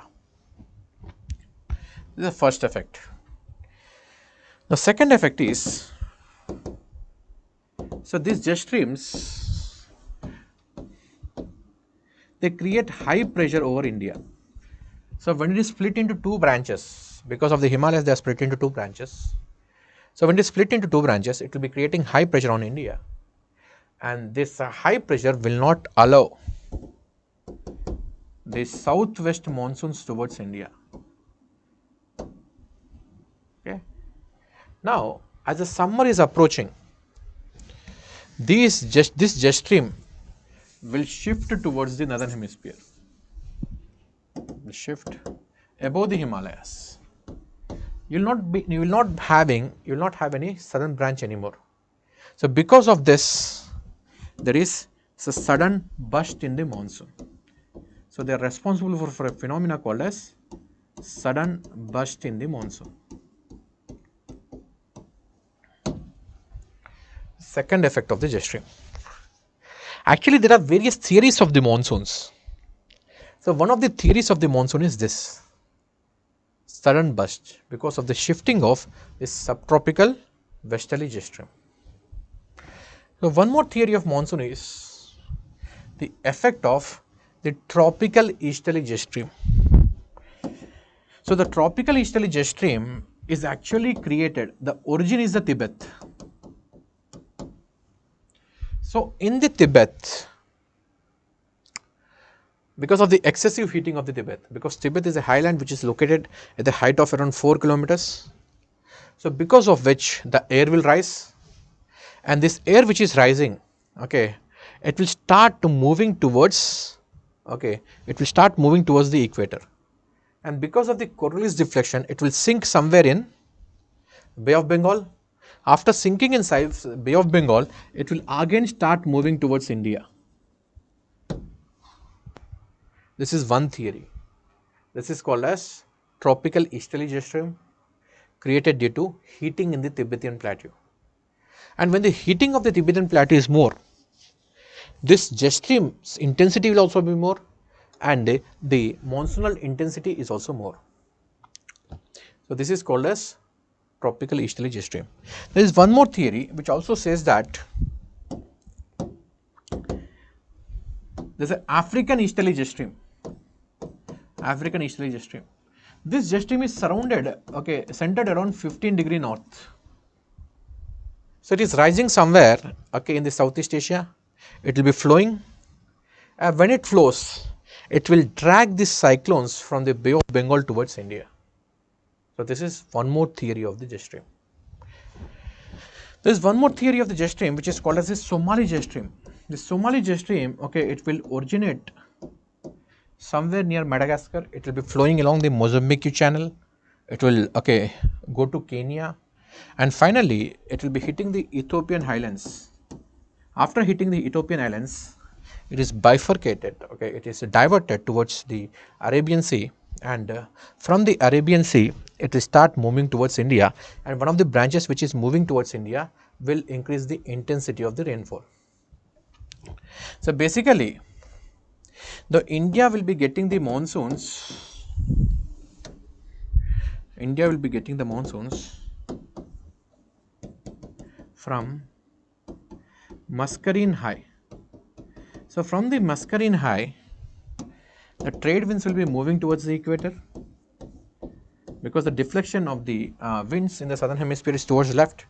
So, when they come to the northern hemisphere, the deflection is towards right, and this is how the southwest monsoons are originated. Now, I will discuss what is this Indian Ocean Dipole, IOD kya hai. So, just now while discussing the trade winds, I also told you that the western side of the oceans will be having warm waters, and the eastern side of the oceans will be having the cold waters. So, this is called as positive IOD. This is called as positive Indian Ocean Dipole. So, when these winds are moving, when you have these warm waters, the evaporation will be more. When the evaporation will be more, these winds which are coming towards India will carry more moisture, therefore, you will be having more rainfall. So, in the negative Indian Ocean Dipole, what happens is that instead of this warm pool, you will be having cool pool. Okay.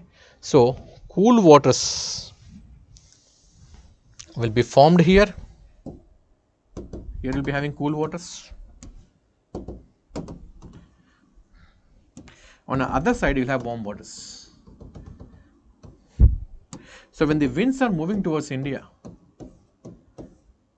so the winds will be carrying less moisture. So, because of which, okay, the Indian monsoons will be weakened.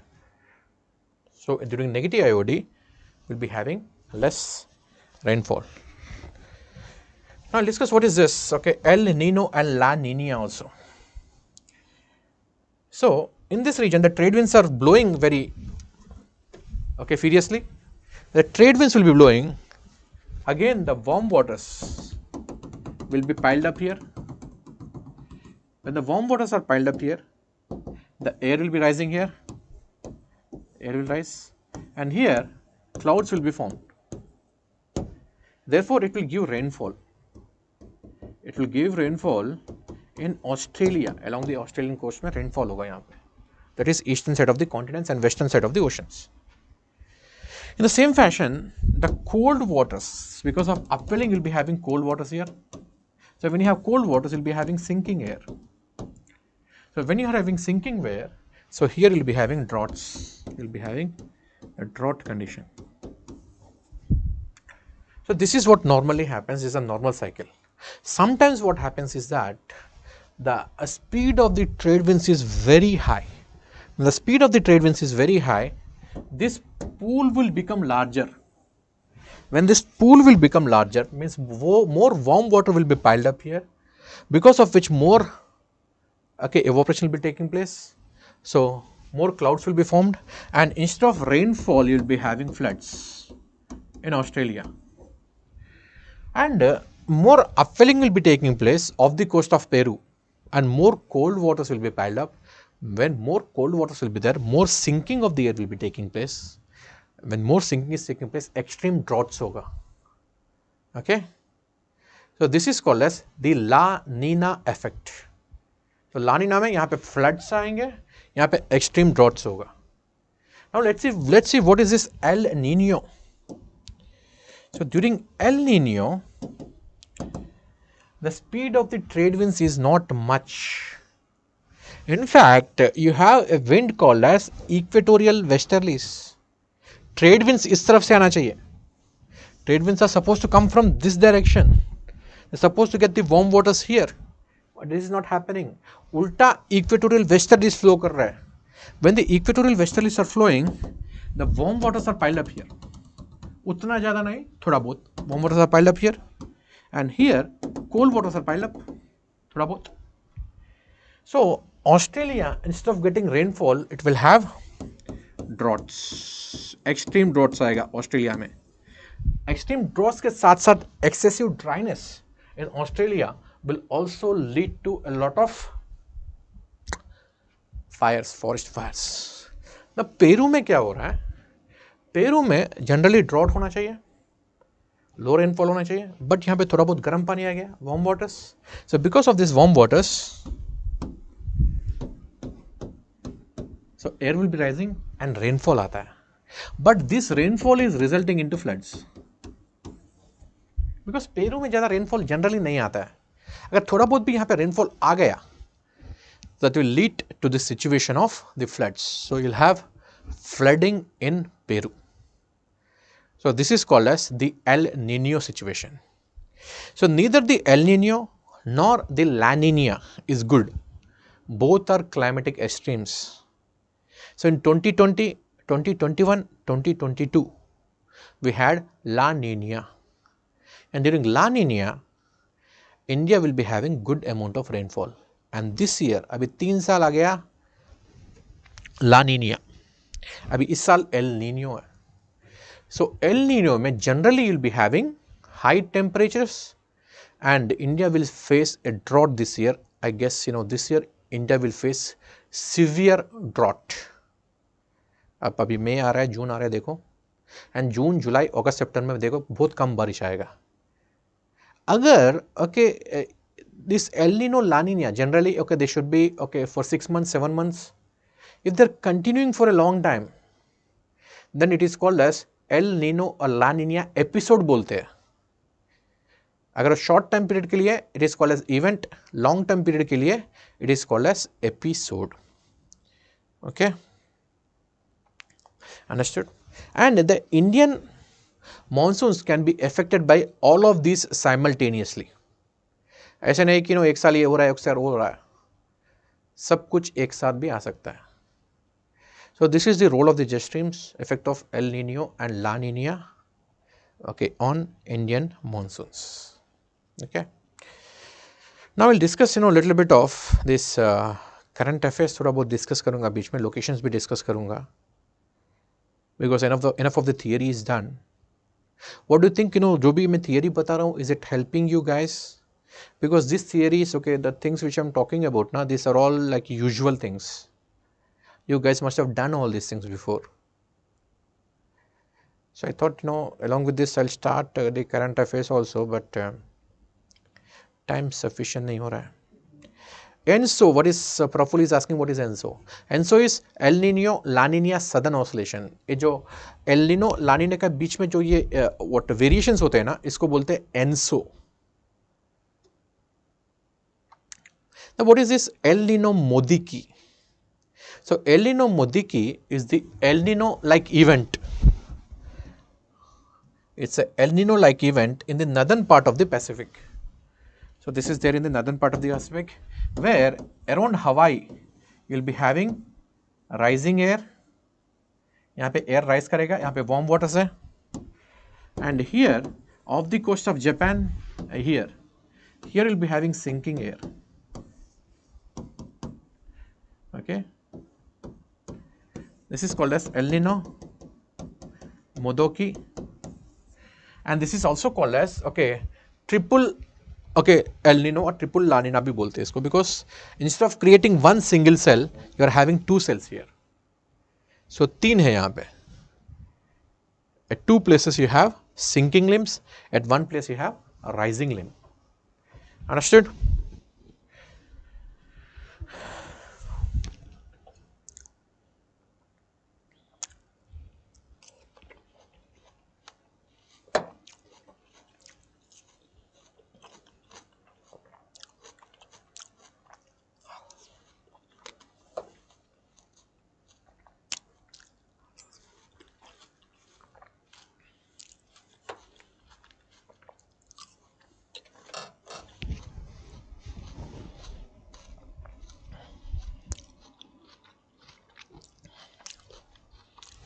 चलो, I'll explain these things first. इसमें आपका static भी cover हो जाएगा.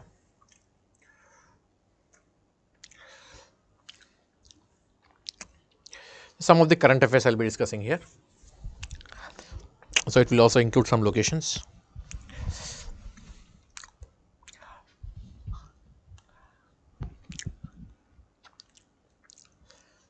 First I'll discuss this. Okay, southern oscillation, because it's happening in the southern hemisphere, that's why we'll call it as southern. So Amit is asking, how does the Hadley cell work? You're asking, Hadley cell work? What is saying? Hadley cell? You're talking about Hadley cell? You're saying Hadley cell. I understand.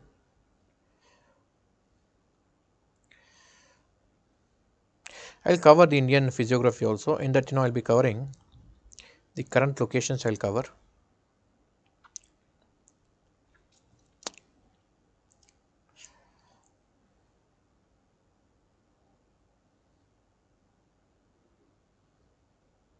Okay, come to this parts. See, this is Chenab Bridge. It's the world's highest railway bridge which is being constructed in India. Okay, so it will connect Udhampur, Srinagar and Baramulla rail link project. So we will be connecting the Jammu part of India towards the Srinagar part, means across the Pir Panjal, because Pir Panjal is acting as a divide between Jammu region and the Kashmir region. So Kashmir को सीधा railway link से connect करेंगे. So that's why you have built this Chenab bridge.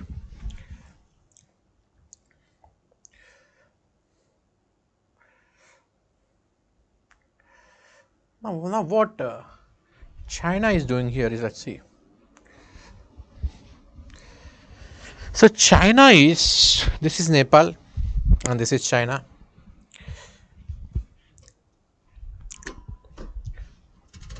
So Nepal is trying to, China is trying to connect Nepal with the help of railway lines. So it will be connecting Pokhara, it will be connecting Lumbini and Kathmandu and Berini also. So this is the China's project. The China is trying to create a kind of quad. Means already China has a presence in Pakistan, China has a presence in Afghanistan, and China is building a lot of close relations with the Nepal also. So in the northern side, the China is trying to connect, okay, a quad. Exam में पूछेगा what is Chinese quad. दूसरा quad क्या है? दूसरा quad है it's a geo political grouping, but खुद को नहीं बताते. It's a geo political grouping. It's a group which is created by India, Japan, USA, Australia. This is quad. खुद को क्लेम नहीं करते जियो पोलिटिकल ग्रुपिंग है, लेकिन वो जियो पोलिटिकल ग्रुपिंग है. So this is called as Chinese Quad. Informally it is called as Chinese Quad. Okay.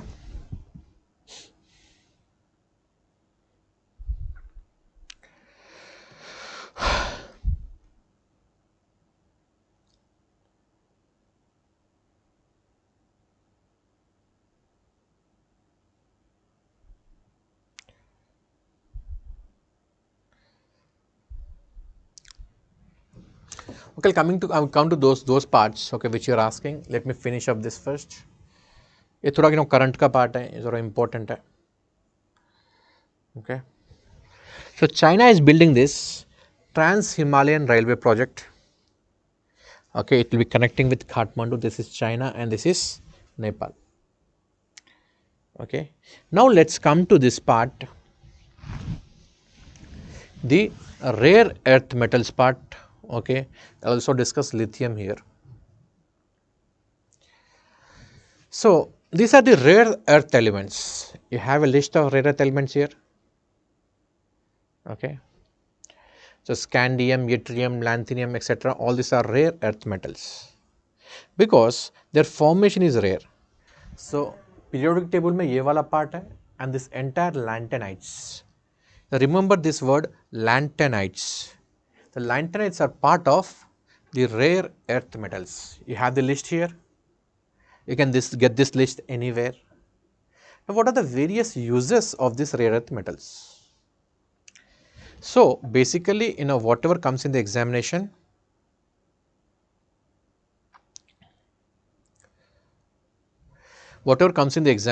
okay, कोई भी option देगा, where all the rare earth metals are used, the answer will be all the above. But some of the major uses are, they are used as catalyst, they can be used in ceramic glass, they can be used in polishing, they can be used in electronics industry, they can be used in metallurgy. So anywhere they can be used. But the most important use is catalyst. So they will be used in a reaction generally to speed up the reaction, means energy used in the reaction will be low. Now, कहाँ पे है rare earths in the world? So China has almost a monopoly. Next is Vietnam, next is Brazil, Russia, India. India के पास बहुत कम है. But China also controls the mines in the other countries. And the production is more in China. This is in terms of reserves. So simply एक चीज याद रखना. So the rare earth metals में Chinese monopoly है. More than 90% of the world trade is controlled by China in this. So if you look at the production of the rare earths, more than 62% is controlled by China. So next is Australia. Australia is only 10%. US का 12% है. Next 10% is Myanmar, and India is nowhere. And nowadays, rare earth metals are very much important, okay, especially in the electronic revolution and communication and other metallurgical purposes.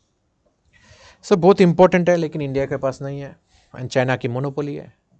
That's why USA ने क्या किया, अभी USA के पास नहीं है, rare earth metals नहीं USA के पास. तो USA ने क्या किया, it has started something called as minerals security partnership चालू किया.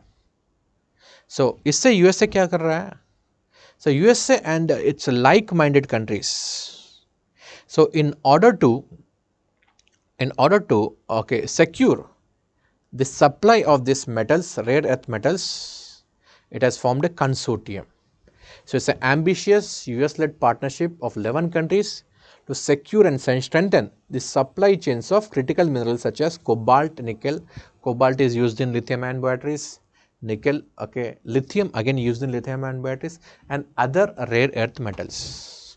तो ये ध्यान रखना important है because of the lithium and because of the rare earth metals. It is called as mineral security partnership. So why this is in the news? So government of India is also concerned now because we are not finding a place in mineral security partnership. And a US led partnership है and India को भी यहाँ पे supply चाहिए. What's the goal of this?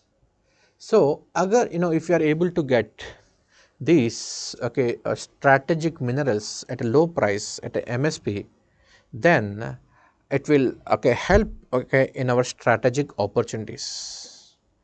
So why it is important for India? Because it is very much necessary for India's growth, industrial growth, electronic growth के लिए बहुत important है. So it is also has a potential to revamp the supply chain of the critical minerals. Why India is not being included? ना तो अपने पास rare earth metals है कोई, ना तो what India will say here?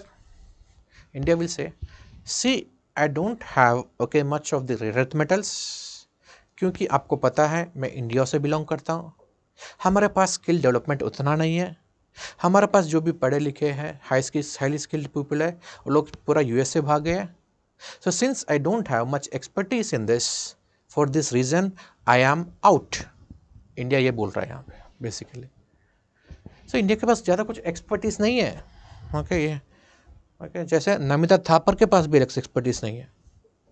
So that's why India has been kept out. तो जब तक आप कुछ कंट्रीब्यूट नहीं करोगे ग्रुप के लिए, then you will not be included in the group, right? Understood?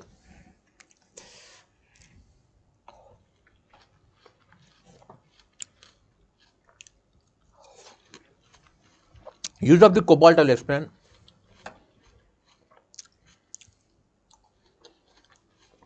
Yes, Aditya, you're right.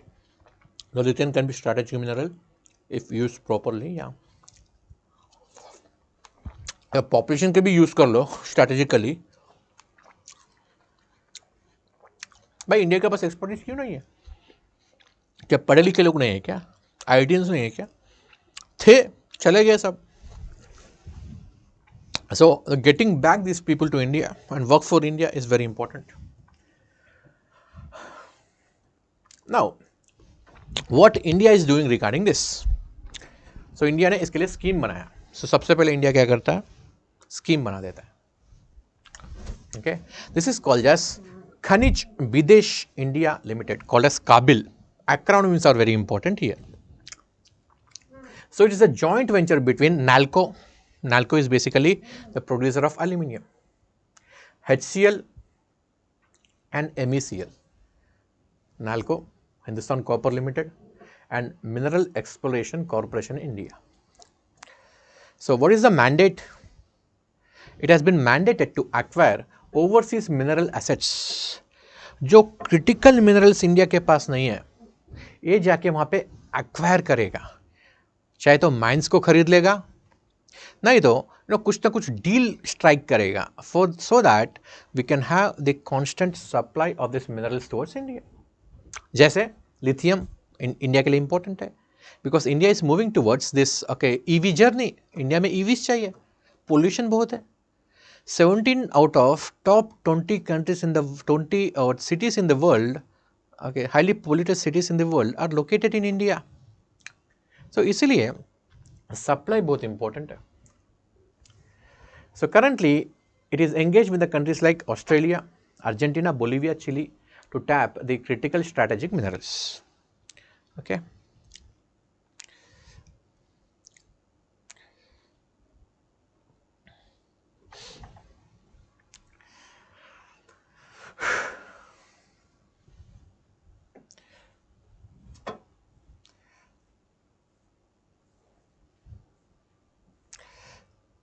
No.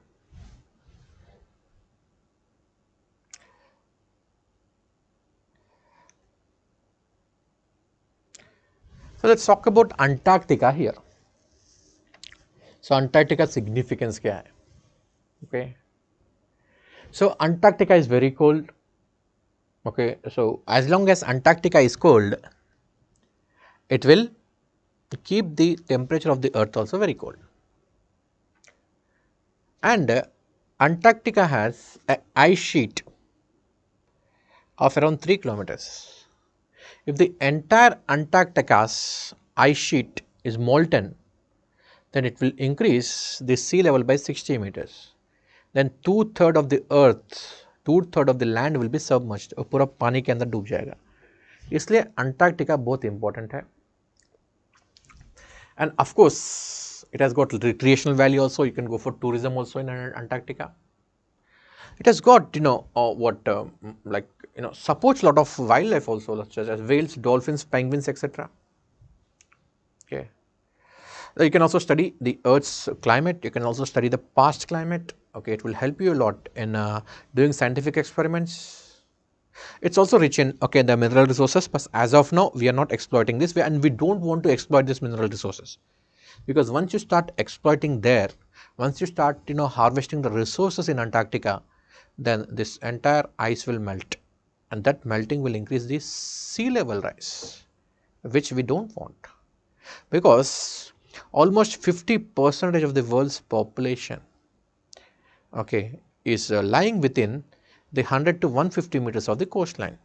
So that's why we don't want that. Now Antarctica में क्या क्या लोकेशंस इंपॉर्टेंट है. सो इंडिया का क्या इंपॉर्टेंट है यहाँ पे वो बताता हूँ पहले. सो इंडिया का you have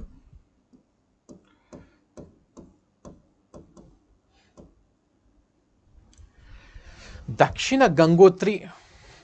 दक्षिण गंगोत्री बहुत पुराना हो चुका है. It is the first station, research station of India in Antarctica. Now that has become Bharti. So you have two research stations in Antarctica called as Bharti and Maitri.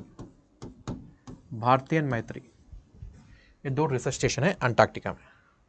And these research stations in Antarctica are located exactly at that location from where the India has been parted away. Means when the Gondwana land was there, India was located here. यहाँ पे located था India. So these two research stations, Bharti and Maitri, किस में research करता है? So obviously, they'll be doing research in drift also, continental drift, because India यहाँ से टूट के आया. It will also do a lot of research in climate change also. That is one. Next you have Weddell Sea here. Weddell Sea is important. Ross Sea is very important here. So Ross Sea has been declared as the marine protected area in Antarctica, and Weddell Sea is also like trying to compete in that. In future this will also be declared, but as of now Ross Sea has been declared as marine protected area in Antarctica. Like you have biosphere reserves, like you have protected areas, so this is also one such reserve, because so Japanese are going till Antarctica and fishing. Japanese बहुत शौकीन है, वहाँ पे whales खाते हैं, they eat fish, they eat tuna, krill. Okay, so such kind of fishes are available here. That's why protection has been provided here. Now near the Weddell Sea, this region, here you have Larsen ice shelves. Larsen ice shelf. So you have this Larsen A, B and C.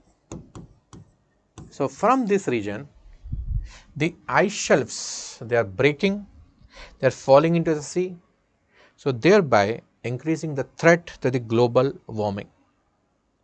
मैंने बताया था Wilkes Land. So this is where the Wilkes Land is. So this is where the magnetic field, the magnetic pole of the southern hemisphere is located at the Wilkes Land. And almost in the middle you have Vostok. Vostok is a research station. It's a research station of Russia. And below the Vostok, deep inside, you have a glacial lake, subglacial lake. Means ice sheet के नीचे जो lake होता है, it's called as the subglacial lake. Okay. So other than these, not many locations are important here. इतना locations का ध्यान रखना है.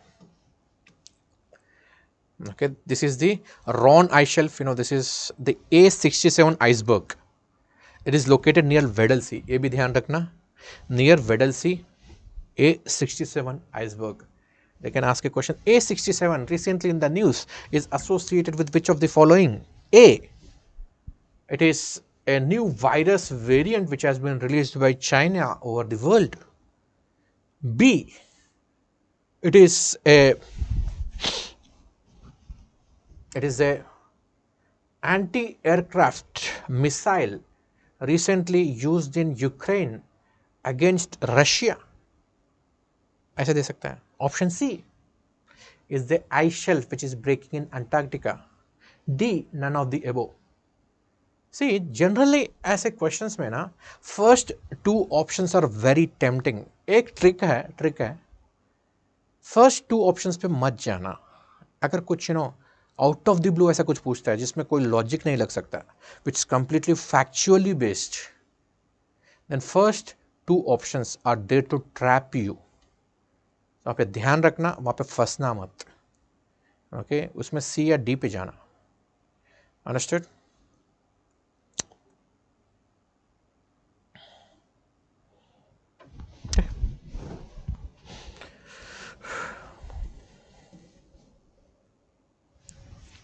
तो यहाँ पे लार्सन सी है.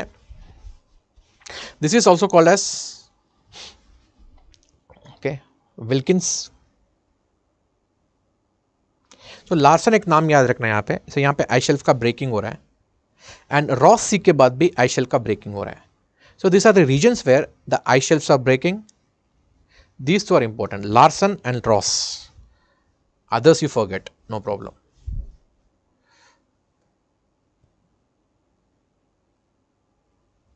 So Larsen is mostly in the news. A timeline also have been given when these are breaking. Like first break कहाँ पे हुआ? 2010 में हुआ, उसके बाद 17 में हुआ, उसके बाद जुलाई में हुआ. Okay, this is how. And you have to remember Larsen. You have to remember Weddell Sea. And near Weddell Sea, above this Weddell Sea in Antarctica, you have South America. ये ध्यान रखना, अटलस में mark कर लेना.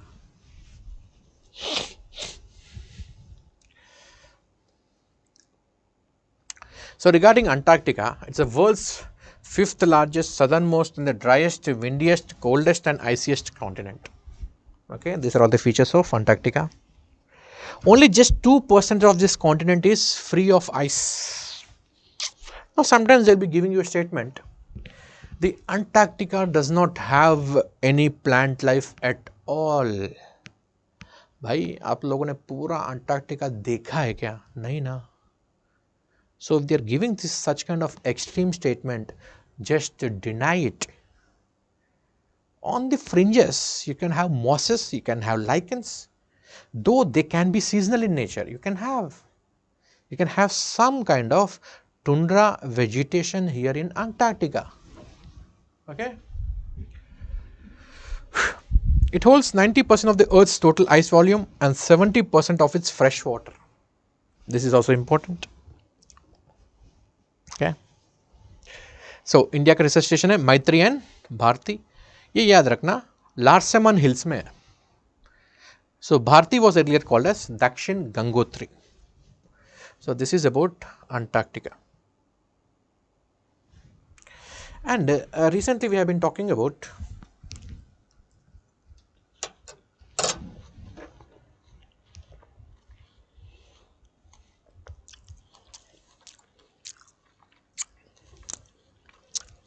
So SK is asking, एक session रखो जिसमें MCQ session हो, प्रीवियस ईयर क्वेश्चन से विच क्वेश्चन ऑप्शन ट्रैप. सिर्फ प्रीवियस ईयर क्वेश्चंस में क्या डिस्कस करूँगा वो तो हर जगह आपको यूट्यूब में इंटरनेट में मिल जाएगा. How to eliminate those things. I am good at giving options which can come in the future. मैं ऐसे ऑप्शंस क्रिएट करता हूँ कि आप फंस ही जाओगे. सो उसके लिए एक सेशन रख सकते हैं. We can do that. Okay, you guys can request KSG to hold that session. Yes, of course, penguins are found in Antarctica, of course. Fine, penguin. Okay. ये तो like बहुत ही क्लीशे है. Penguins Antarctica में होते हैं. मगर मुझे when I was a kid ना, my dad used to ask me, ये बताओ polar bear penguin को क्यों नहीं खाता है. Okay, then of course I'm unable to tell that. My father used to say, a polar bear is present in Arctic and penguin is present in Antarctic. That's why it can't eat it. Okay. Fine. So recently, extreme weather events have been increasing. So what are these extreme weather events? So some of the examples are extreme weather events. For example, flooding in China is an extreme weather event. Drought in Europe, this is happening this year, extreme weather event. Bushfires in Australia, again extreme weather event. India में heat waves, okay, last year there were so many heat waves, again this is extreme weather events. And cyclone Yas and cyclone Taukte is also super cyclone, means that when the wind speeds are increasing 220 km per hour, that is called as a super cyclone. So this, okay, and see, regarding cyclones now, earlier only like when I was preparing for UPSC at that time, there used to be one cyclone per year.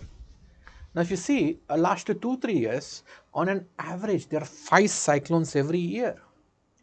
So the frequency of the cyclones are increasing, and also the intensity of the cyclones is also increasing. दोनों ही बढ़ रहे हैं. So these are the examples of extreme weather events. And because of the heavy rainfall, if you're having a lot of landslides, like if you open the newspaper in the month of June, July, you'll see a lot of reports of landslides. आप news देखते हो, उसके बाद again you'll do the same construction in the hills. So there's a famous saying, before and after a disaster, nothing changes in India. So Pakistan में floods आया अभी recently, right? And of course heat waves also have come. And USA में हमेशा forest fires तो आते रहते हैं, California में. I told you the reason why. My voice is low. अच्छा, is my voice low or is it fine?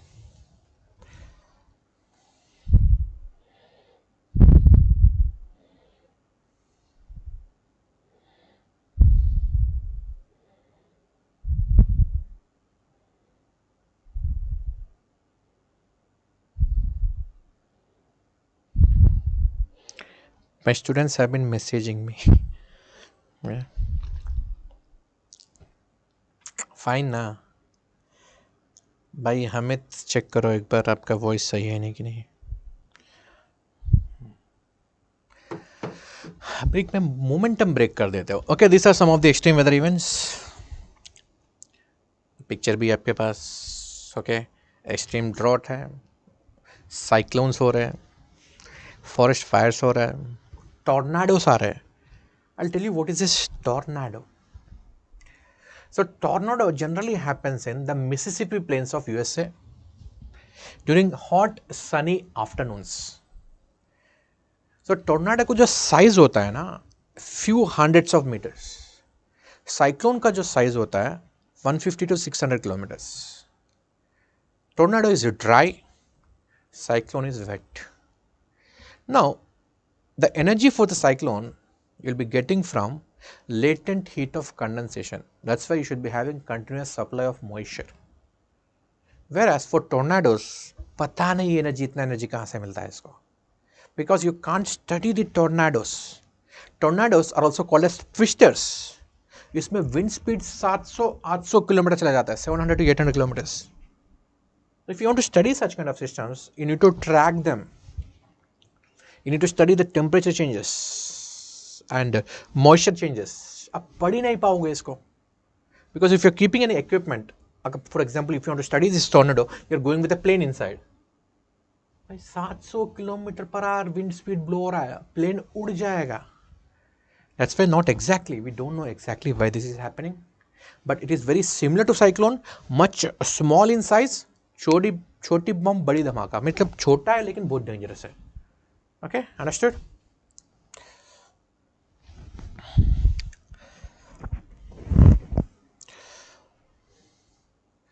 Okay. Shall we take a break for some time? चलो थोड़ी देर ब्रेक ले लेते हैं. Okay, then, okay, I'll come back to you, get back to you. We'll discuss the rest of the things. Okay, so take care, huh? फिर वापस आना. Okay, देखते कितना टाइम तक आज खींच सकते हैं. मेरा साथ देना आज रात तक. Okay, if I am getting late then please मेरा साथ देना, because if you guys are not there I will get bored. Okay, चलो good.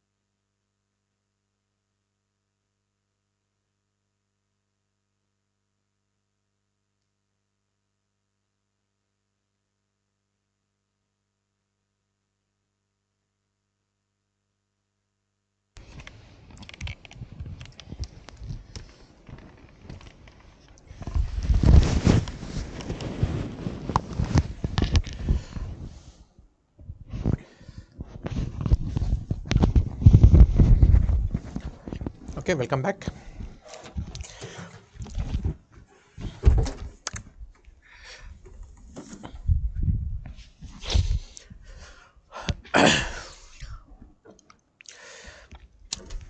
So Snapnil, you're asking, can we get the PDF? Yes, I'll send you this.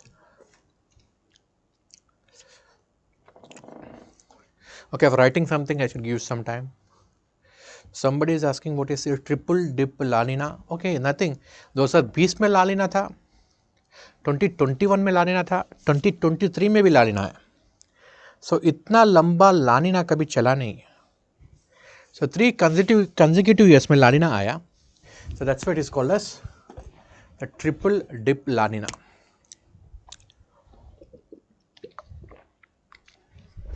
Understood?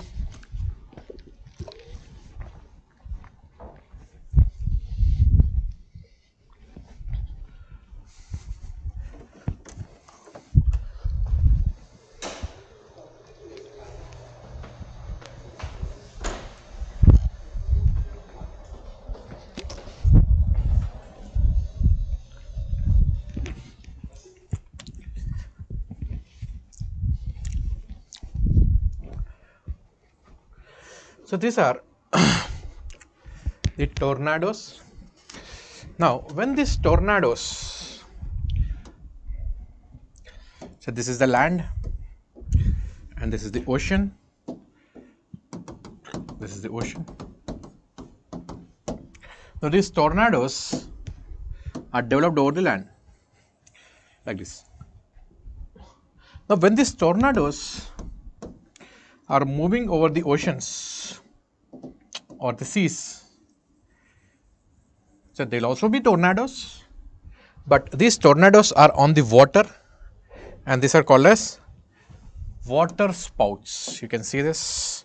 I'll show you the picture. Water.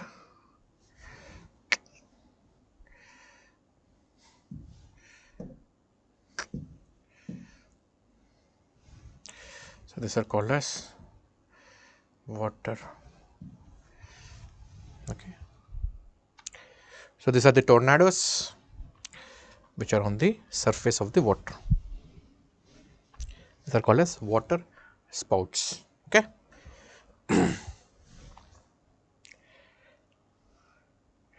So Nandini is asking, okay, Nandini Maheshwari from Jaipur, no? Okay, Nandini is asking, what is the reason for the name Kaveri for Kaveri mission from Sudan excavation? See, वहाँ पे फंसे लोग, South Indians are there, and Kaveri is one of the major rivers of South India. इसलिए नाम दिया Kaveri mission. Okay. And recently Karnataka, the people of Karnataka, that is the, किसने demand किया था? Opposition leader, I guess, okay, Mallikarjuna Kharge, I guess, I don't know. So they have requested the EAM, External Affairs Minister, Mr. Jaishankar, to bring back the Indian citizens from Sudan. The Mr. Jaishankar has told that don't play politics over this. Something of this sort has happened. So these are called as water spouts.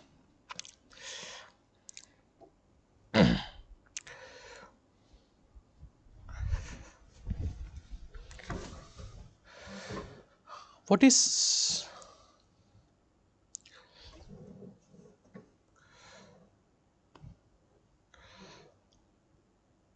okay? So next is the Nord Stream. So I will discuss about this region. इस region में क्या क्या important है? I'll take the map and discuss. Baltic region.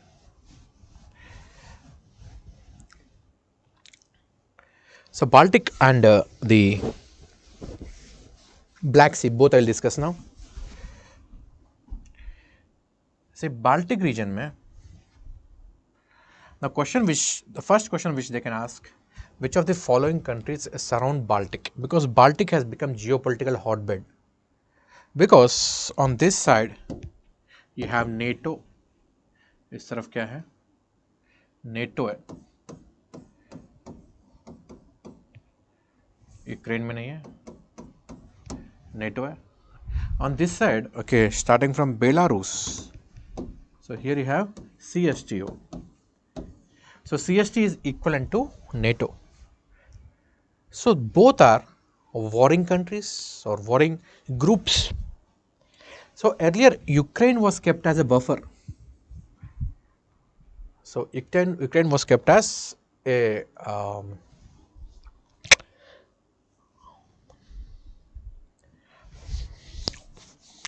buffer between these two, so that they should not fight with each other. लेकिन क्या हुआ? The USA started, okay, got obliging, or it started okay, attracting Ukraine, okay, to join NATO. So when this buffer is lost in between, then the CSTO, that is the Russia, will feel threatened. So that is the reason why. So Russia had to attack Ukraine. And the eastern part of the Ukraine, if you look at Ukraine, the eastern part of the Ukraine,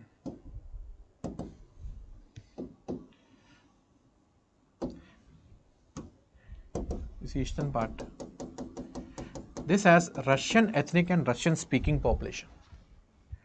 So it is very easy for the Russia to build a positive opinion among these people, because they are Russian ethnic and Russian speaking population. So regarding this thing, okay, Euro Maidan movement is very important. So till 2013, so the president, okay, who was president of Ukraine, was pro-Russia. After that, okay, this guy who was a stand-up comedian, Zelensky, has come into power. So Zelensky, okay, is pro-NATO, he is pro-West. When Zelensky is saying that now we'll be joining West, we'll be joining NATO, then obviously here the Russian speaking population will not be that happy. So that is when, okay, this movement has risen here, the movement for separation. So in this regard, two regions here are important, Donetsk and Lugansk. Donetsk and Lugansk, क्या atlas में मिल जाएगा आपको. So these two regions are important, and these two regions are practically independent, and these are also part of the post-Soviet conflicts from a long time. And from the 2014 itself, these have become independent. And this is the Sevastopol, this is Crimea. So Crimea was also annexed by Russia in the year 2014. So annexation had happened because here in Crimea you have Sevastopol. The Sevastopol is the naval base of Russia and Crimea. If Ukraine joins NATO, then the naval base of Russia will be lost. That's why Putin, okay, that is Russia, it has felt the need to annex Crimea, because it will be losing its important base. And some cities are very important. Odessa is an important city here. Odessa is an important port also. So recently when the war was happening, because Ukraine has a lot of grasslands, so Ukraine was supposed to supply, it's an important supplier of the sunflower oil, important supplier of fodder, important supplier of wheat, oats, barley. So world over, the prices were increasing. So because of which, okay, the countries have requested Russia and Ukraine to go for a ceasefire, and for a while, okay, the ceasefire was announced, and from Odessa, okay, it's a port, okay, from here the agricultural supplies were made. That's why it is important. And I was just discussing about, okay, post-Soviet conflicts. So among these post-Soviet conflicts, within Moldova, you have a region called as Transnistria.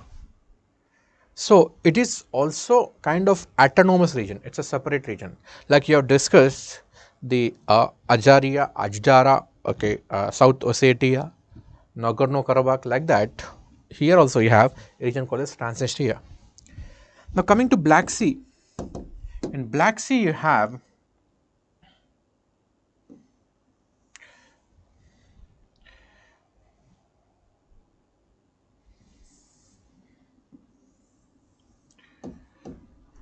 important rivers flowing. This is Danube. Danube is an important river of Black Sea. It is flowing from Germany, Austria, Hungary, Serbia, Romania. And then you have, okay, Dniester, Dnieper, Don and Donetsk. Donetsk and Don. So these are the important rivers. And in the eastern part of the Ukraine, where you have Russian ethnic population, Russian speaking population, which has been separated long back in 2014, here you have Donbas coal. This region is also rich in coal. The capital Kiev is located along Dnieper river, and on the Belarusian border you also have Chernobyl. So important locations which you have to remember here is Odessa, Mariupol, Donetsk, Lugansk, Donbas, and these 4 rivers. So here you have Sea of Azov. This is Sea of Azov. The Sea of Azov and Black Sea, they are separated by the Strait of Kerch. The Strait of Kerch separates the Sea of Azov and the Black Sea. So I don't think more than these locations they will ask anything. Now this year I'm expecting this question. This might be asked. What is Montrex Convention? Not Montrex Records. Montrex Records is part of your list which comes in the Ramsar. But यहाँ पे है Montrex Convention. See, Montrex Convention is about the Straits of the Turkey. These are also called as the Turkish Straits. And these straits are the Straits of Bosphorus and the Straits of Dardanelles. So Strait of Bosphorus, it separates Europe with Asia. It also separates Black Sea with Sea of Marmara. And Strait of Dardanelles separates Sea of Marmara with Aegean Sea. So according to Montrex Convention, Turkey has been given some special powers to control these 2 straits. And they will be restricting the powers of the Black Sea naval powers. Black Sea nations है, तो उसका powers को restrict करेगा. Now अभी Black Sea powers में कौन आएगा? So here you have Bulgaria, Romania, Moldova is landlocked, Ukraine, Russia, Georgia. See, Bulgaria, Romania, anyways they are pro-NATO, and Turkey is also NATO. So it will not be against that. And Ukraine is showing a lot of interest to join NATO. And Georgia, like it's kind of insignificant here. Basically, this was against Russia. So it is to control Russia. Now, if you look at the motto or the aim of this Montrex Convention, it is opposite to the UNCLOS, United Nations Convention on Law of Seas. United Nations Convention on Law of Seas, okay, advocates for freedom of navigation. Means आपके पास अगर छोटी सी भी waterway है, then आप freedom of navigation को restrict नहीं कर सकते हो. So वो freedom of navigation की तरफ move करता है. Whereas the Montrex Convention is moving towards restriction. It has given some special powers to Turkey to control these waters. Okay, and Montrex Convention predates UNCLOS, United Nations Convention on Law of Seas. ये ध्यान रखना, okay. And more about this you will reading in, okay, international relations, और कहीं से पढ़ लेना, okay. Geography में तो लोकेशन इंपॉर्टेंट है, मैं थोड़ा बहुत यहाँ पे कहानी बता दिया, okay.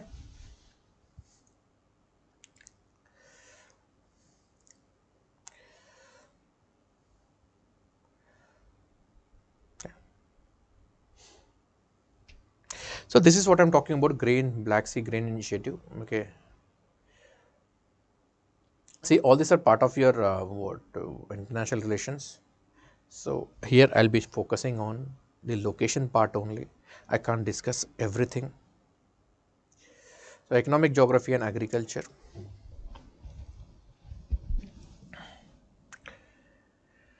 See, again this Baltic, see which all countries are surrounding the Baltic Sea. Okay. So Sweden, Finland, Latvia, Lithuania, Estonia. Also you have Russia here. So Russia का जो province है along the Baltic, this is called as Kaliningrad. This is called as Kaliningrad. So Kaliningrad, on the coast of the Kaliningrad, you have a sandbar. You have a sandbar called as Vistula Spit. Vistula Spit. So this Vistula Spit is restricting the movement of the Russians from this part. So recently what Russia has done, Russia has created a split. Russia has created a extra sea route by cutting this Vistula Spit. Now they might also ask you, how many NATO countries have a border with Russia?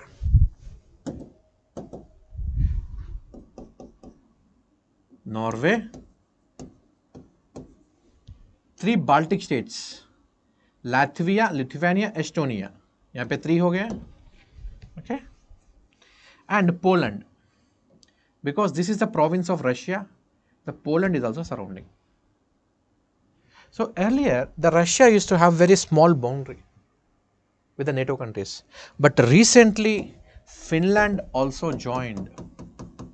Recently Finland has also joined, and now this very long border,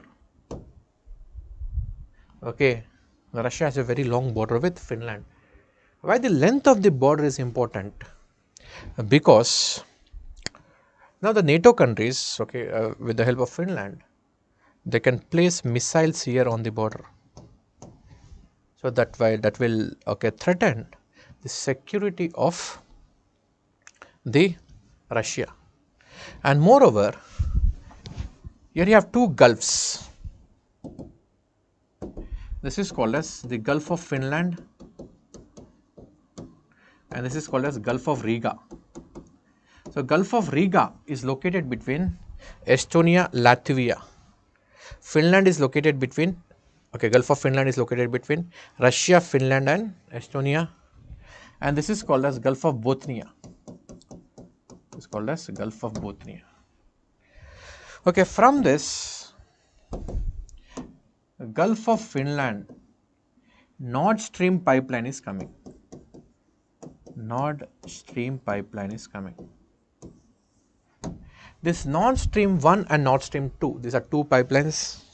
So these 2 pipelines are supposed to supply gas to the entire Europe. Now look at the locations where you have this, okay, pipeline. So you have one location here called as Vyborg. Vyborg से आता है. It also comes from Ust-Luga. You don't have to remember this, not required. And it will be entering into Germany at a location called as Greifswald.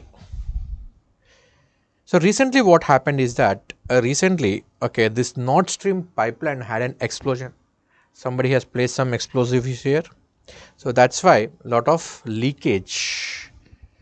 So UNEP, United Nations Environment Program, also termed this leakage of methane gas due to the rupture of the Nord Stream. So this is the location from where the Nord Stream is moving. It is moving along the Baltic Sea. So the specifications are not required anyways, You can see it later, not required. So, this is about the Nord Stream pipeline. And the suspected oil, the gas leak has taken place at a place called as Bornholm. Okay, Bornholm. It is located in the Baltic Sea. So, this is where the suspected leak is taking place. Now, you have Kiel Canal also here, Kiel Canal. The Kiel Canal connects the Baltic Sea with the North Sea. Okay, and you have two locations here, Kattegat and Skagerrak. So, if you have to go from the Baltic Sea into the North Sea, you have to cross Kattegat and Skagerrak. Okay, these are the water bodies which you have to cross. And North Sea is rich in, it is rich in oil, it is rich in petroleum, and this petroleum is also called as sweet crude because it has low sulfur content. It is low on sulfur. Okay, this is about the Nord Stream. So, next we will be talking about the Meghalayan age, that is the geological time scale. Okay.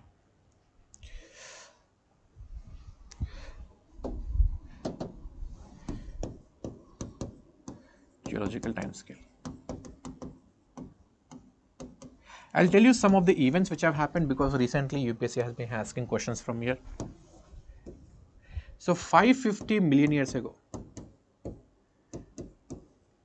this is called as Precambrian. After Precambrian, it is further divided into three: Paleozoic, Mesozoic and Cenozoic. And roughly the time period here is 250 million years. This is 65 million years, right? So, Paleozoic is when the life is thriving in the oceans. So, Paleozoic is also the time period during which the Carboniferous coal has been formed around 350 million years ago, and the Indian coal or Permian coal has been formed around 250 million years ago. And during the Mesozoic times, the earth was completely dominated by reptiles. It is the age of the dinosaurs. And in Cenozoic times, the mammals have evolved. So, mammals have evolved during the Cenozoic times. So, reptiles, this is life mostly restricted to sea. So, depending upon the life, depending upon the composition of the atmosphere, the time periods will differ. Now, coming to the Cenozoic period, Cenozoic is further divided into tertiary and quaternary. Tertiary and quaternary. And this is 2 million years. And this is 65 million years. Now, quaternary time period is further divided into two. Okay, this is Pleistocene. During the Pleistocene, you have high ice age, and you have this Holocene. Okay, during this time period, you had ice age, and here this is around 11,200 years. Now, this Holocene is further divided into three, in which the Meghalayan age, the current age which is going on, is called as the Meghalayan age. Now, if you see this Meghalayan age, you have a lot of beautiful speleotherms. Remember this word, speleotherms. The speleotherms are associated with this karst topography. In karst topography, you have stalagmites and pillars. Okay. So, यहाँ पे cave है Maumhul. Okay, this Maumhul is located in Meghalaya, So it has been declared as, okay, a geological site. Means geology is the study of the earth. So to study the earth and its interiors, okay, and to study the time periods of the earth, this study of this cave is very important. So that's why it has been declared as important site. So more, okay, I can't even pronounce this, is also known as Krem. It's the fourth longest cave in Indian subcontinent with a total length of 7 kilometers. Okay, it is located in Sohra, okay, near Chirapunji in the East Khasi Hills. So it is at a height of 4503 meters, and it belongs to the Meghalayan age. This term is very important. Speleotherms are very important. These are associated with karst topography. So there is a deep pool inside the cave which is formed by 5 different rivers that pass through. Now this Holocene is further divided into Greenlandian, North Grippian and Meghalayan. So presently, okay, the time period, the age which is going on is called as Meghalayan. So from, okay, this 11,200 years or 700 years, from there to 8,200 years, this is called as Greenlandian. From 8,200 years to 4,200 years, this is called as North Grippian, and the present age is called as Meghalayan. But now, okay, there is a request or there is a demand to add one more age, one more time period, that is called as Anthropocene. So Holocene is further divided into 3.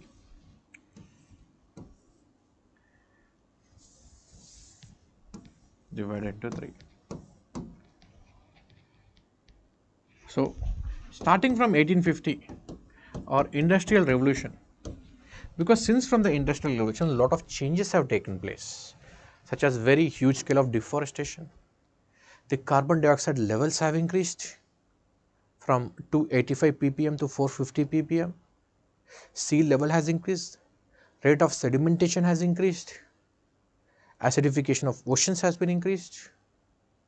So the landscape of the earth has been changed, and this has been done by humans. That's why there is a demand to add a new age called as Anthropocene. So here 2 things are important. One is Anthropocene, other is Meghalayan, and the name of the cave is important, and also the word speleotherm is important. Okay. Now this Meghalayan age also marks, if around 4,200 years ago, it also marks the collapse of important civilizations. So there used to be civilization in the Greece, Egypt, Syria, Philistine, Mesopotamia, Indus Valley and Yangtze Valley. So these were the ancient civilizations. So these ancient civilizations also have collapsed because during this time there were hard times, there were severe droughts. So because of these droughts, okay, these civilizations have collapsed. Understood? Okay. Now I was talking about the Tonga Islands. I talked about the Tonga Kermadec Trench. Now they can ask you this term, Honga, Tonga and Honga Haipai, ये क्या है? So this Honga Haipai, so it is the new island which has been created because of volcanic eruptions. ये नाम लिख लो आप. So this is the name of the island. So this has been created because of the subduction. So this is how the Tonga eruption has taken place. So the volcanic eruptions was so intense that it has led to a huge explosion. Okay, no problem. If you are running little bit late, no problem. Slowly लिख लेना सारी चीजें. So this is that island. So from here the smoke is being released. Is a new island which is created. देखो वहाँ पे so recently release हुआ है. यहाँ पे rocks है, बहुत सारा ash है. अभी तक यहाँ पे कोई plant life चालू नहीं हुआ है. So it is the indication that it's a new island. Okay. So gradually, okay, यहाँ पे जब water आएगा, then gradually यहाँ पे plants grown होना भी चालू हो जाएगा. Thank you.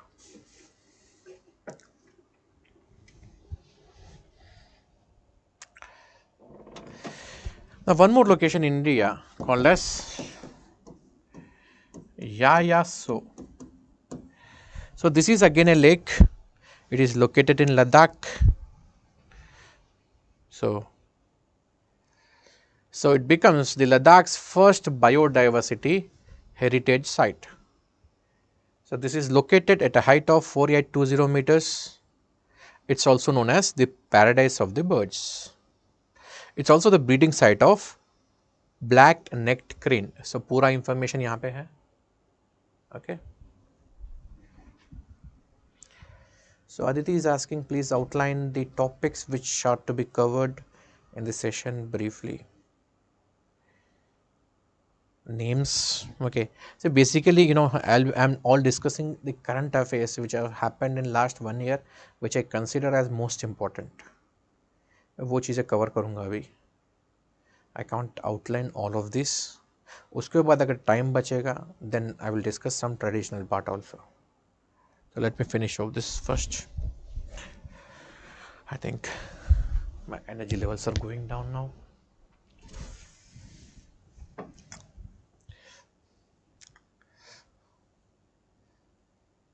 I guess we have discussed this set. Plastio-margates. We have discussed this. This is nothing but the plastic rocks. It is okay, very similar to the word conglomerates. You have seen this. Turtles. This is a green turtle. So green turtle का conservation site है on that island of the coast of Brazil. So this is the island. So Trindade and Martim Vaz. So there's Brazilians now. They speak Portuguese. So okay, you'll find a lot of Portuguese words in Brazil. Yes, I'll have tea. इतना लंबा कभी class नहीं लिया मैंने.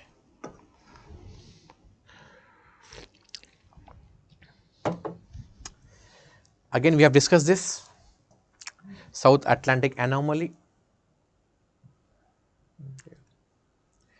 I like this meme though. झुकेगा नहीं लेकिन झुक गया. So that's why you have this anomaly.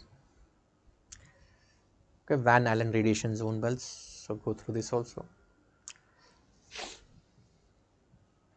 So we can call it as a dent in the magnetic field of the earth. So next is ocean thermal energy plant. So this is very interesting. I will discuss this.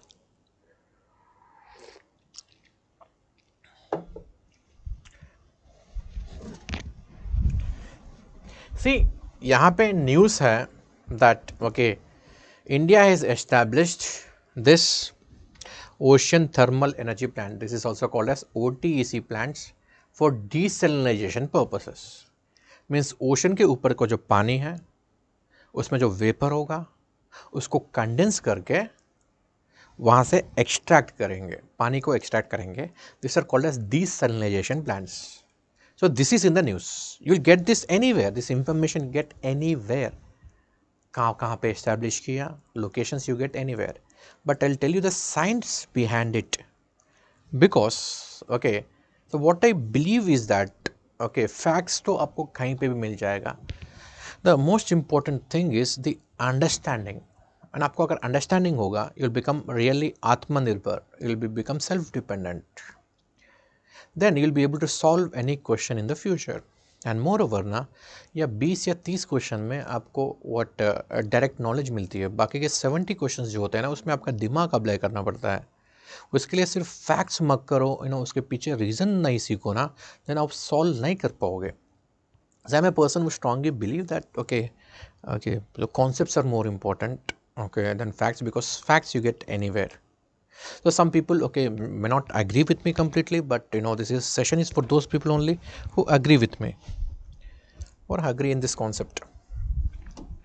If you are taking the oceans now, so this is how the ocean basin looks like.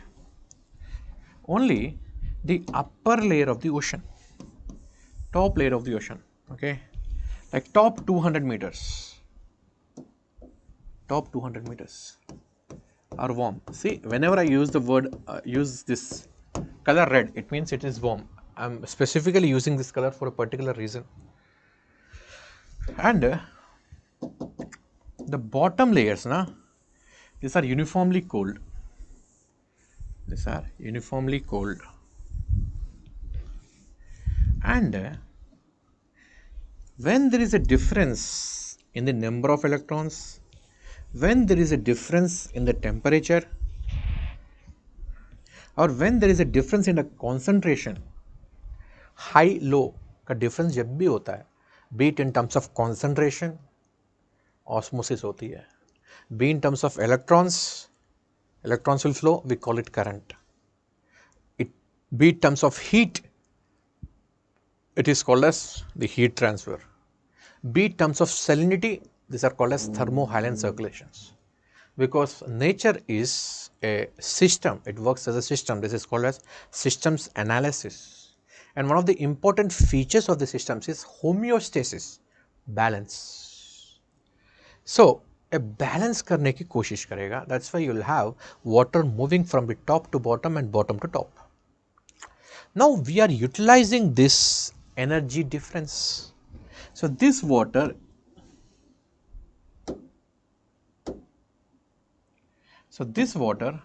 is at a temperature of around 25 degrees centigrade, and the bottom water means below 200 meters, the water is uniformly maintained at around 4 degrees centigrade. Now, इतना degree centigrade का difference है. So, this difference you can utilize. How? अभी 25 degree centigrade होगा, obviously vapour निकलेगा यहाँ से, vapour. Okay, the vapor will be having this moisture.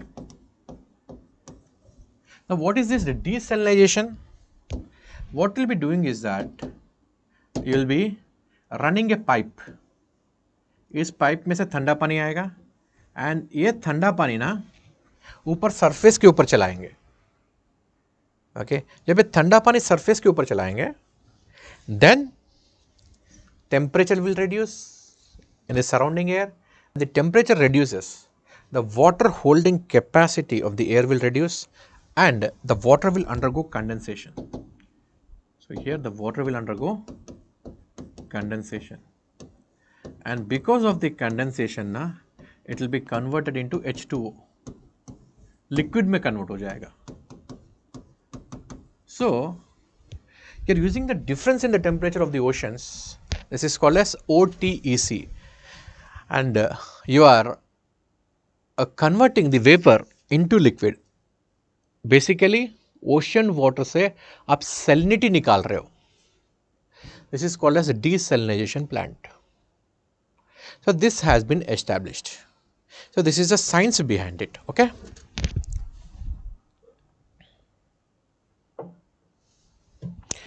Thank you, Arushi. Okay, ये है इसका साइंस. ये देखो अभी.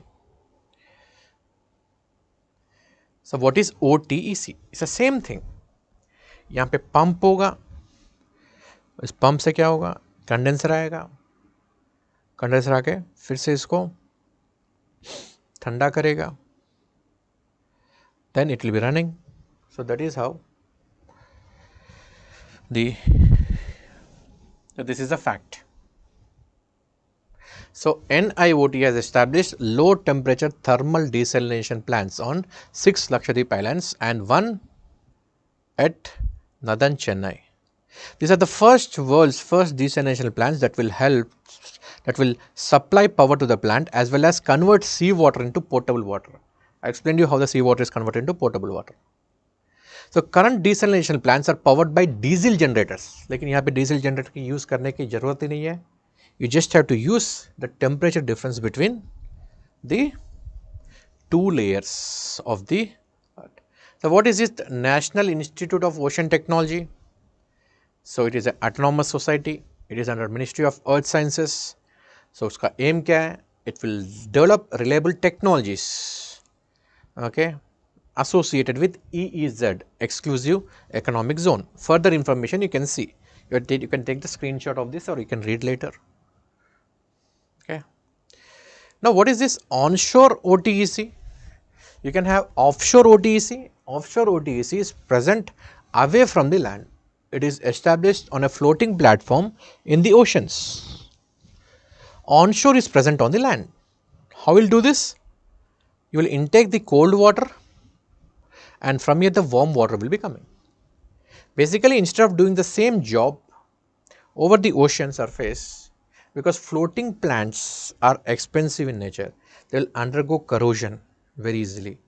So, instead of that, you can establish these plants on the land also, and these are called as onshore OTEC plants. Okay. Now, what is this Indus Water Treaty? So, according to Indus Water Treaty, so the western rivers, that is Indus, Chenab, Jhelum, has to be used by Pakistan, and the eastern rivers, that is Ravi, Bias, Sutlej, should be used by India. So, this is the Indus Water Treaty. अभी problem क्या है? The Pakistan is raising objections. It is raising the objections on the Kishan Ganga project.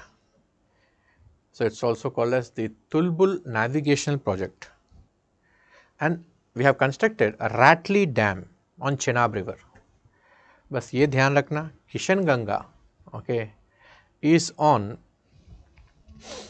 Kishan Ganga river and Ratley Dam is on the Chenab river, and Kishan Ganga is the tributary of the Jhelum river. Okay. And please look at the tributaries here. So, Sutlej and Bias, they are completely located in India. Okay. And the Doab between Sutlej and Bias is called as Bisht Doab. The Bisht Doab is completely located in India. And please look at the other Doabs also. This is Bisht Doab, you have Rechna Doab, you have Bari Doab, and you have Sindh Sagar. So, please go through all this.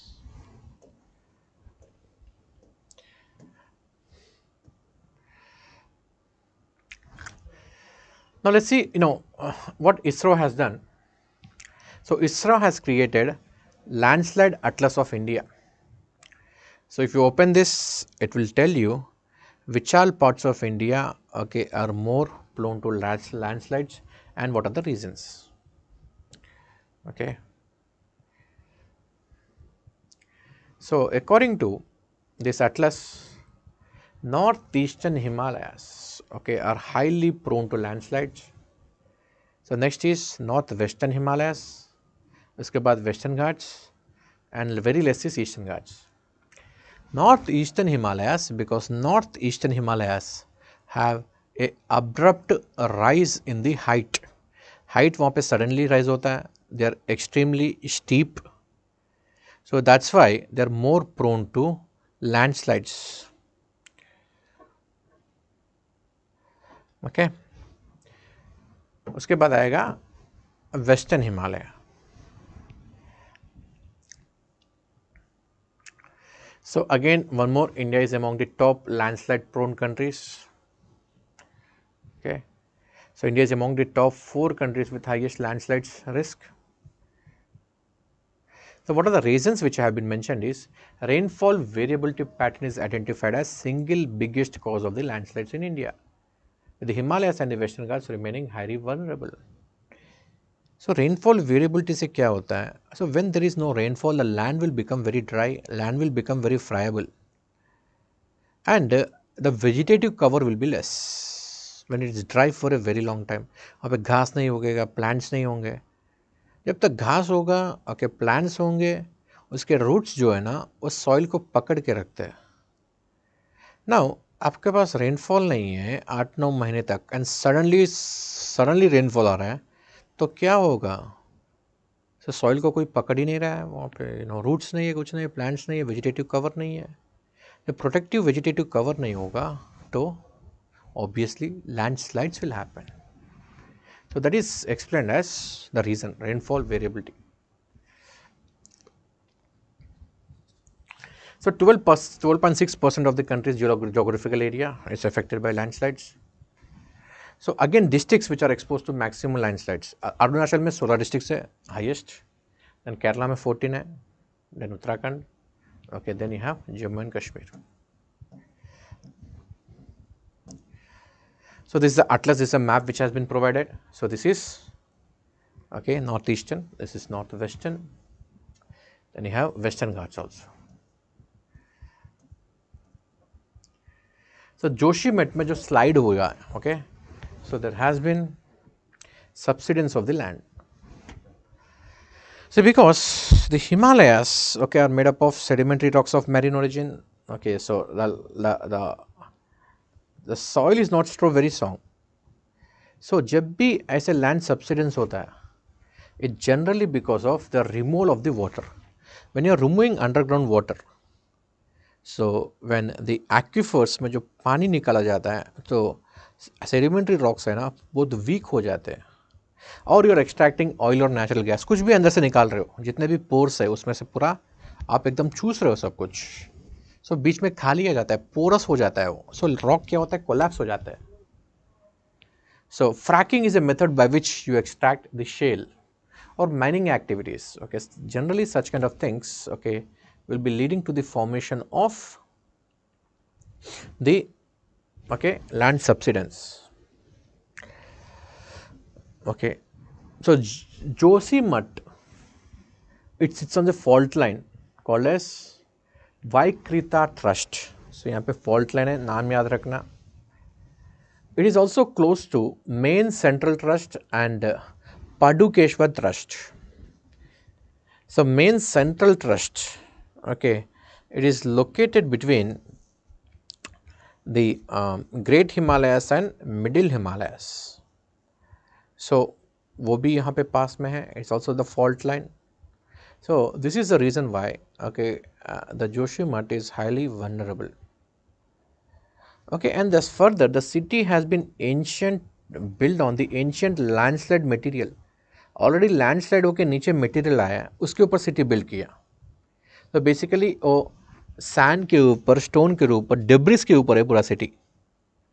ऊपर से जितना भी debris गिरा उसके ऊपर है. So obviously it will not have much of the load bearing capacity, and there is lot of unplanned construction also in this region because the tourism has been increasing, the people are being increasing, the people want to go and settle in the hills. Okay, जब भी कोई vacation मिलता है, hills calling बोल के Instagram के photo डाल के चले जाते हैं. Okay, so because of this unplanned construction na, it has led to the blocking of the natural flow of the water, and the drainage is also improper, and the climate change is also acting as the fourth force multiplier. Okay, so IPCC reports have critically observed that Himalayan region is very prone to disasters. And along with this, you also have the hydroelectric power projects. So Tapovan, Vishnugad, okay, these projects also have been blamed. Though there are run of the river projects, but still they have been blamed. They are also reason. ये भी ध्यान रखना, Tapovan, Vishnugad. Okay, these are located on Dholi Ganga. Okay, you can look at the barrages here. So this is where the Joshimath is. This is Alaknanda river. Okay, so this is the Dholi Ganga river. Okay, so Dholi Ganga river will gradually flow into Alaknanda, and this is where the Tapovan is located. And Border Road Organization is also building Helang Marwari Bypass Road. So it is construction from Helang to Joshimath to Marwari to reduce the distance to Badrinath. Basically, a lot of construction is taking place here. So you can look at the locations here.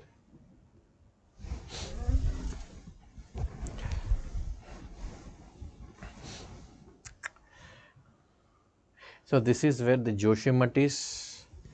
So this is Helang and this is Auli Joshimath. So this road is also being built. And here you have Tapovan Vishnugad Hydel Power Project. ध्यान रखना कौन से river पे है ये, Dhauli Ganga river पे है. And the government of India is also building the Char Dham project. So Char Dham is an ambitious project to connect Yamunotri, Gangotri, Kedarnath and Badrinath. These are also called as Char Dham. So Char Dham railway and tunnel project. So इसको railway से connect करने का and tunnel से भी connect करने का ambitious project है. So this 125 kilometer Rishikesh Karnaprayag railway line is in Uttarakhand. So you need to build a lot of tunnels, okay, and it will also require a lot of blastings, a lot of bridges also need to be built. So ये ध्यान रखना, what is this, Char Dham project, rail connectivity to Char Dham project. Now coming to Andaman and Nicobar group of islands, I will discuss some things regarding this Andaman and Nicobar, very important.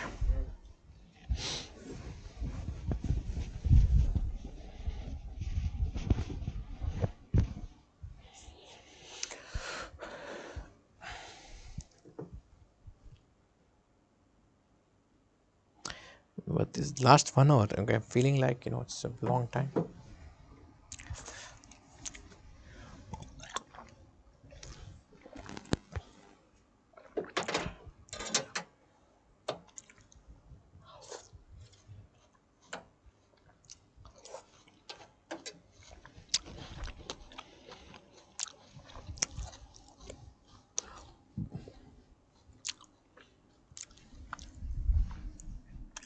See, I will not be discussing those cliche points here.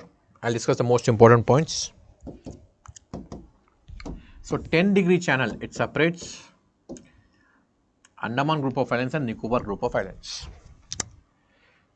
So recently, India has built INS Diglipur here. INS Diglipur. It is a naval base of India because it is overlooking Andaman Sea and Strait of Malacca. Because China के ships यहाँ से जाते रहते हैं. That's why in order to keep an eye on these locations, you have built this INS Diglipur. And of course, I am very much sure you guys know about the name changes here. Name changes of the Neil Island, Havelock Island or Ross Island. आपको पता ही है. One thing which I want to discuss is about the Great Nicobar. In that context, I will also discuss about the tribes of this region. So the important tribes here in Andaman group of islands, you have 4 important tribes: Onge, Sentinelese, Jarawa and Andamanis. Sentinelese tribe is the untouched tribe. Now here in Nicobar group of islands, you have 2 tribes. You have Shompen tribe and you have Nicobaris tribe. This is very important this year. Now these tribes, they belong to Negrito group. Negrito. And these tribes, they belong to Mongoloid group. Mongoloid, because these people have come from here. And these people have come from mainland India. So they have come in around 60,000 years ago. So 60,000 years ago, India was all, the inhabitants of India, the people of India, all were Negritos. Okay. So सो इसका screenshot ले लो, यहाँ पे important points है सारे, आप देख सकते हो. Okay, now the government of India is coming up with Great Nicobar Development Plan. Now, this Great Nicobar, the island is located here.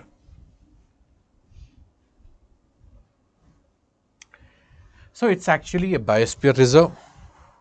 It has two national parks, Galatia National Park and Campbell Bay National Park.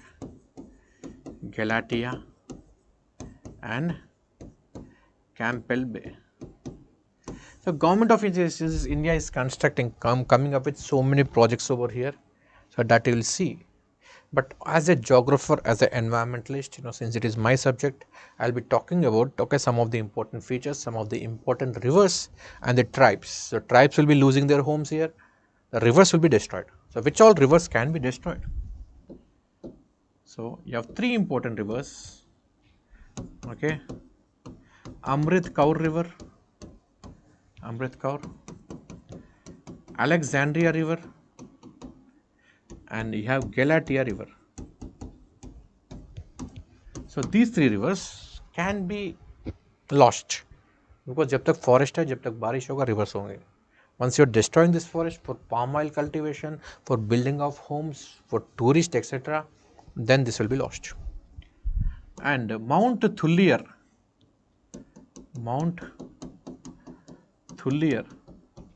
is the highest peak of the Great Nicobar. So, these are some of the features which can be asked. And it's also the southernmost biosphere reserve of India, and these two are the national parks. They must have done this in environment also, but okay, I am emphasizing again. Okay. So, what the government of India is planning? It is planning a township here. It's also planning international container transshipment terminal. पता नहीं ये ports किसको मिलेगा. It's also planning an airport. पता नहीं ये airport किसको मिलेगा. Okay, this total area will be township. Okay, and only some parts will be left for the nature.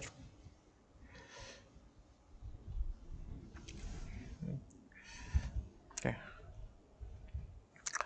so here you have some of the important species. So, 3 new wildlife sanctuaries have been identified in Little Nicobar for protecting leatherback turtles. Okay, Little Nicobar is important because leatherback turtle का protection के लिए. Mainchel Island, okay, has been dedicated for megapods, and Morio Islands for corals. So, entire Galatia Bay Wildlife Sanctuary is denotified by Standing Committee of National Board of Wildlife. National Board of Wildlife is supposed to protect the wildlife, but it has denotified. Actually, Great Nicobar biosphere reserve, it is rich in equatorial forest, it is rich in evergreen forest, and it is one of the few locations except the Western Ghats. Western Ghats में भी थोड़ा बहुत कुछ जगहों पर equatorial forest है, and यहाँ पे भी है. So, we have very limited area of equatorial forest, and that area is going to be destroyed. So, it's also the nesting site for giant leatherback turtles, and यहाँ पे इस islands में you have this big crocodiles. This is this salt water crocodile. It is very large in size. So, India में 3 types of crocodiles है. You have घड़ियाल okay, जो Ganga river systems में मिलता है, and you have mugger crocodile, freshwater crocodile, and this is the salt water crocodile. Okay, so ये मिलता है यहाँ पे, इसका nesting sites है यहाँ पे. So, this is the Shompen tribe. The Shompen tribe, they have Mongoloid traits because they come from Indonesia.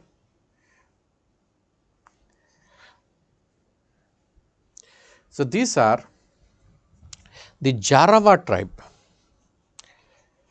So Jarawa tribes, they still have primitive lifestyle. So Jarawa, Onge, Sentinelese, Andamaris, Shompen. इनका population है ना, it ranges somewhere between 50 to 400 individuals, इससे ज़्यादा इनकी population नहीं है. And their population also has been decreasing. They are still into hunting and gathering. They are called as PVTGs, particularly vulnerable tribal groups है. So what is to happen is that earlier, so this Jarawa tribes now, so earlier, okay, National Highway 4, okay, it is to pass from South Andaman, and in this South Andaman island, Jarawa tribes used to be there.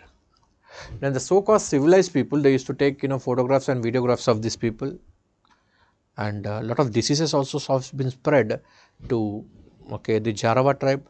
That's why part of this South Andaman has been declared as Jarawa Reserve. Like you have reserve for the tigers, wild animals, you also have a dedicated reserve for these tribes. So National Highway 4 important here, Jarawa tribe, and the island is South Andaman. So this is a giant leatherback turtle. इतने बड़े turtles होते हैं, इसका nesting ground है. The ports, airports, I don't know why we are building townships there. So next important is this. So your Park Bay, Gulf of Mannar, and this is the Park Strait. ध्यान रखना. Gulf of Mannar is also the Marine Biosphere Reserve, is the only marine biosphere reserve of India. Okay, thank you. Thank you, Himanshu.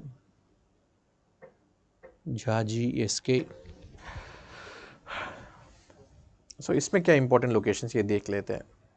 See, Ram Setu Bridge, also called as Adams Bridge, important.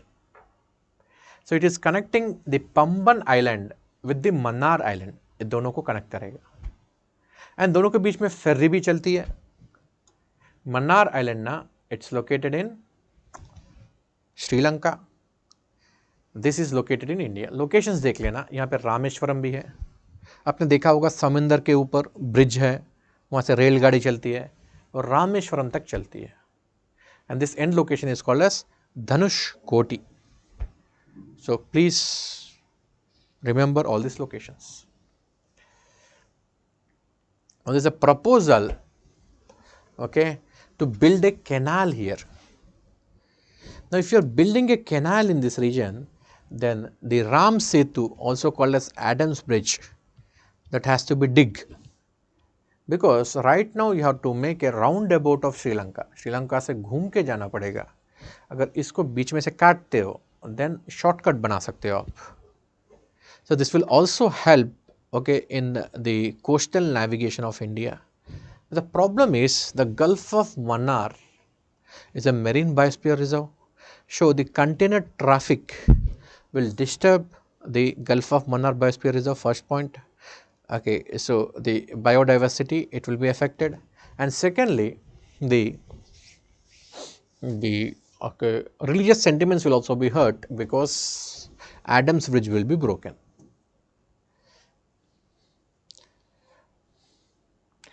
Now look at this. It's a very beautiful island.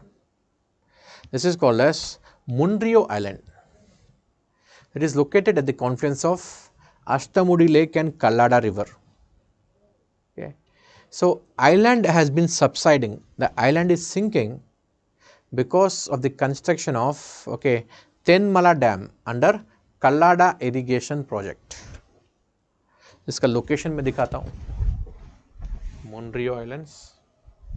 It is located in Kerala.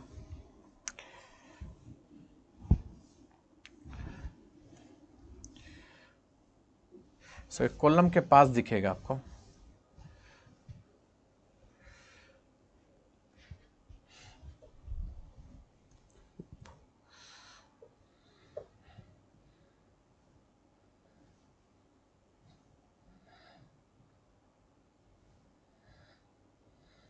So it is near Kollam. Okay, बाद में आप देख लेना.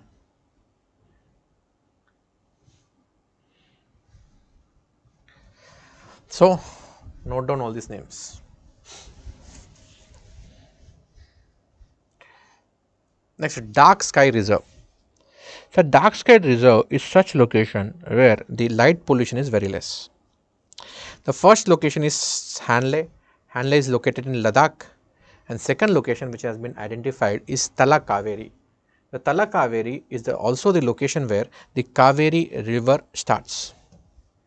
So these two lakes, Lake Victoria and Lake Chad, are undergoing degradation. Okay, we have discussed this earlier. Now this is thermohaline circulation. These are also called as deep sea currents, and these are also called as the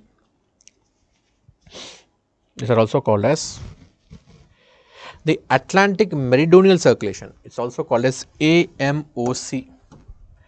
This is also called as AMOC in this part, in the Atlantic Ocean part. So recently there has been a news regarding the slowing down of AMOC. Now what will happen when this AMOC slows down? So firstly, I want to show you a graphical design, okay, how this AMOC works, how this thermohaline circulations work. So if you open the NASA website,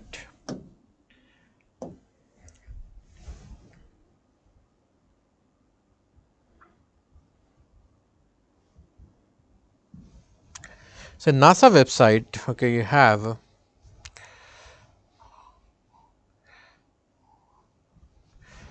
a very beautiful graphical representation of this thermohaline circulations.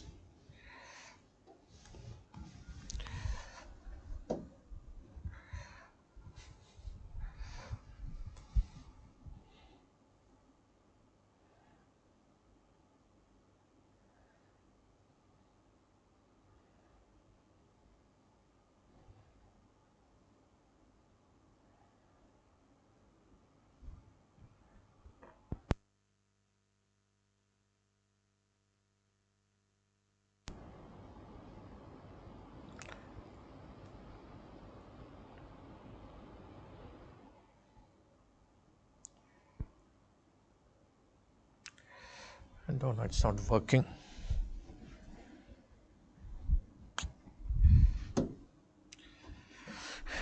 Developing country problems. First I'll explain you how it works, then I'll show you the video. Till then it will keep scrolling also.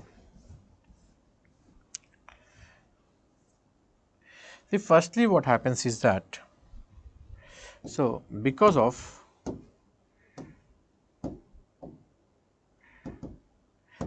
the Gulf Stream, this is the Gulf Stream. The Gulf Stream will be bringing warm saline waters. It will be bringing warm saline waters into the region, and this warm saline waters being heavy, they will sink. So they will start sinking in the northern part of the Atlantic, and also due to the formation of the ice in Iceland, Greenland, in the Arctic, the brine solution is ejected back. जब ऊपर ice form होगा surface के ऊपर, नीचे brine solution नीचे आएगा, and this will be creating a water mass. ध्यान रखना, it is called as water mass. Like air masses you must have heard, this is the water mass. So water mass will be having a particular temperature and salinity. These are called as T and S diagrams. If you are drawing a graph of this, so it will look somewhat like this. These are the T and S diagrams, and this will be making up water masses. So water masses can be identified like the air masses are identified. So whenever the water masses mix up, okay, they will be creating good fishing grounds. Like when the air masses mix up, they will be creating temperate cyclones. So when the water masses mix up, they will be creating good fishing grounds. So water mass, okay, is such an extent of the water which is deep inside the ocean, which is not disturbed by any temperature or salinity property. They have a consistency of temperature and salinity. Like in case of air masses, we talk about the properties of temperature and moisture. Here we talk about temperature and salinity in terms of ocean. These are called as water masses in short. So when the water will be sinking here in the northern part of Atlantic, so it will be creating Atlantic deep water mass. So this Atlantic deep water mass will be moving along MOAR. So along the MOAR it will start moving, it will move to the Antarctic, नीचे तक आएगा. And here, because of the formation of the ice in the Antarctic, Antarctic deep water mass will be formed. And this Antarctic deep water mass, along with North Atlantic, say Antarctic bottom water mass, Antarctic bottom water mass, along with North Atlantic deep water mass, these will start moving towards the east. So they will start moving towards the east. It will bifurcate into two branches. So one of the branches will be upwelling in the Indian Ocean. This is called as Wharton Basin, and the second branch will be upwelling in the northern part of the Pacific, and the cycle will complete back. Again, why the water mixing is taking place? Because it is a natural system. So when you have a natural system, it has to balance, because the surface waters are warm and the bottom waters are cold. So heat has to be balanced and also the salinity has to be balanced. So that's why these are called as the thermo-Haaland circulations. This is also called as global conveyor belt. So this is warm shallow water current and this is cold and salty deep current. Okay. So recently, it has been observed that, see, earlier the Panama Isthmus was not there in the geological past, and there was a Central American Seaway. So when this gap was there, the waters of the Atlantic and the waters of the Pacific used to get mixed up. So the thermo-Haaland circulation used to take place between the Atlantic and Pacific also. But now Panama Isthmus has been built up. There is a land bridge which has been created. So it is blocking the mixing of the Atlantic waters and Pacific waters.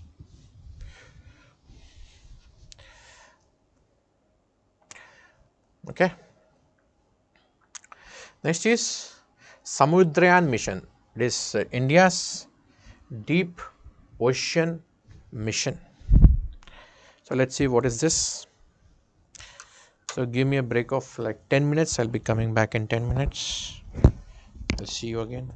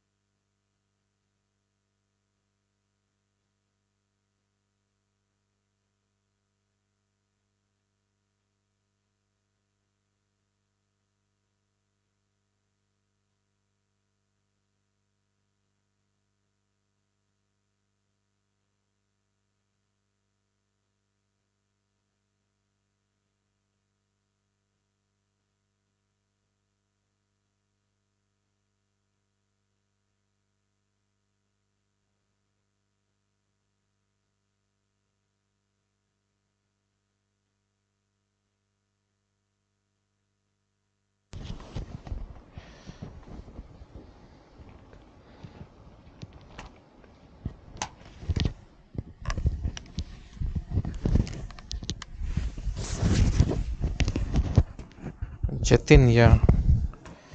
Jatin, you're from the weekend batch, I guess, right? Wait.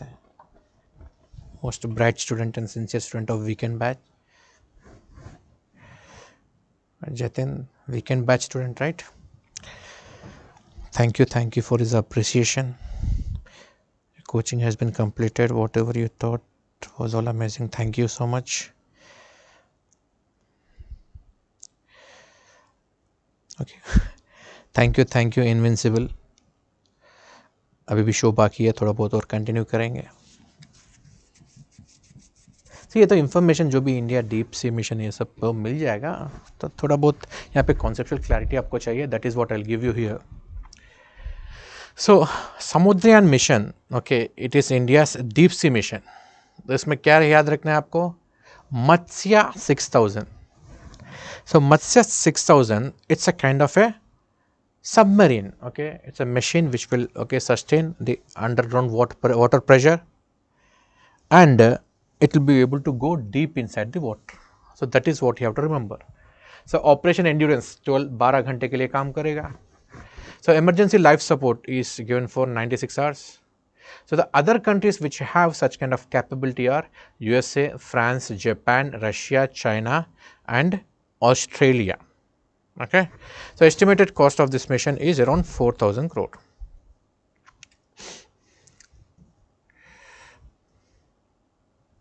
So this is India's manned ocean mission.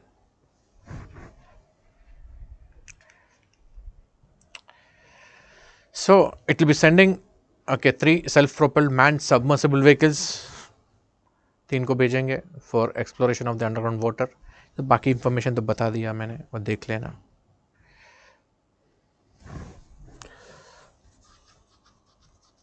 So some of the facts are located here. Coastline is 7,506.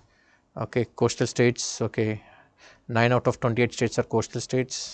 Islands 1382 है. Ports 200 plus है. Okay, 13 major ports है. India has a EEZ of 2 million kilometer square. And cargo handled by ports. Okay, it is around. Look at the information.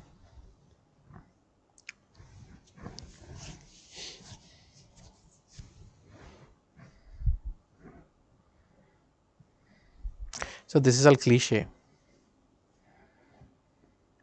So what is the blue economic policy? ये भी देख लेना एक बार. See, this philosophy policy belongs to Ministry of Earth Sciences. So it will go for the optimal utilization of all the sector in the maritime domain, living, non-living, tourism, ocean energy, everything.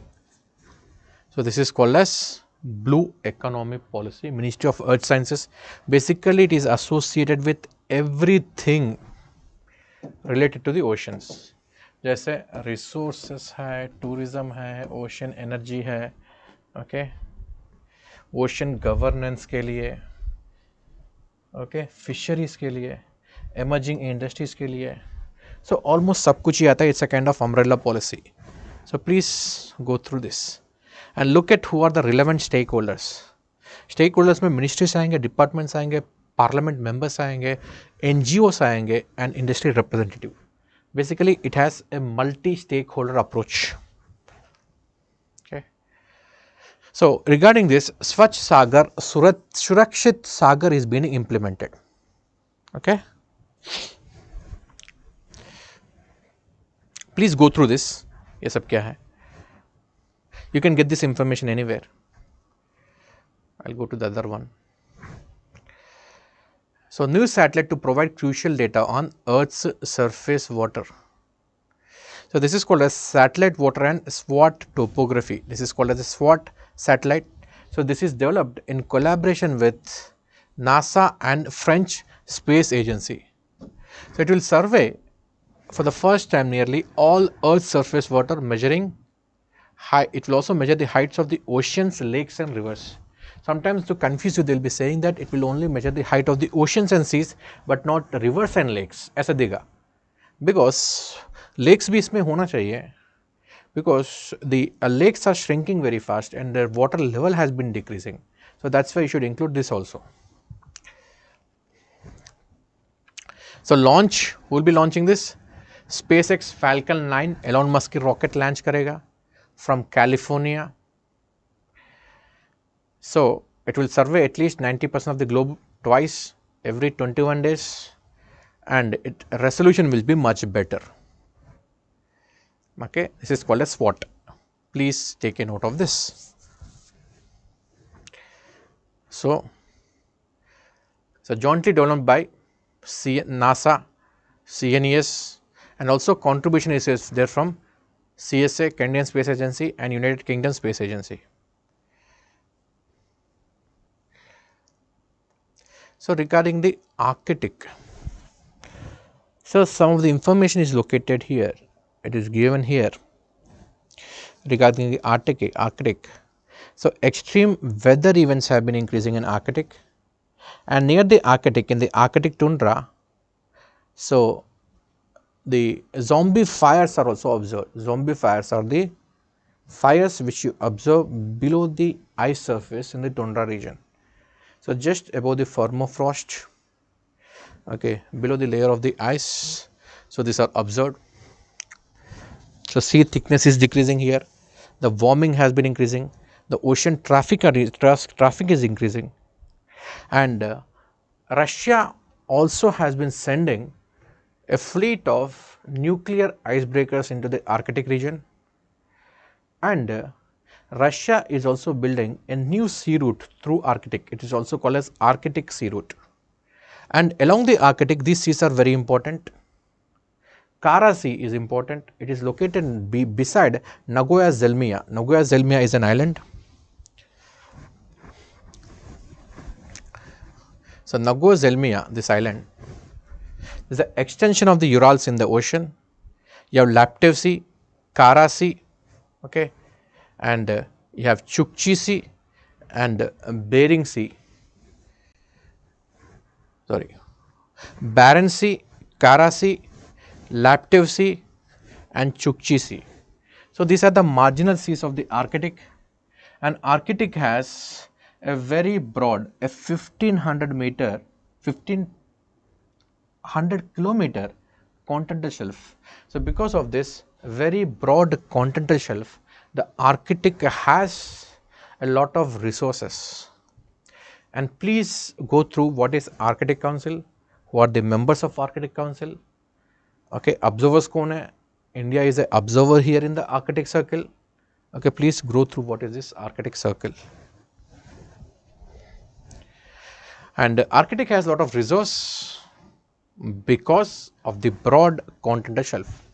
In fact, अगर sea level ना 45 meters भी अगर drop हो जाता है, then this entire region will become as good as land. And Norway has an island here called as Svalbard Island. In this Svalbard Island, India's Arctic Research Center called as Himadri is located. Also, the Doomsday Seed Vault or International Seed Vault is also located. Means जितने भी seeds है, okay, across the world, the special varieties सब कुछ है यहाँ पे preserve किया गया.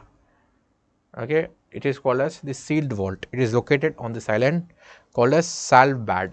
It belongs to Norway.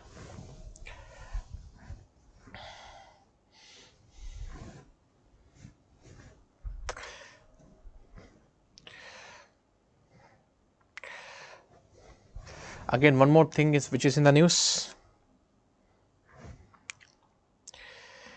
So here you have Mahadevi River. It's also called as Mandovi River. So Goa में है Mandovi River. It's also called as Mahadevi River. One more important river of Goa is also called as Zuari River. Okay, we'll discuss about this Mandovi River. So Mandovi River, okay, has two tributaries here, and from these two tributaries of Mandovi River,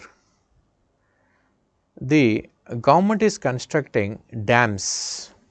One is Kalasa Dam, okay, Haltara Dam, and Bandura Dam. So from these dams, the water will be diverted to Malaprabha river, and Malaprabha river is the tributary of the Krishna river. So this you have to remember.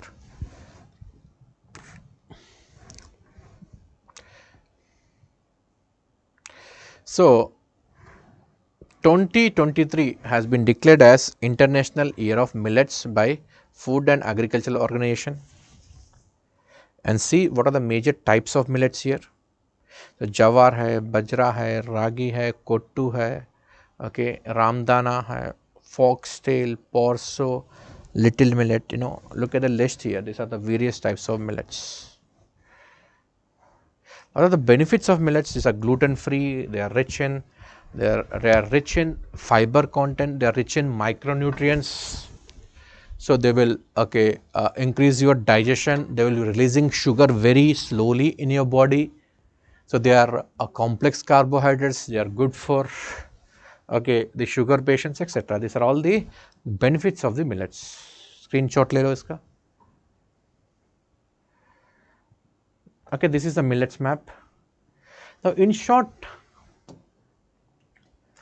I'll tell you important millets here. See, Rajasthan बोलते ही आपको याद रखना है बाजरा. Jawar is an important millet of Maharashtra and Madhya Pradesh. Ragi, more than 70% of the ragi is produced in Karnataka, and second largest producer of ragi, surprisingly, it is Uttarakhand. ये चारों चीज अगर याद है आप बाकी सॉल्व कर पाओगे बाय एलिमिनेशन मेथड. यहाँ पे तो पूरा मैप दिया गया है. Obviously you will not be remembering all this. ये चीजें याद रखो तो आपका काम हो गया. Okay, look at the production also. So how much jawar is produced in 4.78 million turns का जवार प्रोड्यूस होता है. 10.86 मिलियन टन्स का बाजरा प्रोड्यूस होता है.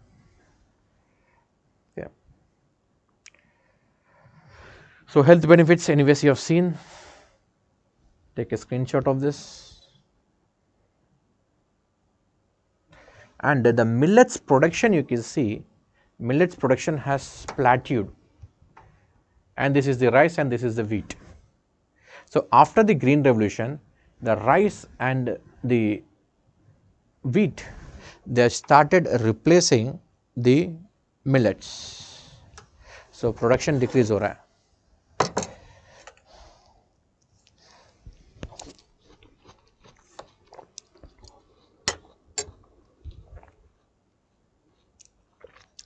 Thank you, Swapna.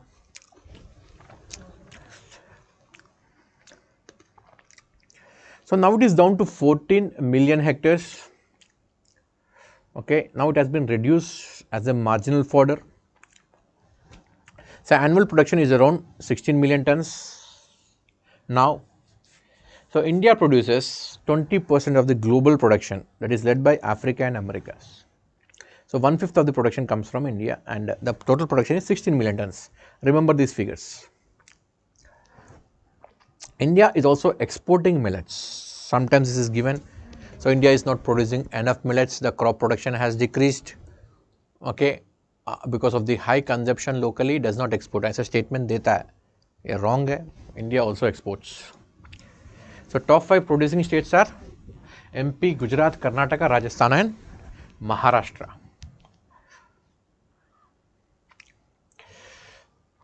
So this is called as Fujiwara effect.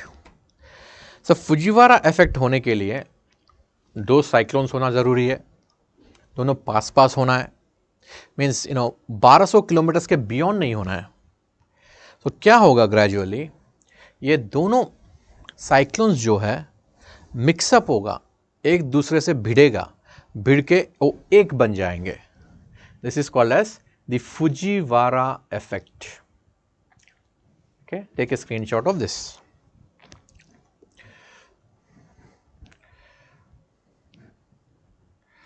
Now drought. So drought, you can see the scenarios. So girl child and women are worst affected during a drought because the woman is responsible for cooking food and providing water at home, अब घर में जब जाते हो क्या बोलते हो, mummy पानी लेके आओ या डैडी पानी लेके आओ, बोलते हो मम्मी पानी लेके आओ, right. So mother is responsible. That's why they waste a lot of time in fetching water. And girl child is also carried along with mother. So their education will also be affected. So water has got a gender angle also. The women are worst affected at the time of disasters, especially a disaster like drought. That's why I kept this picture. ये mains में आपको बहुत काम आएगा ऐसा चीज़ें लिखने के लिए. Now the different types of drought. Meteorological drought मतलब पानी नहीं आता है. हाइड्रोलॉजिकल ड्रॉट मतलब पानी नहीं होता है, से तालाब में, रिवर में पानी नहीं होता है. This is called as hydrological drought. Agricultural drought, enough moisture is not available for the crops, that is agricultural drought. Socio-economic drought, because of the social condition or because of the economic condition, you will not be getting sufficient water. For example, you are poor, economic condition is poor, आपके पास पैसा नहीं है borewell के लिए, पानी तो है underground में लेकिन आपके पास पैसा नहीं है बोरवेल के लिए, इसलिए आपके खेत को पानी नहीं मिलता. That is economic drought. Social drought is because of your caste, because of your say religion, you are not getting water supply. नहर तो जा रही है वहाँ से, कैनाल तो जा रहा है